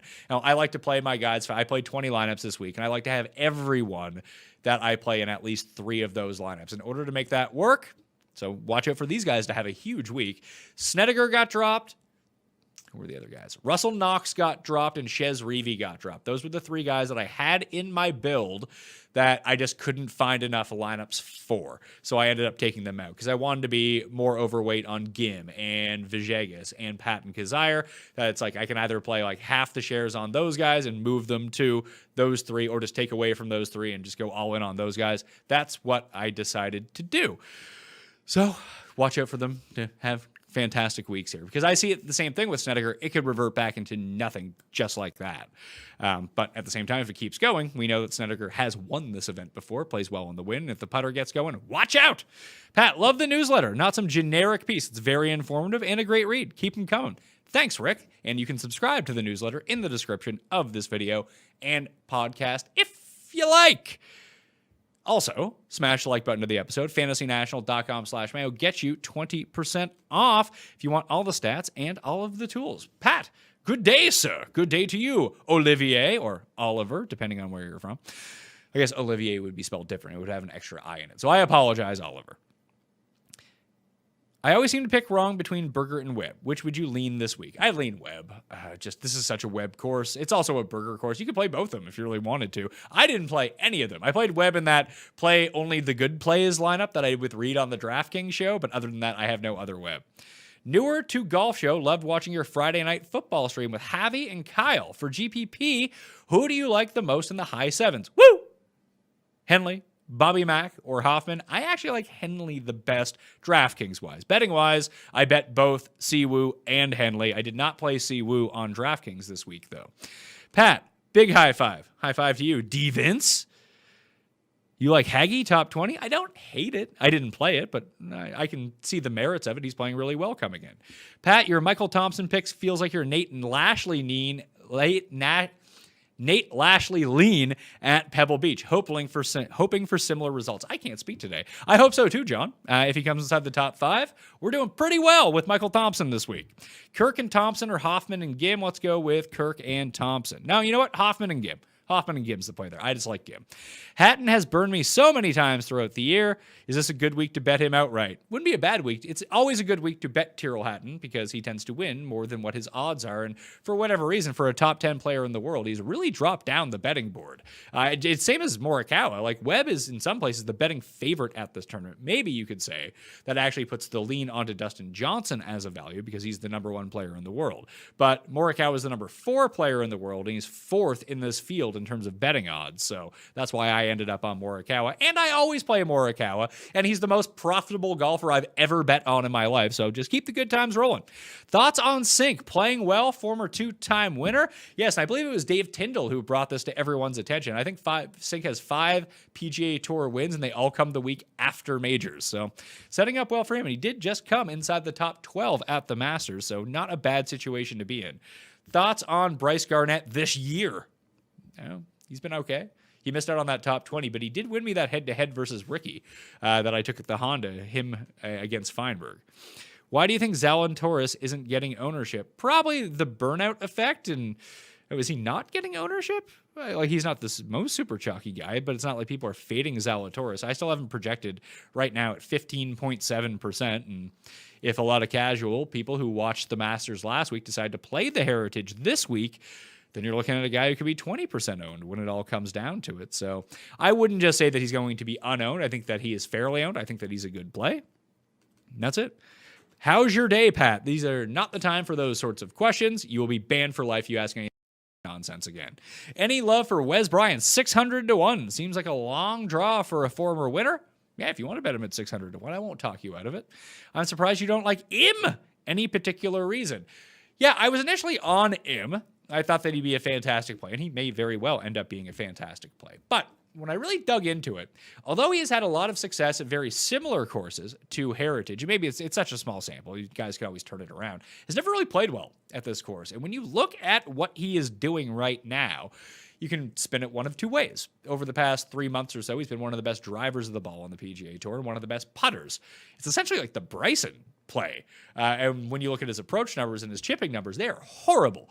And you really need to have good irons and good chipping at this course if you want to win. So that's really been the problem for me right now. Like, as you can see in this field, he is number 1 the past 24 rounds off the tee. Yet he's only 50th tee to green. That's not great. 98th in approach in this field. This field's good, but it's not like excellent by any stretch of the imagination. So first off the tee, first putting, and in between it's been really bad. And this is, you can putt your way out of a lot of problems, but if the irons continue to be bad and then, mixed in with him not being able to get it up and down, or at least not up. Getting it down hasn't really been a problem for him because he keeps making these like 15-foot putts. But if it's a week where the putter goes just a little bit cold and it's not immaculate, M could be in for a world of hurt here. Now, you could say that if his irons just get back to real, like what they've been throughout the course of his career, just not recently, this is a perfect course for him. It's a short Bermuda course. That is the jam that we're always looking for with Sungjae. So, it comes down to your preference. I don't see it this week, so I'm taking a pass. Play the glove? All signs point to yes for the glove this week. Thoughts on the old guys with course history? Sab, Sneds, and Furyk. I didn't play any of them. Mayo Major Week. Let's go, Pat. Let's go indeed. Thanks for all the content, and the newsletter is great. I'm glad everyone seems to be liking this newsletter. I don't have to stick to like a word count. There's no like formality. And when I say stick to a word count, that means I don't have to like juice it up to 2,000 words. It's like, here's my 1-sentence thought. I can swear in it. It's a lot of fun to do. So please subscribe to the newsletter. And we got like giveaways going on in there too. Connors or Casey? I'd probably go Connors. Pat, any thoughts on Hoagie or Nick Taylor? Not a ton. Hoagie rates out really well for me modeling-wise because the approaches have been so good, but he's never really played well at this course in the past. What do we think about Fleetwood? 40-1. Irons have been better. Seems like a fair number. He's Andercursed. Don't forget that. And it's the one bad round with Tommy. It doesn't matter what tournament that you go to, whether it's a major or the Heritage or whatever tournament he plays. It's like 2 really good rounds, 1 really bad round, and 1 average round. So it's going to keep me off of him here. Are you still on Berger as your one and done? Favorite long shot? No, I had to get off of Berger as my one and done because I had used him before. So Morikawa is my one and done. Favorite long shot of the week? It's probably Gim at 140-1. I mean, I've rattled off all of the bets. If you want to hear all the bets, go back to the beginning of the show. It is the first thing that I talk about. I bet a bunch of long shots this week instead of just taking guys at the top of the board. I'm torn on Herman this week. Is this hot run too good to continue so we can fade him at high ownership, or is he too obvious of a course form fit guy to fade? Realistically, he's probably too obvious to fade, but I faded him because I'm a jabroni and I suck at this. But the ownership, just hope he has a bad week and flames out on everyone else. But he's running so pure right now that I completely wouldn't fault you for using him at high ownership because he looks like he's fantastic. Do you think the Berger rib injury is still a concern? I don't. I mean, he looked fine at match play and missed the cut on the number at the Masters. Sometimes you have bad weeks. I wouldn't, unless he's saying it is, and you think that he would skip the Heritage if there was ever a place to skip, if the rib was still bothering him with the PGA Championship coming up. So Wallace or Munoz? I like Wallace. I'm betting top 20 bombs. Obviously following on Villegas and Martin, choosing between Redmond, Garnett, Hubbard, and Seifert. Strangely enough, Redmond might actually be the play. His proximity on these tiny greens over the years have been really good. And the irons, hopefully, Doc Redmond, I think, upside-wise, is what you're looking for here.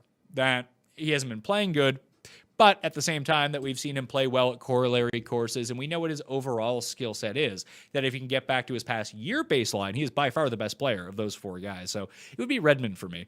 Smash the like button. DFS Chef knows you should smash the like button out there. I see people watching. I see 38 likes. What are we doing here, people? Smash like button.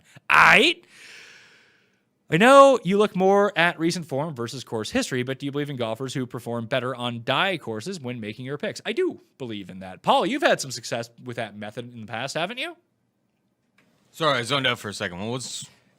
He said that I'm more of a recent form versus course history guy, but do you put any stock into Pete Dye history? I said I do, and I know you do too. I have done it before, and it seems to work out. Yeah, so play Siwoo Kim, play Patrick Cantlay, Abraham Answer. Run your model, and then on Fantasy National, click the Pete Dye button. See who does what you need to do well at Pete Dye Designs, and you may find some different names that'll pop up. And that'll give you guys that may not necessarily be in great form, but they're good at this style of course at doing that skill set. I mean, it's worked for me in a couple spots. Lucas says, do you think Zalatoris will show up this week, or do you think he'll bomb after a big Masters? He never really tends to bomb all that often, so I would say it's more likely that he shows up and plays well than absolutely flames out. What do you think of Cantlay? I'm going to it. Let's go. Let's go, Patrick Cantlay. I'm using you on DraftKings. Let's have it. Kevin Na and DJ, Sunday's final group. I mean, that would be bad for me. I guess I have DJ, so that wouldn't be so bad. But I don't have any Kevin Na this week. Maybe I should have Kevin Na. Nah, you're right. Although I would embrace a Kevin Na versus DJ final pairing. I think that would just be great TV, and I love watching this course. So let's have it. What else? Pat, the most high-profile golf tipster in the UK, has tipped up Bryson Nimmer at 500 to 1. Have you ever heard of him? I have. I mean, he could win at 500 to 1. He's very unlikely to win at 500 to 1. Let me run through some of the numbers here. He'll have no rounds accounted for. So the last time that we saw him was at the Puerto Rico Open earlier this year. Came 39th. Puerto Rico Open the past 2 years. Missed cut in a 47th. Played on the Corn Ferry at the Orange County in 2020. Came 52nd. I don't know if he's like ready for winning time right now, but we've just seen a history of long shot players do really well at this course over the years. So, you could see an out of nowhere winner. That wouldn't really be surprising. He's local. That really helps. Like, he might have a lot of course familiarity, but I think that's it. We did this with, who was it, Bennett a few weeks ago at Valero, and he had a nice second round, had a horrible first round. I just don't know if the skill set is there, if that outweighs, the lack of experience or even the familiarity with the course. Because sometimes when you're a member at a place or you haven't played things under PGA Tour setups in the past, and this was like a Ryan Palmer point about Colonial, where he is a member, is that when you play it all of the time and you see it a certain way, once the people are there and once the camera crews are there, it changes your sight lines a lot. So now I don't hate it, put it that way. I didn't realize he was 24 years old. Interesting. Anyway, I can see why that is an option. It's just not for me. Patrick, you are very good at what you do. Well, if we're talking about talking, then maybe, although today my words have been all jumbled. If we're talking about betting, spoiler alert, not so much. Appreciate the time and effort you put into the craft. Can I get some info data on Bobby Mack this week? The one thing you have to understand about Mack is that you probably want to go to the official World Golf Rankings and check out some of his Euro results. So 12th at the Masters, he gets himself the invite back next year. That's great. Advance out of his stage at a Pete Dye course at Austin Country Club. Now, I think that there is a corollary between Austin and the Masters. Obviously, Bubba has played well there. He's advanced out of his group 3 out of the 5 years. Harmon's done it 2 of the 3 times that he's played. Phil has done it in the past. Now Bobby Mack has done it. Maybe that there's something to be said about left-handers playing well at that course. I don't know. But the results have really been there. He's missed the cut at the Masters. Technically, that's the only time he's ever missed the cut in a PGA Tour event. And if we just scroll over to Bobby Mack and look at some of his Euro results for the year, he's currently 44th in the world. Got the win at the end of the year on the European Tour last year. What was that, week 45? That was at the Cyprus Showdown. He was 3rd earlier this year in Dubai. So his miscut at the Players is his only miscut since, I guess, he WD'd at the Scottish. So I don't know if that was an injury or what happened that. His actual last miscut before the Players Championship was at the Saudi International in 2020, which was in late January. So Bobby Mack continues to make cuts. I like him. I think he's an up-and-comer. If you watch the preview show to the year, you'll know that I have a future on Robert McIntyre to win at Kiowa Island coming up in a month's time. And a very, very big number. It is shorter now, although it's still over 100 to 1. He's a very good driver of the ball. And I think if it gets windier conditions, if you just look at his numbers from the PGA Tour, you're going to be pretty unimpressed with what you see. In fact, his best driving performance came at Austin.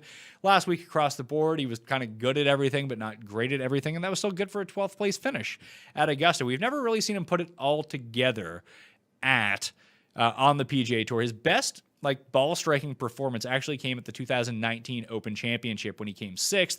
He gained like 7.2 strokes off the tee that week and game with his irons. You're looking for Mac to have a really big week with his driver, if that's the way that he's going to foster and fuel his way to the very top of the leaderboard. And this isn't really a course where you see a lot of that because you're forced to lay up. So I don't love him this week. I'd prefer someone like Matt Wallace, who's just a little bit better tee to green, and you're getting better odds too. I want to bet the top 5 each way on one of these guys, Poston or McCarthy. My lean is on Poston, but is he worth the extra 50 points? That's 100 to 1 versus 150 to 1. Or are they really the same player? I think Poston is better than McCarthy, but McCarthy's one skill is better than Poston's one skill. And if you can catch like a decent driving week and a good iron week from Denny McCarthy, then he has his regular putting week. He has a chance to win. So I would take the 150 on McCarthy. What's your biggest gambling win ever? We all know the answer to that. It is Danny Willett. Hey, Pat, seems like a great fit for Westwood this week. Worried about how much gas he has left in the tank. That is my only concern with Westwood at this point, because I agree he is a fantastic fit for this course. No one is playing him on DraftKings this week, but he's got to be burnt out at this point. He's been playing a lot of high-pressure golf, and really since Honda, he hasn't been the same. So it's been 2 bad tournaments for him in a row. Maybe it's over for him. Maybe he's trying to regroup a little bit, but I agree on paper this course does look a little bit well. Or a little bit well. Listen to me. Love the show. I know you were out on 9Ks, but curious on Connor. Stats love him. Anything to worry about? 4th straight tourney, 6th and 7 week. Thoughts? No. I think that Connors is a fine play. If he makes his putts, he's going to be great. And frankly, he has been making his putts.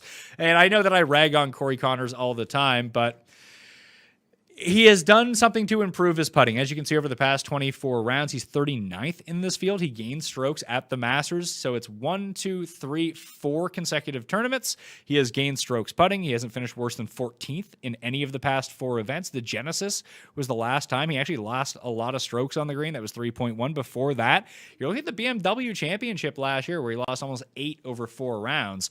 I do worry about that the around the green play is still really bad. And if he's not going to be hitting all the greens in regulation, which is on the table for him because the ball striking is so good that on paper, this seems like a great course for Corey Connors. Go out and make some putts and you are going to be fine. I watched Graham Dillette almost do a similar thing where he was putting all right. The ball striking was immaculate. I don't think he missed a green in regulation through 3 rounds. Then he started to miss some in the final round. It wasn't good. He wasn't able to get it up and down with any sort of regularity, and he ended up losing that week. So I think if we're talking about an outright bet, I probably would pass the 9K. I'm just avoiding the 9Ks for lineup purposes and making my lineups unique. I would go Casey over Connors, but I think that Connors is a very fine play. Could a case ever be made for a completely balanced lineup, say starting with English at 84 and finishing with Kirk at 75 as the last man in? Sure. You joked about Herman, but is he actually that bad for a Stars and Scrubs given that he won Wyndham and that he played well here last year in other comp courses? No, that's why I threw out his name. I think he could be fine this week. Thoughts on Chase Seifert? I like him. I always like Chase Seifert. I'm not using him this week, although he has played well at die courses in the past, but he's a fine player. I always think that he's perpetually undervalued for some of the results that he puts up. What does the newsletter consist of? Sounds like you're going to have to sign up for the newsletter and find out. Projected ownership on Herman. Personal thoughts on him. I'm passing on him, and I've already been over that. Is this the type of course Sung Kang could sneak into the top 20? I feel like any course is a course where Sung Kang can sneak into the top 20 and make a run, but he's most likely to come miscut. So take that for what it's worth. Looking around for a guy at $6,400 in Maverick McNeely. He played well with smaller greens at Pebble Beach. I don't know if this completely rates out, but Mav might only play well at California courses. That might just be a thing that he does. He's also $6,700, not $6,400. But I do think that let's see, he's missed 3 of his past 4 cuts. I mean, he had a second at Pebble against a super weak field. This field is much stronger. And I guess he had a 12th at the OHL. That's not bad either in sort of a comp course. Bad at the last Pete Dye. 8th at Rocket Mortgage. 11th at Honda. I mean, he has 2 top 5s the past 2 years at Pebble Beach, so maybe that's just his jam. I don't know. He's not been playing well, put it that way. I mean, if you can make a case for any of these guys if you really want to. Like, oh, he played well at these small courses. Good enough for me, I'll play him. And you might be right if you do that. I don't see anything that points to it. Andrew Landry, $6,400, made the cut the last 3 years. Short knocker that can putt. Well, he really can't putt. He is not a great putter. Sometimes his irons get hot, though. I don't mind Landry. It's fine. Prediction. Who's leading after round 1? Who y'all got? Well, this is not a place to crowdsource. If you start answering other people's questions in the chat, you're banned for life. You can get a Pat's chat. We're here to ask Pat questions. And you can just rewind to my first round leader bets to who I think will be coming first round leader. You guys can start your own chats later on and go ask about that. Thoughts on Straka as a low on pivot? Makes sense to me. Can Brian Herman actually win this tournament? I don't see why he can. He's won on the PGA Tour before. Andrew Putnam looks like he could be a sneaky play. Putting is up, and Bermuda is his best per Fantasy National. Thoughts? He broke my heart way too much at Valero, so he's on timeout for me right now, which usually means a good week for someone when I put someone on timeout. Neesmith rates out perfectly. Did you wait out SG short game? I actually broke it up into around the green and putting, so I have it in there. I just have them as 2 separate stats. Is Streelman sneaky this week? Course history, checks out well in the model. We know he has those heater rounds, and he plays well at Pete Dye courses, too. I think he rates out well. He didn't make my final cut. Thompson, Kirk, or Wallace? Of those 3, I think I like Wallace the best. Wallace, Thompson, Kirk. Thoughts on Sergio? I really like Sergio this week. I'm using Sergio at $8,600. He led all players tee to green when this tournament was contested last June. It's just, he's like Morikawa, and he's like a slightly worse Morikawa in the way that if he shows up and makes like kind of enough putts, he's going to be very firmly in contention. Is ball striking the same thing as strokes gained? No, that's not the same thing. No. Joel Damon as a DK pivot this week. If you want to, sure. Ben Martin or the Gim Reaper? I'm going with the Gim Reaper. Love Gim. I'm 3rd and 1 and done. Oh, Jesus, you get the Mondays going. The entire field is available, no Berger or Cantlay. Do I go chalk and find a course history guy down the board? I think if you're in 3rd, just keep doing whatever you're doing. It's probably taking the good players at tournaments. Like, I probably wouldn't burn Dustin here until he's back in form. But if you wanted to go with more, listen, if you want to go like contrarian, take Cam Smith. You want to go like reasonable, but not like the very top end chalk? Go with Henley or Harmon or Sergio's not a bad play. Connors, Hatton, like one of those guys. You can figure it, or just go with Webb, and you'll probably come top 10. Cantlay one and done or save him. It depends on what one and done you're talking about. If it's a big race for the Mayo Cup, Cantlay is not a bad play. I actually used him in one of my teams because he's been used by, I think, like 70% of the field already. So he's just not available for people to use, and he hasn't gotten a win yet. So if he gets the win here, you're going to have the best Patrick Cantlay performance of the year. Risky, though. Is there anyone in the top 20 that you think can't get to -20? I think all of them. I mean, Webb set the record last year, but most of the time this course, what were the... Now I got to go back and look at this. Wikipedia. I saw you posted a tweet about it earlier this week, and it was like -13, -12, -11. That seems to be what usually wins it here. Yes. When it's not, like, there wasn't any wind last year, right? Like, it was like all 4 rounds were basically clean. So you had a perfect combination of 2 things. You had no wind for the first time in a really long time, so that allowed for the -22 scoring. The only other time that someone has got to -20 was 2009, was Brian Gay, and he won by 10 strokes that year. So obviously he didn't miss a putt all week. Yeah, generally -20. Like the year before, so you had the no win coupled with the fact that it was the strongest field this tournament will ever see. And we're never going to see that type of strength of field again at Harbor Town. So that could have led to it too. You just throw so many good players into the bucket. If 2 of them have a good week, you can get to -20. But I think that is more the outlier than the norm going forward. Like Pan wins at -12, Kadira wins at -12, Wes Bryan wins at -13, Grace -9, Furyk got to -18, him and Kisner both got to 18, Cooch -11, McDowell -10. It's possible someone gets to -20, but I would say that it's far more unlikely than likely this week. Why are your picks so good for the Heritage? I noticed the years that you've had some good picks for the Heritage tournament. I don't know why. Luck, I would wager. Home game for Bryson Nimmer. Any interest? I already went over that. Any Lowry love this week? Not really, which probably means you should play him because no one has a lot of Lowry love this week. Pat, thanks for all the content. Jimmy Herman, worth a punt. I already went over that. What is it about this course that makes it your favorite to watch on TV? I just like that everyone in the field is live. I like that there's elements in play. I actually like visually how the course looks. That lighthouse on number 18 really gets me. And when the wind picks up, it's just like it's wild. And it's like tree lined. You have guys playing out of the woods. You see some of the big bombers have to scale it back a little bit and play outside their comfort zone. There's just a lot of stuff going on. All right. Hello. Welcome Madden After Dark on Wild Weather Wednesday. Madden bracket season round 1 continues. Winner of this sim takes on Miami in the second round. The Dolphins just beat the Patriots. Dolphins tough out. Yeah, Breida, game-winning touchdown in overtime. Wow, clutch Gene. Good for them. And no more Patriots talk for at least 5 more days. Or let's see, it is 9:59. I'll give it till halftime of this game. They get at least a mention. All right.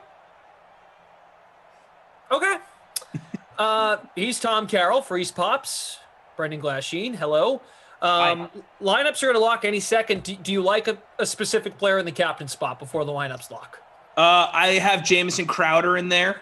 That's who I like for that position in my lineup because I want to get all the big boys from Kansas City in my lineup. So I'm looking for some flexibility. Got to have at least one Jet in my lineup. So Crowder's a guy that seemingly gets a lot of production here and seems like the move. What do you think? Who's your guy? Who you got? So I'm always of the belief to get the big 3, but I don't know. Like, I got the big 4 in mind, Glash. Don't forget about CEH, man. Yeah. CEH has been a dude. Yeah, 15 points a sim. It's fair. It's fair. Didn't play him. Didn't play Kelsey. I put DeMarcus Robinson in the captain spot, and lineups have locked. Mahomes, Hill, Lev Bell. You know, Lev Bell gonna. You just put him in there because of the way you named the contest. It's the only reason why. Maybe. Fair theory. Look, there's no rhyme or reason to any of this stuff, really. So, like, if you have a reason why, and that's what you do, then that's what you do. You know. All right. I mean, like when Alda was on with us, and he was like, "Hey, if a dude has number 11, that's who I make my captain, and that's how I make my captain every time." Future Hall monitor Julian Edelman actually caught 2 touchdowns. Number 11, last sim. Hall monitor, I like that. That's all Moose. I stole that from him. Someone else used future Hall Ister model. That was my favorite. Where was I? Oh, my lineup. So I played 2 Jets, Bell and Perryman. I played Butka and Mahomes, Hill, and my captain was Robinson. So we'll see how it goes. Okay, so you didn't put Le'Veon Bell in. I did. Bell and Perryman are my only Jets. Okay, gotcha. Sorry, I misheard you there. Okay, so I have Crowder the rest of the way, the big 4 as I mentioned, and the Shermanator. Punt play, but he can steal a tud. He's got vulture in him, baby. He's got the vulture blood. I'm into it. We're keeping our eye on the 10K bracket challenge special. $2,000 to first place. Cool Cheese. K and cool. Z and cheese. First place, but no one left to play. Uh-oh. It could be in grave danger. I think that's what the kids call sweat. Yeah. You got a 7-point lead. You never know. This is a rain sim. It is raining. And a lot of people, I would like to think, whether you're into it or not, played Chiefs in this contest. Because, you know, they're the Chiefs. They're the sexy team. All those weapons. And, yes, as Chef Duke says, if the Chiefs lose this one, straight up bracket buster. Yeah, first round of the free-to-play bracket challenge pool. Bracket tournament, simulated football bracket tournament, round 1. That concludes after this sim. We go to round 2 tomorrow, starting at 2 Eastern. If the Chiefs win, and you entered the DFS contest, so now I'm switching gears, back to the bracket challenge special. If the Chiefs win, you get 3 DK dollars. Hey-oh! So 3 it's like smackaroos. It's only like you had to pay $7 to enter the contest. I call that free money, Clash. That's right. And you had to enter some cash to get in, but nice incentive. Should be easy. Number 2 seed against the number 31 seed. It's their ball first. All right. Straight Cash on YouTube says, Hill, stretch the legs. Time to go. Did you pick the Jets on your bracket? Who'd you pick? You're going to shame me. Just like I've been shamed every time I've been asked this question. I almost feel like you've been prompted. I didn't fill out a bracket. Okay. I didn't have a printer. Who It's would a you have problem. picked? Who would I have picked in this matchup? The Chiefs, 100%. Okay. All right. I know they haven't looked good since the Super Bowl, but I can't, within my being, pick the New York Jets to do anything positive ever. Daniel, don't fill it out on your computer, me. Is it too late? Like, if I fill out a bracket now, like, am I late to the party here? Yeah. You can do round 2, which starts tomorrow and is I could just available do round now 2. on the DK Sportsbook. Also in the promo section, a fumble but out of bounds. If you're like me and you forgot, well, I didn't forget. I just didn't have a printer and I really wanted a physical bracket. I'm a big physical bracket guy. If you're like me and you didn't get in on the fun in round 1, you can go on the app and get in on the fun for round 2. That's right. Do it up. Ownership's coming in hot. Mahomes in the free showdown, 79.5% owned. There's Tyreek, first down. Hill's owned in 65.5% of lineups, 19% in the captain spot. Travis Anderson, the Dolphins beat the Patriots. Matt Breida, game-winning touchdown in overtime. Winner of this sim here plays the Dolphins in round 2.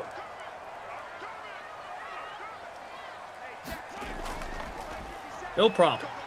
Says thank you. Smash the like button on your way in. And just again, a reminder, we've got north of almost 3,000 entries now in the free, F-R-E-E, free 5K simulated football bracket tournament round 2. Available now in the pools section of sportsbook.draftkings.com or go to the promo tab on draftkings.com. And you can find that. It's open now. Free is one of the best words. Sure is. In fact, I think free should be the early candidate for the buzzword. Kind of down for that. Free. It sounds like the beginning of like a radio ad for a car lot or something. Buy one car, get one free. This Memorial Day down at whatever Chevrolet on Route 14 outside of Nashua. Free. Get a free Tootsie Pop with your purchase of this $60,000 car.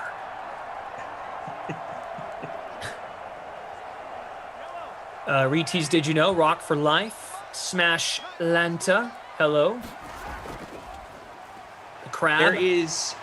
There is a car place outside of St. Louis. I don't know. I don't remember the name of it. So that goes to show you how great this promotion is.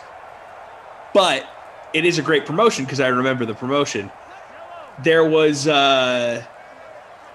free hot dogs for people if you bought a car there. Nice. And they would like straight advertise it. Or like if you just went in for a test drive, you got a free hot dog. And it was like this big promotion. Like the radio station I used to work at would do remotes there. And they'd be like, and remember, if you get down here between 2 and 6 and you come in for a test ride, free hot dogs. It's like, yeah, I want to go buy a car from a place that lets people eat free hot dogs while they're driving around. What's that smell? Oh, that's just a boiled hot dog from the back of the shop. Oh, boiled. What's that stain? Oh, that's mustard. I promise. Come here. Let me show you what we have here for vehicles. Stare at my mustard. Apparently they were good hot dogs, but that was the radio show telling me they were great hot dogs. Ah. So it's not like they're going to say they're bad hot dogs when there's, a little Of course there's a radio show going on. Of course. Free.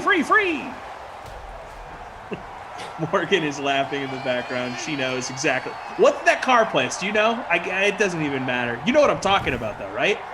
Yeah, because she grew up here. So how long have they been doling out these free hot dogs? Yeah, she's brushing her teeth, so that's why she sounds. It's like, what is going on? Yeah, on the Illinois side, right? Yeah. I swear, she's brushing her teeth. She's not eating a hot dog. I was like, what? That doesn't sound like Morgan. Yeah, you can hear the electric toothbrush probably. Yeah, there we go. You got it. Great mic. Great toothbrush too. Okay. Jeff says, yep, it's a 3-0 KC. Butker with the field goal. Bad boys a pot. Well, it's just a test drive, not a purchase. We're almost at 250 likes. Love that. So I want to mention Don here. His second place in the bracket challenge contest. I bring up Don because he's only 6 points out of the lead. Still has 3 players left. Tyreek. Oh, he's going to get it. Robinson and the Chiefs defense. It's a pretty good spot. And he's got 84 player minutes remaining, which is, yeah, they're in a good spot. They're in a very good spot. 33rd place has Kelsey Watkins Chiefs D, so I suppose that's possible.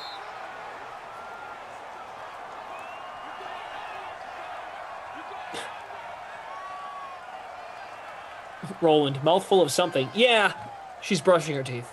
She's brushing her teeth, guys. Electric toothbrush. Those things are sick, by the way. Do you have an electric toothbrush? I do. Yeah, they're good stuff.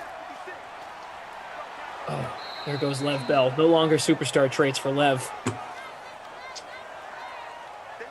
What's new with you? Anything? No, just really like electric toothbrushes. No, just rolling along here. Got the podcast cranking out. Came out with an episode earlier this evening with Thomas Morstead, longtime punter for the New Orleans Saints. Recently cut by the Saints after 12 really good years there. One of the best punters in the game for the past decade plus. Now a free agent for the first time, 35 years old. Really good perspective for him to talk with Morton, who was cut by the Saints after 13 years way back in the early 90s, then went on to play another 12 after being told that he didn't have the skills to last in the league. So really interesting conversation to see two of the greatest legs in the history of the Saints conversing. One punts, one kicks field goals. 2 great legs. Wow. Check it out on Spotify, Apple Podcasts. We're on YouTube, all the good places. Did you catch this from Robbie Noble? Tommy Free Pops? Free!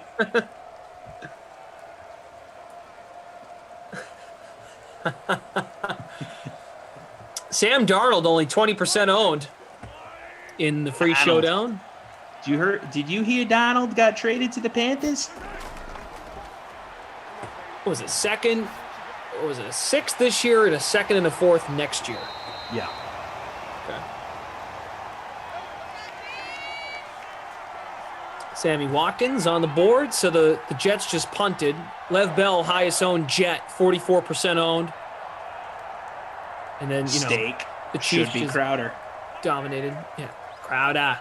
I always have wanted Jameson Crowder to play on the Patriots. He's a Patriots killer. See, there we go. Mentioned the Pats before the end of the first 12 quarter. minutes in. Yep, it happened. Not even on purpose. Well, on purpose. The Edelman thing was news, so I get why it came up. The Edelman thing, it has been interesting the last 48 hours to see how many people have shown that they don't know anything about the Hall of Fame and how many people have shown that they have rational thought.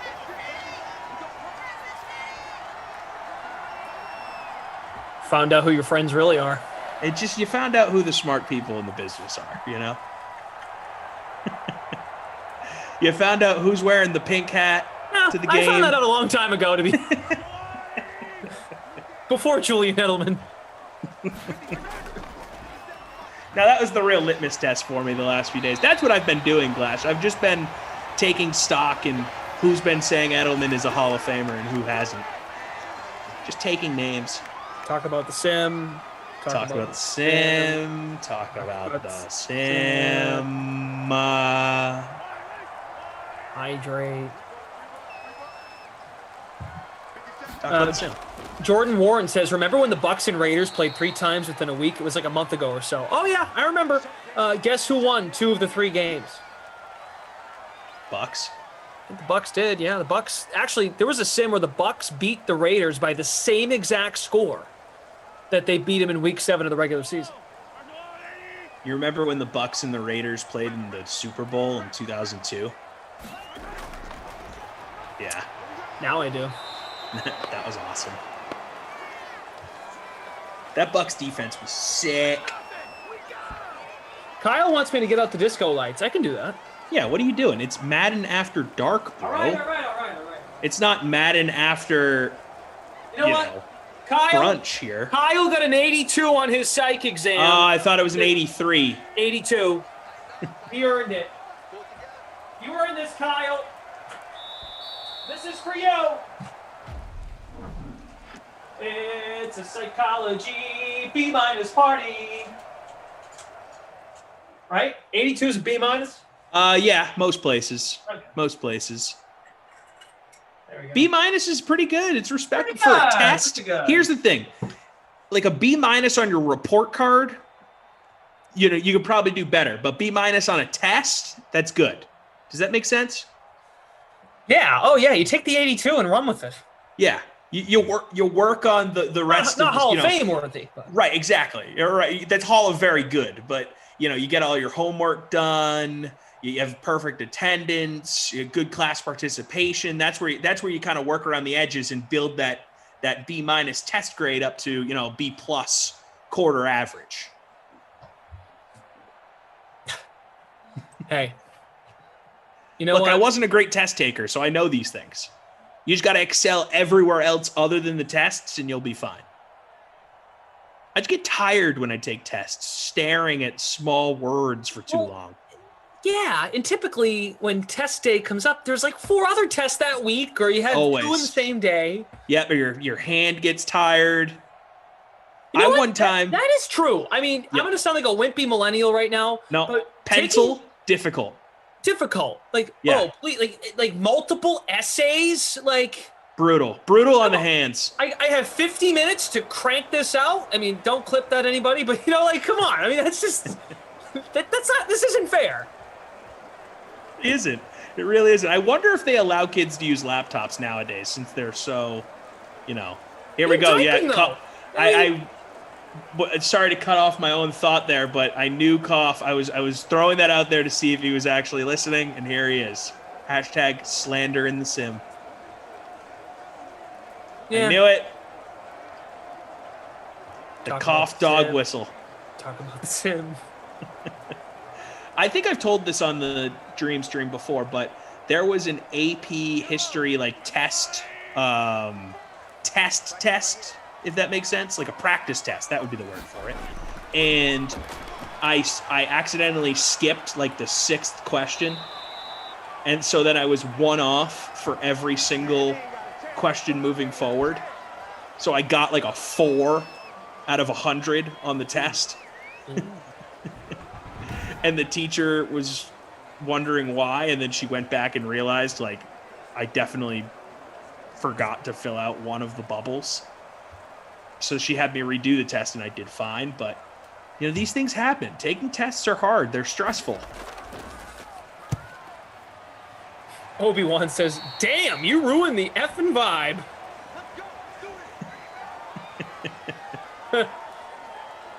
Choker says, I don't get the joke. That's why you ended up at Syracuse, Glash. Got to take them tests seriously. Yep. Is that a Syracuse? I don't know. I don't get it. Neither do I, but I'll roll with it. Yeah, all right, it's cool. Maybe nothing to get. Just like, no, study, stay in school. Kyle, did you leave? We put the lights on. You're not talking. Maybe he's just enjoying. He's taking in the ambiance. Sitting back, having a celebratory Diet Coke. Wednesday, hump day, 82 on the exam. Rich Sharp thought it was funny when you said, I don't want to close my eyes, then I want to fall asleep. Kicking Club, my favorite Tom Brady play was his last one as a Patriot when he threw the pick six to Logan Ryan in the playoff. Boo. You stank. Don't bring that up. Painful memory. I'll never forget where I was. I was at an establishment here in the Lou. Everyone was a Titans fan in this place, or they just hated the Patriots. It was one or the other. I was the lone soldier. I was wearing a TB12 hat. I was sad. And I was loudly cheering for my team. And anytime my team did something poorly or the Titans had a big play, everyone in the establishment would turn to me and be like, ah! It was brutal. You knew, though, no matter how it ended, it usually always ends bad for any player. Yeah. Yeah, No matter I mean, what. unless you're John Elway or Jerome Bettis or Ray Lewis or Michael Strahan or, well, those are the only ones I could think of off the top of my head that retired on top. Peyton Manning. Outside of those guys, yeah, generally, it ends poorly. But I kind of just always figured Brady would be one of those guys because he'd done everything else, you know? Might as well retire on top, but clearly he's not done. Which is sick.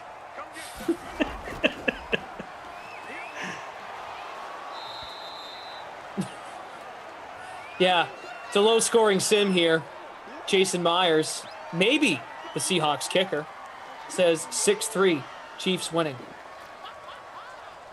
Oh, Choker says Glash obviously showed enough aptitude to get into one of the best broadcasting schools in the world. It's called sarcasm. I see. Syracuse, pretty high acceptance rate, though, if you think about it. Go look at the numbers, kids. All right. I'll take your word for it. Fun fact, I didn't get in, actually, in my first try. There you go. Got waitlisted. I've got a career like Julian Edelman, man. I just... Grind. 7th round pick. Yep. Fell to the bottom. Glash, I actually got into Syracuse in high school as well. Imagine if I had gone there and we were friends in high school. I mean, in college. That would have been sick. Oh, definitely would have ran into you.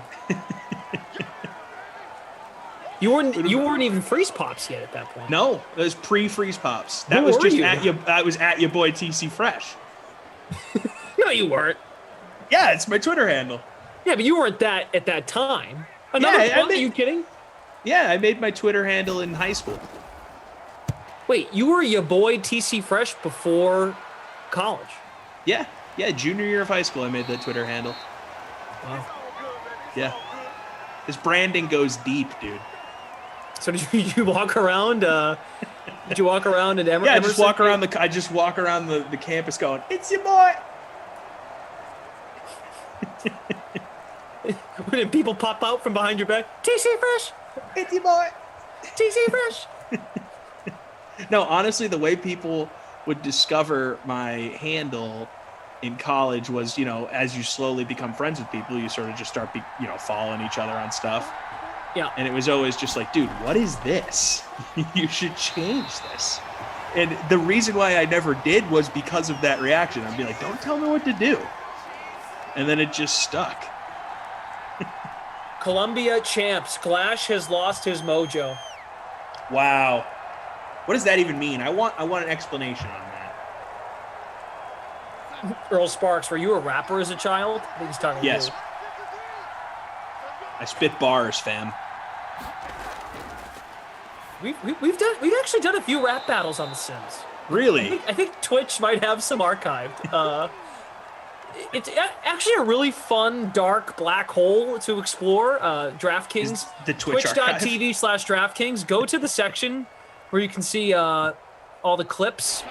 I've never done that, and I really want to. It's actually a blast.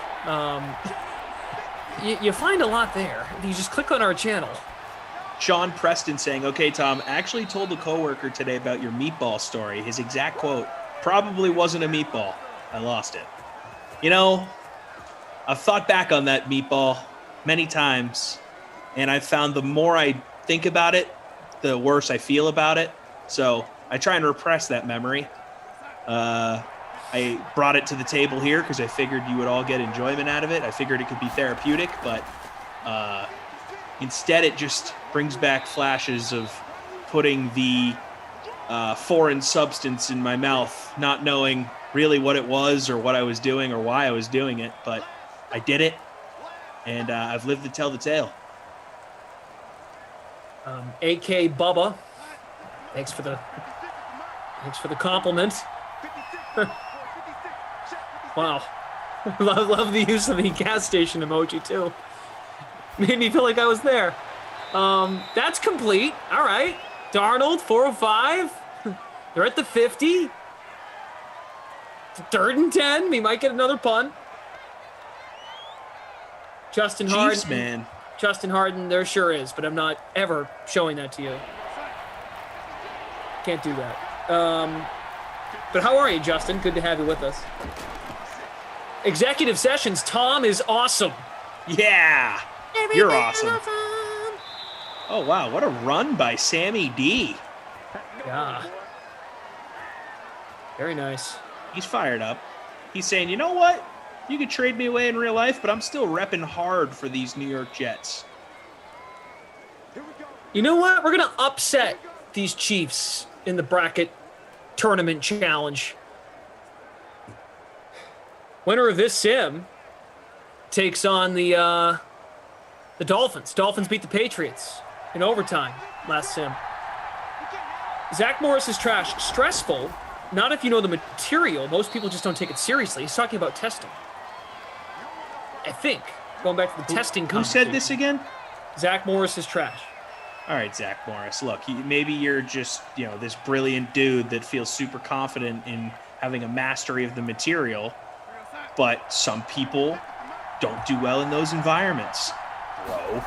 Also, if it's like an AP exam or a semester long of material, and you don't necessarily know, because, some teachers, there are those teachers that wouldn't give you a study guide or tell you exactly. Oh yeah, what you that's the know. worst. And I get some of that. I'm like, okay, they can't. You know what? No, you know what, Glash? No, I don't get that now because I am now of the age where I have a lot of friends that are teachers, and I realize that a lot of these people, what they do in their free time is just exactly the same thing as what I do in my free time. Where I look back on my career as a student.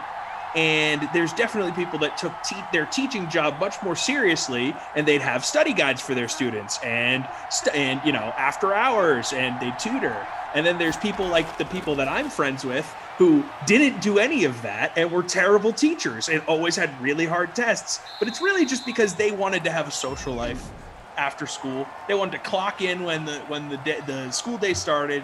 They wanted to go home at 3 o'clock. And they wanted their long summers, and it is what it is, It affected my life greatly as a high school student, but now, I get it. You want to have your life. I understand. No study guides for everybody. All right. you have a passionate take, and that's a touchdown for the Jets. Chris Hogan. Hogan. No, it's really because I was talking to my buddy on the phone today about how we have a few friends that are teachers that are just absolute degenerates to society. So I had that in the holster, ready to go. Would have loved a little Crowder there, though. That's for sure. You guys are lacrosse fans. The Premier Lacrosse League put out their schedule today, and Chris Hogan, it's a traveling-based league, a traveling model, and all teams play in one city each week.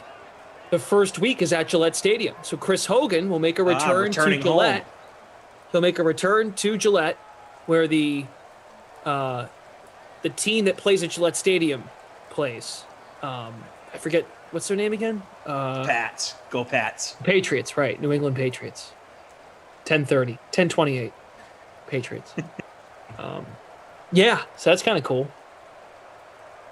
Jason Myers, you're right again. TDs are gold.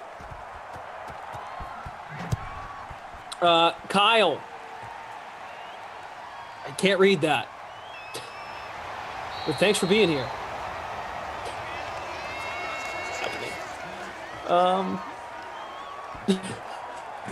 Hey, Tom's Microwave. Are you familiar with who runs Tom's Microwave? Me. No, I know the username. No. Oh, Like in real life? I thought you might have tried to figure that out. No, is it someone I know? I don't know. I'm asking if you've asked before. Oh, who are you? Tell me your name. Wait, this is good. So he captained Hogan, Tom's Microwave, or it captained the microwave. He says on Captain YouTube, Hogan. football is life, unless it's a different microwave. How about this from Adam? I like this question /point/topic. Once I snuck out of the house when I was 8. I got locked out for 3 hours, then follows up with, have you ever snuck out? Did you ever sneak out? I never did. I couldn't. I've never snuck out, but I would sneak back in, like, after curfew, you know? Like, they'd be like, come back at midnight. You have to be home by midnight. And I'd be like, okay, Mom and Dad, I'll be home at midnight. And then get home at, like, 2:30. That's not sneaking out, though. No, I would sneak back in. So you just come home really quietly because you know they're already going to be in bed by midnight, your curfew. So you just be really quiet when you get home so they don't know that you didn't get home by curfew, if that makes sense. But yeah. I mean, I'm not really the most fleet of foot, and they'd always hear me, and I'd always get caught. Red, White, and Green says he stepped out of bounds. That was a great play by Tyreek Hill. And they went right back to him over the middle. So the Chiefs are in business. How about a touchdown, huh?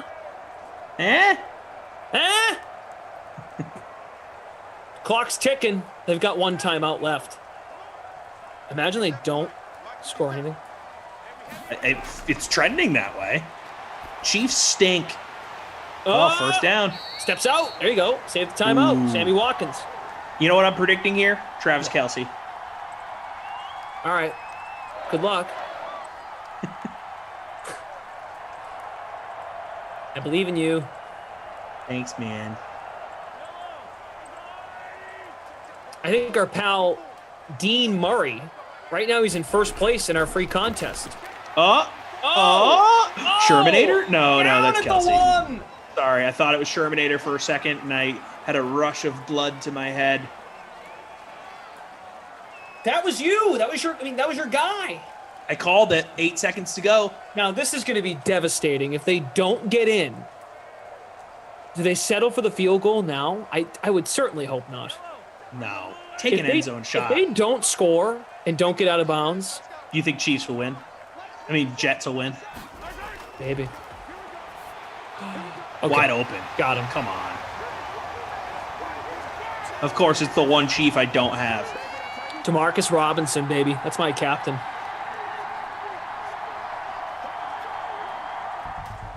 Nice. Very nice. Nah, I don't really like that. All right. I mean, dude, I got 5 Chiefs on my team. You couldn't get me one of them. Couldn't get me one. Not even one. I guess I got the Mahomes points. Well, I mean, at least we got a touchdown period from the Chiefs. Vid always likes it. Chef Duke. Nice. Our buddy Jim from Game Ops will get that score logged in just a moment. Let's see if I can find some ownership here on this guy, Demarcus Robinson. Jakeem Grant had 2 touchdowns as well as Edelman last time, but see, Grant's got the value as a wideout 3. Curious what the salary would have been for Robinson. There it is.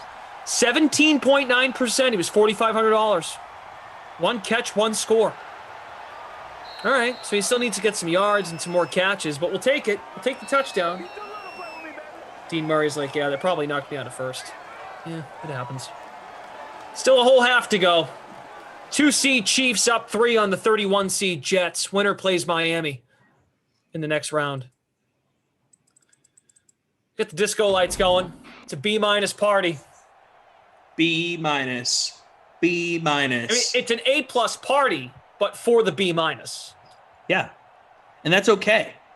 It's totally if you're okay. celebrating anything, you want it to be an A+ grade. It doesn't matter what you're celebrating or the level of that accomplishment. If a celebration is happening, you want it to be as good as possible. My favorite on Fridays, right, was even just knowing when the test was over. Not even even if you think you bombed it, you're just like, yeah, it's over. Don't have to worry about this for another 5 days when it's finally graded and back up. Like, let's just go pig out at McDonald's. Get me a toy. Huge relief. Yep, get in your buddy's car and just drive through Wendy's, order a couple Baconators and get after it. So true though, and then you're like, we'll worry about that when we get there. Like, oh, how'd you do on Mr. Yip's history test? Doesn't matter. I want crush a Baconator. Yeah, please. and you forget about it. It's like, good. Then you get home from school. Maybe you crank up some video games. Maybe you go outside, play some hoops. Go in, shower quick, have some dinner with the fam. You're already still a little full because you had some Wendy's after school, so you don't eat as much. Then you go to the movies, meet up some pals, Cinema World, Lincoln Mall. Have a popcorn. Now you're just getting sick. You got to run to the bathroom. You're throwing up because you just ate so much that day. Brutal. But there's always going to be that pal that you meet up with later at the movies that brings up the test, and they're like, "Oh, dude, I don't think I did that well." And then someone has to put their foot down and go, "We're not talking about it, okay? It's over. Let's enjoy now."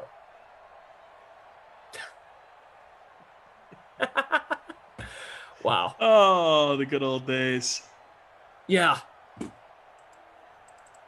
I would never go back to that. Never. No, I'm good. never. No. So much dread. School. Existential dread. Yeah. But also, it was nice to have less responsibilities, True. But writing papers, don't miss it one bit. No. School work, bad. School, fun. Yeah, right. It's true. This bad, this good. You sound like you're talking to a dog. It's very easy. Inside bad. Sometimes you just got to boil it down. Good and bad, baby. Right and wrong. Tasty, not tasty. Kareem says, yep, this is just a random game. DK has nothing to do with the outcome. We don't. It's a simulation. Michael, you are correct. That was a specific memory. Just ate too much that afternoon. Glash is half full. Glash, I need Bell and Kelsey. If I get them. Aw, man. Okay. Let's go, Bell. Let's go, Kelsey. Glash is half full. Tom Brady always cheats. Not true. Not true. And what are you talking about? It's DeMarcus Robinson, not Dante. And he's the wideout 3. He's an impact player. I mean, he was 17% owned in a paid contest. $10 to enter. People were aware of the guy. Plus, it's the Chiefs. Mahomes can spread them out. Kyle saying that I'm on Madden After Dark tomorrow. I don't believe that's the case, Kyle. I have the schedule right in front of me. I think I'm off tomorrow. So how about this? We have four different commentator commendations tomorrow. Oh, wow. See, we got a new scheduler in the mix. He's mixing things up. He's looking for new chemistry. I like it. I respect it. He's putting his stamp on the dream stream. And I get it because people want hours. So that makes sense. Jamison Crowder with the catch to the 41. 4 sims tomorrow, just 4, and that's because of how the tournament's shaking out. When we move to round 2, there will only be 16 teams left. So 4 sims Thursday, 4 sims Friday. I'll be here for the first one. Raiders at the Bucks at 2 Eastern with Zach. 9-seed Steelers and 8-seed Rams at 4. Kaufman and Kenny. The Kenny Whisperer, Adam Kaufman. 8 o'clock Eastern, so there's a gap. No noon sim, no 6 p.m. sim. And then we go to 8 o'clock, Chargers at the Packers, Moose and Matt LaMarca. And then Madden After Dark, Rossi and Brandon Christel for Niners at Saints. All but right. no you. Okay. I obviously I'd love to work as much as I can, but, I'm happy to know that my schedule matches the actual lineup here, so that's good. Got me a little scared there, Kyle. Do you want to have a press conference as to why you aren't working tomorrow? I put myself as available, and they put someone else in. That's the whole story. Flash, I make myself available. Like you look at my grid, you got X's for days, bro. Yeah. X gon' give X it to you. marks the Shout spot. out DMX. I'm like Triple X, man. I'm like Vin Diesel, bro. Okay. Fumble! Oh! Frank Clark recovers. Bell fumbles.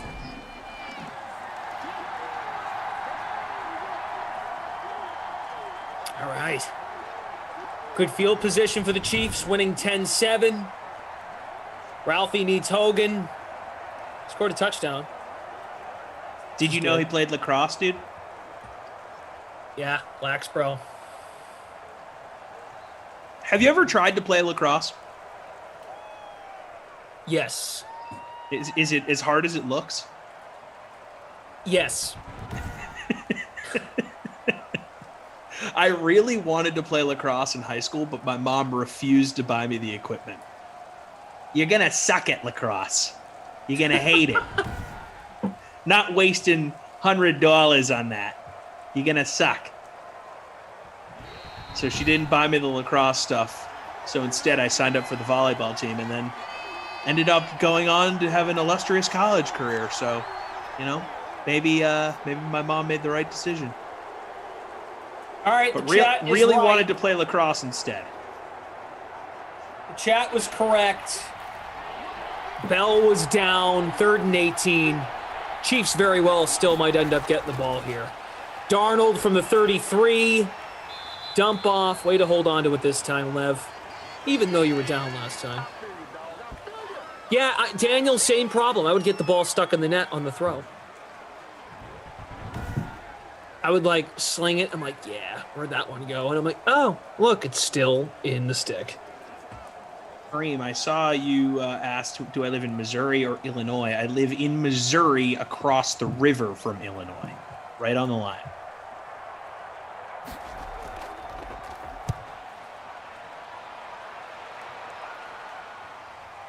Dougie30 on Twitch. Baconator is the GOAT of fast food. Had a buddy who worked at Wendy's, and when he saw me, the amount of bacon on there, damn.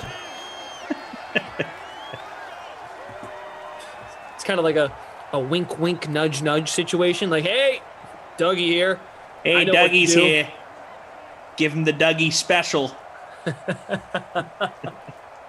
Here, that actually reminds me. So when I was interning out at Fox Sports Radio, I would get out. I would intern on these late night shows, and I would get out at 2:30, 3 in the morning, and there was no time to eat on these shifts, and I had maybe half an hour ride home, so I'd stop at this 24/7 McDonald's, and I'd mix it up here and there, but it was a weird time of night where it's like, okay, I could conceivably order breakfast at this McDonald's, but it's obviously lunch/dinner menu on the board. So one night I was feeling frisky. I said, hey, do you guys do hash browns right now? You throw a hash brown in for me, but could I also get a cheeseburger? And the guy gets on the loudspeaker. He's like, brother, I've seen you here so many times. I'll put that hash brown on that cheeseburger. I was like, whoa, that's awesome. So he did that. So it was easier to drive. Had the hash brown on the cheeseburger, so I didn't have to multitask. Boom, ate both at the same time. Innovative stuff. So then it became my thing. I'd go, the guy would remember me. He'd make me the single cheeseburger with the hash brown on it. Wow, that sounds amazing. And to be honest, I don't know the guy's name. He was only the window guy, and I'd pull up and he'd recognize my voice and he would just say, "You're good, brother." And I'd drive forward and, pay like $3 for this thing and move on with my life. All right, Chiefs are punting. This has not been good offensively, and that keeps the Jets alive. Crowder on the return to the 30. Jim says 2 catches, 7 yards for, I think, a 97 overall player. He's talking about Travis Kelce. He's got 3 for 9. That's what I'm reading right now in the Game Center. But still, I get it. Not great. If you joined our pregame show, I was like, I'm fading Kelce. I'm good with that. So, Jordan Warren, cool story, Freeze. Thanks, Jordan. They're calling you Freeze now. Yeah, Freeze is a nickname I get every now and then. Morton calls me Freeze from time to time. Anyone ever call you Fresh? Because you get called TC Fresh? Yeah, I get called Fresh, TC, Popsy, Freezy, Freeze, TFP, Tommy, Thomas, TJ, TFP. Did I say that one? TJC. That's too many. Tom. I also go by Tim every now and then because my brother's named Tim. We look similar. Tim, Timmy, Timothy. I respond to those as well. Yeah. I respond to anything, really. I mean... Yeah. If you just look at me and make a loud noise, I'll say something. I was never Glash in middle school. And then I had... Glash is a very cool nickname. Oh, thank you. You think so? It really is. As is Cough. You guys have cool nicknames. Cool built-in nicknames. Cough and Glash. Cough is also a sound. Yeah, but so is Glash. It sounds like a video game sword. Glash, Glash, Glash. It's like the sound you make if you're playing Assassin's Creed. Glash, Glash, Glash.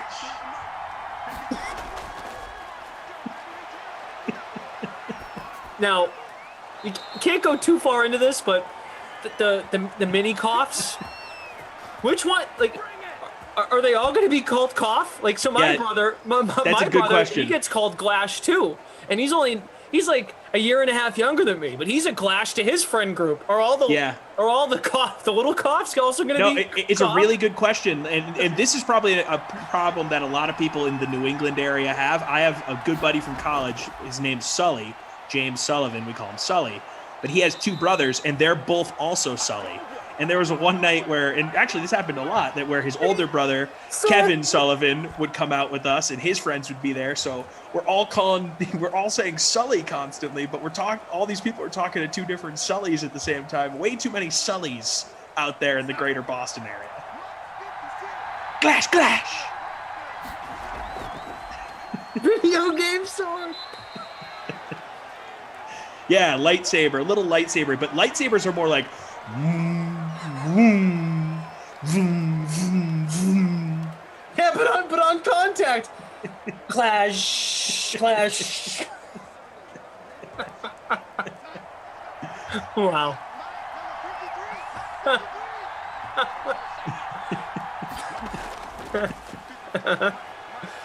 Le'Veon Bell with the move.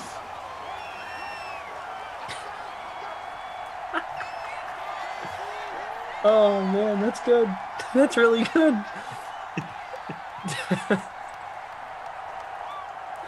See, this is where Smash Lana takes me making that noise and puts that with the background of someone swinging a fake sword in a video. That's good. Yeah, that's right. That's right.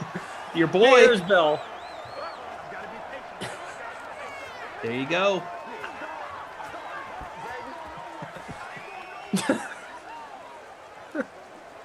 Yeah, I'm looking at this GIF that Daniel dropped in here. Just say Glash in your head every time the sword's hit. Glash, Glash, Glash, Glash,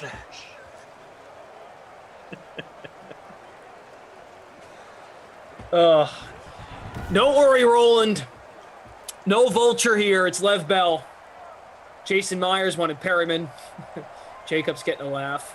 Dom needs Perryman. Well, sorry, not Perryman this time. Does anyone remember? Is it Casey or Cassie? Does anyone remember Battle Arena? Toshinden, PS1. Glashing is in there. Okay. Never had a PS1.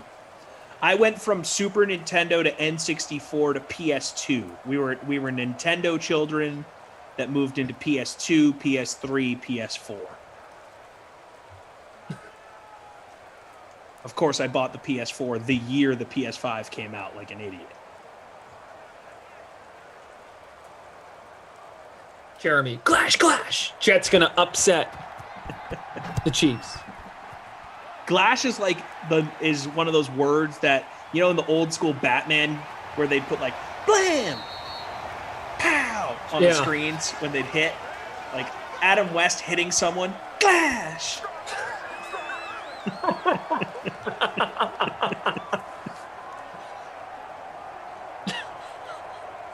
Morgan is saying that Glash is an onomatopoeia. Explain. Oh, okay. Yeah. That's what that is. It's like an action word, onomatopoeia. Okay. Oh, someone in the Twitch chat said that. Yeah. See, good job, babe. She's been reading her grammar books back there. The way you just said that reminded me of that scene in Mr. Deeds when he throws the cats. Good throw, Deeds!